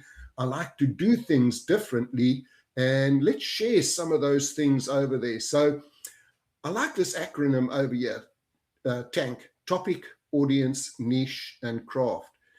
You've got to have a great topic. As soon as LinkedIn came out, I'm a sales speaker. I speak about sales, how to make money. I've always done that, but I bring in other things. When LinkedIn came in, I brought that in and I teach people how to use LinkedIn in sales. As soon as AI came out, I incorporated AI, and I'm now booked all over the world because I incorporate AI, LinkedIn, and other strategies to increase sales. I don't tell people I'm an AI speaker because every man and his dog has become an AI speaker now. So I'm always looking to the next move. What is my next move going to be? AI is a hot topic now. Where do we go next? And I'm already planning some things there. You've got to think about your audience. And for me, audiences could go from a Vistage gig, which pays you £1,000. It's nothing. Every Vistage gig has made me between £10,000 and £20,000. So think about your audience. I did a gig this week, a sales kickoff, 26 people, full fee. The same fee as I would charge for 4,000 people speaking in Malaysia. You've got to have a great niche, or niche as they call it here in the USA. What is your niche? What makes you different? And the biggest thing, I just heard it from Sigi earlier on, is you've got to be good on stage. That's the bottom line. I've analyzed, I've probably had my best 3 years now ever, and I've been in the business 30 years. 95% of my bookings comes from people having seen me. They see me on stage and somebody will come to me and say, I want to book you. It happens every time. 5% comes from my newsletter. I send out a newsletter once a month. I've worked out every time I send a newsletter, it's worth £5,000 to £10,000 to me, because that's going to result in a booking. It happened this week. Last week, I sent out a newsletter, got a phone call from a guy that had seen me about 7 years ago. And he said, I own 150 Papa Johns in Florida. I own the biggest motorbike franchise. We need to get you into our conference. So you've got to be good on stage. I do all of the other marketing stuff. I think I've only ever been booked once from LinkedIn, where I did an article on when was the last time you trained your sales team, and a company in Malaysia saw it and booked me. The next thing is you've got to set your goals. Where do you want to go and where do you want to speak? I love the international speaking world. A lot of people don't like that. I live on an airplane. In the last 3 weeks, I've had 14 flights. Is it pleasant? Flights are pleasant. Sitting in airports is not pleasant, but it's part of the job. Accept it, suck it up. Show you some of, I just thought I'd slip this in there. You can see that was August, September last year. It was a really cool thing in Wyoming. I spoke at a Jude ranch, went fly fishing, skeet shooting, went horse riding. It was amazing. The week after that, I was in Japan. The week after that, I was in Gibraltar. Before that, I was in Vancouver. This is my current thing over here. You can see I just flew over from the UK, talk in Rochester. I did 4 presentations in Milwaukee. Back to Rochester, somebody that saw me there 2 weeks before said, when can you come? I flew out there. And then, as I say, Ottawa, Toronto, and Atlanta this week. And my year is pretty full. I've got so many bookings, a lot of international bookings. I've got bookings. I've got a speaking tour, which I'll speak about. Speaking tour in Asia in June and July, and tons and tons of others, which I'll tell you about. So the first thing is you have to know how to get booked. Who's going to book you? So a lot of people sort of hoo-ha, Vistage or tech, because you only get £1,000. But for me, I'm sitting in front of 20 buyers, and I always get bookings from there. Always. I only limit that to 20 a year, but it's a great lead source. I work with the biggest event organizer in Vietnam, as well as Malaysia.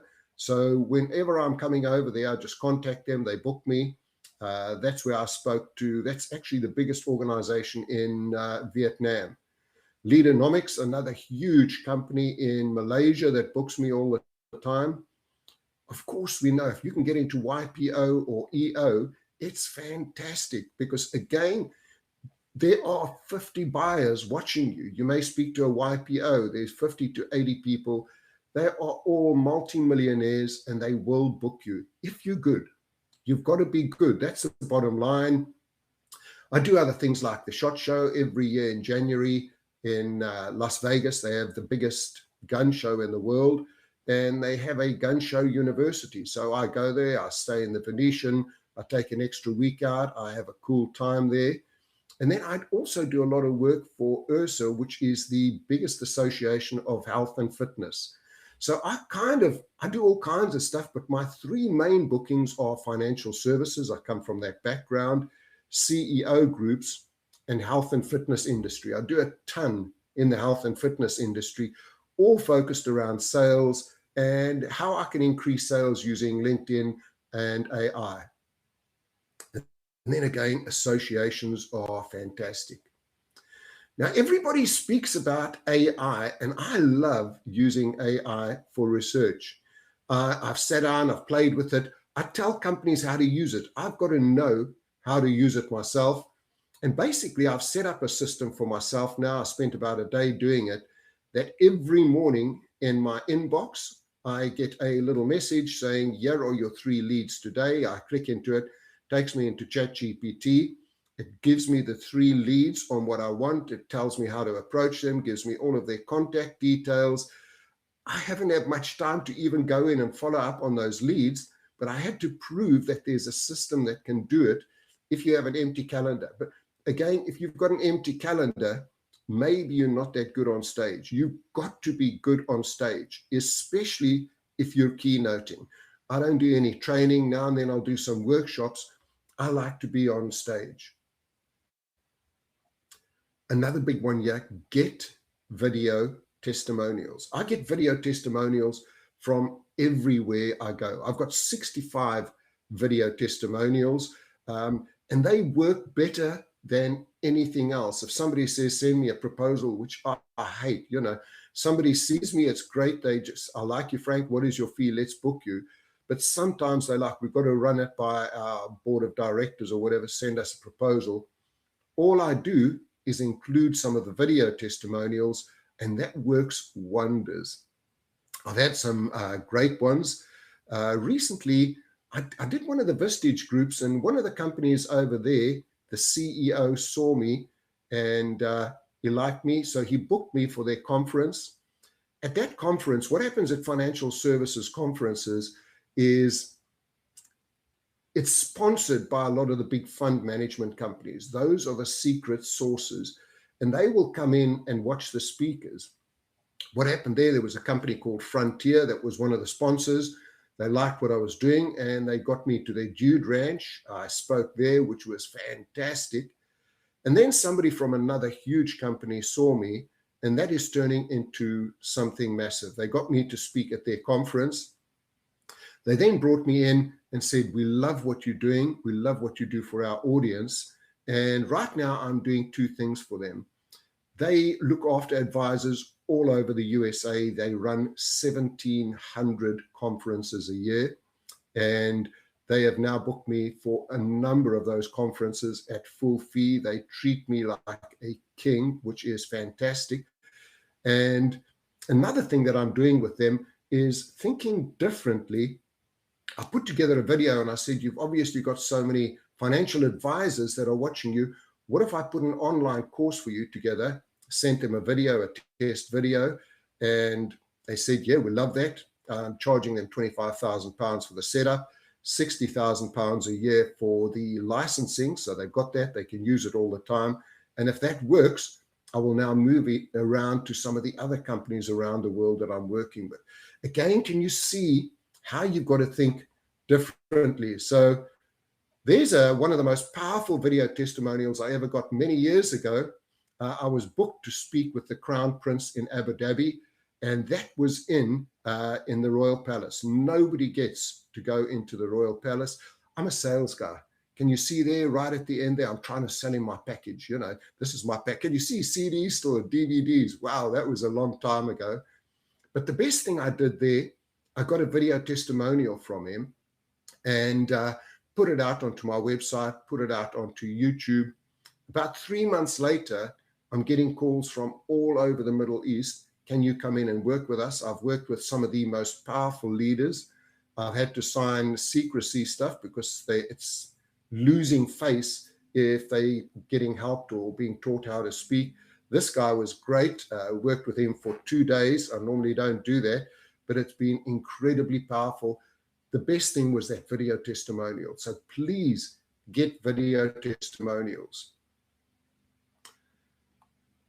The next thing, be cash motivated. I'm cash motivated. I love cash. And again, if we have a look at that there, your content has got to be awesome. Your content has got to be absolutely fantastic, and renew it.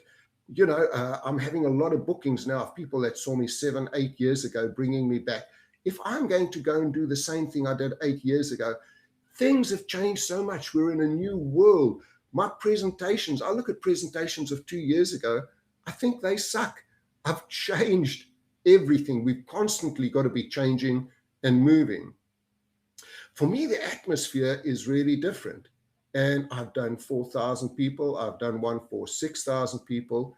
And I did one, in fact, you have some mishaps and you've got to run with them. The atmosphere this week, I was booked to speak in Toronto. I hate country clubs. They booked, I'm speaking to this business at one of the most exclusive country clubs. I get over there. There are workmen working. There's hammering, drilling going on. I say, listen, you've got to tell these guys to keep quiet. I'm speaking on AI. I need a strong internet. The internet keeps going down. Eventually, I just closed my laptop. I just got out a whiteboard and I did my talk without PowerPoint. And you've got to be able to, if you can't have anything helping you, you've got to be just as good without the supporting material. And probably that was one of my best talks. As soon as I finished, again, a company booked me from there. AI can copy anything and create anything. What it can't create is stories. Your stories, I have a book of stories. I used to run speakers boot camps all over the world. In fact, many of the people on this year came through my boot camp. Billy Silicani, many other world famous speakers started out at my speakers boot camp. I might be starting them again, but one of the things I always speak about is stories and humor. Now, I'm a content speaker, but I bring a ton of humor in. I mean, sometimes I go off and people say, you're the funniest speaker I've ever seen. I'm like, I'm not a funny speaker, but it's a combination of stories, humor, and content that makes it great. Be creative with your fees as well. I know some people say, I'm not going to go anywhere for under this amount. I have some great speaker friends. One of my speaker friends is in Orlando. Yeah, his normal fee is $18,500. And I started chatting to him and I said, would you go out for $1,000? And he said this to me. He said, you know what, if it's going to be in Orlando, I'm not booked that day. I can leave my house at 9 o'clock. I can be back at 11 o'clock and I can put into the clause, if I get a higher fee booking, this one's not going to happen. And he says, it's great. You know, £1,000, $1,000 is better than nothing. And I'm like, you know, that's cool. If these guys that don't go out for under $10,000, for me, if I can go out, do $2,500, come back here, I'm back here by lunchtime, why not? So be creative with your fees. What I'm also doing over here, as I say, I do a lot of work in the health and fitness industry. And there's a huge company that I spoke for about 8 years ago. And they came back to me about 2 years ago and said, Frank, we want to book you for our conferences. We run a few conferences. I gave them my fee. And they said, it's too expensive. We just can't afford you. And we just left it there. Beginning of last year, they came back to me and said, okay, we've got the budget now. We want to book you to speak at our conferences in Barcelona and in Japan. And again, whenever I go there, I take an extra week out. I've got all the points on the hotels, and I just see the place. I went around Japan, visiting everywhere. I bought some great kitchen knives, some Japanese single malts. I break the rules. I brought back 8 single malts. Just cut this out of YouTube, so I'm not going to get caught. 8 bottles of single malt Japanese. The interesting thing that happened there was their CEO came along. He liked what he saw, and he said, let's jump on a Zoom call. We got onto the Zoom call. The result of that is we've now set up that once a month, I do 1 hour with all of their sales team and their distributors. And that hour fits into my schedule when I'm not booked. So if I've got a quiet day, that's when we book it in that month. I'm going to be speaking at their conferences in New Orleans, in Romania, and in Hong Kong. So I'm doing those 3. And we negotiated an all-in fee for every month, plus the 3 conferences. I got 50% paid at the beginning of January. I'll get the other 50% in June. And I mean, that almost takes care of me for the whole year. So be creative with your fees. Arrange speaking tours. As I've said, I do things that are different to everybody else. When I was a musician, we'd be touring all over the place. And I thought, as a speaker, why not do the same? I've been speaking for 30 years, and from day one, I decided I wanted to go into the international market. I remember I spoke at a conference in London, and I said to the CEO, you've got offices all over the world. Why not book me to speak at your international offices? And that's where it all started. So what I've done with my clients around the world now, I might say to them, I'm doing a speaking tour of Asia. I'm going to have 1 week in Hong Kong, 1 week in Malaysia. By the way, I do a ton of work in Malaysia. I've been there about 30 times. I might have a week in Vietnam and maybe a week in Thailand. I'll say to them, here's my schedule. You can book me in the morning or the afternoon, morning, afternoon. So I have 10 talks a week. I will say to them, all you do is you pay my fee.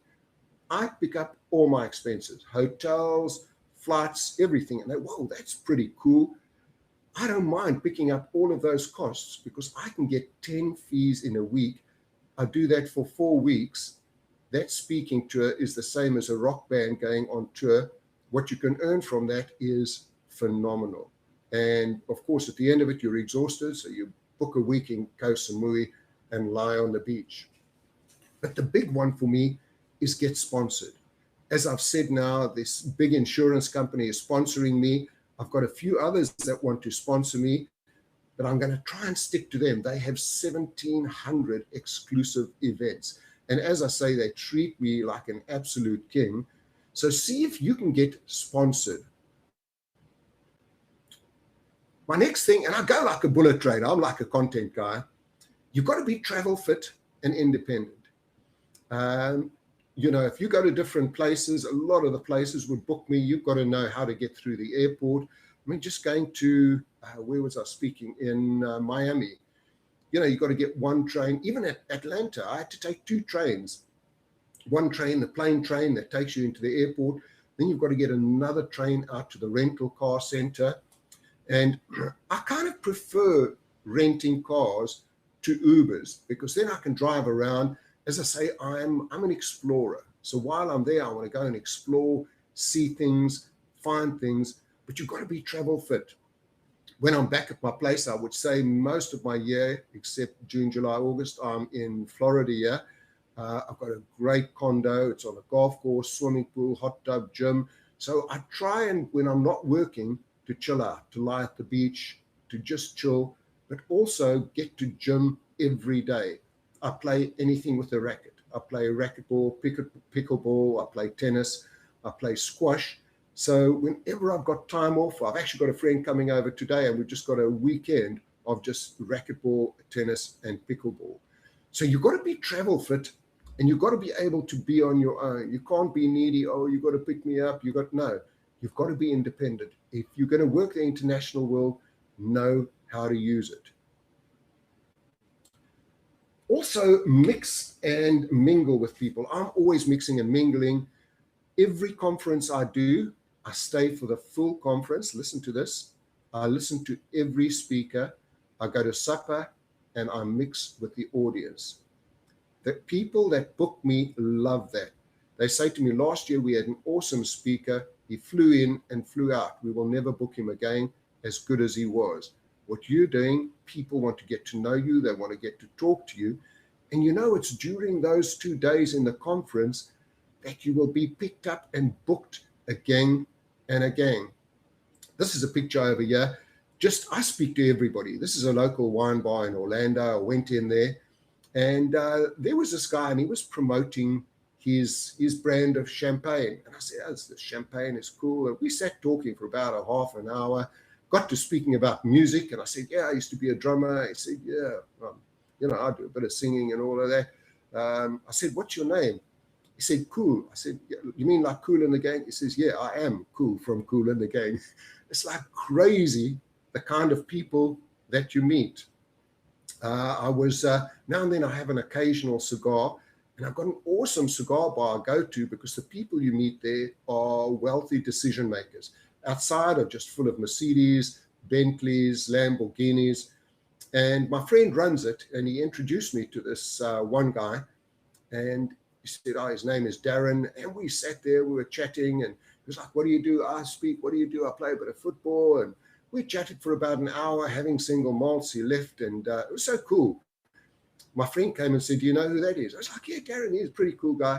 He's one of the most famous footballers in America. People would die to get in front of him. And I think it was just so cool that I wasn't there like, let's do a selfie, give me your autograph. But always mix and mingle. Give back as well. So this year I'm going again. This will be my third tour of Together We Can Change the World. It's 10 speakers organized by Scott Friedman. We each give a minimum of about $5,000. You pay your own airfares. You pay your own hotels. We go through Asia and we help orphanages. We sponsor schools. We go and teach children how to eat. We go in. I've got pictures of me feeding the kids, that kind of thing. It is the most awesome thing. But amongst that, we do 3 massive conferences. We speak at huge conferences. All of our fees go towards Together We Can Change the World. So we don't earn anything from that. I have picked up more work from people in those audiences. As I say, the biggest conference organizer in Malaysia and Vietnam, that's where they saw me and they booked me. So when you give back, you get back. This was a family I was sitting with in Malaysia, and they invited me for supper. They're originally from Afghanistan. They have nothing in their apartment. That was the food that we were eating over there. And you just realize how lucky you are. I mean, just fantastic. There's some of the things. There's Jonathan Lowe. A lot of people know Jonathan, Scott Friedman, a lot of the people. This is one of the universities that we sponsor there. And we're just having great, great times. A big one here is develop your golden circle. So I try and get 5 speakers where we swap leads.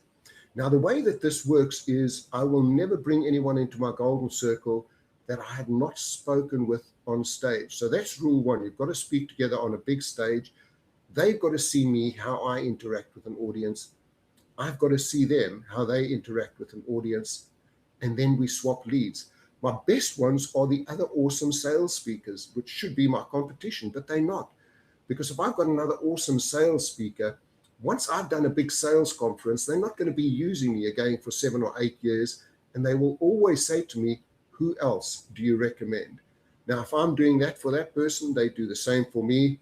So you can see there's a few of the people. Scott Friedman, a great friend of mine.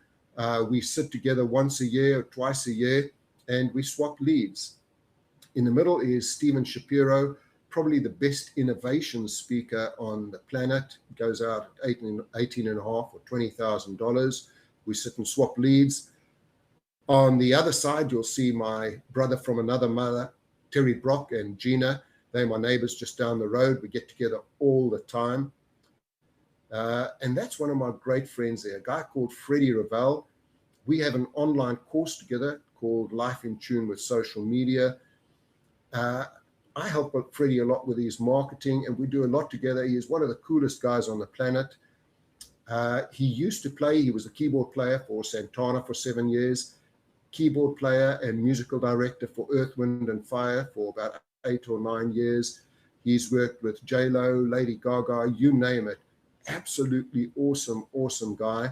We do a lot together. We're going to be putting together another online course. He's in a different league. Freddie goes out at 50 grand a pop. But you see, I want to hang out with those guys. I've always believed you become like the people you hang out with. I hang out with these guys because I want to become like them, and they love me for the way that I can kind of help them with the technology. So really cool guy, Freddie Ravel. And then you also have the good, the bad, and the ugly, and you've got to be prepared for anything. This week in Atlanta, I spoke to one of the biggest accounting firms, got in there. The parking lot was so big, I got lost in it going back. It took me like a half an hour to find my car.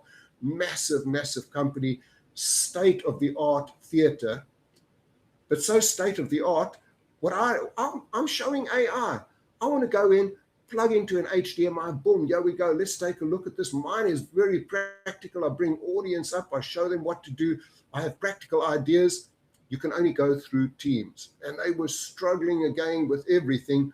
Once again, I just switched off everything and just spoke. It's not easy trying to speak about AI and LinkedIn without showing. But again, the good, the bad, the ugly, you got to go with the card that you dealt. And if you're good, you know how to do that.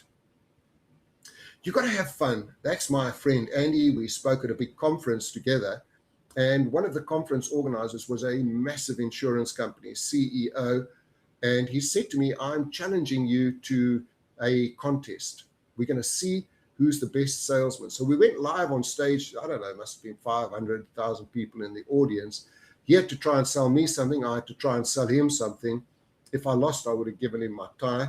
If I won, he would give me his Mont Blanc pen. So I got Andy to come along. We dressed up as rockers. We got the audience behind us. And yeah, I've got a pretty good Mont Blanc pen. So you've got to have fun. For me, we are in a fun business. Be good on stage and then just have a ton of fun. And again, for me, if you want me to stop speaking, you're going to have to drag me off stage. One of my talks over there was like, Frank, you've overrun. We're going to take you off. I'm like, no, I want to do some more. Please leave me. I want to do some more speaking. Again, all about having fun. And as again, you can see that's one of the big companies in Malaysia that books me all the time. So just, we've got about 10 minutes left. I am going to just speak about some tips for international marketing over here. So the first thing you do, just go into your client bank, the people you're speaking for now, see who are there that have international offices. Ask them to introduce you, and they've already seen you. They're going to be promoting you. If I'm going to be speaking in Vietnam or Hong Kong or wherever, I'm going to be looking for conferences in that area. I'm going to contact the person who organizes that conference. I'm going to say, listen, I'm going to be in Hanoi, and I'd love to just meet with you for a cup of coffee. Nothing about pitching and trying to sell to them. Nobody's going to buy me, not to be funny, no one's going to buy me from my website or anything else. 95% of people buy you from seeing you live. If you've got a great speaker reel where they can see you, that makes a big difference over there. Prospect before any trip. I look for any potential clients wherever I'm going. And with AI, it's so easy now. I sat the other day, again, I was playing with it. I said, and I specify where and how I want to work. I said, I want to work on the East Coast of America, not the West Coast. I started doing a lot of work in LA, San Francisco, Vancouver, and it's like a 5-hour flight there, 5-hour flight back. It's 3 days out of your schedule. So now I said, I want to focus just on the East Coast, anything up to New York, Buffalo, Toronto. That's pretty cool because it's 2.5 hour flight. I can get there and back. Tell me who are the big insurance conferences, financial services, who are the decision makers, who are the bookers. I got right down to it. And now I will get in touch with those people again. If I'm in the area, I will go and have a cup of coffee, just develop rapport, and if possible, invite them to come and see me speaking live. So I'm a sales machine, always actively network and market. Ask for referrals. I mean, it's insane. Most speakers I know go in and they go out. They don't ask for referrals. If somebody loves you, so many of my big fund management companies, I'll say to them, who else can you put me in front of? Oh, so-and-so, so-and-so. So ask for referrals. Put a sales hat on. But again, number one, always be good on stage. Always take an extra day for marketing. As I've said, I always meet up, have coffee with people, or meet up with other speakers. So always take an extra day for marketing.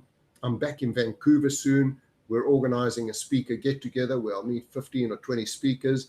I did the same when I was in Toronto last week. I always love to meet up with speakers wherever I am in the world. Take a tour and mix with people. I remember I was doing a tour of Japan once, bus tour, and there was a cool little old lady, and her and I were like best buddies. We were talking to each other, and I said to her, what do you do? Oh, no, my husband's working at home. Now, there's a company in the Isle of Man I've been trying to get into for years. Big insurance company. Couldn't get past the gatekeeper. Sitting with this little old lady, I said, what does your husband do? He's the CEO of this insurance company. Guess what? I ended up speaking at that conference. Find out where other offices are of any clients that you work with. Say to them, do you have offices in Hong Kong, Australia? For 10 years, I've been doing a 1-month speaking tour of Australia. I go over there, and in a month, I'll maybe do 15 to 20 talks. Pretty exhausting, but I love speaking tours. Meet with international bureaus. I remember many years ago, I met with a lady that runs the biggest bureau in Hong Kong. Lovely lady, great rapport. And from that came many talks. And as I've said, I always like to do more than one talk. I hate flying in. That's why I love my own speaking tours, where I can be doing 5 to 10 talks a week. The money is great. And because over here, if I'm going to the West Coast, as I say, in a week, I'm lucky if I can do 2 talks because of all the different flying over there. So always try and arrange more than one talk. And as I've said, your one-man shows, me speaking all over the world. Now, there's a little QR code for you all to go into.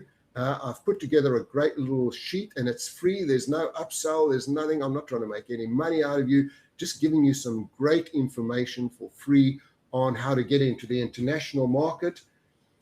I think I've fitted into my time, and I've left 5 minutes for any questions. So hopefully you got the schedule back on time. So any questions, let me know.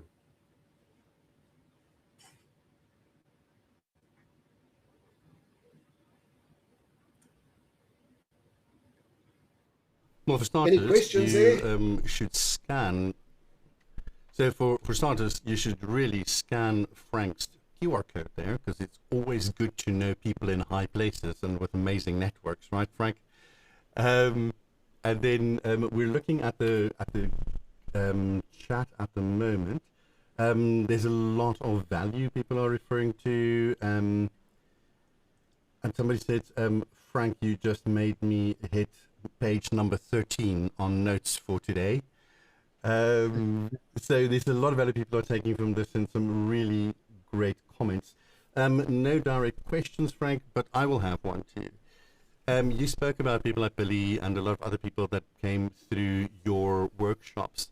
Do you still run them, and where can people get to know more about that? Yes, so I'm thinking about running the Speakers Bootcamp again. I did one 3 years ago. We had 50 people. That was in Malaysia. So right now I'm thinking of doing one in Orlando. I'm thinking of doing one in London, and possibly in Spain. I've got a house in Spain. If anyone is interested, just drop me an email, frank@frankfurnace.com, say, this is where I live, I'm interested. If we get enough interest, I'll put the boot camps together again.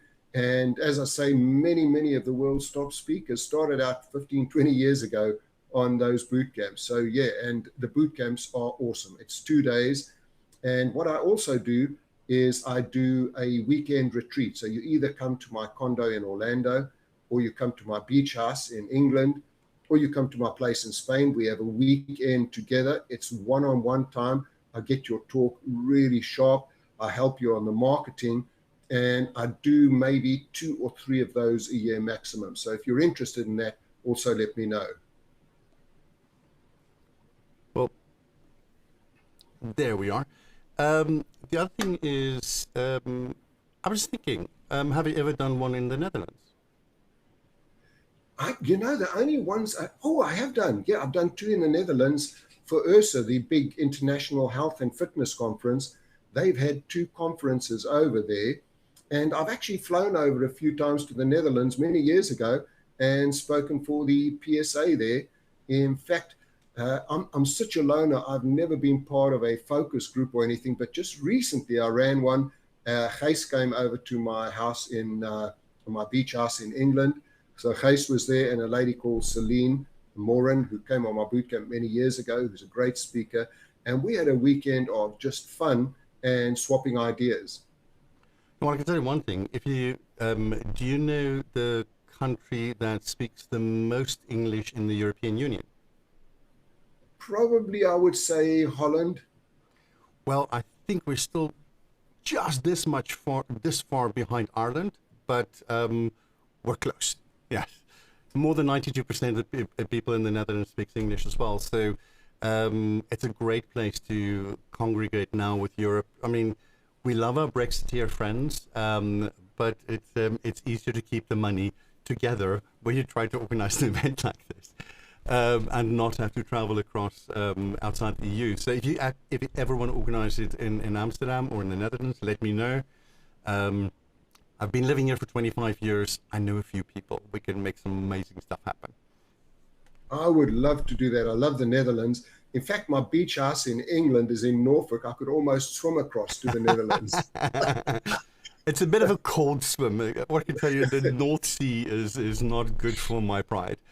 No. So anyway, Frank, again, thank you so much for joining us today and for all the value that you've brought, and sticking with us through all the glitches we've been doing for the last sort of stuff that we've run into. And hats off to you, Trooper. Thanks for joining us today. Cheers. Thank you so much. And thanks for putting it together. You guys and girls are awesome.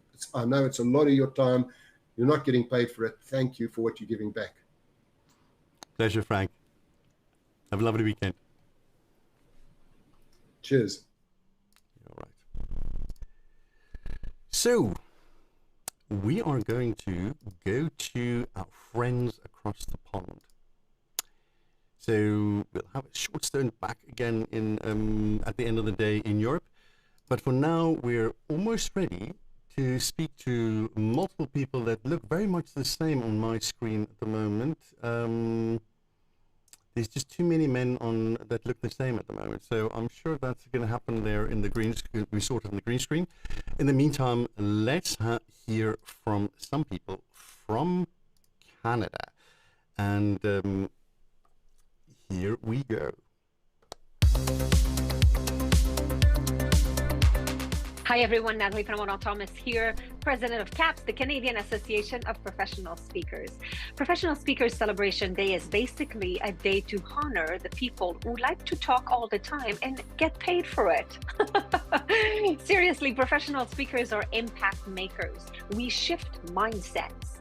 We spark change, even if we have to do it with a mic that squeaks and a clicker that refuses to advance the slides. At CAPS, you get community, education, friendships that last a lifetime, and people who truly get why you rehearse alone in hotel rooms talking to imaginary people. And the best part? It is seeing our members grow, collaborate to raise the bar, and prove that speaking is a powerful business and a force for good. So today, we celebrate you, your voice, your impact. Happy Professional Speakers Celebration Day. Bonne journée de célébration des conférenciers professionnels.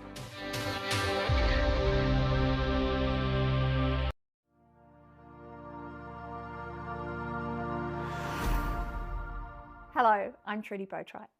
I'm a speaker on all things play, creativity, and connection. And my chapter in the book, Global Voices Shaping the Future, addresses the disengagement epidemic and the burnout epidemic that we are feeling the world over. I posit that by adopting a playful mindset, we can build healthy, robust teams and organizations.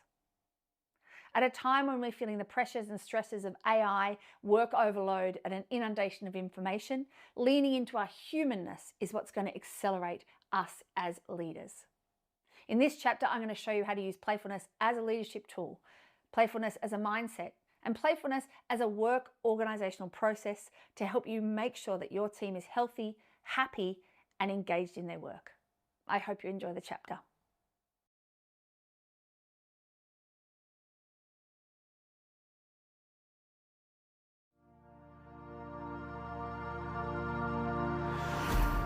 Hey there, I'm Tim Boris.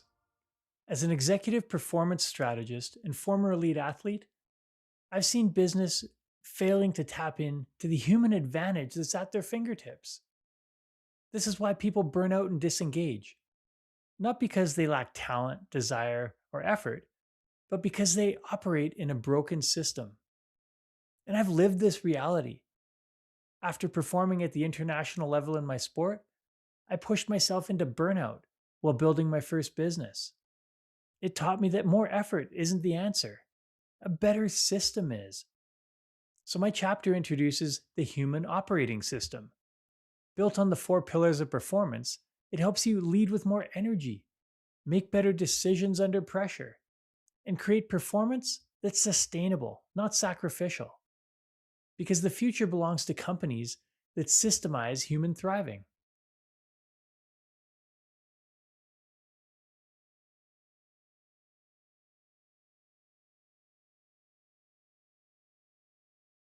Ladies and gentlemen, I'm bringing to you 4 amazing people from the other side of the ocean, where it is a little bit colder than what we tend to have in the Netherlands. And I know, Ross, you probably froze your bits off the first winter, because in South Africa we're not used to that kind of weather. But we have Nancy that's going to be introducing everyone, and so I'll be handing over to Nancy in a second. I'm just going to make sure that everybody's mics are hot and everybody can go. So there we are. Ladies and gentlemen, I would say have fun, take it away, and I'll speak to you at the top of the hour. All right, thank you so much. And hello, everyone around the world. My name is Nancy Regan, and I am a TV broadcaster, a writer, and a professional speaker. I'm a proud member of CAPS, which is the Canadian Association of Professional Speakers, and that is the sponsor of the next hour, where you're going to enjoy amazing panelists. Of course, our theme is international speaking, so we thought we would really assemble an all-star team. We've got 3 amazing experts for you today, and I'm going to jump in and introduce them. I always think that it is so much more compelling to hear from a speaker than to hear their bio for a big chunk of time. So I'm going to, and by the way, also, they have so many accomplishments. If I were to give true, reverence to their bio and their accomplishments, it would take me a half an hour. So here we go. Fred Colantonio, CSP, is a criminologist by training, and he has leveraged his deep understanding of human behavior to create a world-class speaking career in over 20 countries. Shelley Rose Charvet, CSP, is a member of the Canadian Speaking Hall of Fame. She is the author of a book, Forbes, called Essential for Managers. How's that for a quote that you would like to be able to use? Translated into over 20 languages, and she holds 4 US patents, I believe. Ross Saunders is a self-described nerd with trust issues. Doesn't that make you lean in and get curious? Ross is the guy who spent 2 decades making cybersecurity and privacy feel less like a legal nightmare and more like your smartest business move. Welcome to all of you. Thank you. Thank you. So glad to have you here. You are 3 storytellers, so that's part of why I would love for you to just tell the audience a little bit about your speaking career and maybe why you love it. Yeah. Shelley, why don't we start with you? Great. I'm speaking to you not from Canada where it's cold and icy. I'm in Mexico where I like to winter, and my speaking career has taken me into well over 30 countries. I'm more of a trainer than a speaker, so I have been running programs, and I'm particularly known in the neurolinguistic programming world, and that was my lever to being known worldwide. Great. Fred, can you tell us a bit about your life as a speaker? Well, actually, I'm the other one not being in Canada right now because I live somewhere between France and Belgium, so quite close to the Netherlands. And basically, I travel with my backpack from hotels to hotels when I can, and yeah, I grow organically to speak wherever I can and inspire people. What do you love about speaking? What I love about speaking is that you never really know what's going to happen and what to expect with an audience, specifically with different cultures and stuff.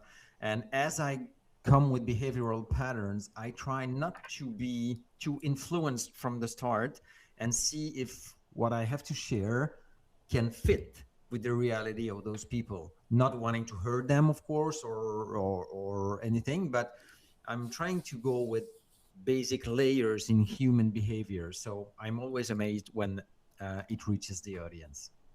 I love that you are not a guy who gravitates toward predictability. What about you, Ross?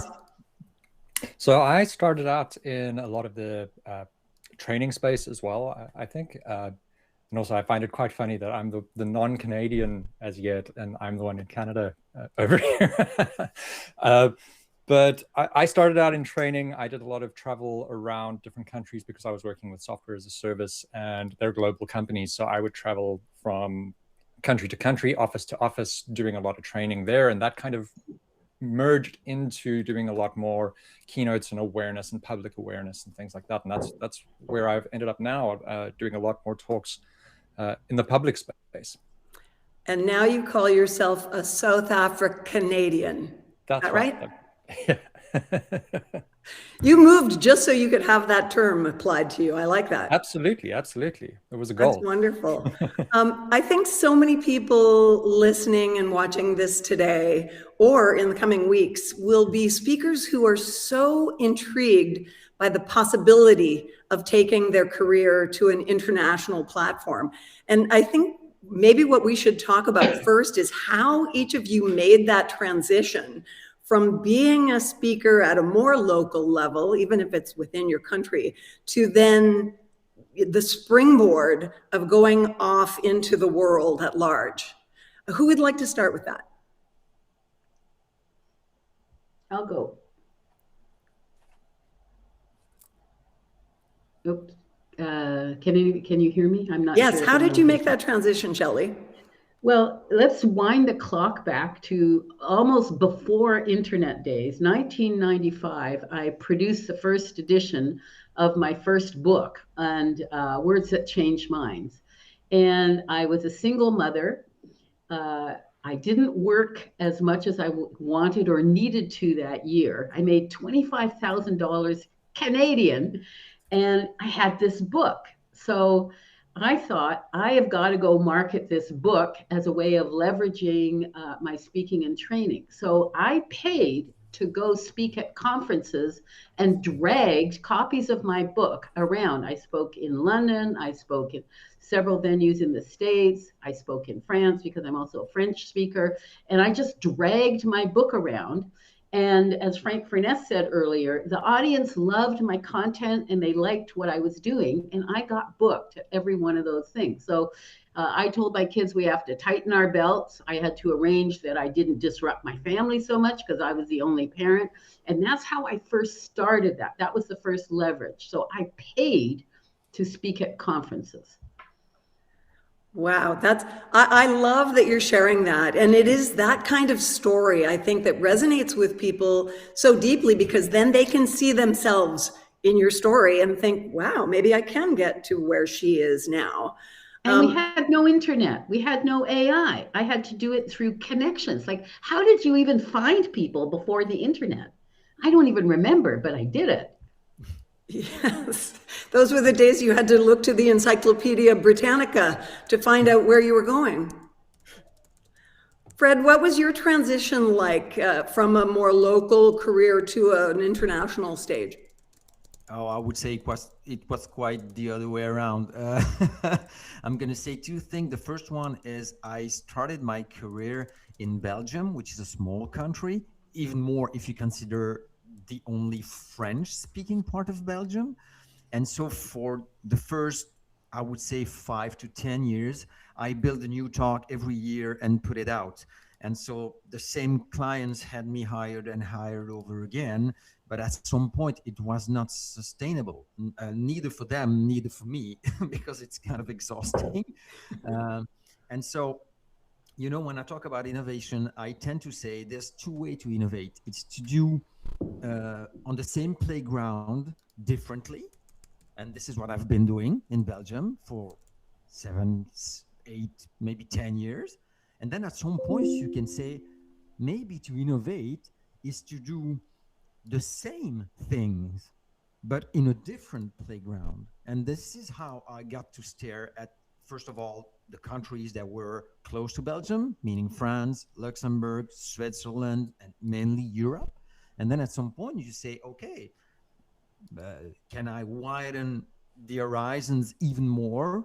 And then crossing the ocean, coming to Canada, going to Taiwan, going to South Africa, and so on. So basically it grew organically. I love your image of the playground, and I have to ask a follow-up because it makes me curious to know if it still feels like play for you in some ways. Oh yeah, definitely. This is what keeps my heart pumping. It's the curiosity, the people that we meet, and I'm too dumb to go for deep ads strategy on social media and stuff. I was one of the first ones in Belgium to use them professionally, so I talked about that a lot. It was 10 years ago. But then my way to do things has always been to get the right connections, connect deeply with people that at some point would trust me enough to take a look at my contents, and who could say, oh, the guy seems to have better things to say that the way he looks, so let's give him a try. Okay, that self-deprecating tool, that self-deprecating humor is an amazing tool in professional speaking. We all know that. But thank you for that. That's amazing. Ross, what about you? What was the transition like? So mine was yet again different to everyone that's spoken already. And unlike Shelly, I did have the internet, and that was a big thing for me. I think my first exposure to speaking internationally was I was working in corporate. So I got the benefit that corporate sent me around speaking, Vancouver, India, things like that, Mauritius, which is fun too. But I think the big thing for me came from my blog. That was one of the biggest things, and having a consistent blog, it got kind of my voice out there. And from that, my move into international speaking was a lot more probably emceeing. So I started emceeing with a lot of the bigger companies. So I emceed for IBM and for African CISO Summit and things like that. And it kind of expanded from there. So South Africa into the broader African market, from Africa into the Middle East market, from the Middle East, then sort of a lot broader and more global there. I have to ask, as we talk about that springboard from local to international, I just want to insert the fact that I wrote a book largely about the feeling of being an imposter standing on camera, speaking to 350,000 people, projecting an air of confidence and yet feeling anything but. And I kind of deconstructed that Nancy up on a pedestal. And I can't help but wonder how that sense of being an imposter might have almost been a barrier to entry to this new world, and whether you experienced it at all. Who would like to tackle that?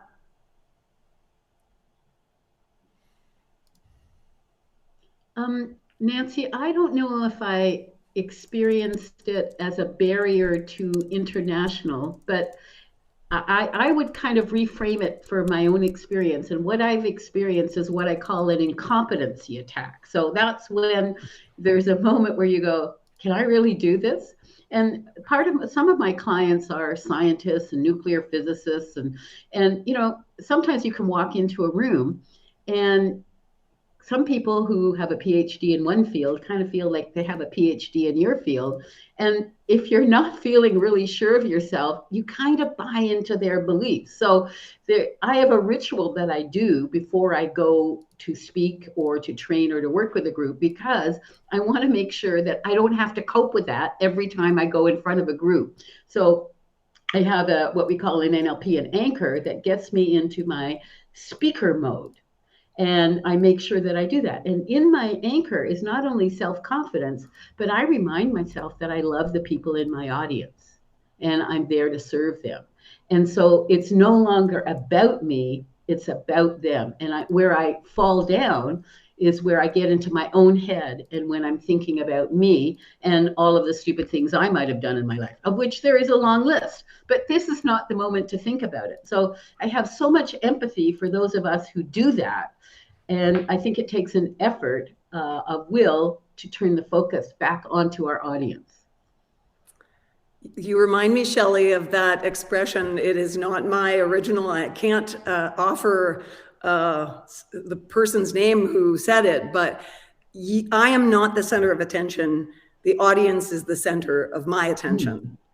So thank you for that perspective. Ross, what about you? Was there a part of you that really wrestled with, am I good enough to do this, to speak on international stages? The last time was probably about 8 minutes ago. I think from my side, you know, I speak on very fast moving topics. So working in the cybersecurity space, working in the privacy space, the AI legislation space, which is wild because there's so much coming out around the world. It's very easy for me to slip behind and not actually stay up to date with what's out there. And I always have that fear that I'm going to get up because I've now prepped to talk for like a month and a half. But in a month and a half, things can change. And now I'm going to get up on stage and someone's going to ask me a question in the audience that's something new. And I haven't researched this yet. And there's so much. But I think it's just, for me, I have to just keep going and make sure, you know, I am staying ahead of this kind of stuff, dedicate some time to make sure I'm staying upskilled. And that takes away a lot of that fear, I guess, in the space for me. Thank you for the vulnerability. You know, it's really, so many of us walk around wearing a mask of complete confidence, feeling perhaps anything but. So the 8 minutes ago comment was appreciated. Fred, what about you? Did you have experience with this kind of a conundrum? All the time. I would rename it the perfectionist syndrome because it's not so much as being an imposter than wanting to deliver the highest I can. And talking about the 8 minutes ago, the fact that we don't see each other talking and that the fact that there's a little lag in the video does not help with that for sure, but we try and do our best. And more seriously, to talk a little bit about what Shelley Rose said, I used to do some improv, and my improv master used to say to me, Fred, if you understand that people who are going to attend something never hope for a boring moment, never hope for a failing moment, it will change everything to your perfectionist point of view. And actually, most of the time, prior to going on stage, this is what I think about. I think about the audience saying they are not here to hope for me to fail or for me to bore them. So I have three things that I can play with. The content, of course, I have to master it. This is what people are paying us for, but also the interactions and maybe some weird kind of Belgian sense of humor.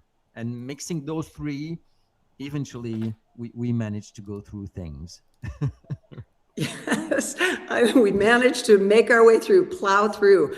I will say that my personal experience when I'm backstage, and I have helped people with this in coaching, if I'm feeling nervous, I know that I'm in a performance mindset, and I like to flip a switch to a contribution mindset where I am thinking about what I'm giving, what I'm offering, what I'm sharing, rather than what I could potentially get in terms of the opinion of others. How much does contribution drive your career, each of you? Fred, why don't we go back to you and start with you? I think this is the whole point. For me, as a speaker and as a professional who's working with companies and with teams and with leaders, as probably many of us here and who are watching us are doing, to me, this is all about this is what makes the difference.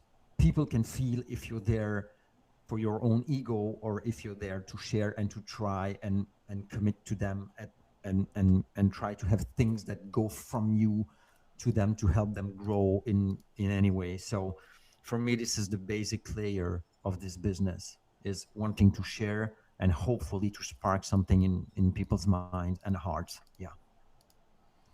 Beautifully said. Shelley? There's a combination of things because, as I said, I have an anchor that kind of gets me into the right state. But there's part of me that just needs to entertain. So I like to contribute. It's a big motivator for me, but I think if you tied me up, threw me in the corner, I'd still be making jokes because I can't help myself. And part of what I do when I'm on a stage or with a group of people is I let that out. And I'm wondering, what are the secrets that each of us are holding that really want to be let out with an audience? Because when you do that, you set up this energy flow between you. And I think that turns itself into inspiring moments. So I think when we let our deep needs out, as well as having the mindset of contribution, you can set that up. It sounds like you're a bright light shining from the stage, no matter how someone tries to shield you. I appreciate that so much. I can't help myself. Yeah. I like that. You can't turn that light out. Ross, what about you? I will say that Chevy is a bright light outside of the stage too. So Thank you, definitely. Right on. You know, I think from my side, absolutely, that giving is a big thing. A lot of me getting into speaking was because of a personal thing that happened to me, an identity theft, and trying to stop that happening to others. And I think that's kind of the hallmark of anyone kind of getting into the space that I'm in, where it's a compliance and we're there to help people be more secure, things like that. So I think it's a deeply ingrained part of even my career so far, is to do that. But I think, you know, just to take it into a bigger space, just looking at the chat room in this presentation and all the chats that have happened over the mornings, well, morning here, presentations, I think we're all here for giving. A lot of the folks in the GSF associations are here because it's so giving. And I think like attracts like for that. Yes, you just made me realize I should be looking at that chat. It's on another screen, and we want to send a special hello and a big celebration out to the folks who are in the watch party in Cairns. So thank you so much to them for being our supporters today. Can you each share with us a memorable experience of international speaking that you think can offer a lesson to others listening? Ross, can I bounce back and go to you first? Sure. I think, you know, if we're talking about a lesson that can be given, I think part of it is it's a lesson I learned when I came to Canada and started speaking here in Canada. I kind of had the view, you know, between South Africa and Canada, there's a lot of cultural similarities. There are differences, but there's a lot of similarities. It's very Western. But I don't think I realized just how regional it can get and the differences can get. And I found that, you know, I had to learn that different regions, different audiences will react differently to certain things. I have a lot of humor in my talks because, I mean, who wants to listen to compliance? It has to be humorous, otherwise it's not going to fly. And I remember speaking to an audience in the prairies and making the jokes that land everywhere, and it was dead silent in the room. And I'm so glad I had been given the advice previously, I think from Steph Duplessis, to kind of carry on going in that space. And I did. And I absolutely thought I had bombed at the end of it. And then people came up to me afterwards like, oh, that joke was so funny. No one laughed, but they loved it. And I think that was a big lesson for me, is learning, you know, people react differently. If you've got that confidence in your work and things like that, keep at it, keep going. You can do it. Yes, those cultural differences, if you're not prepared for them, they can really take you out at the knees. Fred, what about you? A memorable speaking experience that ended up being a learning experience, and for yourself and others, maybe? Oh yeah, the first time I spoke in Algeria and Morocco, actually those were memorable because the perception of the timing there is kind of different, and it helped me with my perfectionist thing, because I was supposed to speak at 10 a.m. in Morocco, and it was Ramadan, so 10 a.m. became 7 p.m. and it became pushed back like every 30 to 60 minutes, saying people are coming, don't worry, people are coming, don't worry. And each time I re-prepped myself and getting ready and warmed up for the talk. And then it kind of freed me after that to be more loose on myself, saying, be ready when people say you're up in 10 minutes. No need to be prepared like 1 hour ahead of schedule. And in Algeria, the funny thing was, I entered the venue 1 hour prior to talking, and nothing was on set. When I mean nothing was on set, no screens, no stage, no sound system, nothing. And then somebody came in and said, don't worry, in 1 hour, everything will be ready. And indeed, in 1 hour, everything was ready, just about the last 15 minutes, but everything was ready. So I said to myself, okay, we're all set. I'm off just to go to pee prior to being on stage. And then suddenly I came back in the room and everything disappeared. And so I said, what? We're supposed to be live in 2 minutes. Yeah, but we're changing for a better setup and better sound system and better videos for you, Mr. Fred. And so they did actually change everything because they thought I would need, probably I didn't ask for anything, but that I would require better stuff. And those two talks always remind me that you can eventually be fine if you go with what's happening around you, meaning some culture. They don't mind starting late per se, if it's to put you in what they think is the best condition you need. Mm-hmm. Oh, that's great. Shelley, what's your experience? Well, Fred, you just reminded me of a whole pile of scenes that went right through my head. So I'll just see if I can do a couple of them shortly. I used to speak regularly at conferences in both Finland and Sweden. And I remember one day an American speaker was on the roster as well. And I said, have you ever spoken here? And he said, no. And I said, well, one of the differences in a Northern European audience is that when you say something, the audience goes inside their head and they think about what you say. So you'll kind of see a sea of blank faces. And then when they've considered what you said, and for that reason, it's important to pause, they come back out and re-engage with you again. And we were speaking at different times, and I saw him afterwards. I said, how did it go? And he said, well, it's the most boring audience I ever had. And I thought, oh no, he didn't listen to me. Because one of the things about American audiences is they react to what you say and what you do. Whereas a lot of other countries culturally, and this is of course a generalization, they think about what you say. And so what you see is very different. And the level of enthusiasm, like for me as a Canadian, one of the things I had to do, and I know some of you won't believe this, is that working in the States, I had to ratchet up my level of enthusiasm, because I believe there's an unconscious belief that if you're not enthusiastic about your material, then you're not congruent. But if you're too enthusiastic in Canada or in the UK, or God forbid in the Nordic countries, they go, what is she trying to sell us? I mean, this is ridiculous.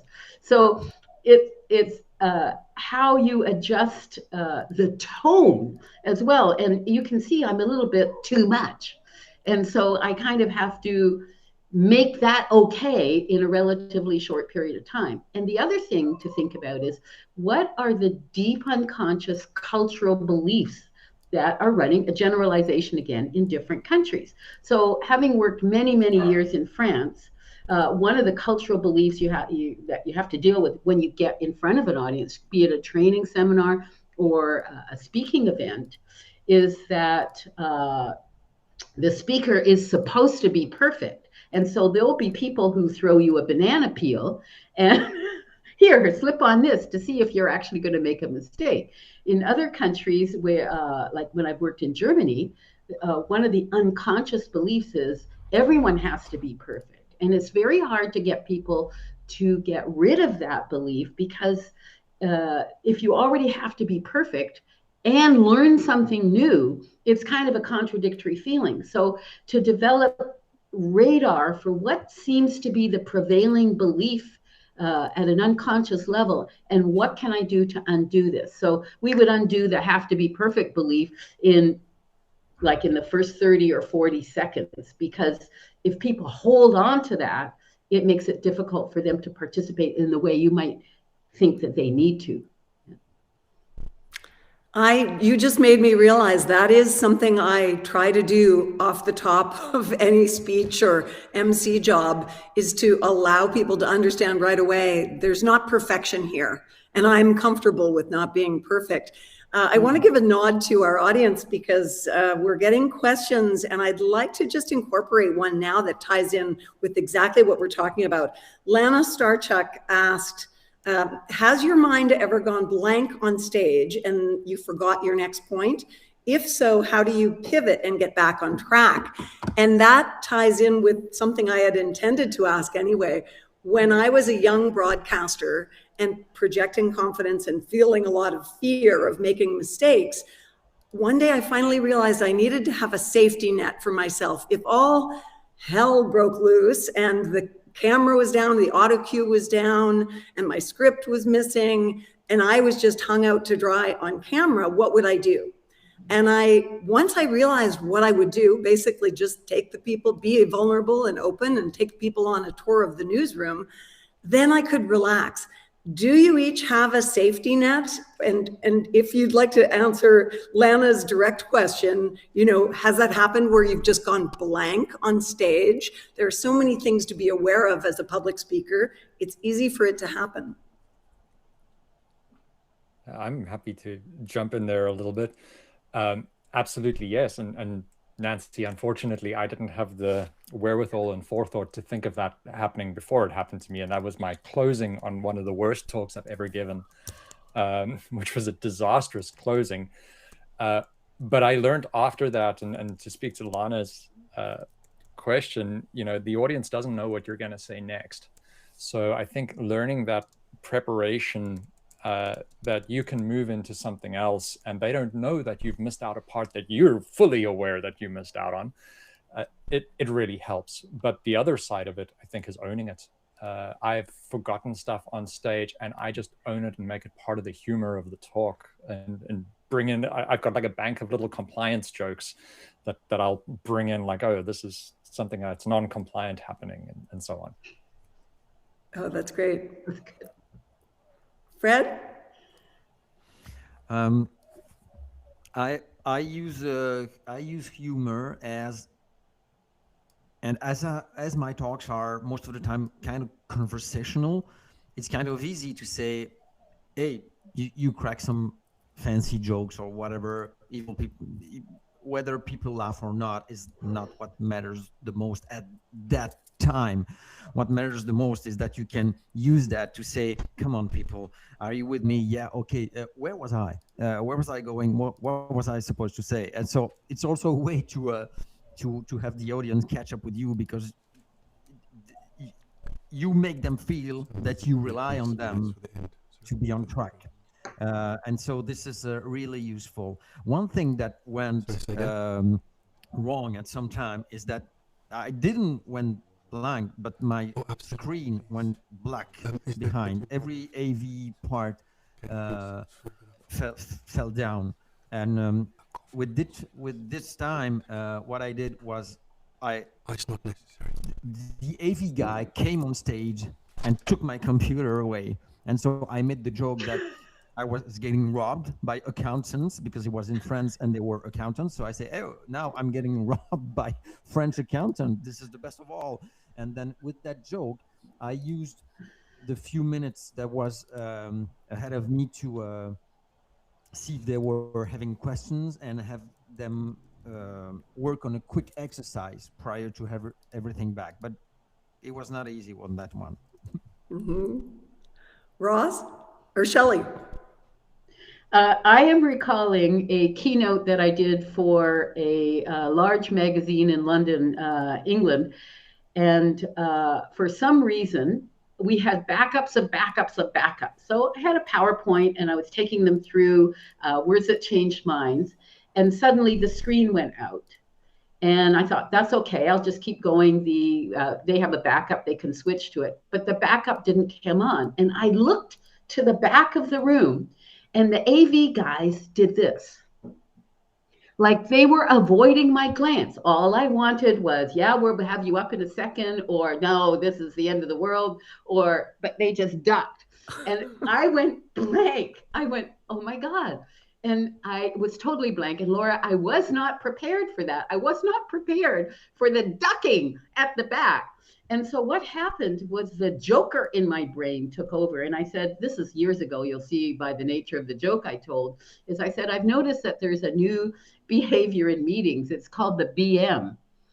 And everybody goes, what do you mean the BM? That's sounding a little bit questionable there. And I said, well, it's the BlackBerry masturbation, because we don't actually know what's going on underneath the table. So while they were laughing at this joke, which was kind of unacceptable, but people were a little more accepting of you veering outside the lines then, my brain slowly re-engaged and I continued the talk.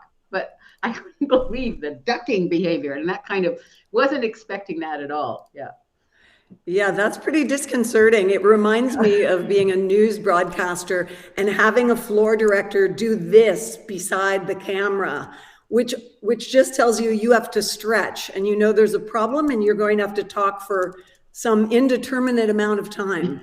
And that always put fear into me. But when you talk about making mistakes, I think about the fact that some trainers who work with speakers believe that Barack Obama would intentionally build a stutter into his speech, just like that, so that he would seem more approachable, more relatable.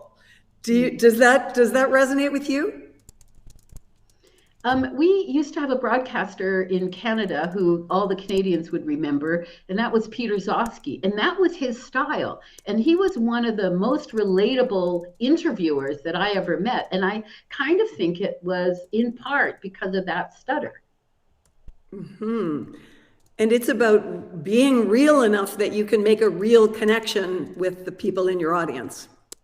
And I think he was doing something that Fred just talked about. He was kind of getting the audience to participate more and kind of fill in the blanks. Like Fred, when you said, like, where was I, to the audience, it brings them in. And I've seen you do that, Fred. Thanks, Shelley. What I can share about that, about the so-called robbery thing with the accountants, most of the time we have to remind ourselves that we are at a spot where most people are afraid to go. And the major feedback I received after this particular talk was people saying, oh my God, you coped with that and you held the situation so brilliantly, because you didn't seem to be disturbed with the fact that everything was going wrong. You made a joke and then you continued like it was nothing.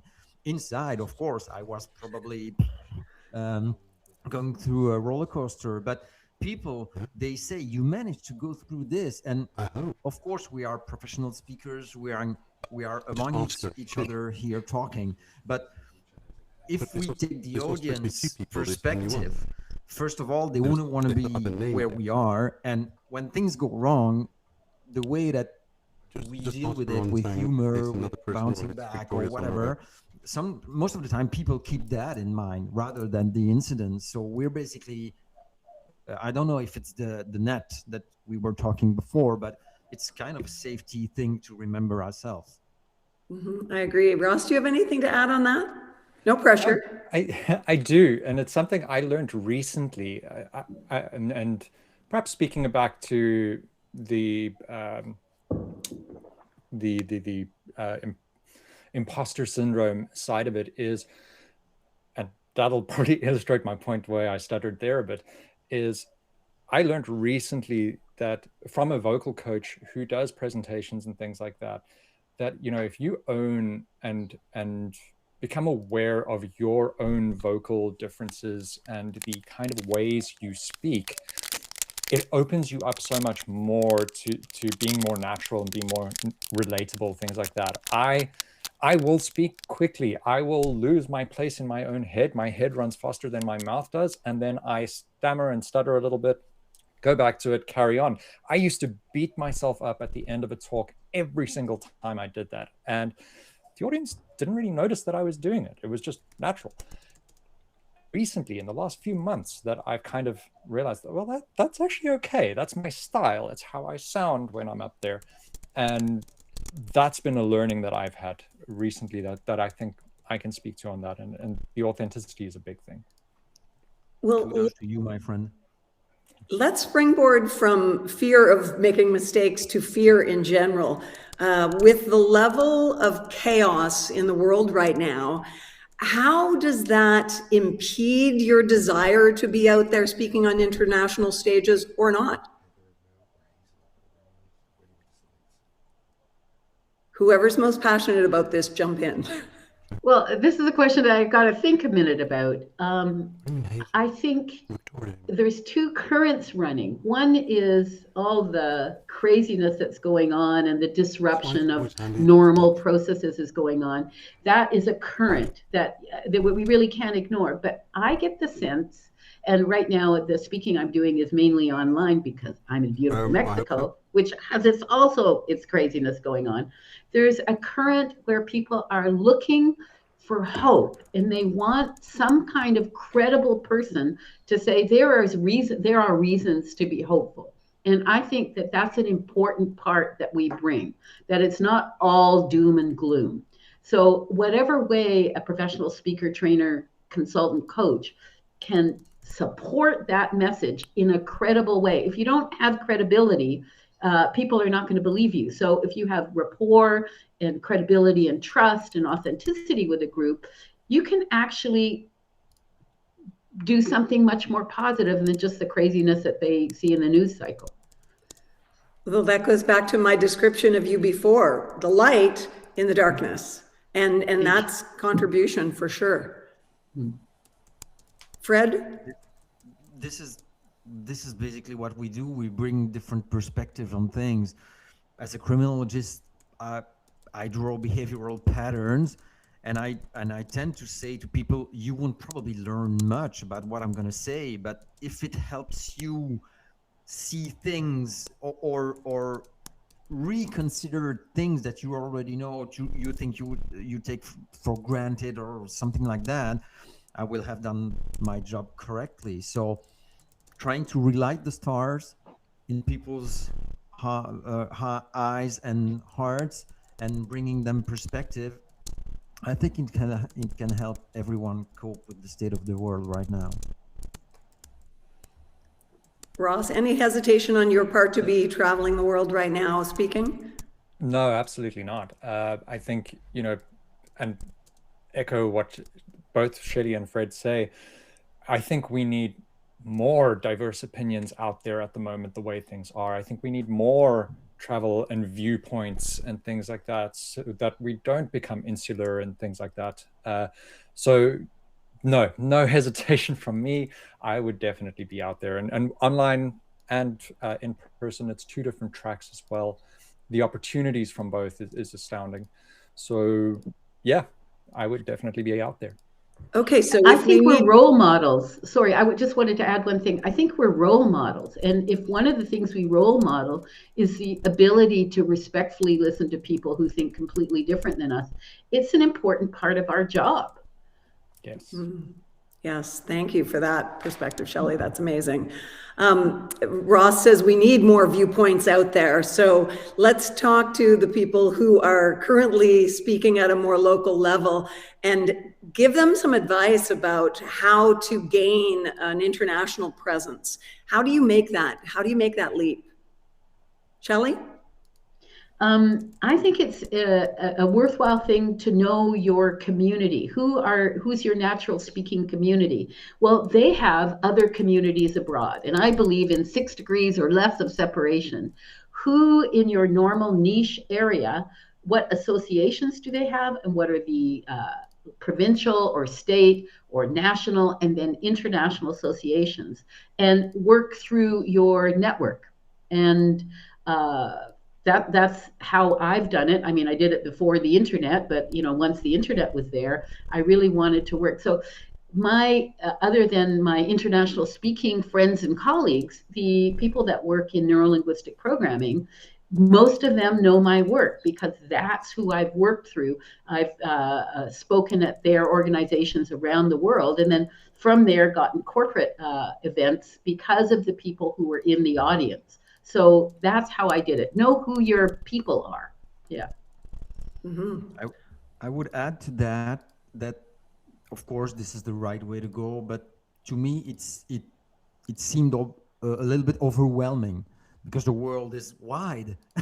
So you can basically try and go everywhere. So prior to that, to me, it was kind of setting the pace and the vision, most of all, to, okay, where first? Where would I want to land first? And I tend to do that on a yearly basis, saying, okay, next year, where would I want to talk? Where would I want to go? Which country would I like to discover? And then building from that, but being kind of humble in the way to proceed. Otherwise, I would have been overwhelmed. Ross? I think for me, I'd echo what Shelley says as well around associations. Speaking from my side, in my industry, in the privacy industry, there is an international association for it. And I made a lot of connections there. And, one of the beautiful things I think about being a speaker, and if you think about keynoting and things like that, even if there's a competitive nature and there's competitors out there, it goes back to, I think, what Frank was saying in the previous session. You might get hired once. You're not going to be there every year for the same conference, but networking with your peers and the folks in the same association with you, you can refer each other in that space as well. And that was a lot of where I got out there. But to get known in the association as well, and this is the one thing I will add there, is the consistency of putting out content. So I wrote a blog every week. I put out a blog. I did this for probably about 4 years before the blog got any traction, but then it maintained itself when it was running and it got content out there. So I think that consistency is a big thing that helps you get there as well, and that visibility. And associations need content. They all have publications. Yeah. So to build on your idea, they want content. And if you can offer them relevant content, you can choose where you want to go, Fred. Yeah, speak at chapters around the world. It's astounding. Well, I love that you're highlighting the power of associations, because that's what we're doing right now. We're sharing valuable insight from tremendously successful speakers that can help others. And my experience of CAPS has been that, wow, it is so supportive and much more much more open than I would have thought. I thought it would be more a lot of people who are competitive, but instead it's a lot of people who just sort of welcome you in with open arms and are willing to give you great advice. I'm in a place right now called the Friends United International Convention Center, and it is an initiative that supports Indigenous artists. And so I feel that that's very much what these associations are. So anyone listening who is thinking about joining, I am the biggest cheerleader right now. I just say, do it, do it, do it. Has belonging to speaking associations made a big difference in each of your careers? Ross? Oh, absolutely, absolutely. So, I mean, I was part of the PSASA first in South Africa, and hello to everyone there. I've been seeing the chats. I love it. And I was in the PSASA. That was how I learned to speak professionally. I was speaking before that, hopefully. And I got in from that angle. I joined CAPS as a dual member because I was speaking in Vancouver quite a bit, found out about CAPS there. I came over and spoke at Rotary while I was in Vancouver, and then joined CAPS and all that, became a dual member, and now professional member of CAPS now that I've landed in Canada. I've been here for 4 years. Nick, it's something I would never let go of. I'm a lifer, I guess, in terms of the association. We can't get rid of you? Is that what you're saying? I just need you to run and loop for me. No one's trying to, I promise, Ross. Shelley, what about you?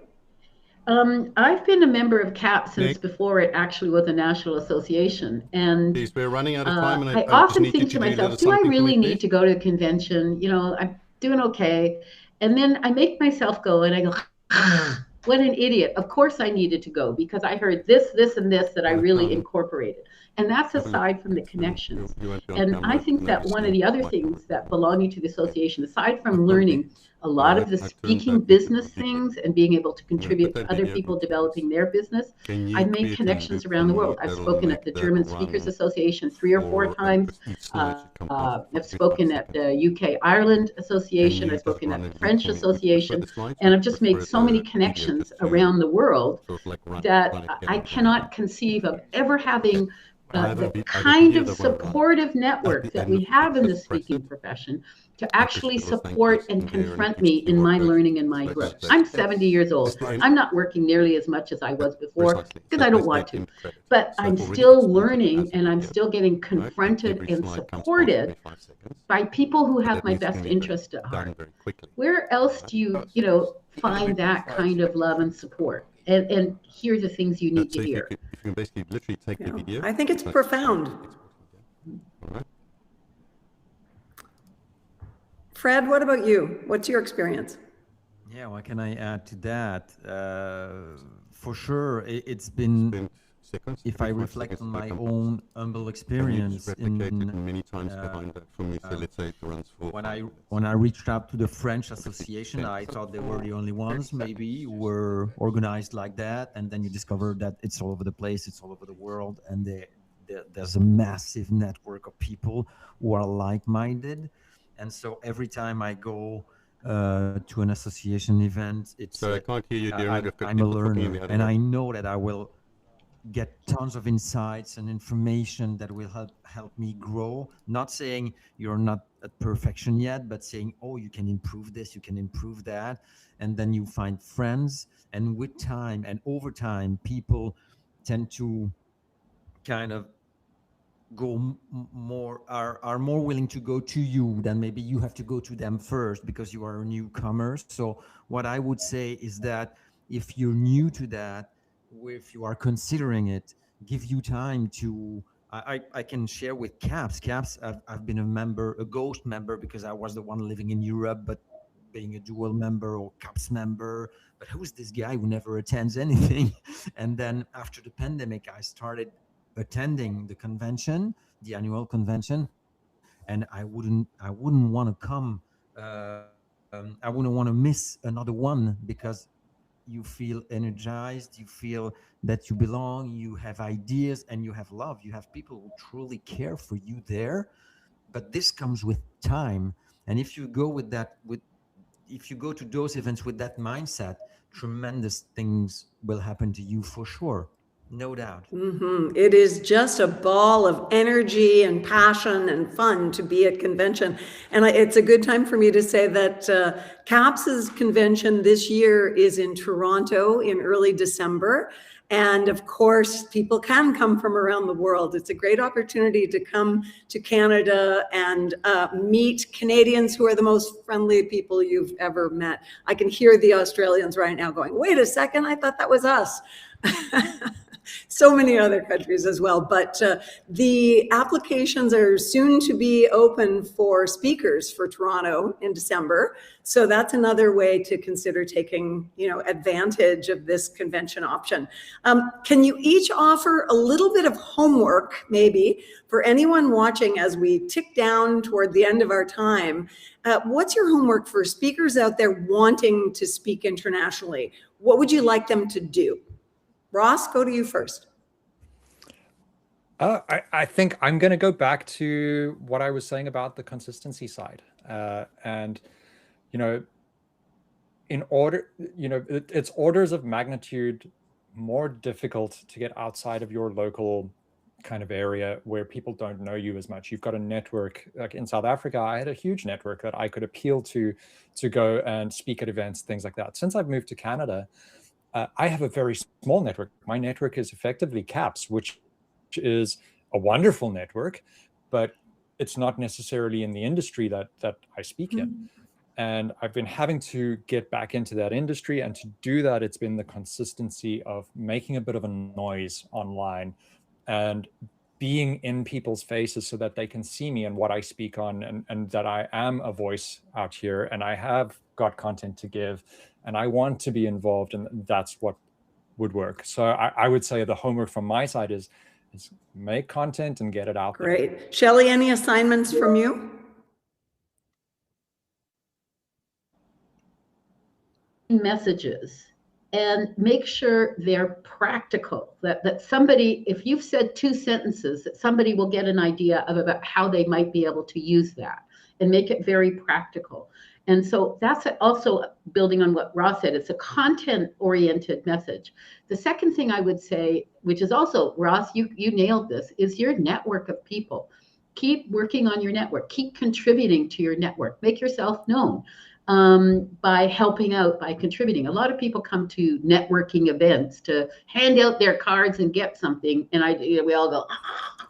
So what can you contribute to your network? Contribution instead of performance, yes. But also making everything practical so that there are takeaways that are immediately obvious to people. Fred, you may have 30 seconds.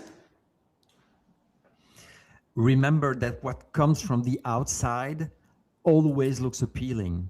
So if you want to go international, this is the perfect match. If you have something to say from a European point of view, from a Canadian point of view, from an Asian point of view, it will attract other countries, for sure. Wonderful. I want to say thank you to all of you for making time in your busy lives to do this, and for this contribution, which I think is so valuable to so many. You're so relatable and accomplished that people put those 2 things together and think, maybe I could do that too. So Nancy, what would be your homework for people? Oh, my homework would have to be related to the book that I mentioned. It's about showing up, not showing off. And for me, that's almost like a meditation in life. In meditation, you have to catch yourself with thoughts and not be annoyed about it, but just recognize you're thinking and let them go. For me, it's about catching myself in an inauthentic moment and thinking, no, I'm not really showing up, I'm showing off, and letting that go without judgment. Just, okay, because I believe that authenticity is a moment by moment practice, not something that we are one and done with. Does that resonate? Yeah, definitely. So much. So I think we're just saying goodbye now, and someone is going to wrest control from me, but we're not really sure. I'm going to give one more plug for Toronto in early December. And Ross, Fred, and Shelley, thank you so, so much. Thank you to the Global Speaking GSP for having us and just making this possible. And I would like to say thank you for being here Bye today. from Canada.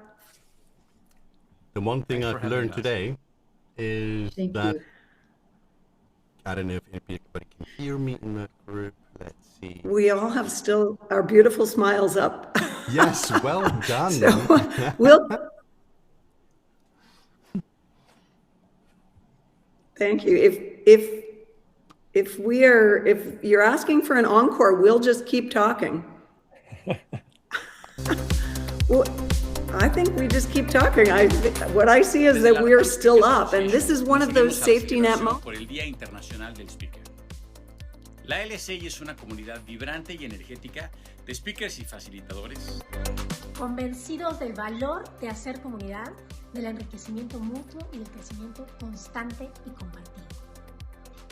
Con 5 años de ser instituida, miembros viviendo en 10 países, capítulos de 3 y 4 en proceso de formación.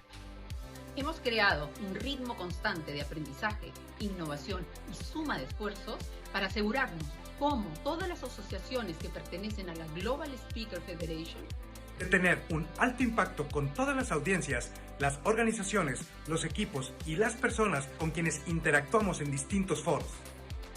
Desde acá le enviamos un muy afectuoso saludo a todos nuestros colegas con quienes compartimos el entusiasmo por tocar mentes, corazones y equipos con nuestras ideas y nuestra palabra. Muy feliz Día Internacional del Speaker. Happy Professional Speakers Celebration Day. Somos speakers.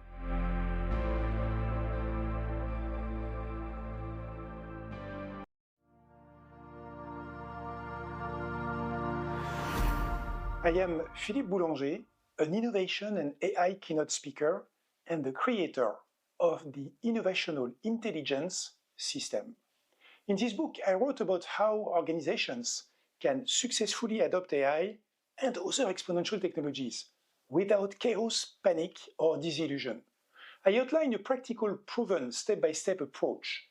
This is important to me because I've seen again and again that anxiety and confusion don't come from AI itself, they come from a lack of direction, a lack of communication, and a culture that is not ready for change. When leaders don't address people's real questions, what does it mean for me? Will I become obsolete? Fear fills the gap. You will turn AI adoption into an innovation discipline. Focus on new capabilities, build trust, and make progress you can actually verify and measure.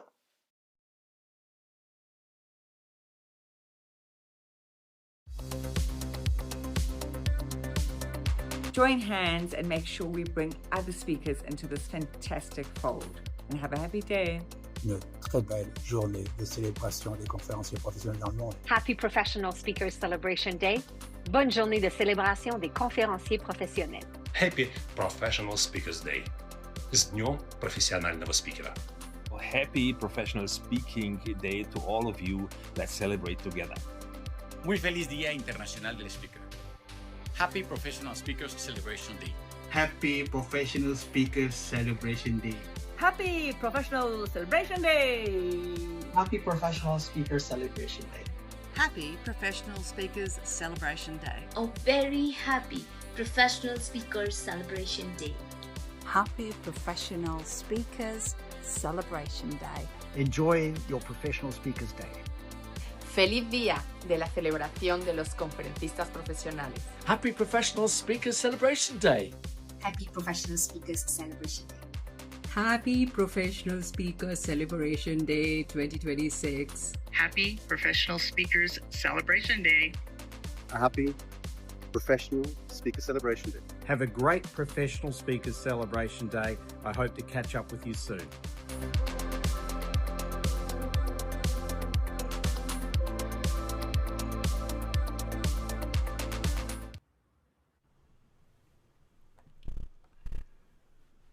And there you have it, people.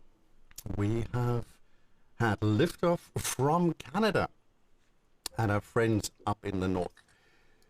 So I'm just reminded, just like when I came to the Netherlands, you from South Africa, your ear's not yet trained to distinguish between any of the accents in North America, and you sort of you just assume Canadians and Americans sound the same. and then over time you realize how wrong you are. And I was just reminded again about how close the ties really are, the sense of community, the sense of connection, and how it just feels like another part of the family.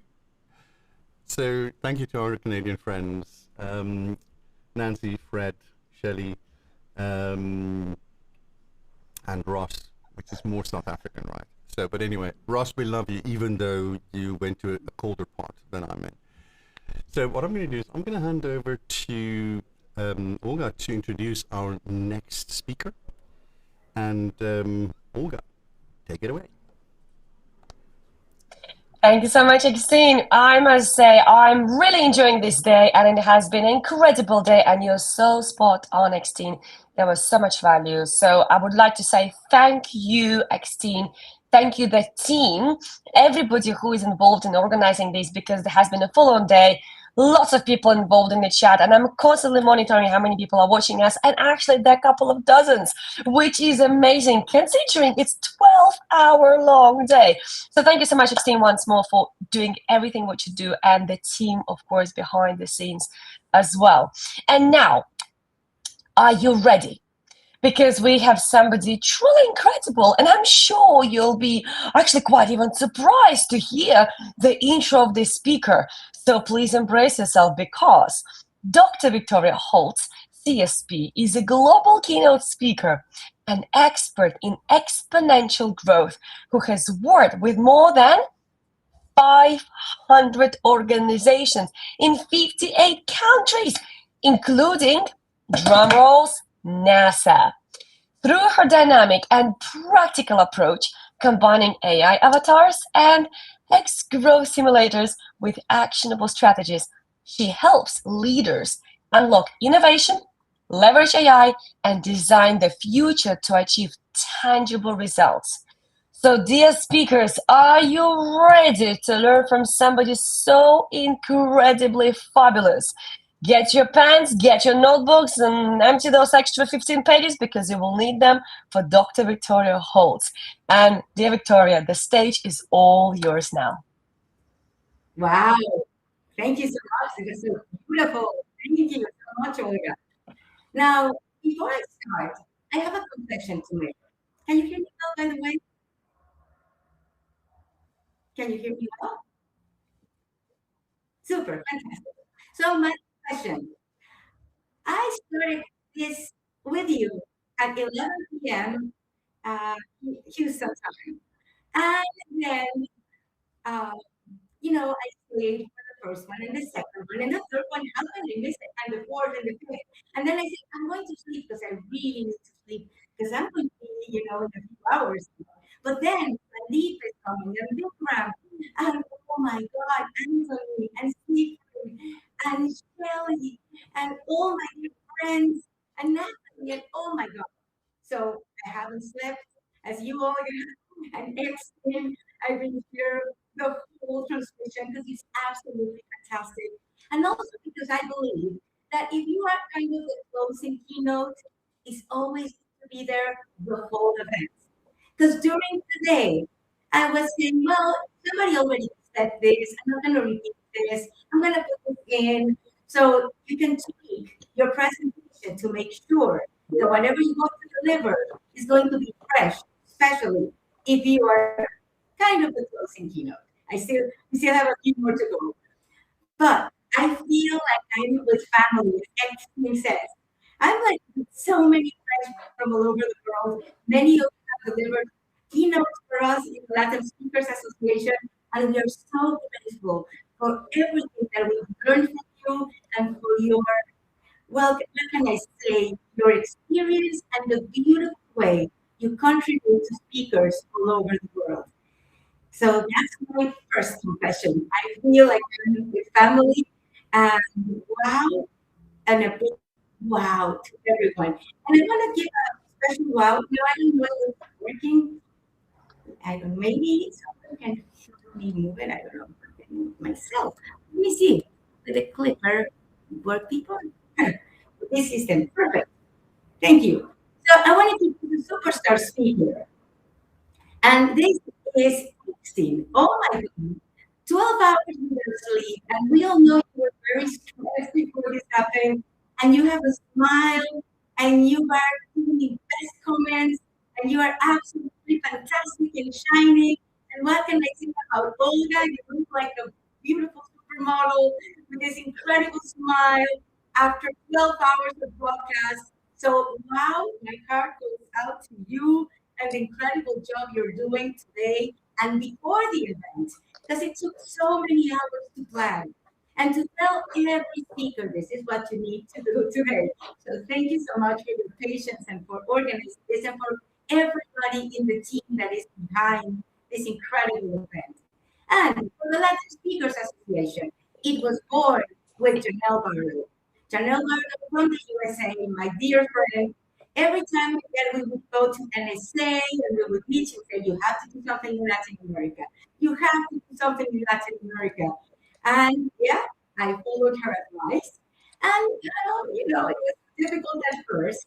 But then we had incredible help from John Miller and wow, Shari, incredible help to start the Latin Speakers Association. Now, this is one of our events in Cancun. You see a lot of faces that you know, you see Ruby and Janelle and Richter and people from all over Latin America just enjoying family because we have this global, beautiful family. So thanks for everyone that made this happen. And wow, then we had Bali.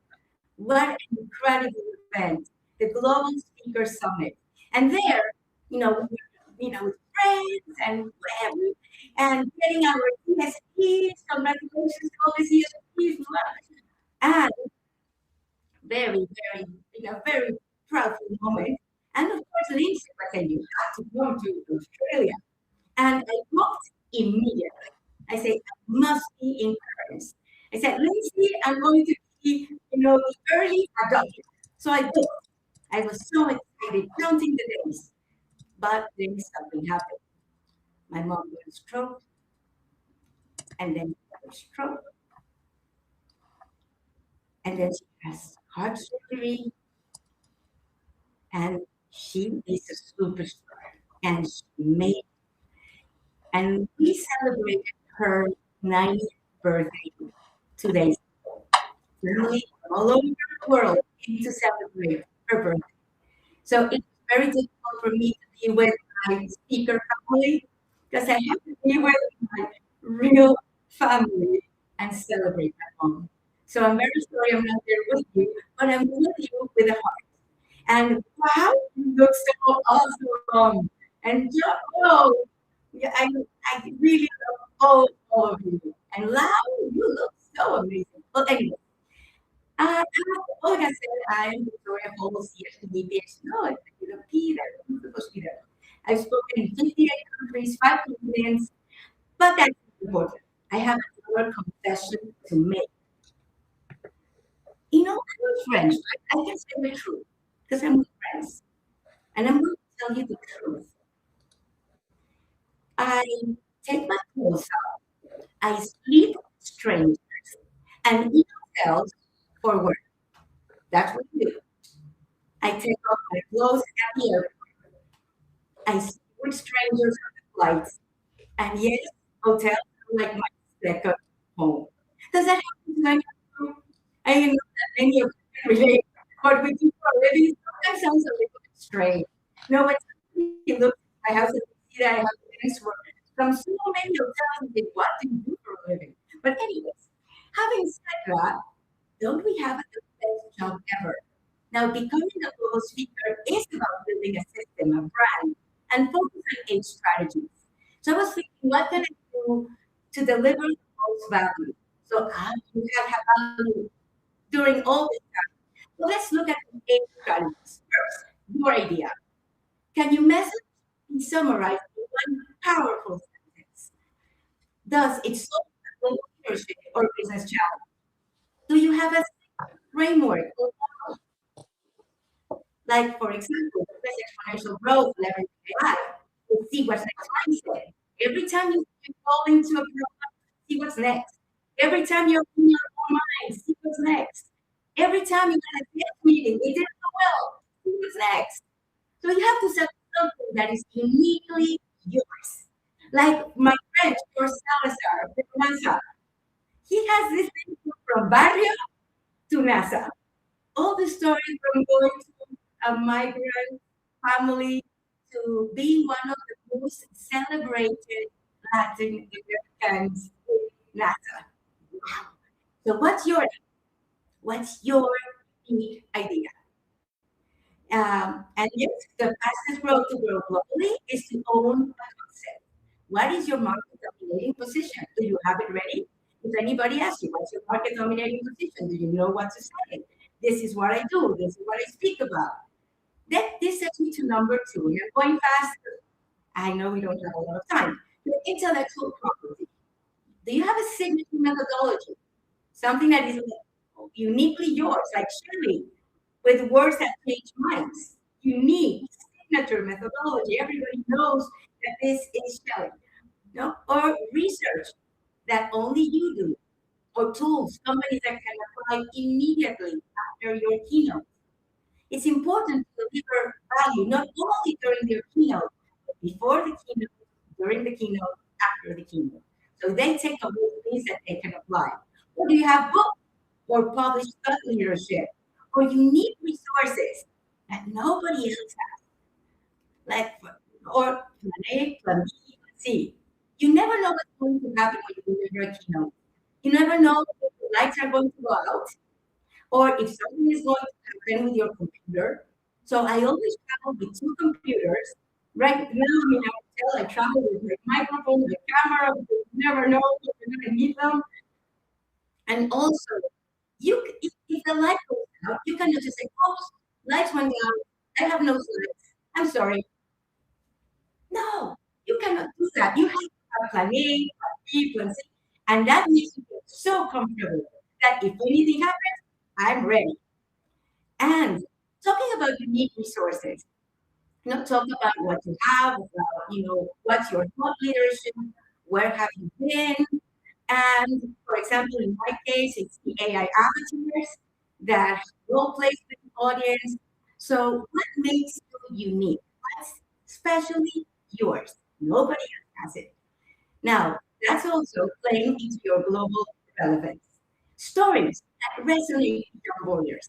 When people ask me, hey, are people different in China or in South Africa or in Australia? We are all humans. I wish we would really think about that. Every time I have an opportunity to speak with people from Amsterdam that have gone to space, they all say the same thing. We have the same world. It's so beautiful. What are we doing? At the end, we are all humans. So play to those emotions. We cry when we are sad. We laugh. Maybe we cry about different things. We laugh at different things. But stories are uniquely human. Play to that human part in everyone. Now, also, talk about insights drawn from multiple industries or markets. Use visual thinking. Clarity meets complexity. Please do not slides filled with hundreds of words. You know that. You speak for a living. Cultural intelligence to adapt the message to the culture. I studied for maybe 3 weeks everything about the culture in Japan before delivering a keynote there.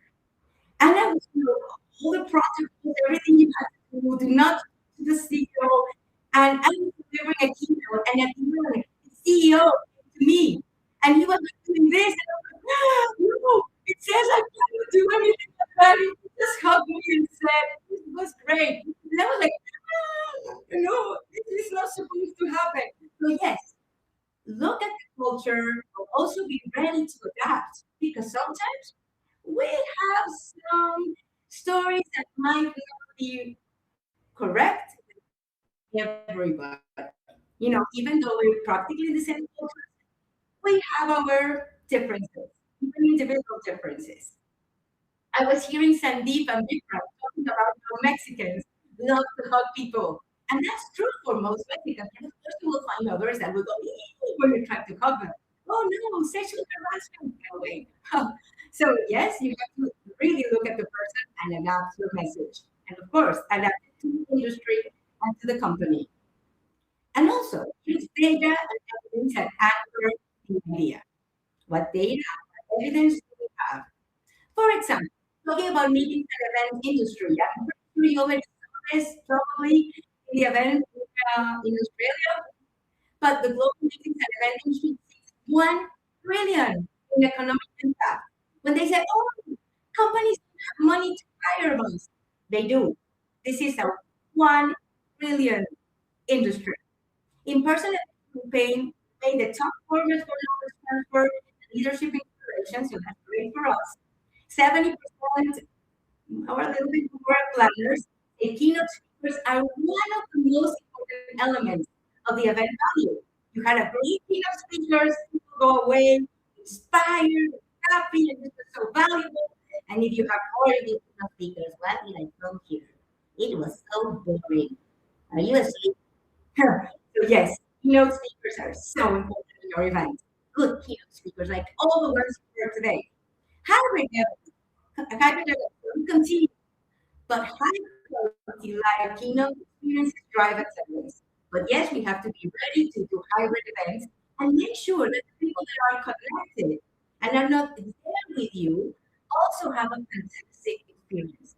My recommendation, I always, if I have a hybrid event, I deliver to the audience.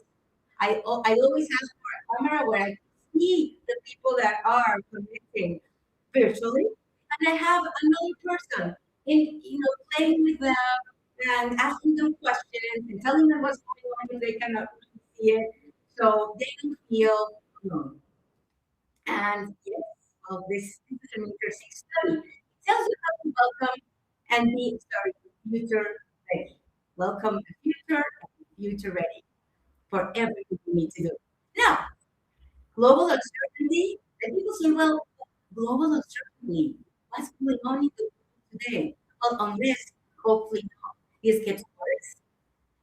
Global uncertainty does not eliminate the need for speakers, but it increases the need for ideas that help leaders see what's next. This is what they need us the most, to get motivated, to get inspired, to understand how to be resilient, to look at what they can control instead of cry about what we cannot control, to look how we can help others and make others feel better when things are so bad. And yes, go then to your credibility. You have to have a speaker reel, and you've already spoken a lot about that secret. And Anthony, thank you so much for speaking about that. A lot of people are thinking about speaker reels, so important. And if you have a audience that's fantastic, please record yourself in every you have, because you will say, hey, I have this audience, that audience, so always have a photographer with you.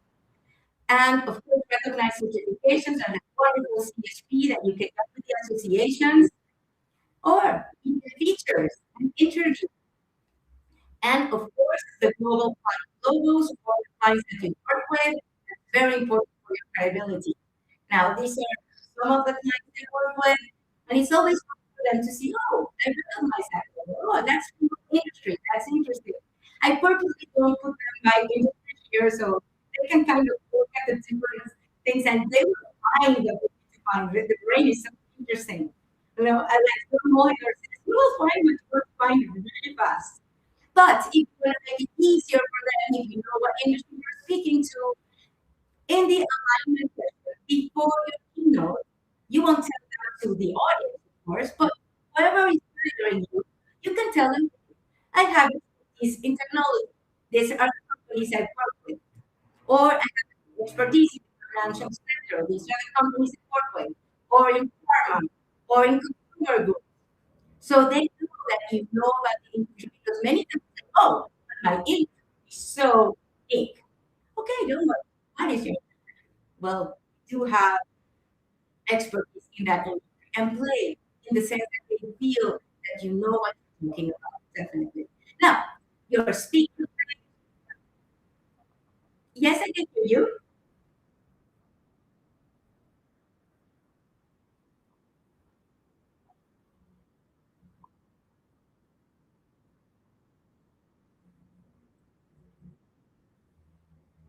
Hmm?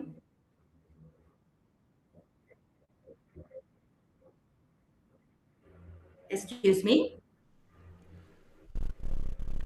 Thank you, Victoria. That was lovely.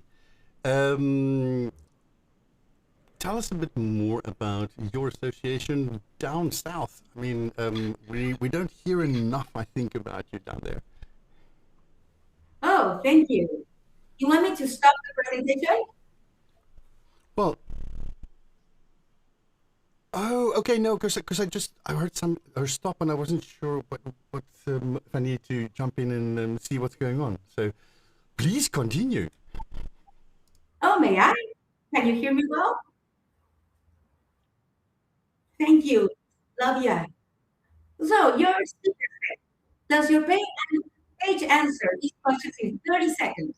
Why this speaker? Why this subject? And why now? You can do the test. Go to your webpage, look at it, at the speaker's page. Say, hey, does it really transmit who I am? Why this subject is important for everyone, and why now? Do the test. Create a world-class speaker page. This is the most important marketing asset you have, and we have heard from that everybody that is spoken today. So a powerful speaker page includes clear positioning, a strong keynote promise, video that shows impact and real fast because we know this global social proof, media appearances, a clear booking path. Some of the ones I've seen in terms of speakers have everything except how to get in touch with you. So one that I love, Crystal Washington. I think her page is fantastic. It tells you exactly what she speaks about, exactly what you need to know, where to get a hold on her, right video. It's a really good page to look at. Now, let's go to number 6, strategy. LinkedIn, thought leadership, articles or media, podcast reviews. Make sure you're seen. If you're not seen, how do they know you exist? No, let's hire Antonio Lungaback. Who's Antonio Lungaback? Well, they will go into social media and they will see who's Antonio Lungaback. I don't even know that name exists. But they are going to look at what you are saying and ensure that you're a person that has a message. And do strategic conferences. Again, visibility creates opportunity. Global speaking is built on strategic visibility. Definitely, strategic visibility. Now, let's go to number 7, the market strategy. Focusing. What is the region, the industry, the associations, or global events, wherever you want to speak. You want to speak in a big technology forum, then do everything you can to say, who organizes the forum? How can I get in touch with them? What makes me unique so they know that I have to be on stage, to be on that forum, for example? What makes me unique? Or if I want to go into the automobile industry, let's talk about Suzuki or about Audi or about GM. This is the plant with of General Motors. So the idea is to say, what I want to tap into. And interestingly enough, everybody in the industry, I wanted to, hey, I heard in the association that this was fantastic. I wanted to. So you can pick a region, pick a country, pick an industry, and focus right there. Because if you're all over the place, it's a little bit hard. So that's, yeah. Once you have the industry or the region or the event, make an irresistible offer. Something they do not say no to. It's so beautiful and gorgeous that you have to say yes. I always joke with them, please, I don't take it in a bad way. But I say, you have to make your vocals sexy. You want to make them fall in love. So this is not a my niche is about technology. I speak about how people feel using technology. Would you hire someone like that? Well, it depends on what you like. And about this, if you have to get more leads give you more leads, which is fantastic. And don't be scared to increase your fees. If you go down, oh no, the market is low, I'm going to charge less and less and less, you're going to have less work. I know it's strange, But the more you feel this is my value, and this is my duty, and this is what I really, I mean, of course you can decide that you want to give a speech for free because it's an association of something that you care about, okay? But choose the one you want. But don't let anybody, put you down, and make sure that you're happy with where you are at. This is my value, and this is the value you give your audience. Number 8, have a stable ecosystem. Have totally workshops or consulting or assessments or books or learning systems, even if you don't charge them, just so they know they have a toolkit after you are. This called bundling. Do joint ventures with the people in your own industry, talking about the industry that you want to tap into, and of course, joint ventures with this family all over the world, saying, "Hey, I'm going to be in your country these days. How can we meet and what we can do together? So maybe we can create an event together or an event together while I'm there." And yes, find incredible opportunities all over the world. It's just about, as you said, network. This leads to exponential growth. Build a system. So identify strategic countries, map associations, build relations. Please do not tell me, "Oh, I haven't worked in 3 months. Do you have something for me?" Oh no, it's repeating patterns. Speakers will take that. They can smell it. Even if you don't say it, because of course you wouldn't say it, but they can feel it. No, do not tell me. Please be easy to work with. Nobody likes divas.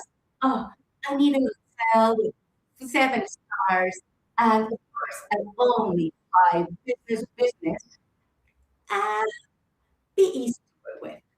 Don't be afraid. I talked to someone that I really wanted to meet. She is organizer of one of the biggest AI events in Europe. And I sent her that information. This is what I can do for the event. I'd love to have a meeting with you. She said, "Okay, I'm going to give you 15 minutes." I don't give her 15 minutes. I told her what I think we could do. And she said, "Okay, well, main stage is filled. We don't have a main stage anymore. Main stage is for around 3,000 people, but it's filled. We have different, forums." I said, "Well, I'm very sad main stage is filled because my keynote is for main stage. So maybe next year." And she just looked at me like, "What?" She didn't expect that answer. 3 days later, I got an email from her saying, "Hey, I found a space in main stage." That's it. Don't be afraid to do what you want and what value you can provide to the audience. And your works, and everybody has messages once you do it, referrals, booking, stuff like that. Use AI to automate that. And let me ask you, is your speaking career AI enabled today? The operational things, getting leads, follow up, everything can have an agent do that you. So you can concentrate on creativity, innovation, and your speaking skills. Now, my dear friends and family, when do we start? When do we start? I hear now. Woohoo! Fantastic. Small steps to get giant leap. That is the idea. And I wish you all exponential growth. And I would also recognize that another superstar speaker. Thank you, Ron, for everything you have done for us from so long ago, getting all this together. Also, with Eksteen and Olga and everybody in the technical team. Thank you so much for this incredible event and this fantastic idea. And the superstar president that's coming now to speak after me. He's the president of the Latin Speakers Association, and you will meet him in a little while. But I just want to say at the end, thank you. Thank you so much for this time. Thank you for letting me have the opportunity to speak with you. And please do connect with me to LinkedIn. And if you do, I will send you an assessment with everything that you heard, all these strategies. So you can do your own self-assessment. This has been done with meeting planners and speakers bureaus. So it's not from the point of view of the speaker, but of who hires speakers. And it has everything so you can go through every one of these strategies for yourself. And yes, it's absolutely free. There's no cost, nothing. It's just a tool that you can use to know where are there some possibilities for growth. Thank you very much. Love you very much.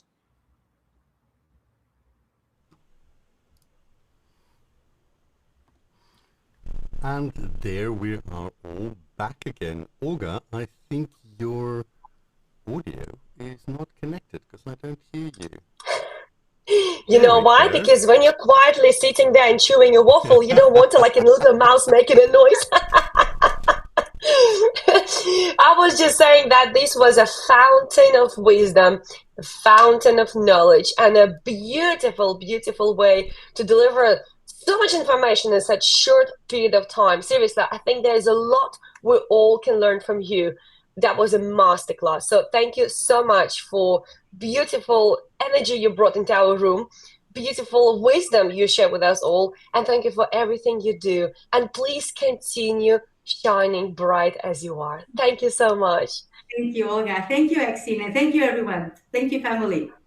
Thank you so much. Oh, I love how you use actually the term family. That's exactly what it is, speaking family. I love that. Absolutely love that. And a hug to all my Latinas and Latinos down in the South. Loads and loads of warmth and hugs to you guys. Brilliant. Thank you so much. I love that. How are you feeling, Eksteen? How are you feeling the team? How are you feeling all speakers? I hope you're all alive. I hope you're still awake. Well, I just seen you Eksteen on the screen there, but I hope you all are awake, probably full of coffee, probably full of hot chocolate. Whatever it is, it's not long to go. So please brace yourself because we have few more amazing speakers. And Eksteen, how are your eyes? How is your hearing? How are you in general? How is your system? I can tell you one thing. For all the men out there, you know, when women have got all these things to help them, but there's a brand, shouldn't talk brands, but there's a brand in the UK called War Paint for Men, right?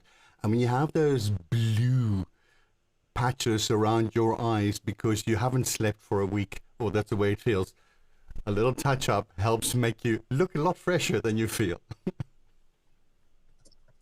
Oh, that's true. That's true. I wonder if it is just me having the echo, is just everybody else. So please let us in the chat. Just let us know if everybody else is experiencing echo. I hope it was just me. I hope it's not everybody else. But yeah, you're right. Absolutely. Yeah, we women do have lots of tools how we can hide all the tiredness and all the sleepless nights and everything else. But you know what, Eksteen, seriously, I'll be honest with you. If I could do this every day, I would. 12 hours, I don't mind at all, as long as I have fun. No, because seriously, I'm not kidding you. When I do my retreats, I actually do longer than that. I actually do 16 hours a day at my retreats. And they all go like that. Because here's the thing. We have to learn how to have fun when we work.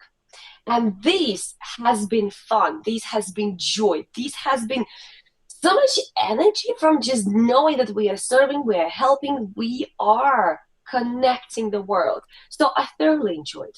And I'm really excited, by the way, about our next speaker. Eksteen, shall we announce or shall we just keep the audience waiting? What do you think? What do you think? The only thing I can say is with all the light you're getting in there, it actually looks like you're a supermodel. I don't know how you do that, looking that good, all right, when I'm feeling this tired, you know. So thank you for being here and doing this with me. I really appreciate the fact that you stepped up. And I know this past week we said a whole day. I didn't know I promised a whole day. And yet at the end of the day we're still laughing. So thank you for making this day bearable in some ways. Right. I think it is time to introduce our next speaker. Yes, Olga, please go ahead. Let's do it, because I'm really, really, really excited about our next speaker, and I'm sure we're going to learn even more, and I'm sure all of you already are tired from making notes and flipping those pages, but please bear with us, because we're nearly finished, and then you'll be thinking, I wish we could have another speaker. So that's why please prepare yourself for our next speaker, who actually is a consultant and keynote speaker with over, are you ready? 28 years of experience in collaborative leadership, negotiation, strategic thinking, and innovation. And he's the founder of Train, helping organizations develop stronger leadership and decision-making capabilities. And here's the cherry on the cake. Since May 2025, he's serving as a president at the LATAM, which is obviously the Latino-speaking association, now across 8 countries with more than, you will never guess, 1,000 members. So please join me in welcoming Rafael Gonzalez. Thank you very much, Olga, Eksteen. Hello, good morning, everyone. I'll make sure next time to erase from my presentation that I've been in 8 countries. If Victoria is going to talk before me, because she has been in 52. So, good morning. I know it's not morning for all of you, but here in Mexico, which is also your home, it's still early today. So very good morning. I'm truly delighted to be sharing this space with you, a space filled with shared richness and so much talent. I've been watching our fellow speakers since yesterday, and I remain amazed and deeply moved by the capability, the richness, the talent we have in our associations, and of course in our Global Speakers Federation. And of course, a very happy International Professional Speakers Day to all of you. I send you all a very warm greeting. And I am, of course, especially pleased to be speaking right after my dear friend Victoria, who has just delivered such a wonderful presentation. So I only have a few minutes to share some ideas with you, which in fact are very much aligned with what has been said over all these hours about the challenges we all face in this demanding world and business that asks more of us than ever before. We all know that our business has expanded across the world, and with that expansion, with that global expansion, has come a much more competition. Competition with which, needless to say, we are okay. We don't fear, of course, but which has indeed created some challenges that did not exist when some of us first started on this path. Today, more than ever, I think there's one sentence, that one phrase that has become absolutely true for all of us. Good enough is not enough anymore. Or to say it more simply, enough is not enough. So as we approach the final hours of this great effort, this long, record-breaking live session. By the way, Eksteen, I'm so glad that you're showing you're fit to go overnight, because when you come to Mexico, that will happen for sure. So keep it up.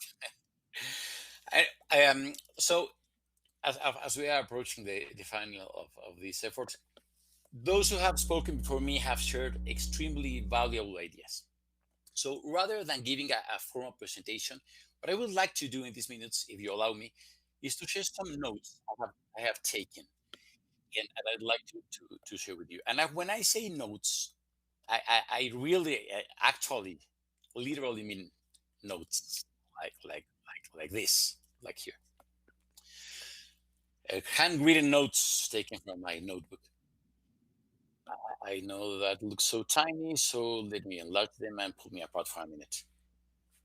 So for a long time now, like many of you, I have been observing fellow speakers of all kinds, some of them who are just beginning, others with very different styles, some who have been doing this for many years, some who come, I'll go back later, some who come from the business world, others who come from consulting or education or entertainment. And over time, I have realized there's a clear divide in the practices of those of us who stand in front of groups. A division between what is true, high quality content and presenting, and what is not there, what is the opposite. So when I structure these notes and organize them to share with colleagues, especially with those who are just starting in this profession, I noticed that there was this horizontal line, this orange line here, which makes this division.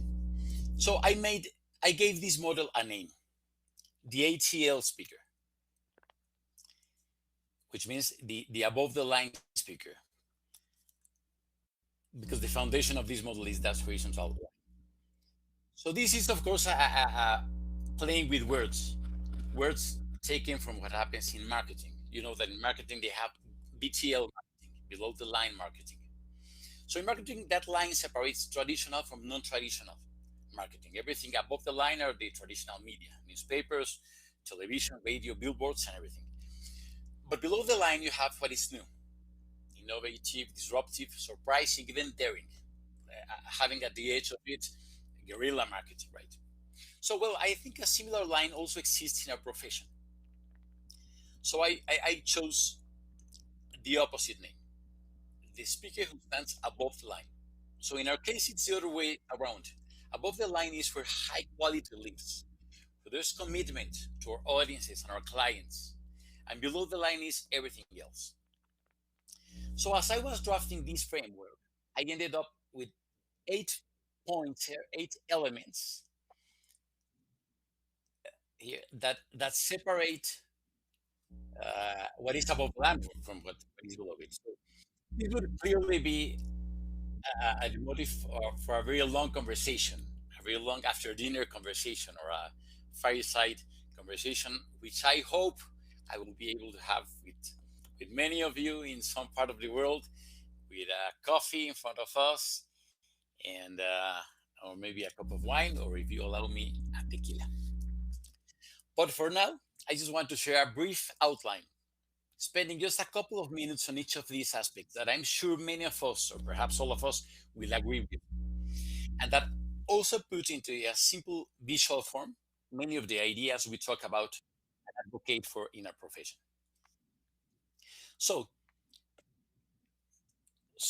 the first element in this division, in this framework, would be about who the speaker considers to be the most important person in the room when he or she is delivering a keynote or facilitating a group session.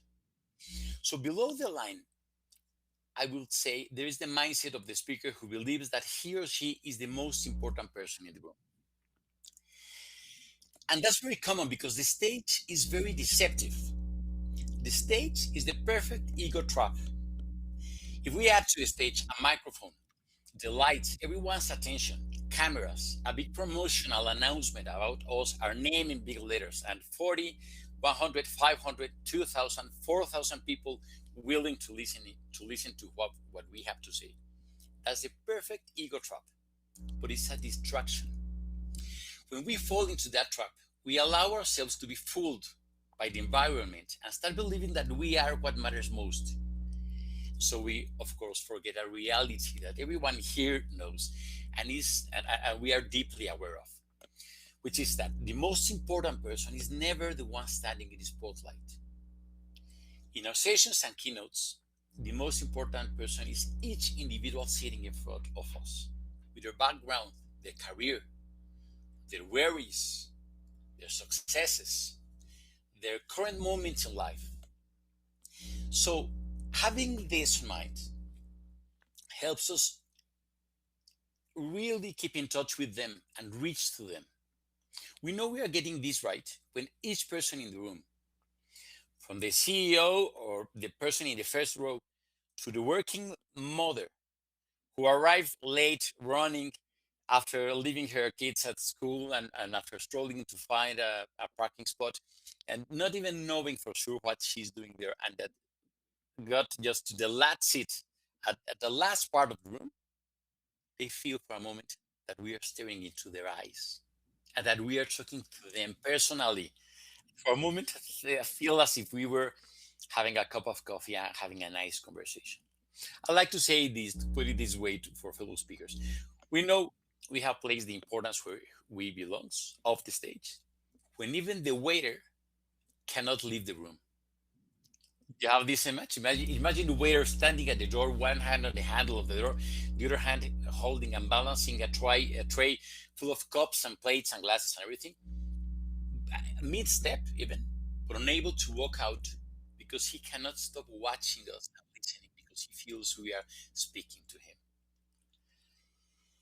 Is it not true that we share this conviction and this way of seeing our work? So let's go to the second point because we have time. The second point would be in this scheme, this sketch note, the difference between the speaker who merely reproduces, merely repeats, and the one who creates. In a profession, isn't it very easy to say the same thing again and again, or even worse, as we have sadly seen sometimes, to repeat what someone has heard from someone else, what someone read somewhere, or what he saw in a video somewhere, and then copy it, make a few tweaks, and present it to a group. But there's no real excitement in that. I mean, you can do it. It's easy to do. Much more when we know how to manage things and talk. But it loses the meaning. A speaker, I'm convinced, must be a creator. A creator of models, of frameworks, of proposals, of PowerPoint slides, or of visual structures, of ideas, acronyms, texts, content, and inspiration. And also the audience notices that. They know when you love what you present. Isn't that right? And the easiest way to truly love our words and our presentation is when we have created them from the deepest part of our lives, right, and our minds, and then place them generously at the service of others.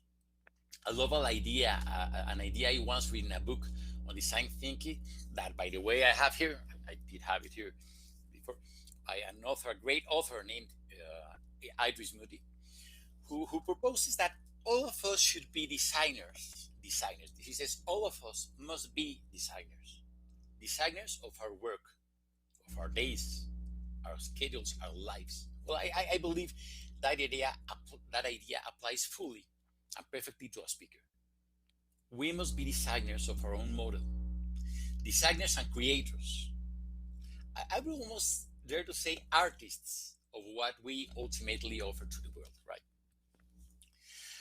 The third point would be the difference between handling low quality information or the opposite, high quality information.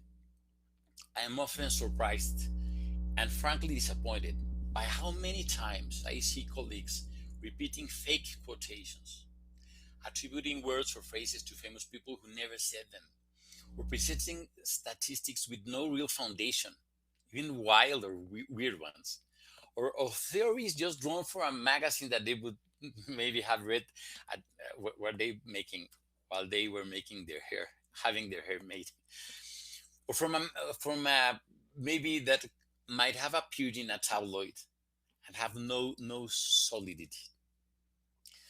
Sometimes I ask fellow speakers whether they think if when we speak to a group, we must be the most intelligent, the most wise person in the room. And I don't think we must be, especially when we address sometimes highly specialized teams and audiences. But I do believe that we must be the top expert on each idea and proposal we bring to that room. And that only for that reason we earn the right to present. I'm convinced that a speaker must be a constant researcher, living in a state of daily, ongoing learning and updating. And not just because that will make a better show, because you love knowing it deeply and learning and thinking how to take that research and learn to the audiences. Many years ago, when I taught teenagers, I asked them not to hand in their homework and assignments with their name on them, not to sign them, unless they were so absolutely sure that they were giving me something of a high quality work. I think that's a life practice we should embrace permanently. Not stand on a stage if we are not going to speak on a solid basis. We should only stand up to present something when we are sure about the solidity of what we are saying, the strength, where it comes from, or even if we created it, what's its underlying success premise and why we can present it.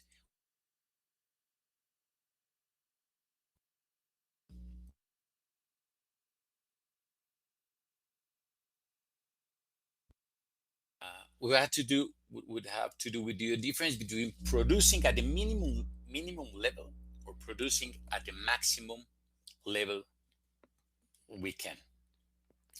With audiences saturated, absolutely saturated by the stimuli, and with the unprecedented ease there is now to access platforms that generate high quality images, slides, and videos, we cannot allow ourselves, right, the luxury of showing rough, unpolished work or mediocre slideshows or narratives that are not fully crafted.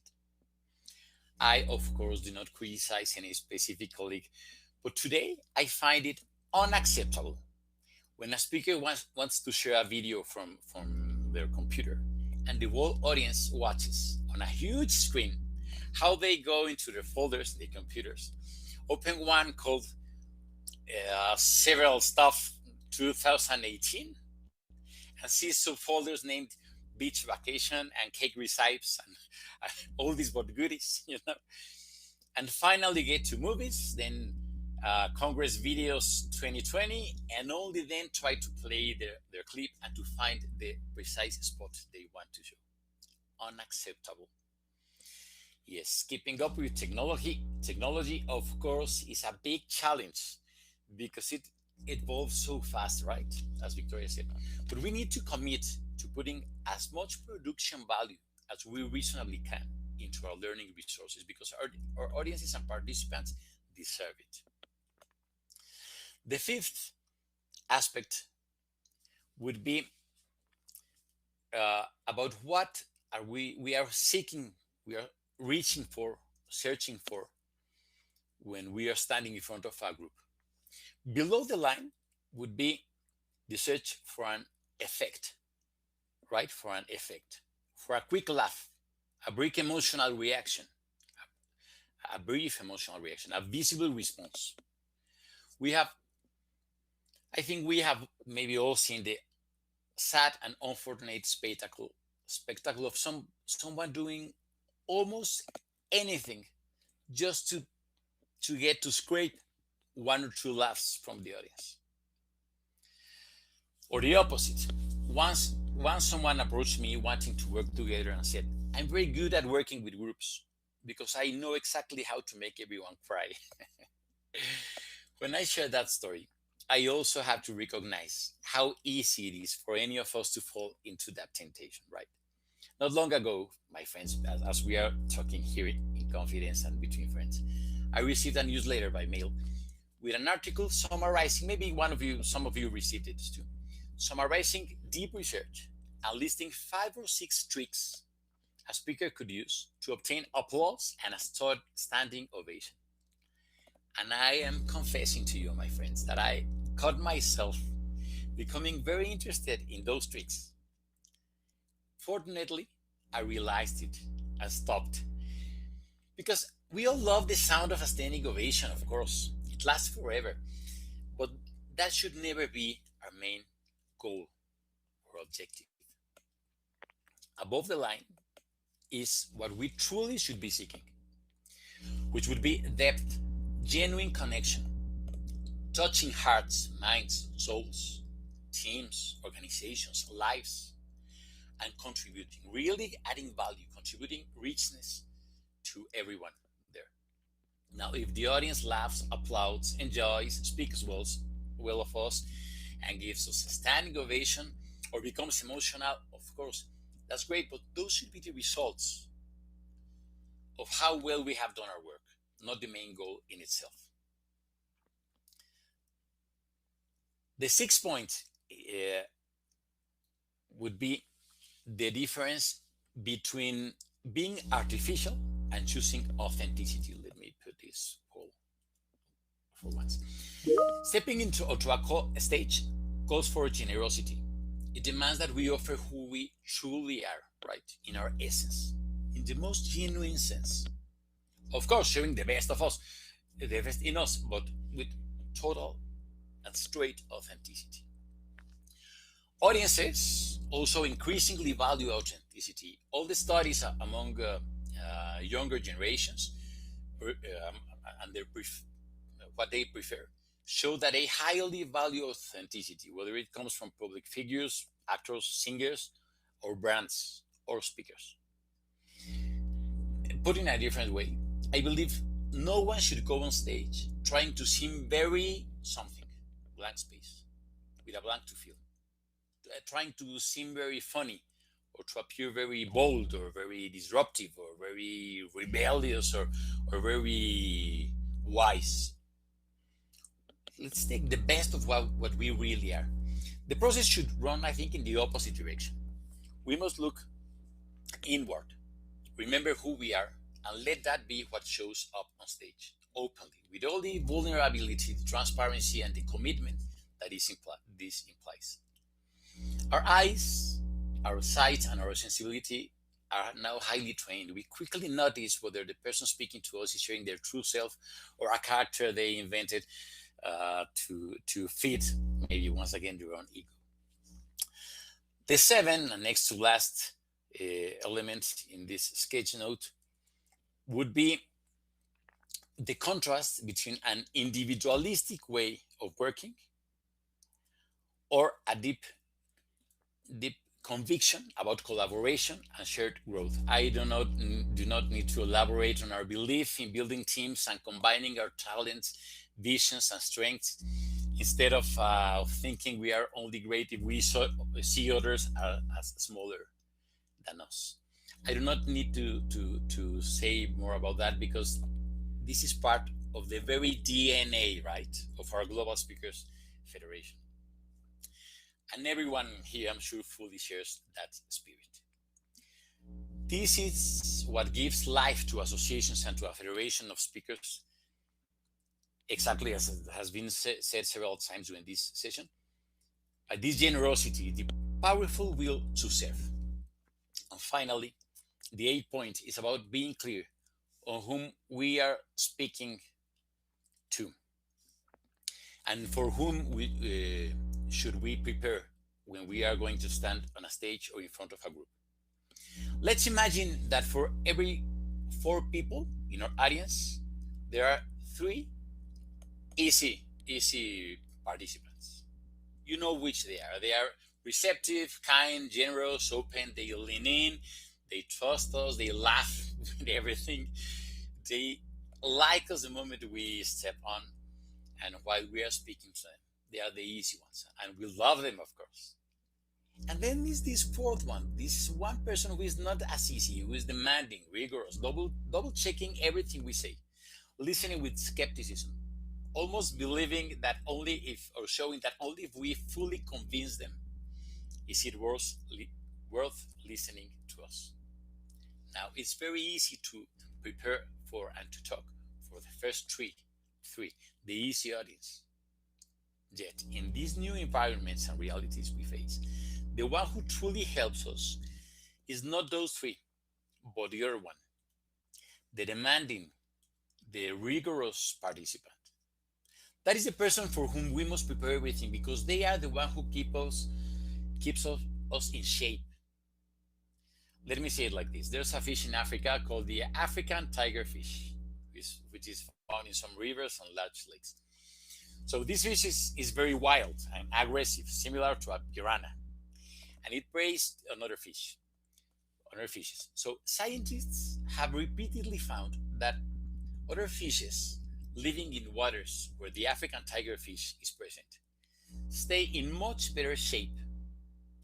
They are more agile, faster, more alert. They have greater reaction speed. And of course, that is precisely because their predator is there. Now, I would, of course, not call the difficult participant a predator, less a piranha, and much less publicly, and much less being recorded. But I will say that they do us a great favor.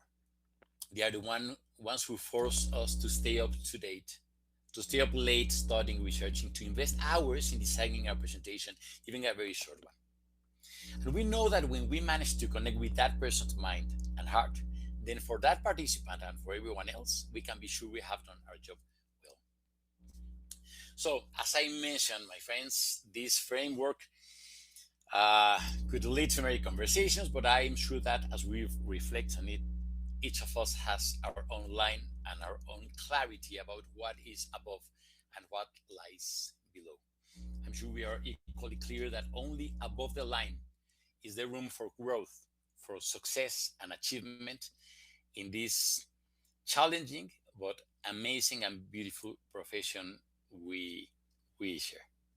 So I have 5 minutes left. As I said before, as I said before, I hope to have the opportunity to keep talking about this and many other things with each of you. And I would like to use these last minutes of this space for two things, if you allow me. First, I would like to share the dates of the international summit we will be hosting this year.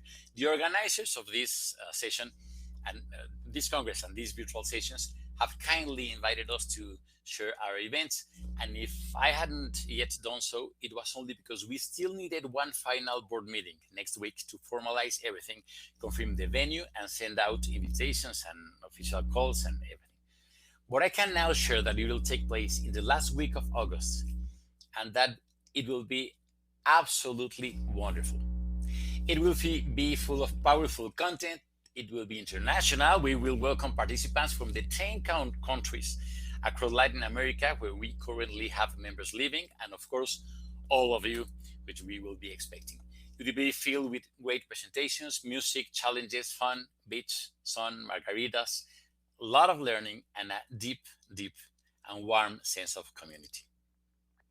As we say in Mexico, mi casa es tu casa, my home is your home. So we will soon send you the formal invitation, and I truly hope to see you all there in this home you have here. And finally, I would like to leave for the 3 last minutes. I would like to leave you with our theme song. A few weeks ago, we premiered the official song of the LATAM Speakers Association, which speaks about the person who stands on the stage with a microphone in hand. Now, many of us are literally on physical stages with real microphones, but that stage and microphone mean different things to each member. For some, the stage is a big stage. For others, it's a small training room or a classroom. For others, even it's a boardroom or an office. I invite you to listen to our song. You will see how it connects with what it means for each of us to be on stage with the opportunity to be at our very, very best.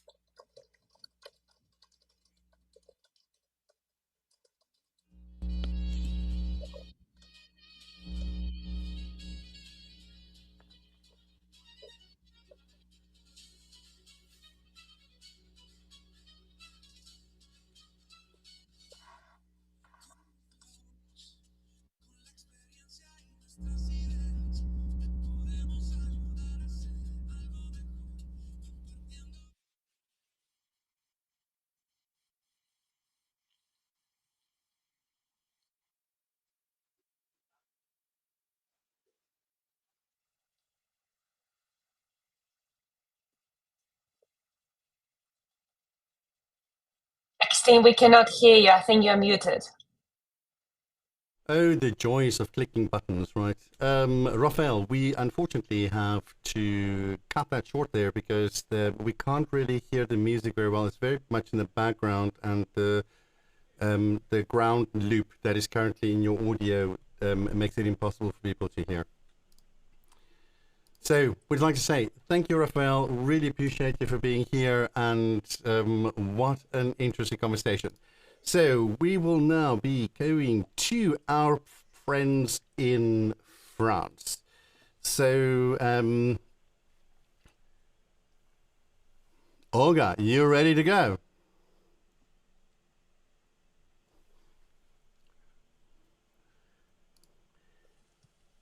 Alrighty, thank you. That was Olga, beautiful welcome. song. Where did it go? And Eksteen, I cannot hear you for some reason. But hey, Raphael, that was amazing. Thank you so much. And I love the vibe in that song. If only we could actually have that song posted somehow into YouTube. So actually people can listen to that, because I must say I just love in general Latin music, and when you have that vibe, when you have that rhythm, it just makes everything even more fun. But Rafael, I must say I'm really amazed how much value you managed to squeeze right there, and beautifully presented as well, like in a very, very creative way. So thank you so much. From around and across the world, I'm just amazed how much you managed to do in the last couple of years, and then you brought all that expertise right in front of us in just half an hour. That's a proper mastery. So thank you so much for what you have done there. And of course, sending hugs and love to your community. Brilliant. I mean, across 8 countries, more than 1,000 members. This is something all associations can learn from. So well done, you and everybody who is involved, because I'm sure it's a teamwork, just like it has been a teamwork today. Eksteen, can we hear you now or we cannot? What do you think? Let's try. I Test, don't know. test. Can you hear me? Hello, hello, hello. Okay, type in the chat, everybody on YouTube, if you can hear Eksteen, because maybe Eksteen just blocked everybody me. Can hear maybe he got so but sick of me, he just blocked me, so I cannot hear him, but maybe everybody else can hear him. So please type in the chat on YouTube if you can hear Eksteen, because I cannot. All right. I don't think so. I'll get much from Eksteen there. Yeah, sorry, Eksteen, I cannot hear you. I don't know why. I genuinely don't know why. The audience can hear me. It's just you that can't. But what I will do in that case, because I cannot hear Eksteen, I will actually go straight away into the next segment, which is very, very exciting. Well, for some reason, actually, people can hear you on YouTube, Eksteen, but I cannot hear you, which is really, really strange. So in any case, I'll go to our next segment, which is really, really exciting. And I hope you are ready for that. And I wish it could be all on the screen so actually I can ask and see your faces, to see your excitement if actually you are ready to hear the next speaker when I'll be introducing them. But in any case, I will actually just introduce them, and hopefully you'll be there jumping around and giving that big round of applause. And it is my pleasure to introduce our next speaker, Michaela Merck. She's an international keynote speaker, professor, and author who helps leaders and brands elevate their impact through relational intelligence. She has worked with luxury icons such as, ladies, get ready, Hermes, Louis Vuitton, Dior, and Chanel, and previously held senior roles even at L'Oreal and other companies. Today, she will show us how to elevate your speaker brand in a talk selling premium, elevate your speaker brand with luxury power. Please welcome Michaela Merck. My dear, the stage is all yours.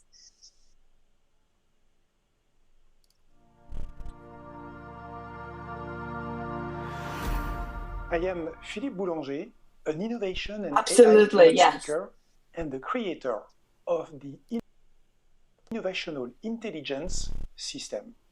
In this book, I wrote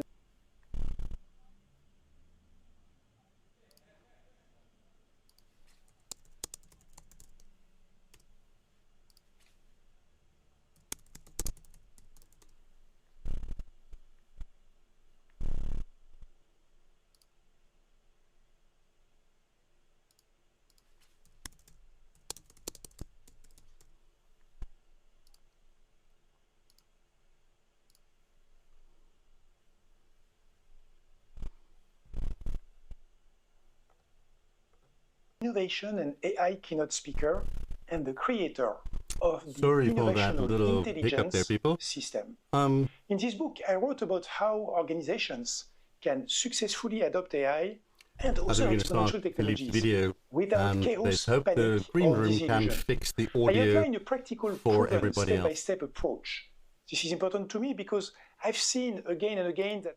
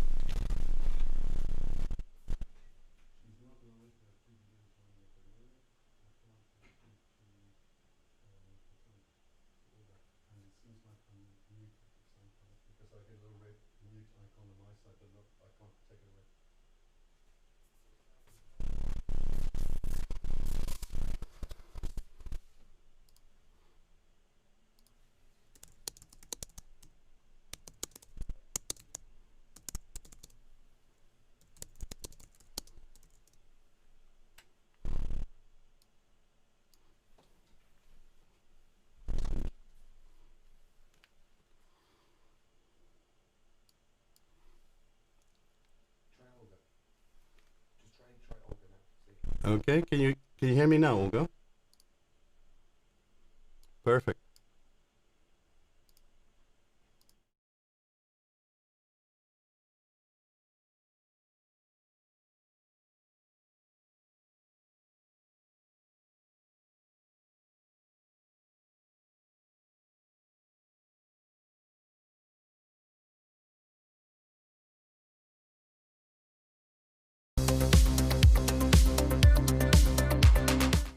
Bonjour, je suis Jean-Philippe Ackermann, le président de l'Association française des conférenciers professionnels. Notre association a aujourd'hui 130 membres et a deux missions principales, perfectionner et promouvoir.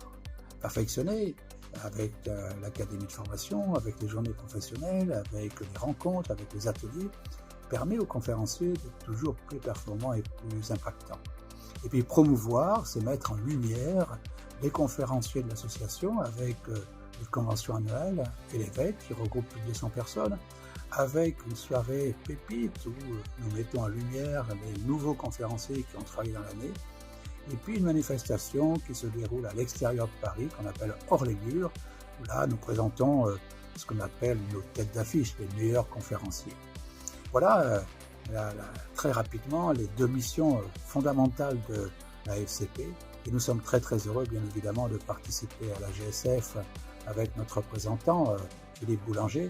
Et je voudrais dire en cette journée de célébration, une très belle journée de célébration des conférenciers professionnels dans le monde. Et à très bientôt. Merci.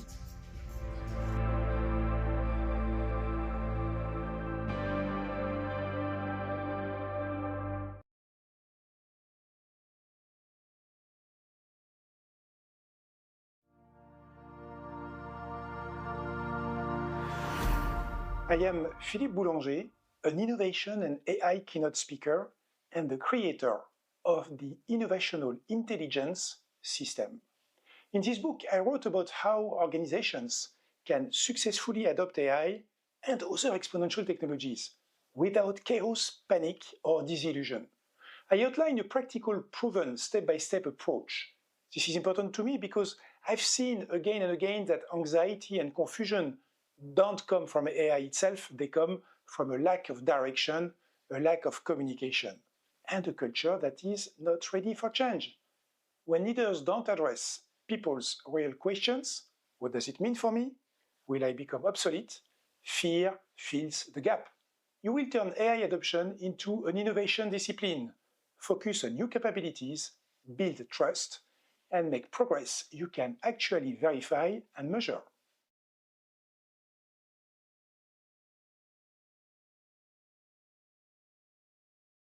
For speakers who are really outstanding, and therefore I'm not going to read the same introduction once more, but I will just remind you of what actually Michaela Merck will be speaking to you about. So get ready, because after those informative videos you actually now will have Michaela Merck all to yourself.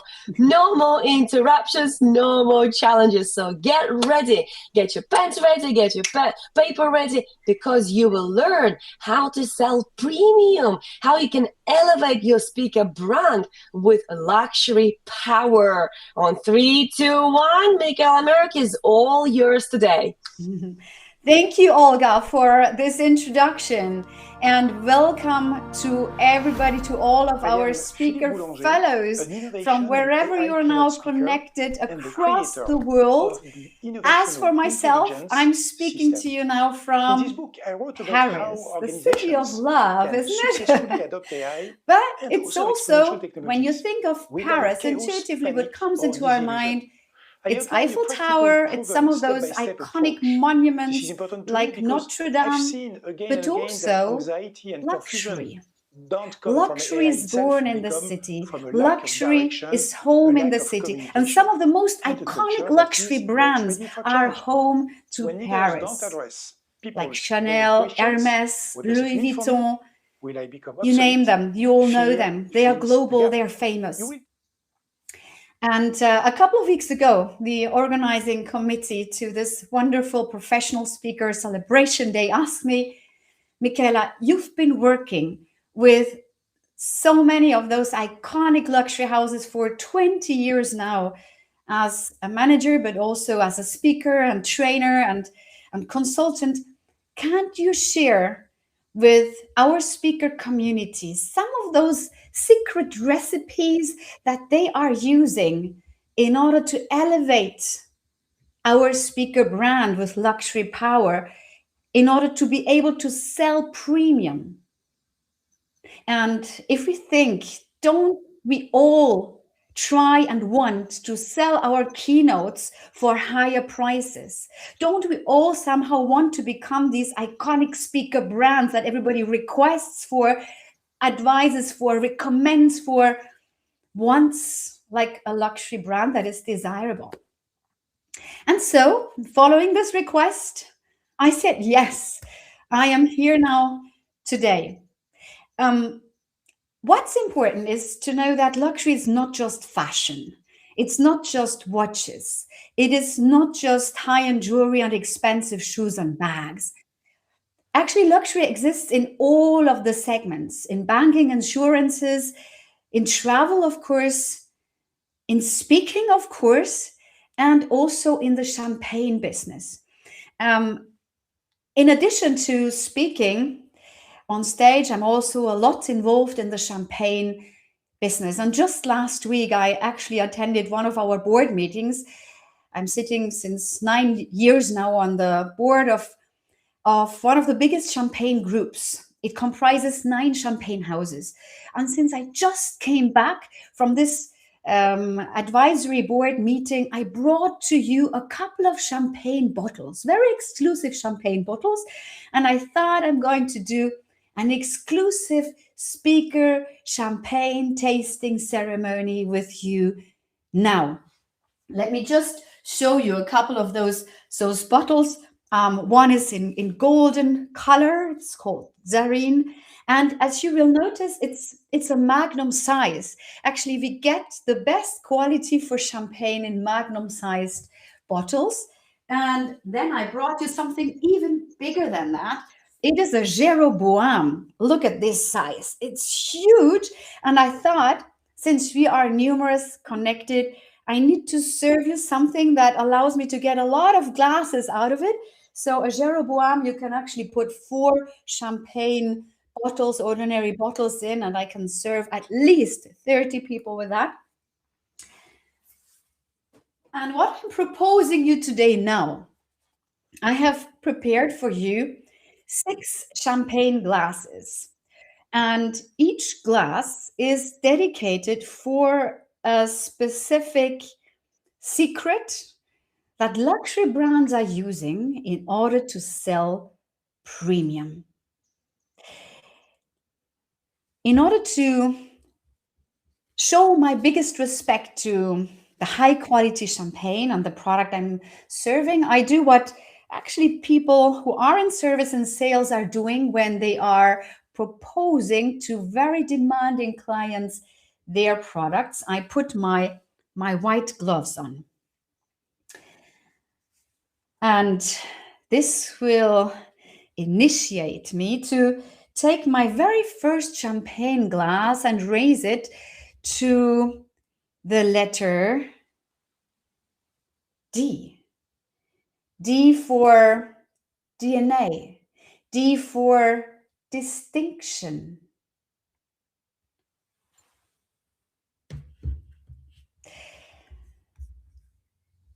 Luxury brands, they actually never just begin by selling products.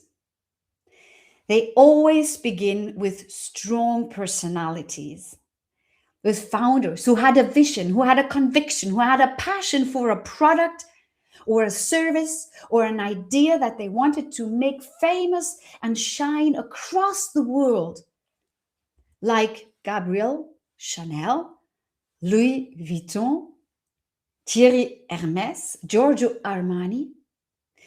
And you will notice that many of those iconic founders are no longer alive, but their spirit is alive. Their heart is still beating.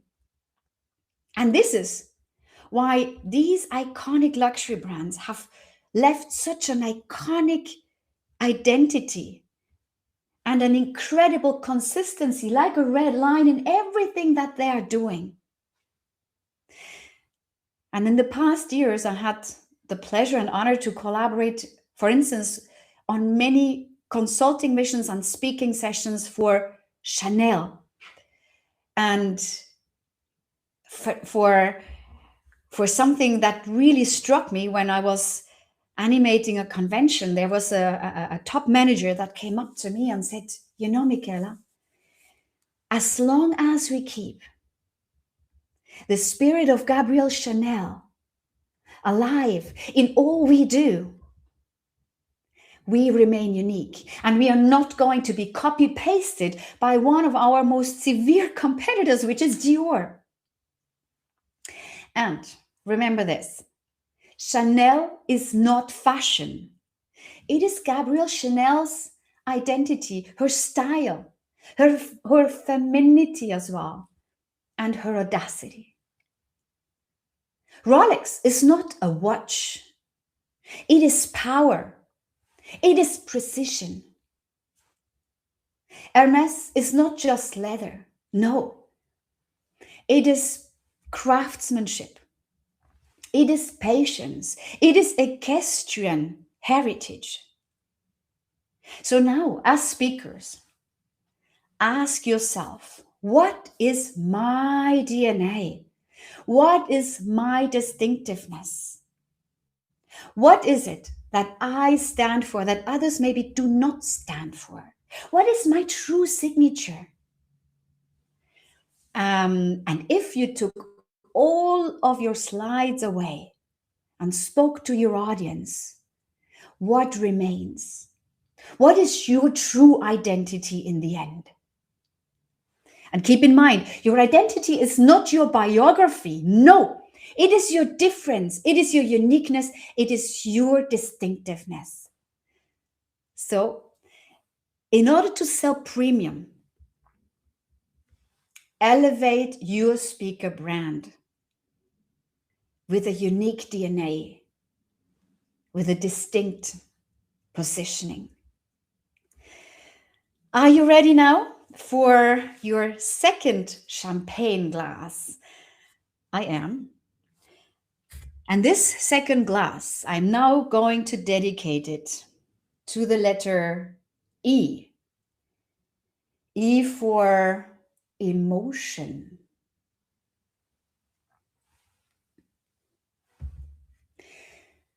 Luxury brands know perfectly how to create emotions before decisions are taken, before the client will then decide, I take out my wallet out of the pocket and spend a lot more money than I've probably intended to spend. For instance, when you're entering the boutique Breitling at Champs-Élysées, you're not just go in and shop like you would do in a supermarket. No. You are first received like a guest. You might be offered a drink of your choice, like in a fine restaurant. And once you have picked maybe a couple of nice masterpieces, you will be invited to go to a place that resembles like a living room. Cozy, plants, books, places where you feel at home, feel comfortable, feel trustworthy. Maybe you hear some nice background music as well. So all of that is not decoration. It is emotional engineering. It is actually what luxury brands are using in order to create these multisensorial experiences by touching, feeling, hearing, seeing, creating an amazing atmosphere. creating unforgettable memories. And as speakers, we can do the same. Wear clothes that make you visible on stage and that do not make you disappear on stage or feel like something very small and invisible. Tell stories that make you truly vulnerable and forgettable. Use your voice dynamics in order to create a certain rhythm. Use silence in order to create tension. And why not integrate some music in order to anchor emotion? And I strongly believe that companies, they do not book the smartest speaker, they book the speaker that they felt and that the audience felt. Yes. So, in order to sell premium, elevate your keynotes with true emotional power. That's the way you're not only going to connect with your audience, but that's how you're going to be loved by your audience. Ready for the third class? I will dedicate that one to the letter S. S for storytelling, very important in our speaker business. In the luxury industry, products are rarely sold exclusively through features, through product features. They are mainly sold through unique stories. Every luxury brand has its own story. Every product has its own story. And what is particularly exciting is that the luxury brands are not only training their most performing sales teams to know these stories, but also how to tell those stories to captivate the client that he memorizes those stories. So during my work with luxury houses, I observed how some of the most successful sales teams manage to captivate their clients, their very demanding clients, like our very demanding audiences, with their captivating stories. And if they get the story right, the product dominates the price, and the desirability dominates the price. I remember Paul. Paul is one of the most successful sales associates on Place Vendôme. It's the middle of Paris, beautiful location where all of those high-end luxury watch brands and jewelry brands are sold. And I accompanied him for a couple of days while he was selling high-end jewelry to very demanding clients. So this is what happened when he presented a very expensive necklace to a lady in her, I would say, 50s.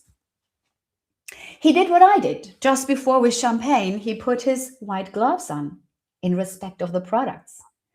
And then he placed the necklace on a silver plate and started caressing the gems in the middle of the necklace and said with his most convincing but mysterious voice, all of these gems are more than 1,000, 2,000 years old, but we don't quite know how they emerged. We have no idea how they came into existence. The only thing we know is that we must pay highest respect to them since they have magic powers. And the client, the eyes wide open, didn't ask for the price. She just said one thing: I want it now. So what does this story, a real story, tell us about our speaker business? What can we learn from that? Yes, audiences, they are not going to remember your slides, at least not many of them. But they are going to remember your voices. They are going to remember your stories, the stories that moved them.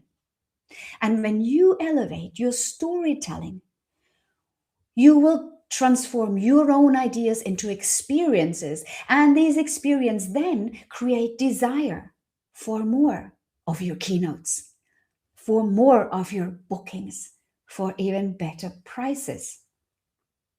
So, in order to sell premium, elevate your keynotes by integrating unforgettable but true stories. I underline true stories, which are yours, and not stories that you have heard from anybody else. It must be yours.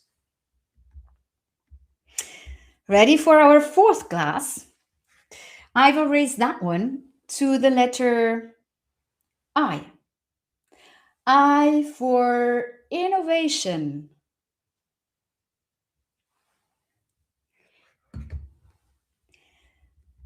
Luxury survived for centuries, and it constantly reinvents itself.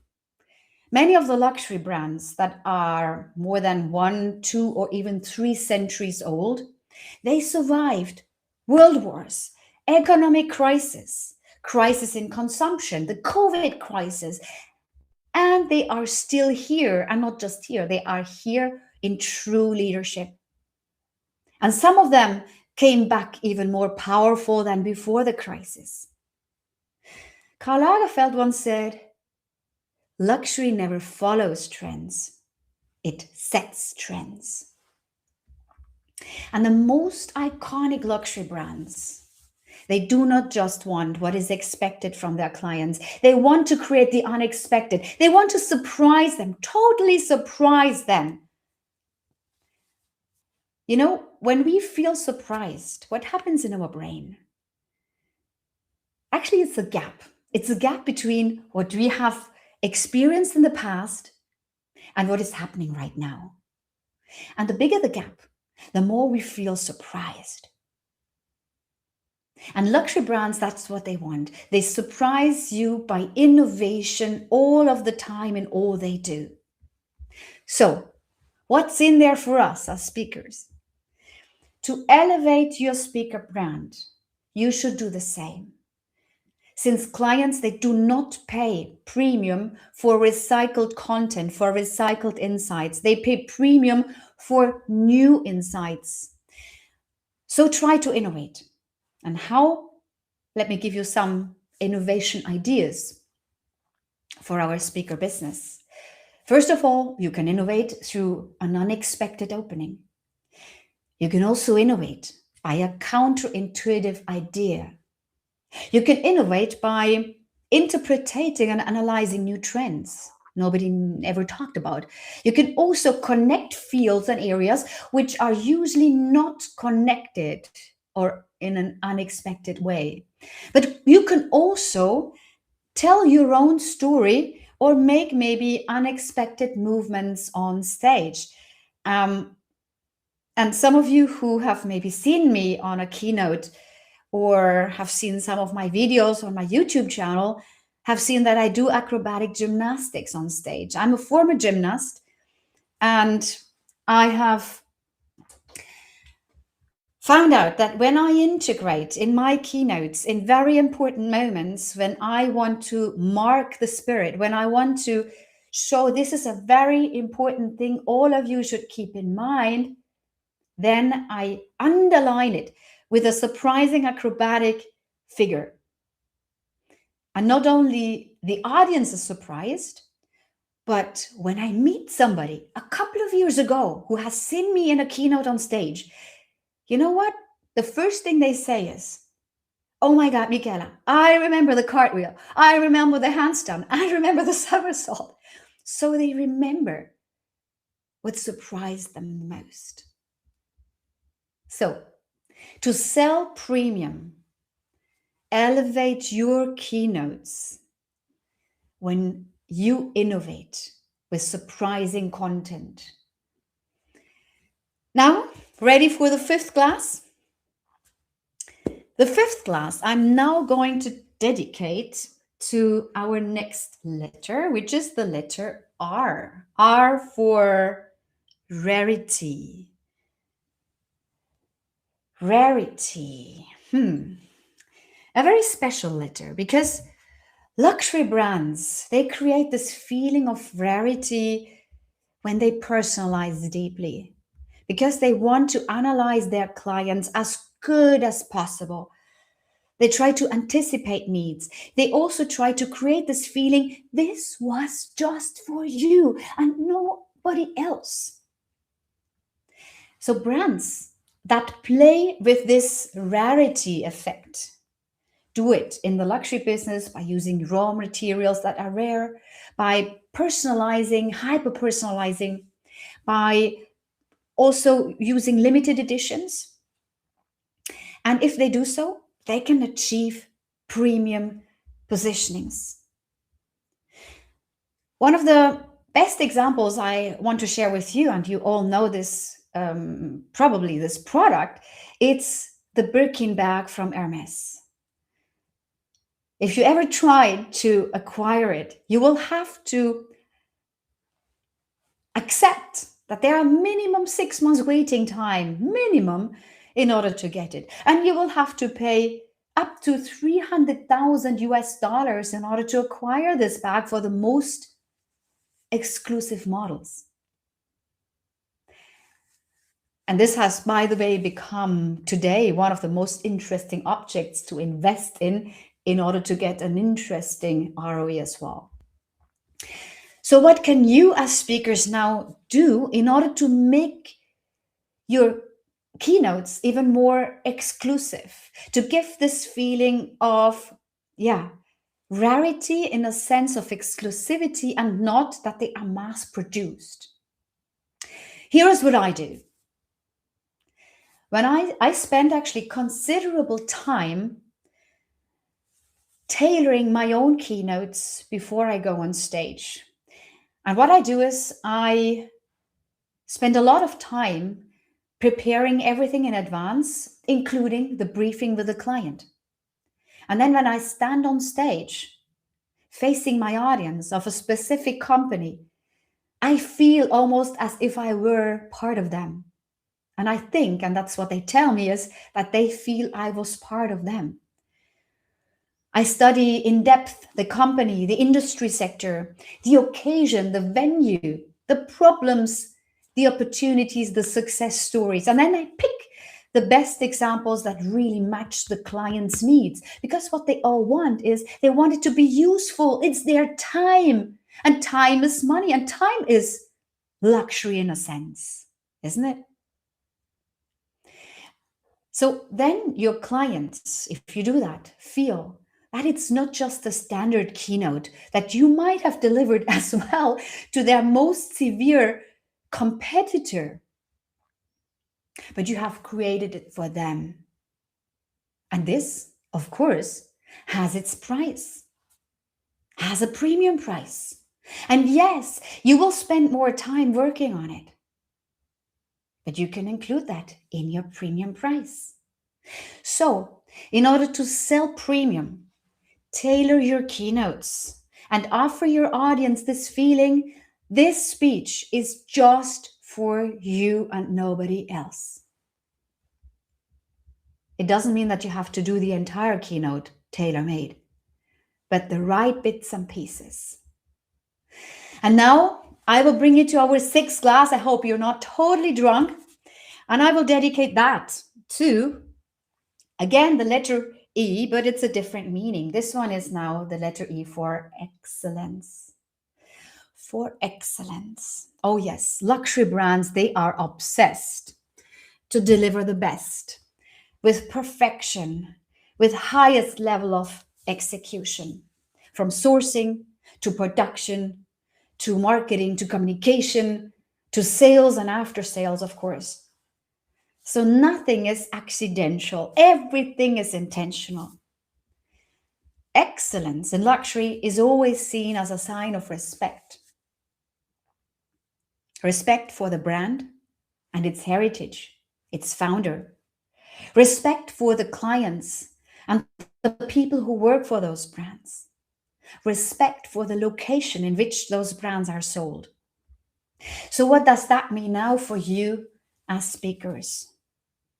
Excellence means impeccable visuals, flawless audio. I know online it's not always easy. It's a lot more difficult because you have so many external components, and especially like today where people are connected from across the world and so many speakers are speaking on stage. It's a true gymnastic, acrobatic experiment, but still try the best in order to get attractive slides, in order to have also a stage presence that is aligned with your message. Perfect timing, preparation in detail, and of course a mastery, a real mastery in your speech with excellence in all you say. So, to sell premium, elevate your speaker brand with excellence in all you do. And now, I hope you still remember those 6 glasses that I raised to you, these 6 glasses I prepared for you in order to help you sell premium to your audiences. D for DNA or distinction. E for emotion. S for storytelling. I for innovation. R for rarity. And E for excellence. And here they are again, because if you manage to integrate all of those tools, all of those secrets in your own keynotes, you will be able to develop what some of the most iconic luxury brands are able to generate, which is this huge level of desire.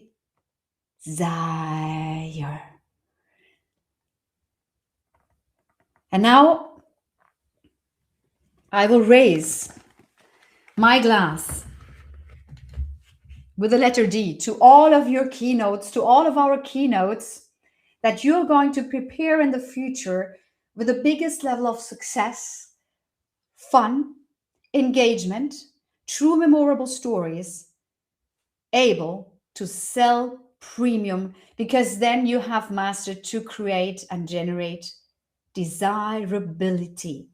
So cheers to all of you and all of our keynotes across the world, to all of your clients.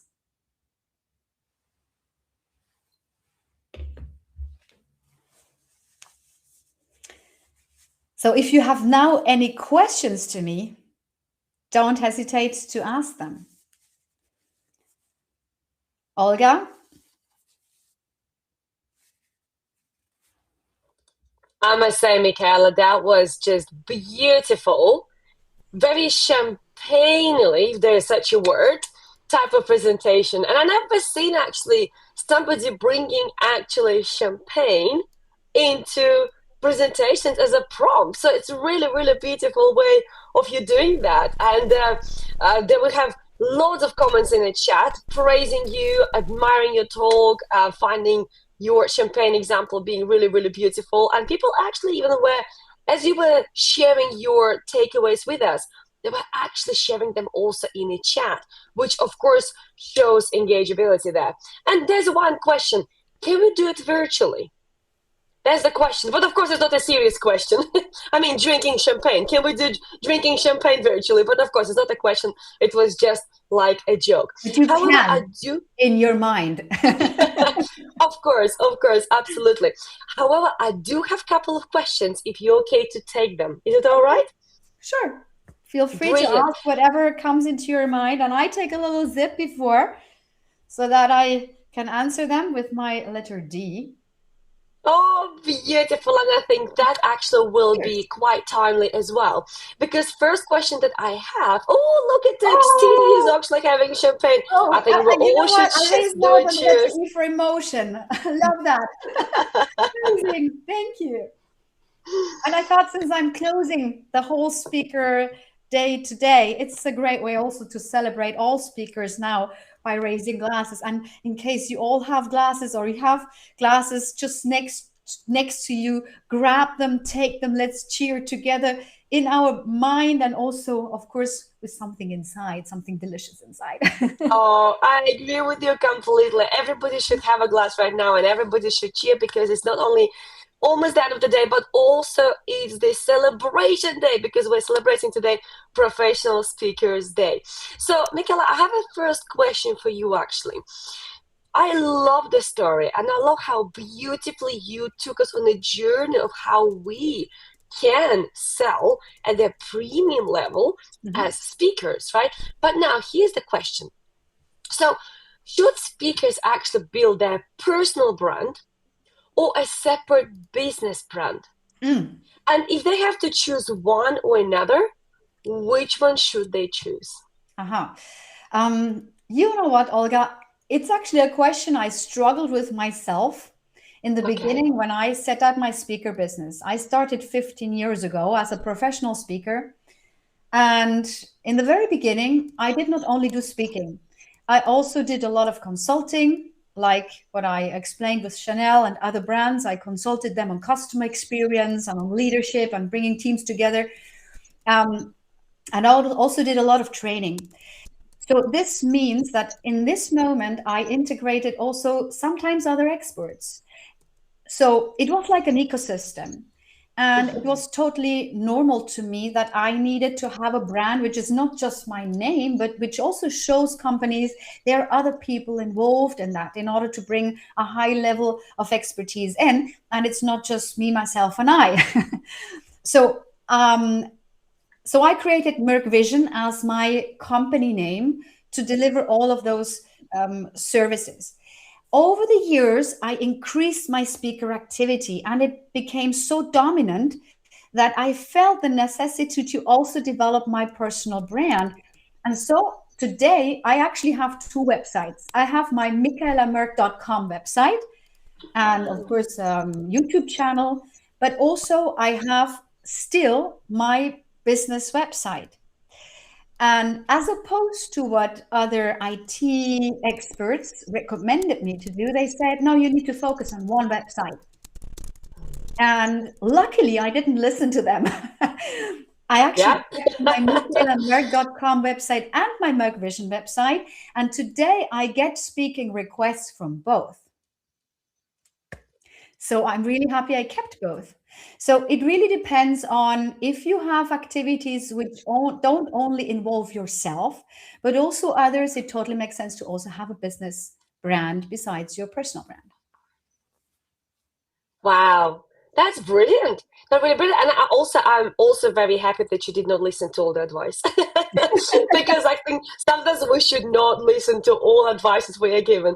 Well, thank you, Michaela. That was really beautiful. And I just cannot thank you enough for coming all the way to our virtual stage, sharing your wisdom, sharing your value, and in such beautiful and really visually amazing way, sharing with us your wisdom. So thank you so much. Thank you very much. And if you want to feel connected also with your audience, I didn't mention that, but I tell it to you, you see it here in the background. It's actually the book that I launched. And I launched it also for speakers in order to help them connect with their audiences. In that, you find 30 golden rules for a powerful leadership and highly performing teams and audiences. And this is my core topic on which I speak, the power of relational intelligence. So if you go online and on Amazon, you type the power of relational intelligence, you will find this book and 30 golden rules that help you connect with anybody who's around you, because relational intelligence has no boundaries, online and offline.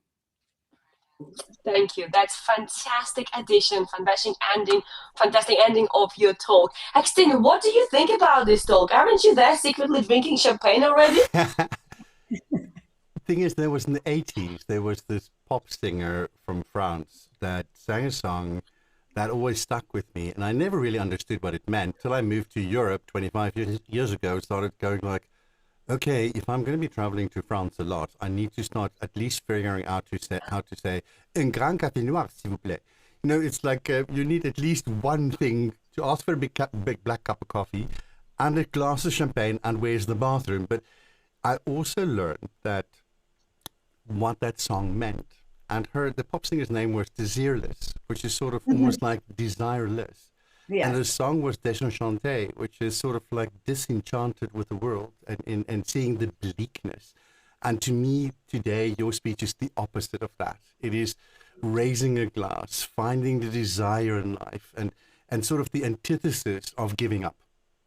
And so I would like to thank you, Michaela, for today and for the last 3 days, because we've spoken quite a few times. And again, thank you. And we need to talk about a Magnum, because, oh my God, that looks amazing. It is. And it tastes amazing. So I take my glass again. Thank you, Eksteen. Thank you, Olga. Thank you to everybody who has been involved in this amazing day, who freed your time and made it possible so that other people can also profit from your words. Thanks to all of you, and cheers again. Merci beaucoup. Merci. Santé. Santé. Alrighty.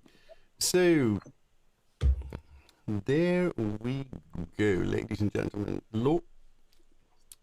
Not me, it should be you, Eksteen. Should be you, Eksteen. It's getting late. I know.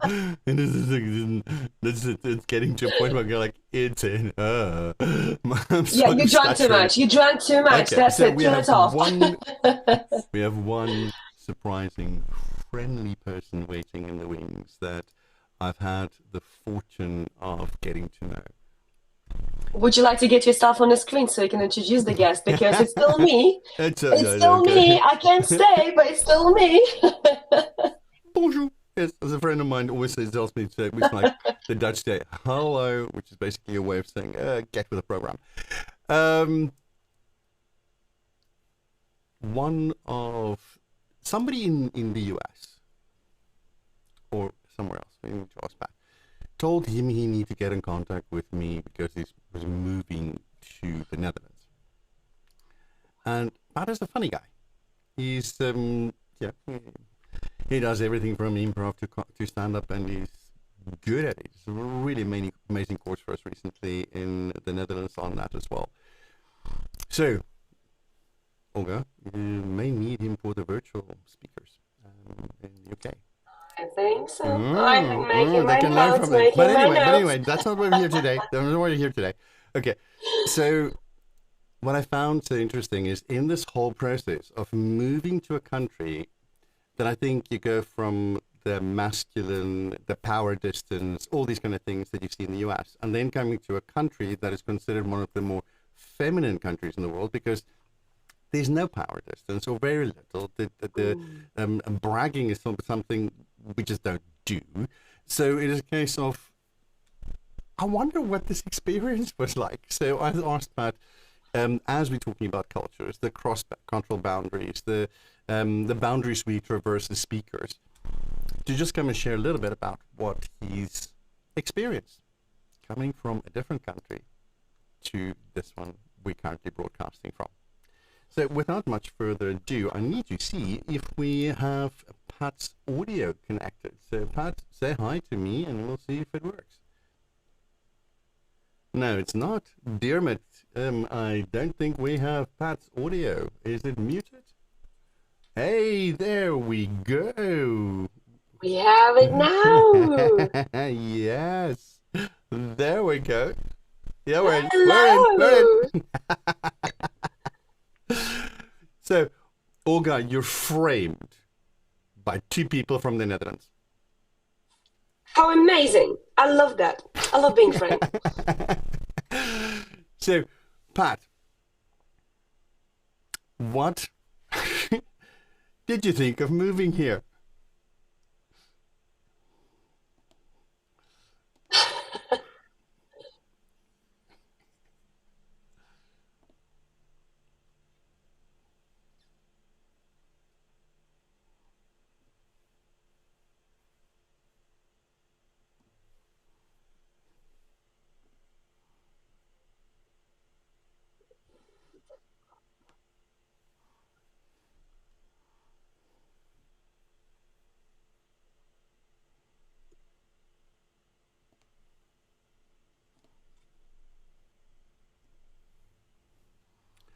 and I can't find the buttons to figure out. I'm shuffling cards here. I'm trying to get Pat moving. I can tell. So every time it's tell. like I'm just feeling like I should be playing poker at the moment because it's like a real face poker.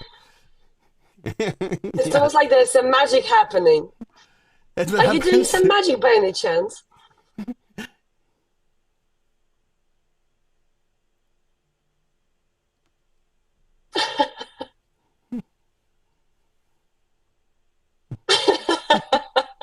That works.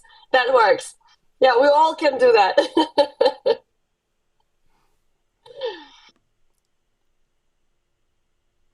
Yeah, that's very true. That's very true. 16, have you made your magic work? What do you think? Okay, that's 3. This is 1. This is 2. And there 2. we go. Now we're in the right order. Oh my goodness, I am rather shattered. So anyway, let me see. It says no sound. Oh God, I didn't switch on Pat. Hi Pat. Now we can finally hear. We've been laughing at ourselves. No, Pat would like us all the time. Oh, okay, Pat. everybody, Okay. I need to make it clear. Eksteen is drunk. So He had No, a I'm sip of not. I'm just champagne and he tired. got drunk. I wish. It's the tiredness. It's the tiredness. All right. Exactly. Exactly. So Pat, shall we go on a journey? What happens when you move to the Netherlands from a country that has a little bit more of a directed approach currently? What does it feel like to be in a culture that's so vastly different? it is oddly familiar here and very different at the same time. So I mean, New York City at one point was New Amsterdam, friends. I think there are little differences. Certainly culture is different. Every culture around the world is different. There are idiosyncrasies that do tie us all together, though. And as you know, I do a lot of comedy and humor, and that doesn't seem to change. There are ways at it, and that's great and fun and lovely. And being able to connect with people all over the world is such a gift. Not that I have the gift, but it is a gift to be able to connect with people all over the world. If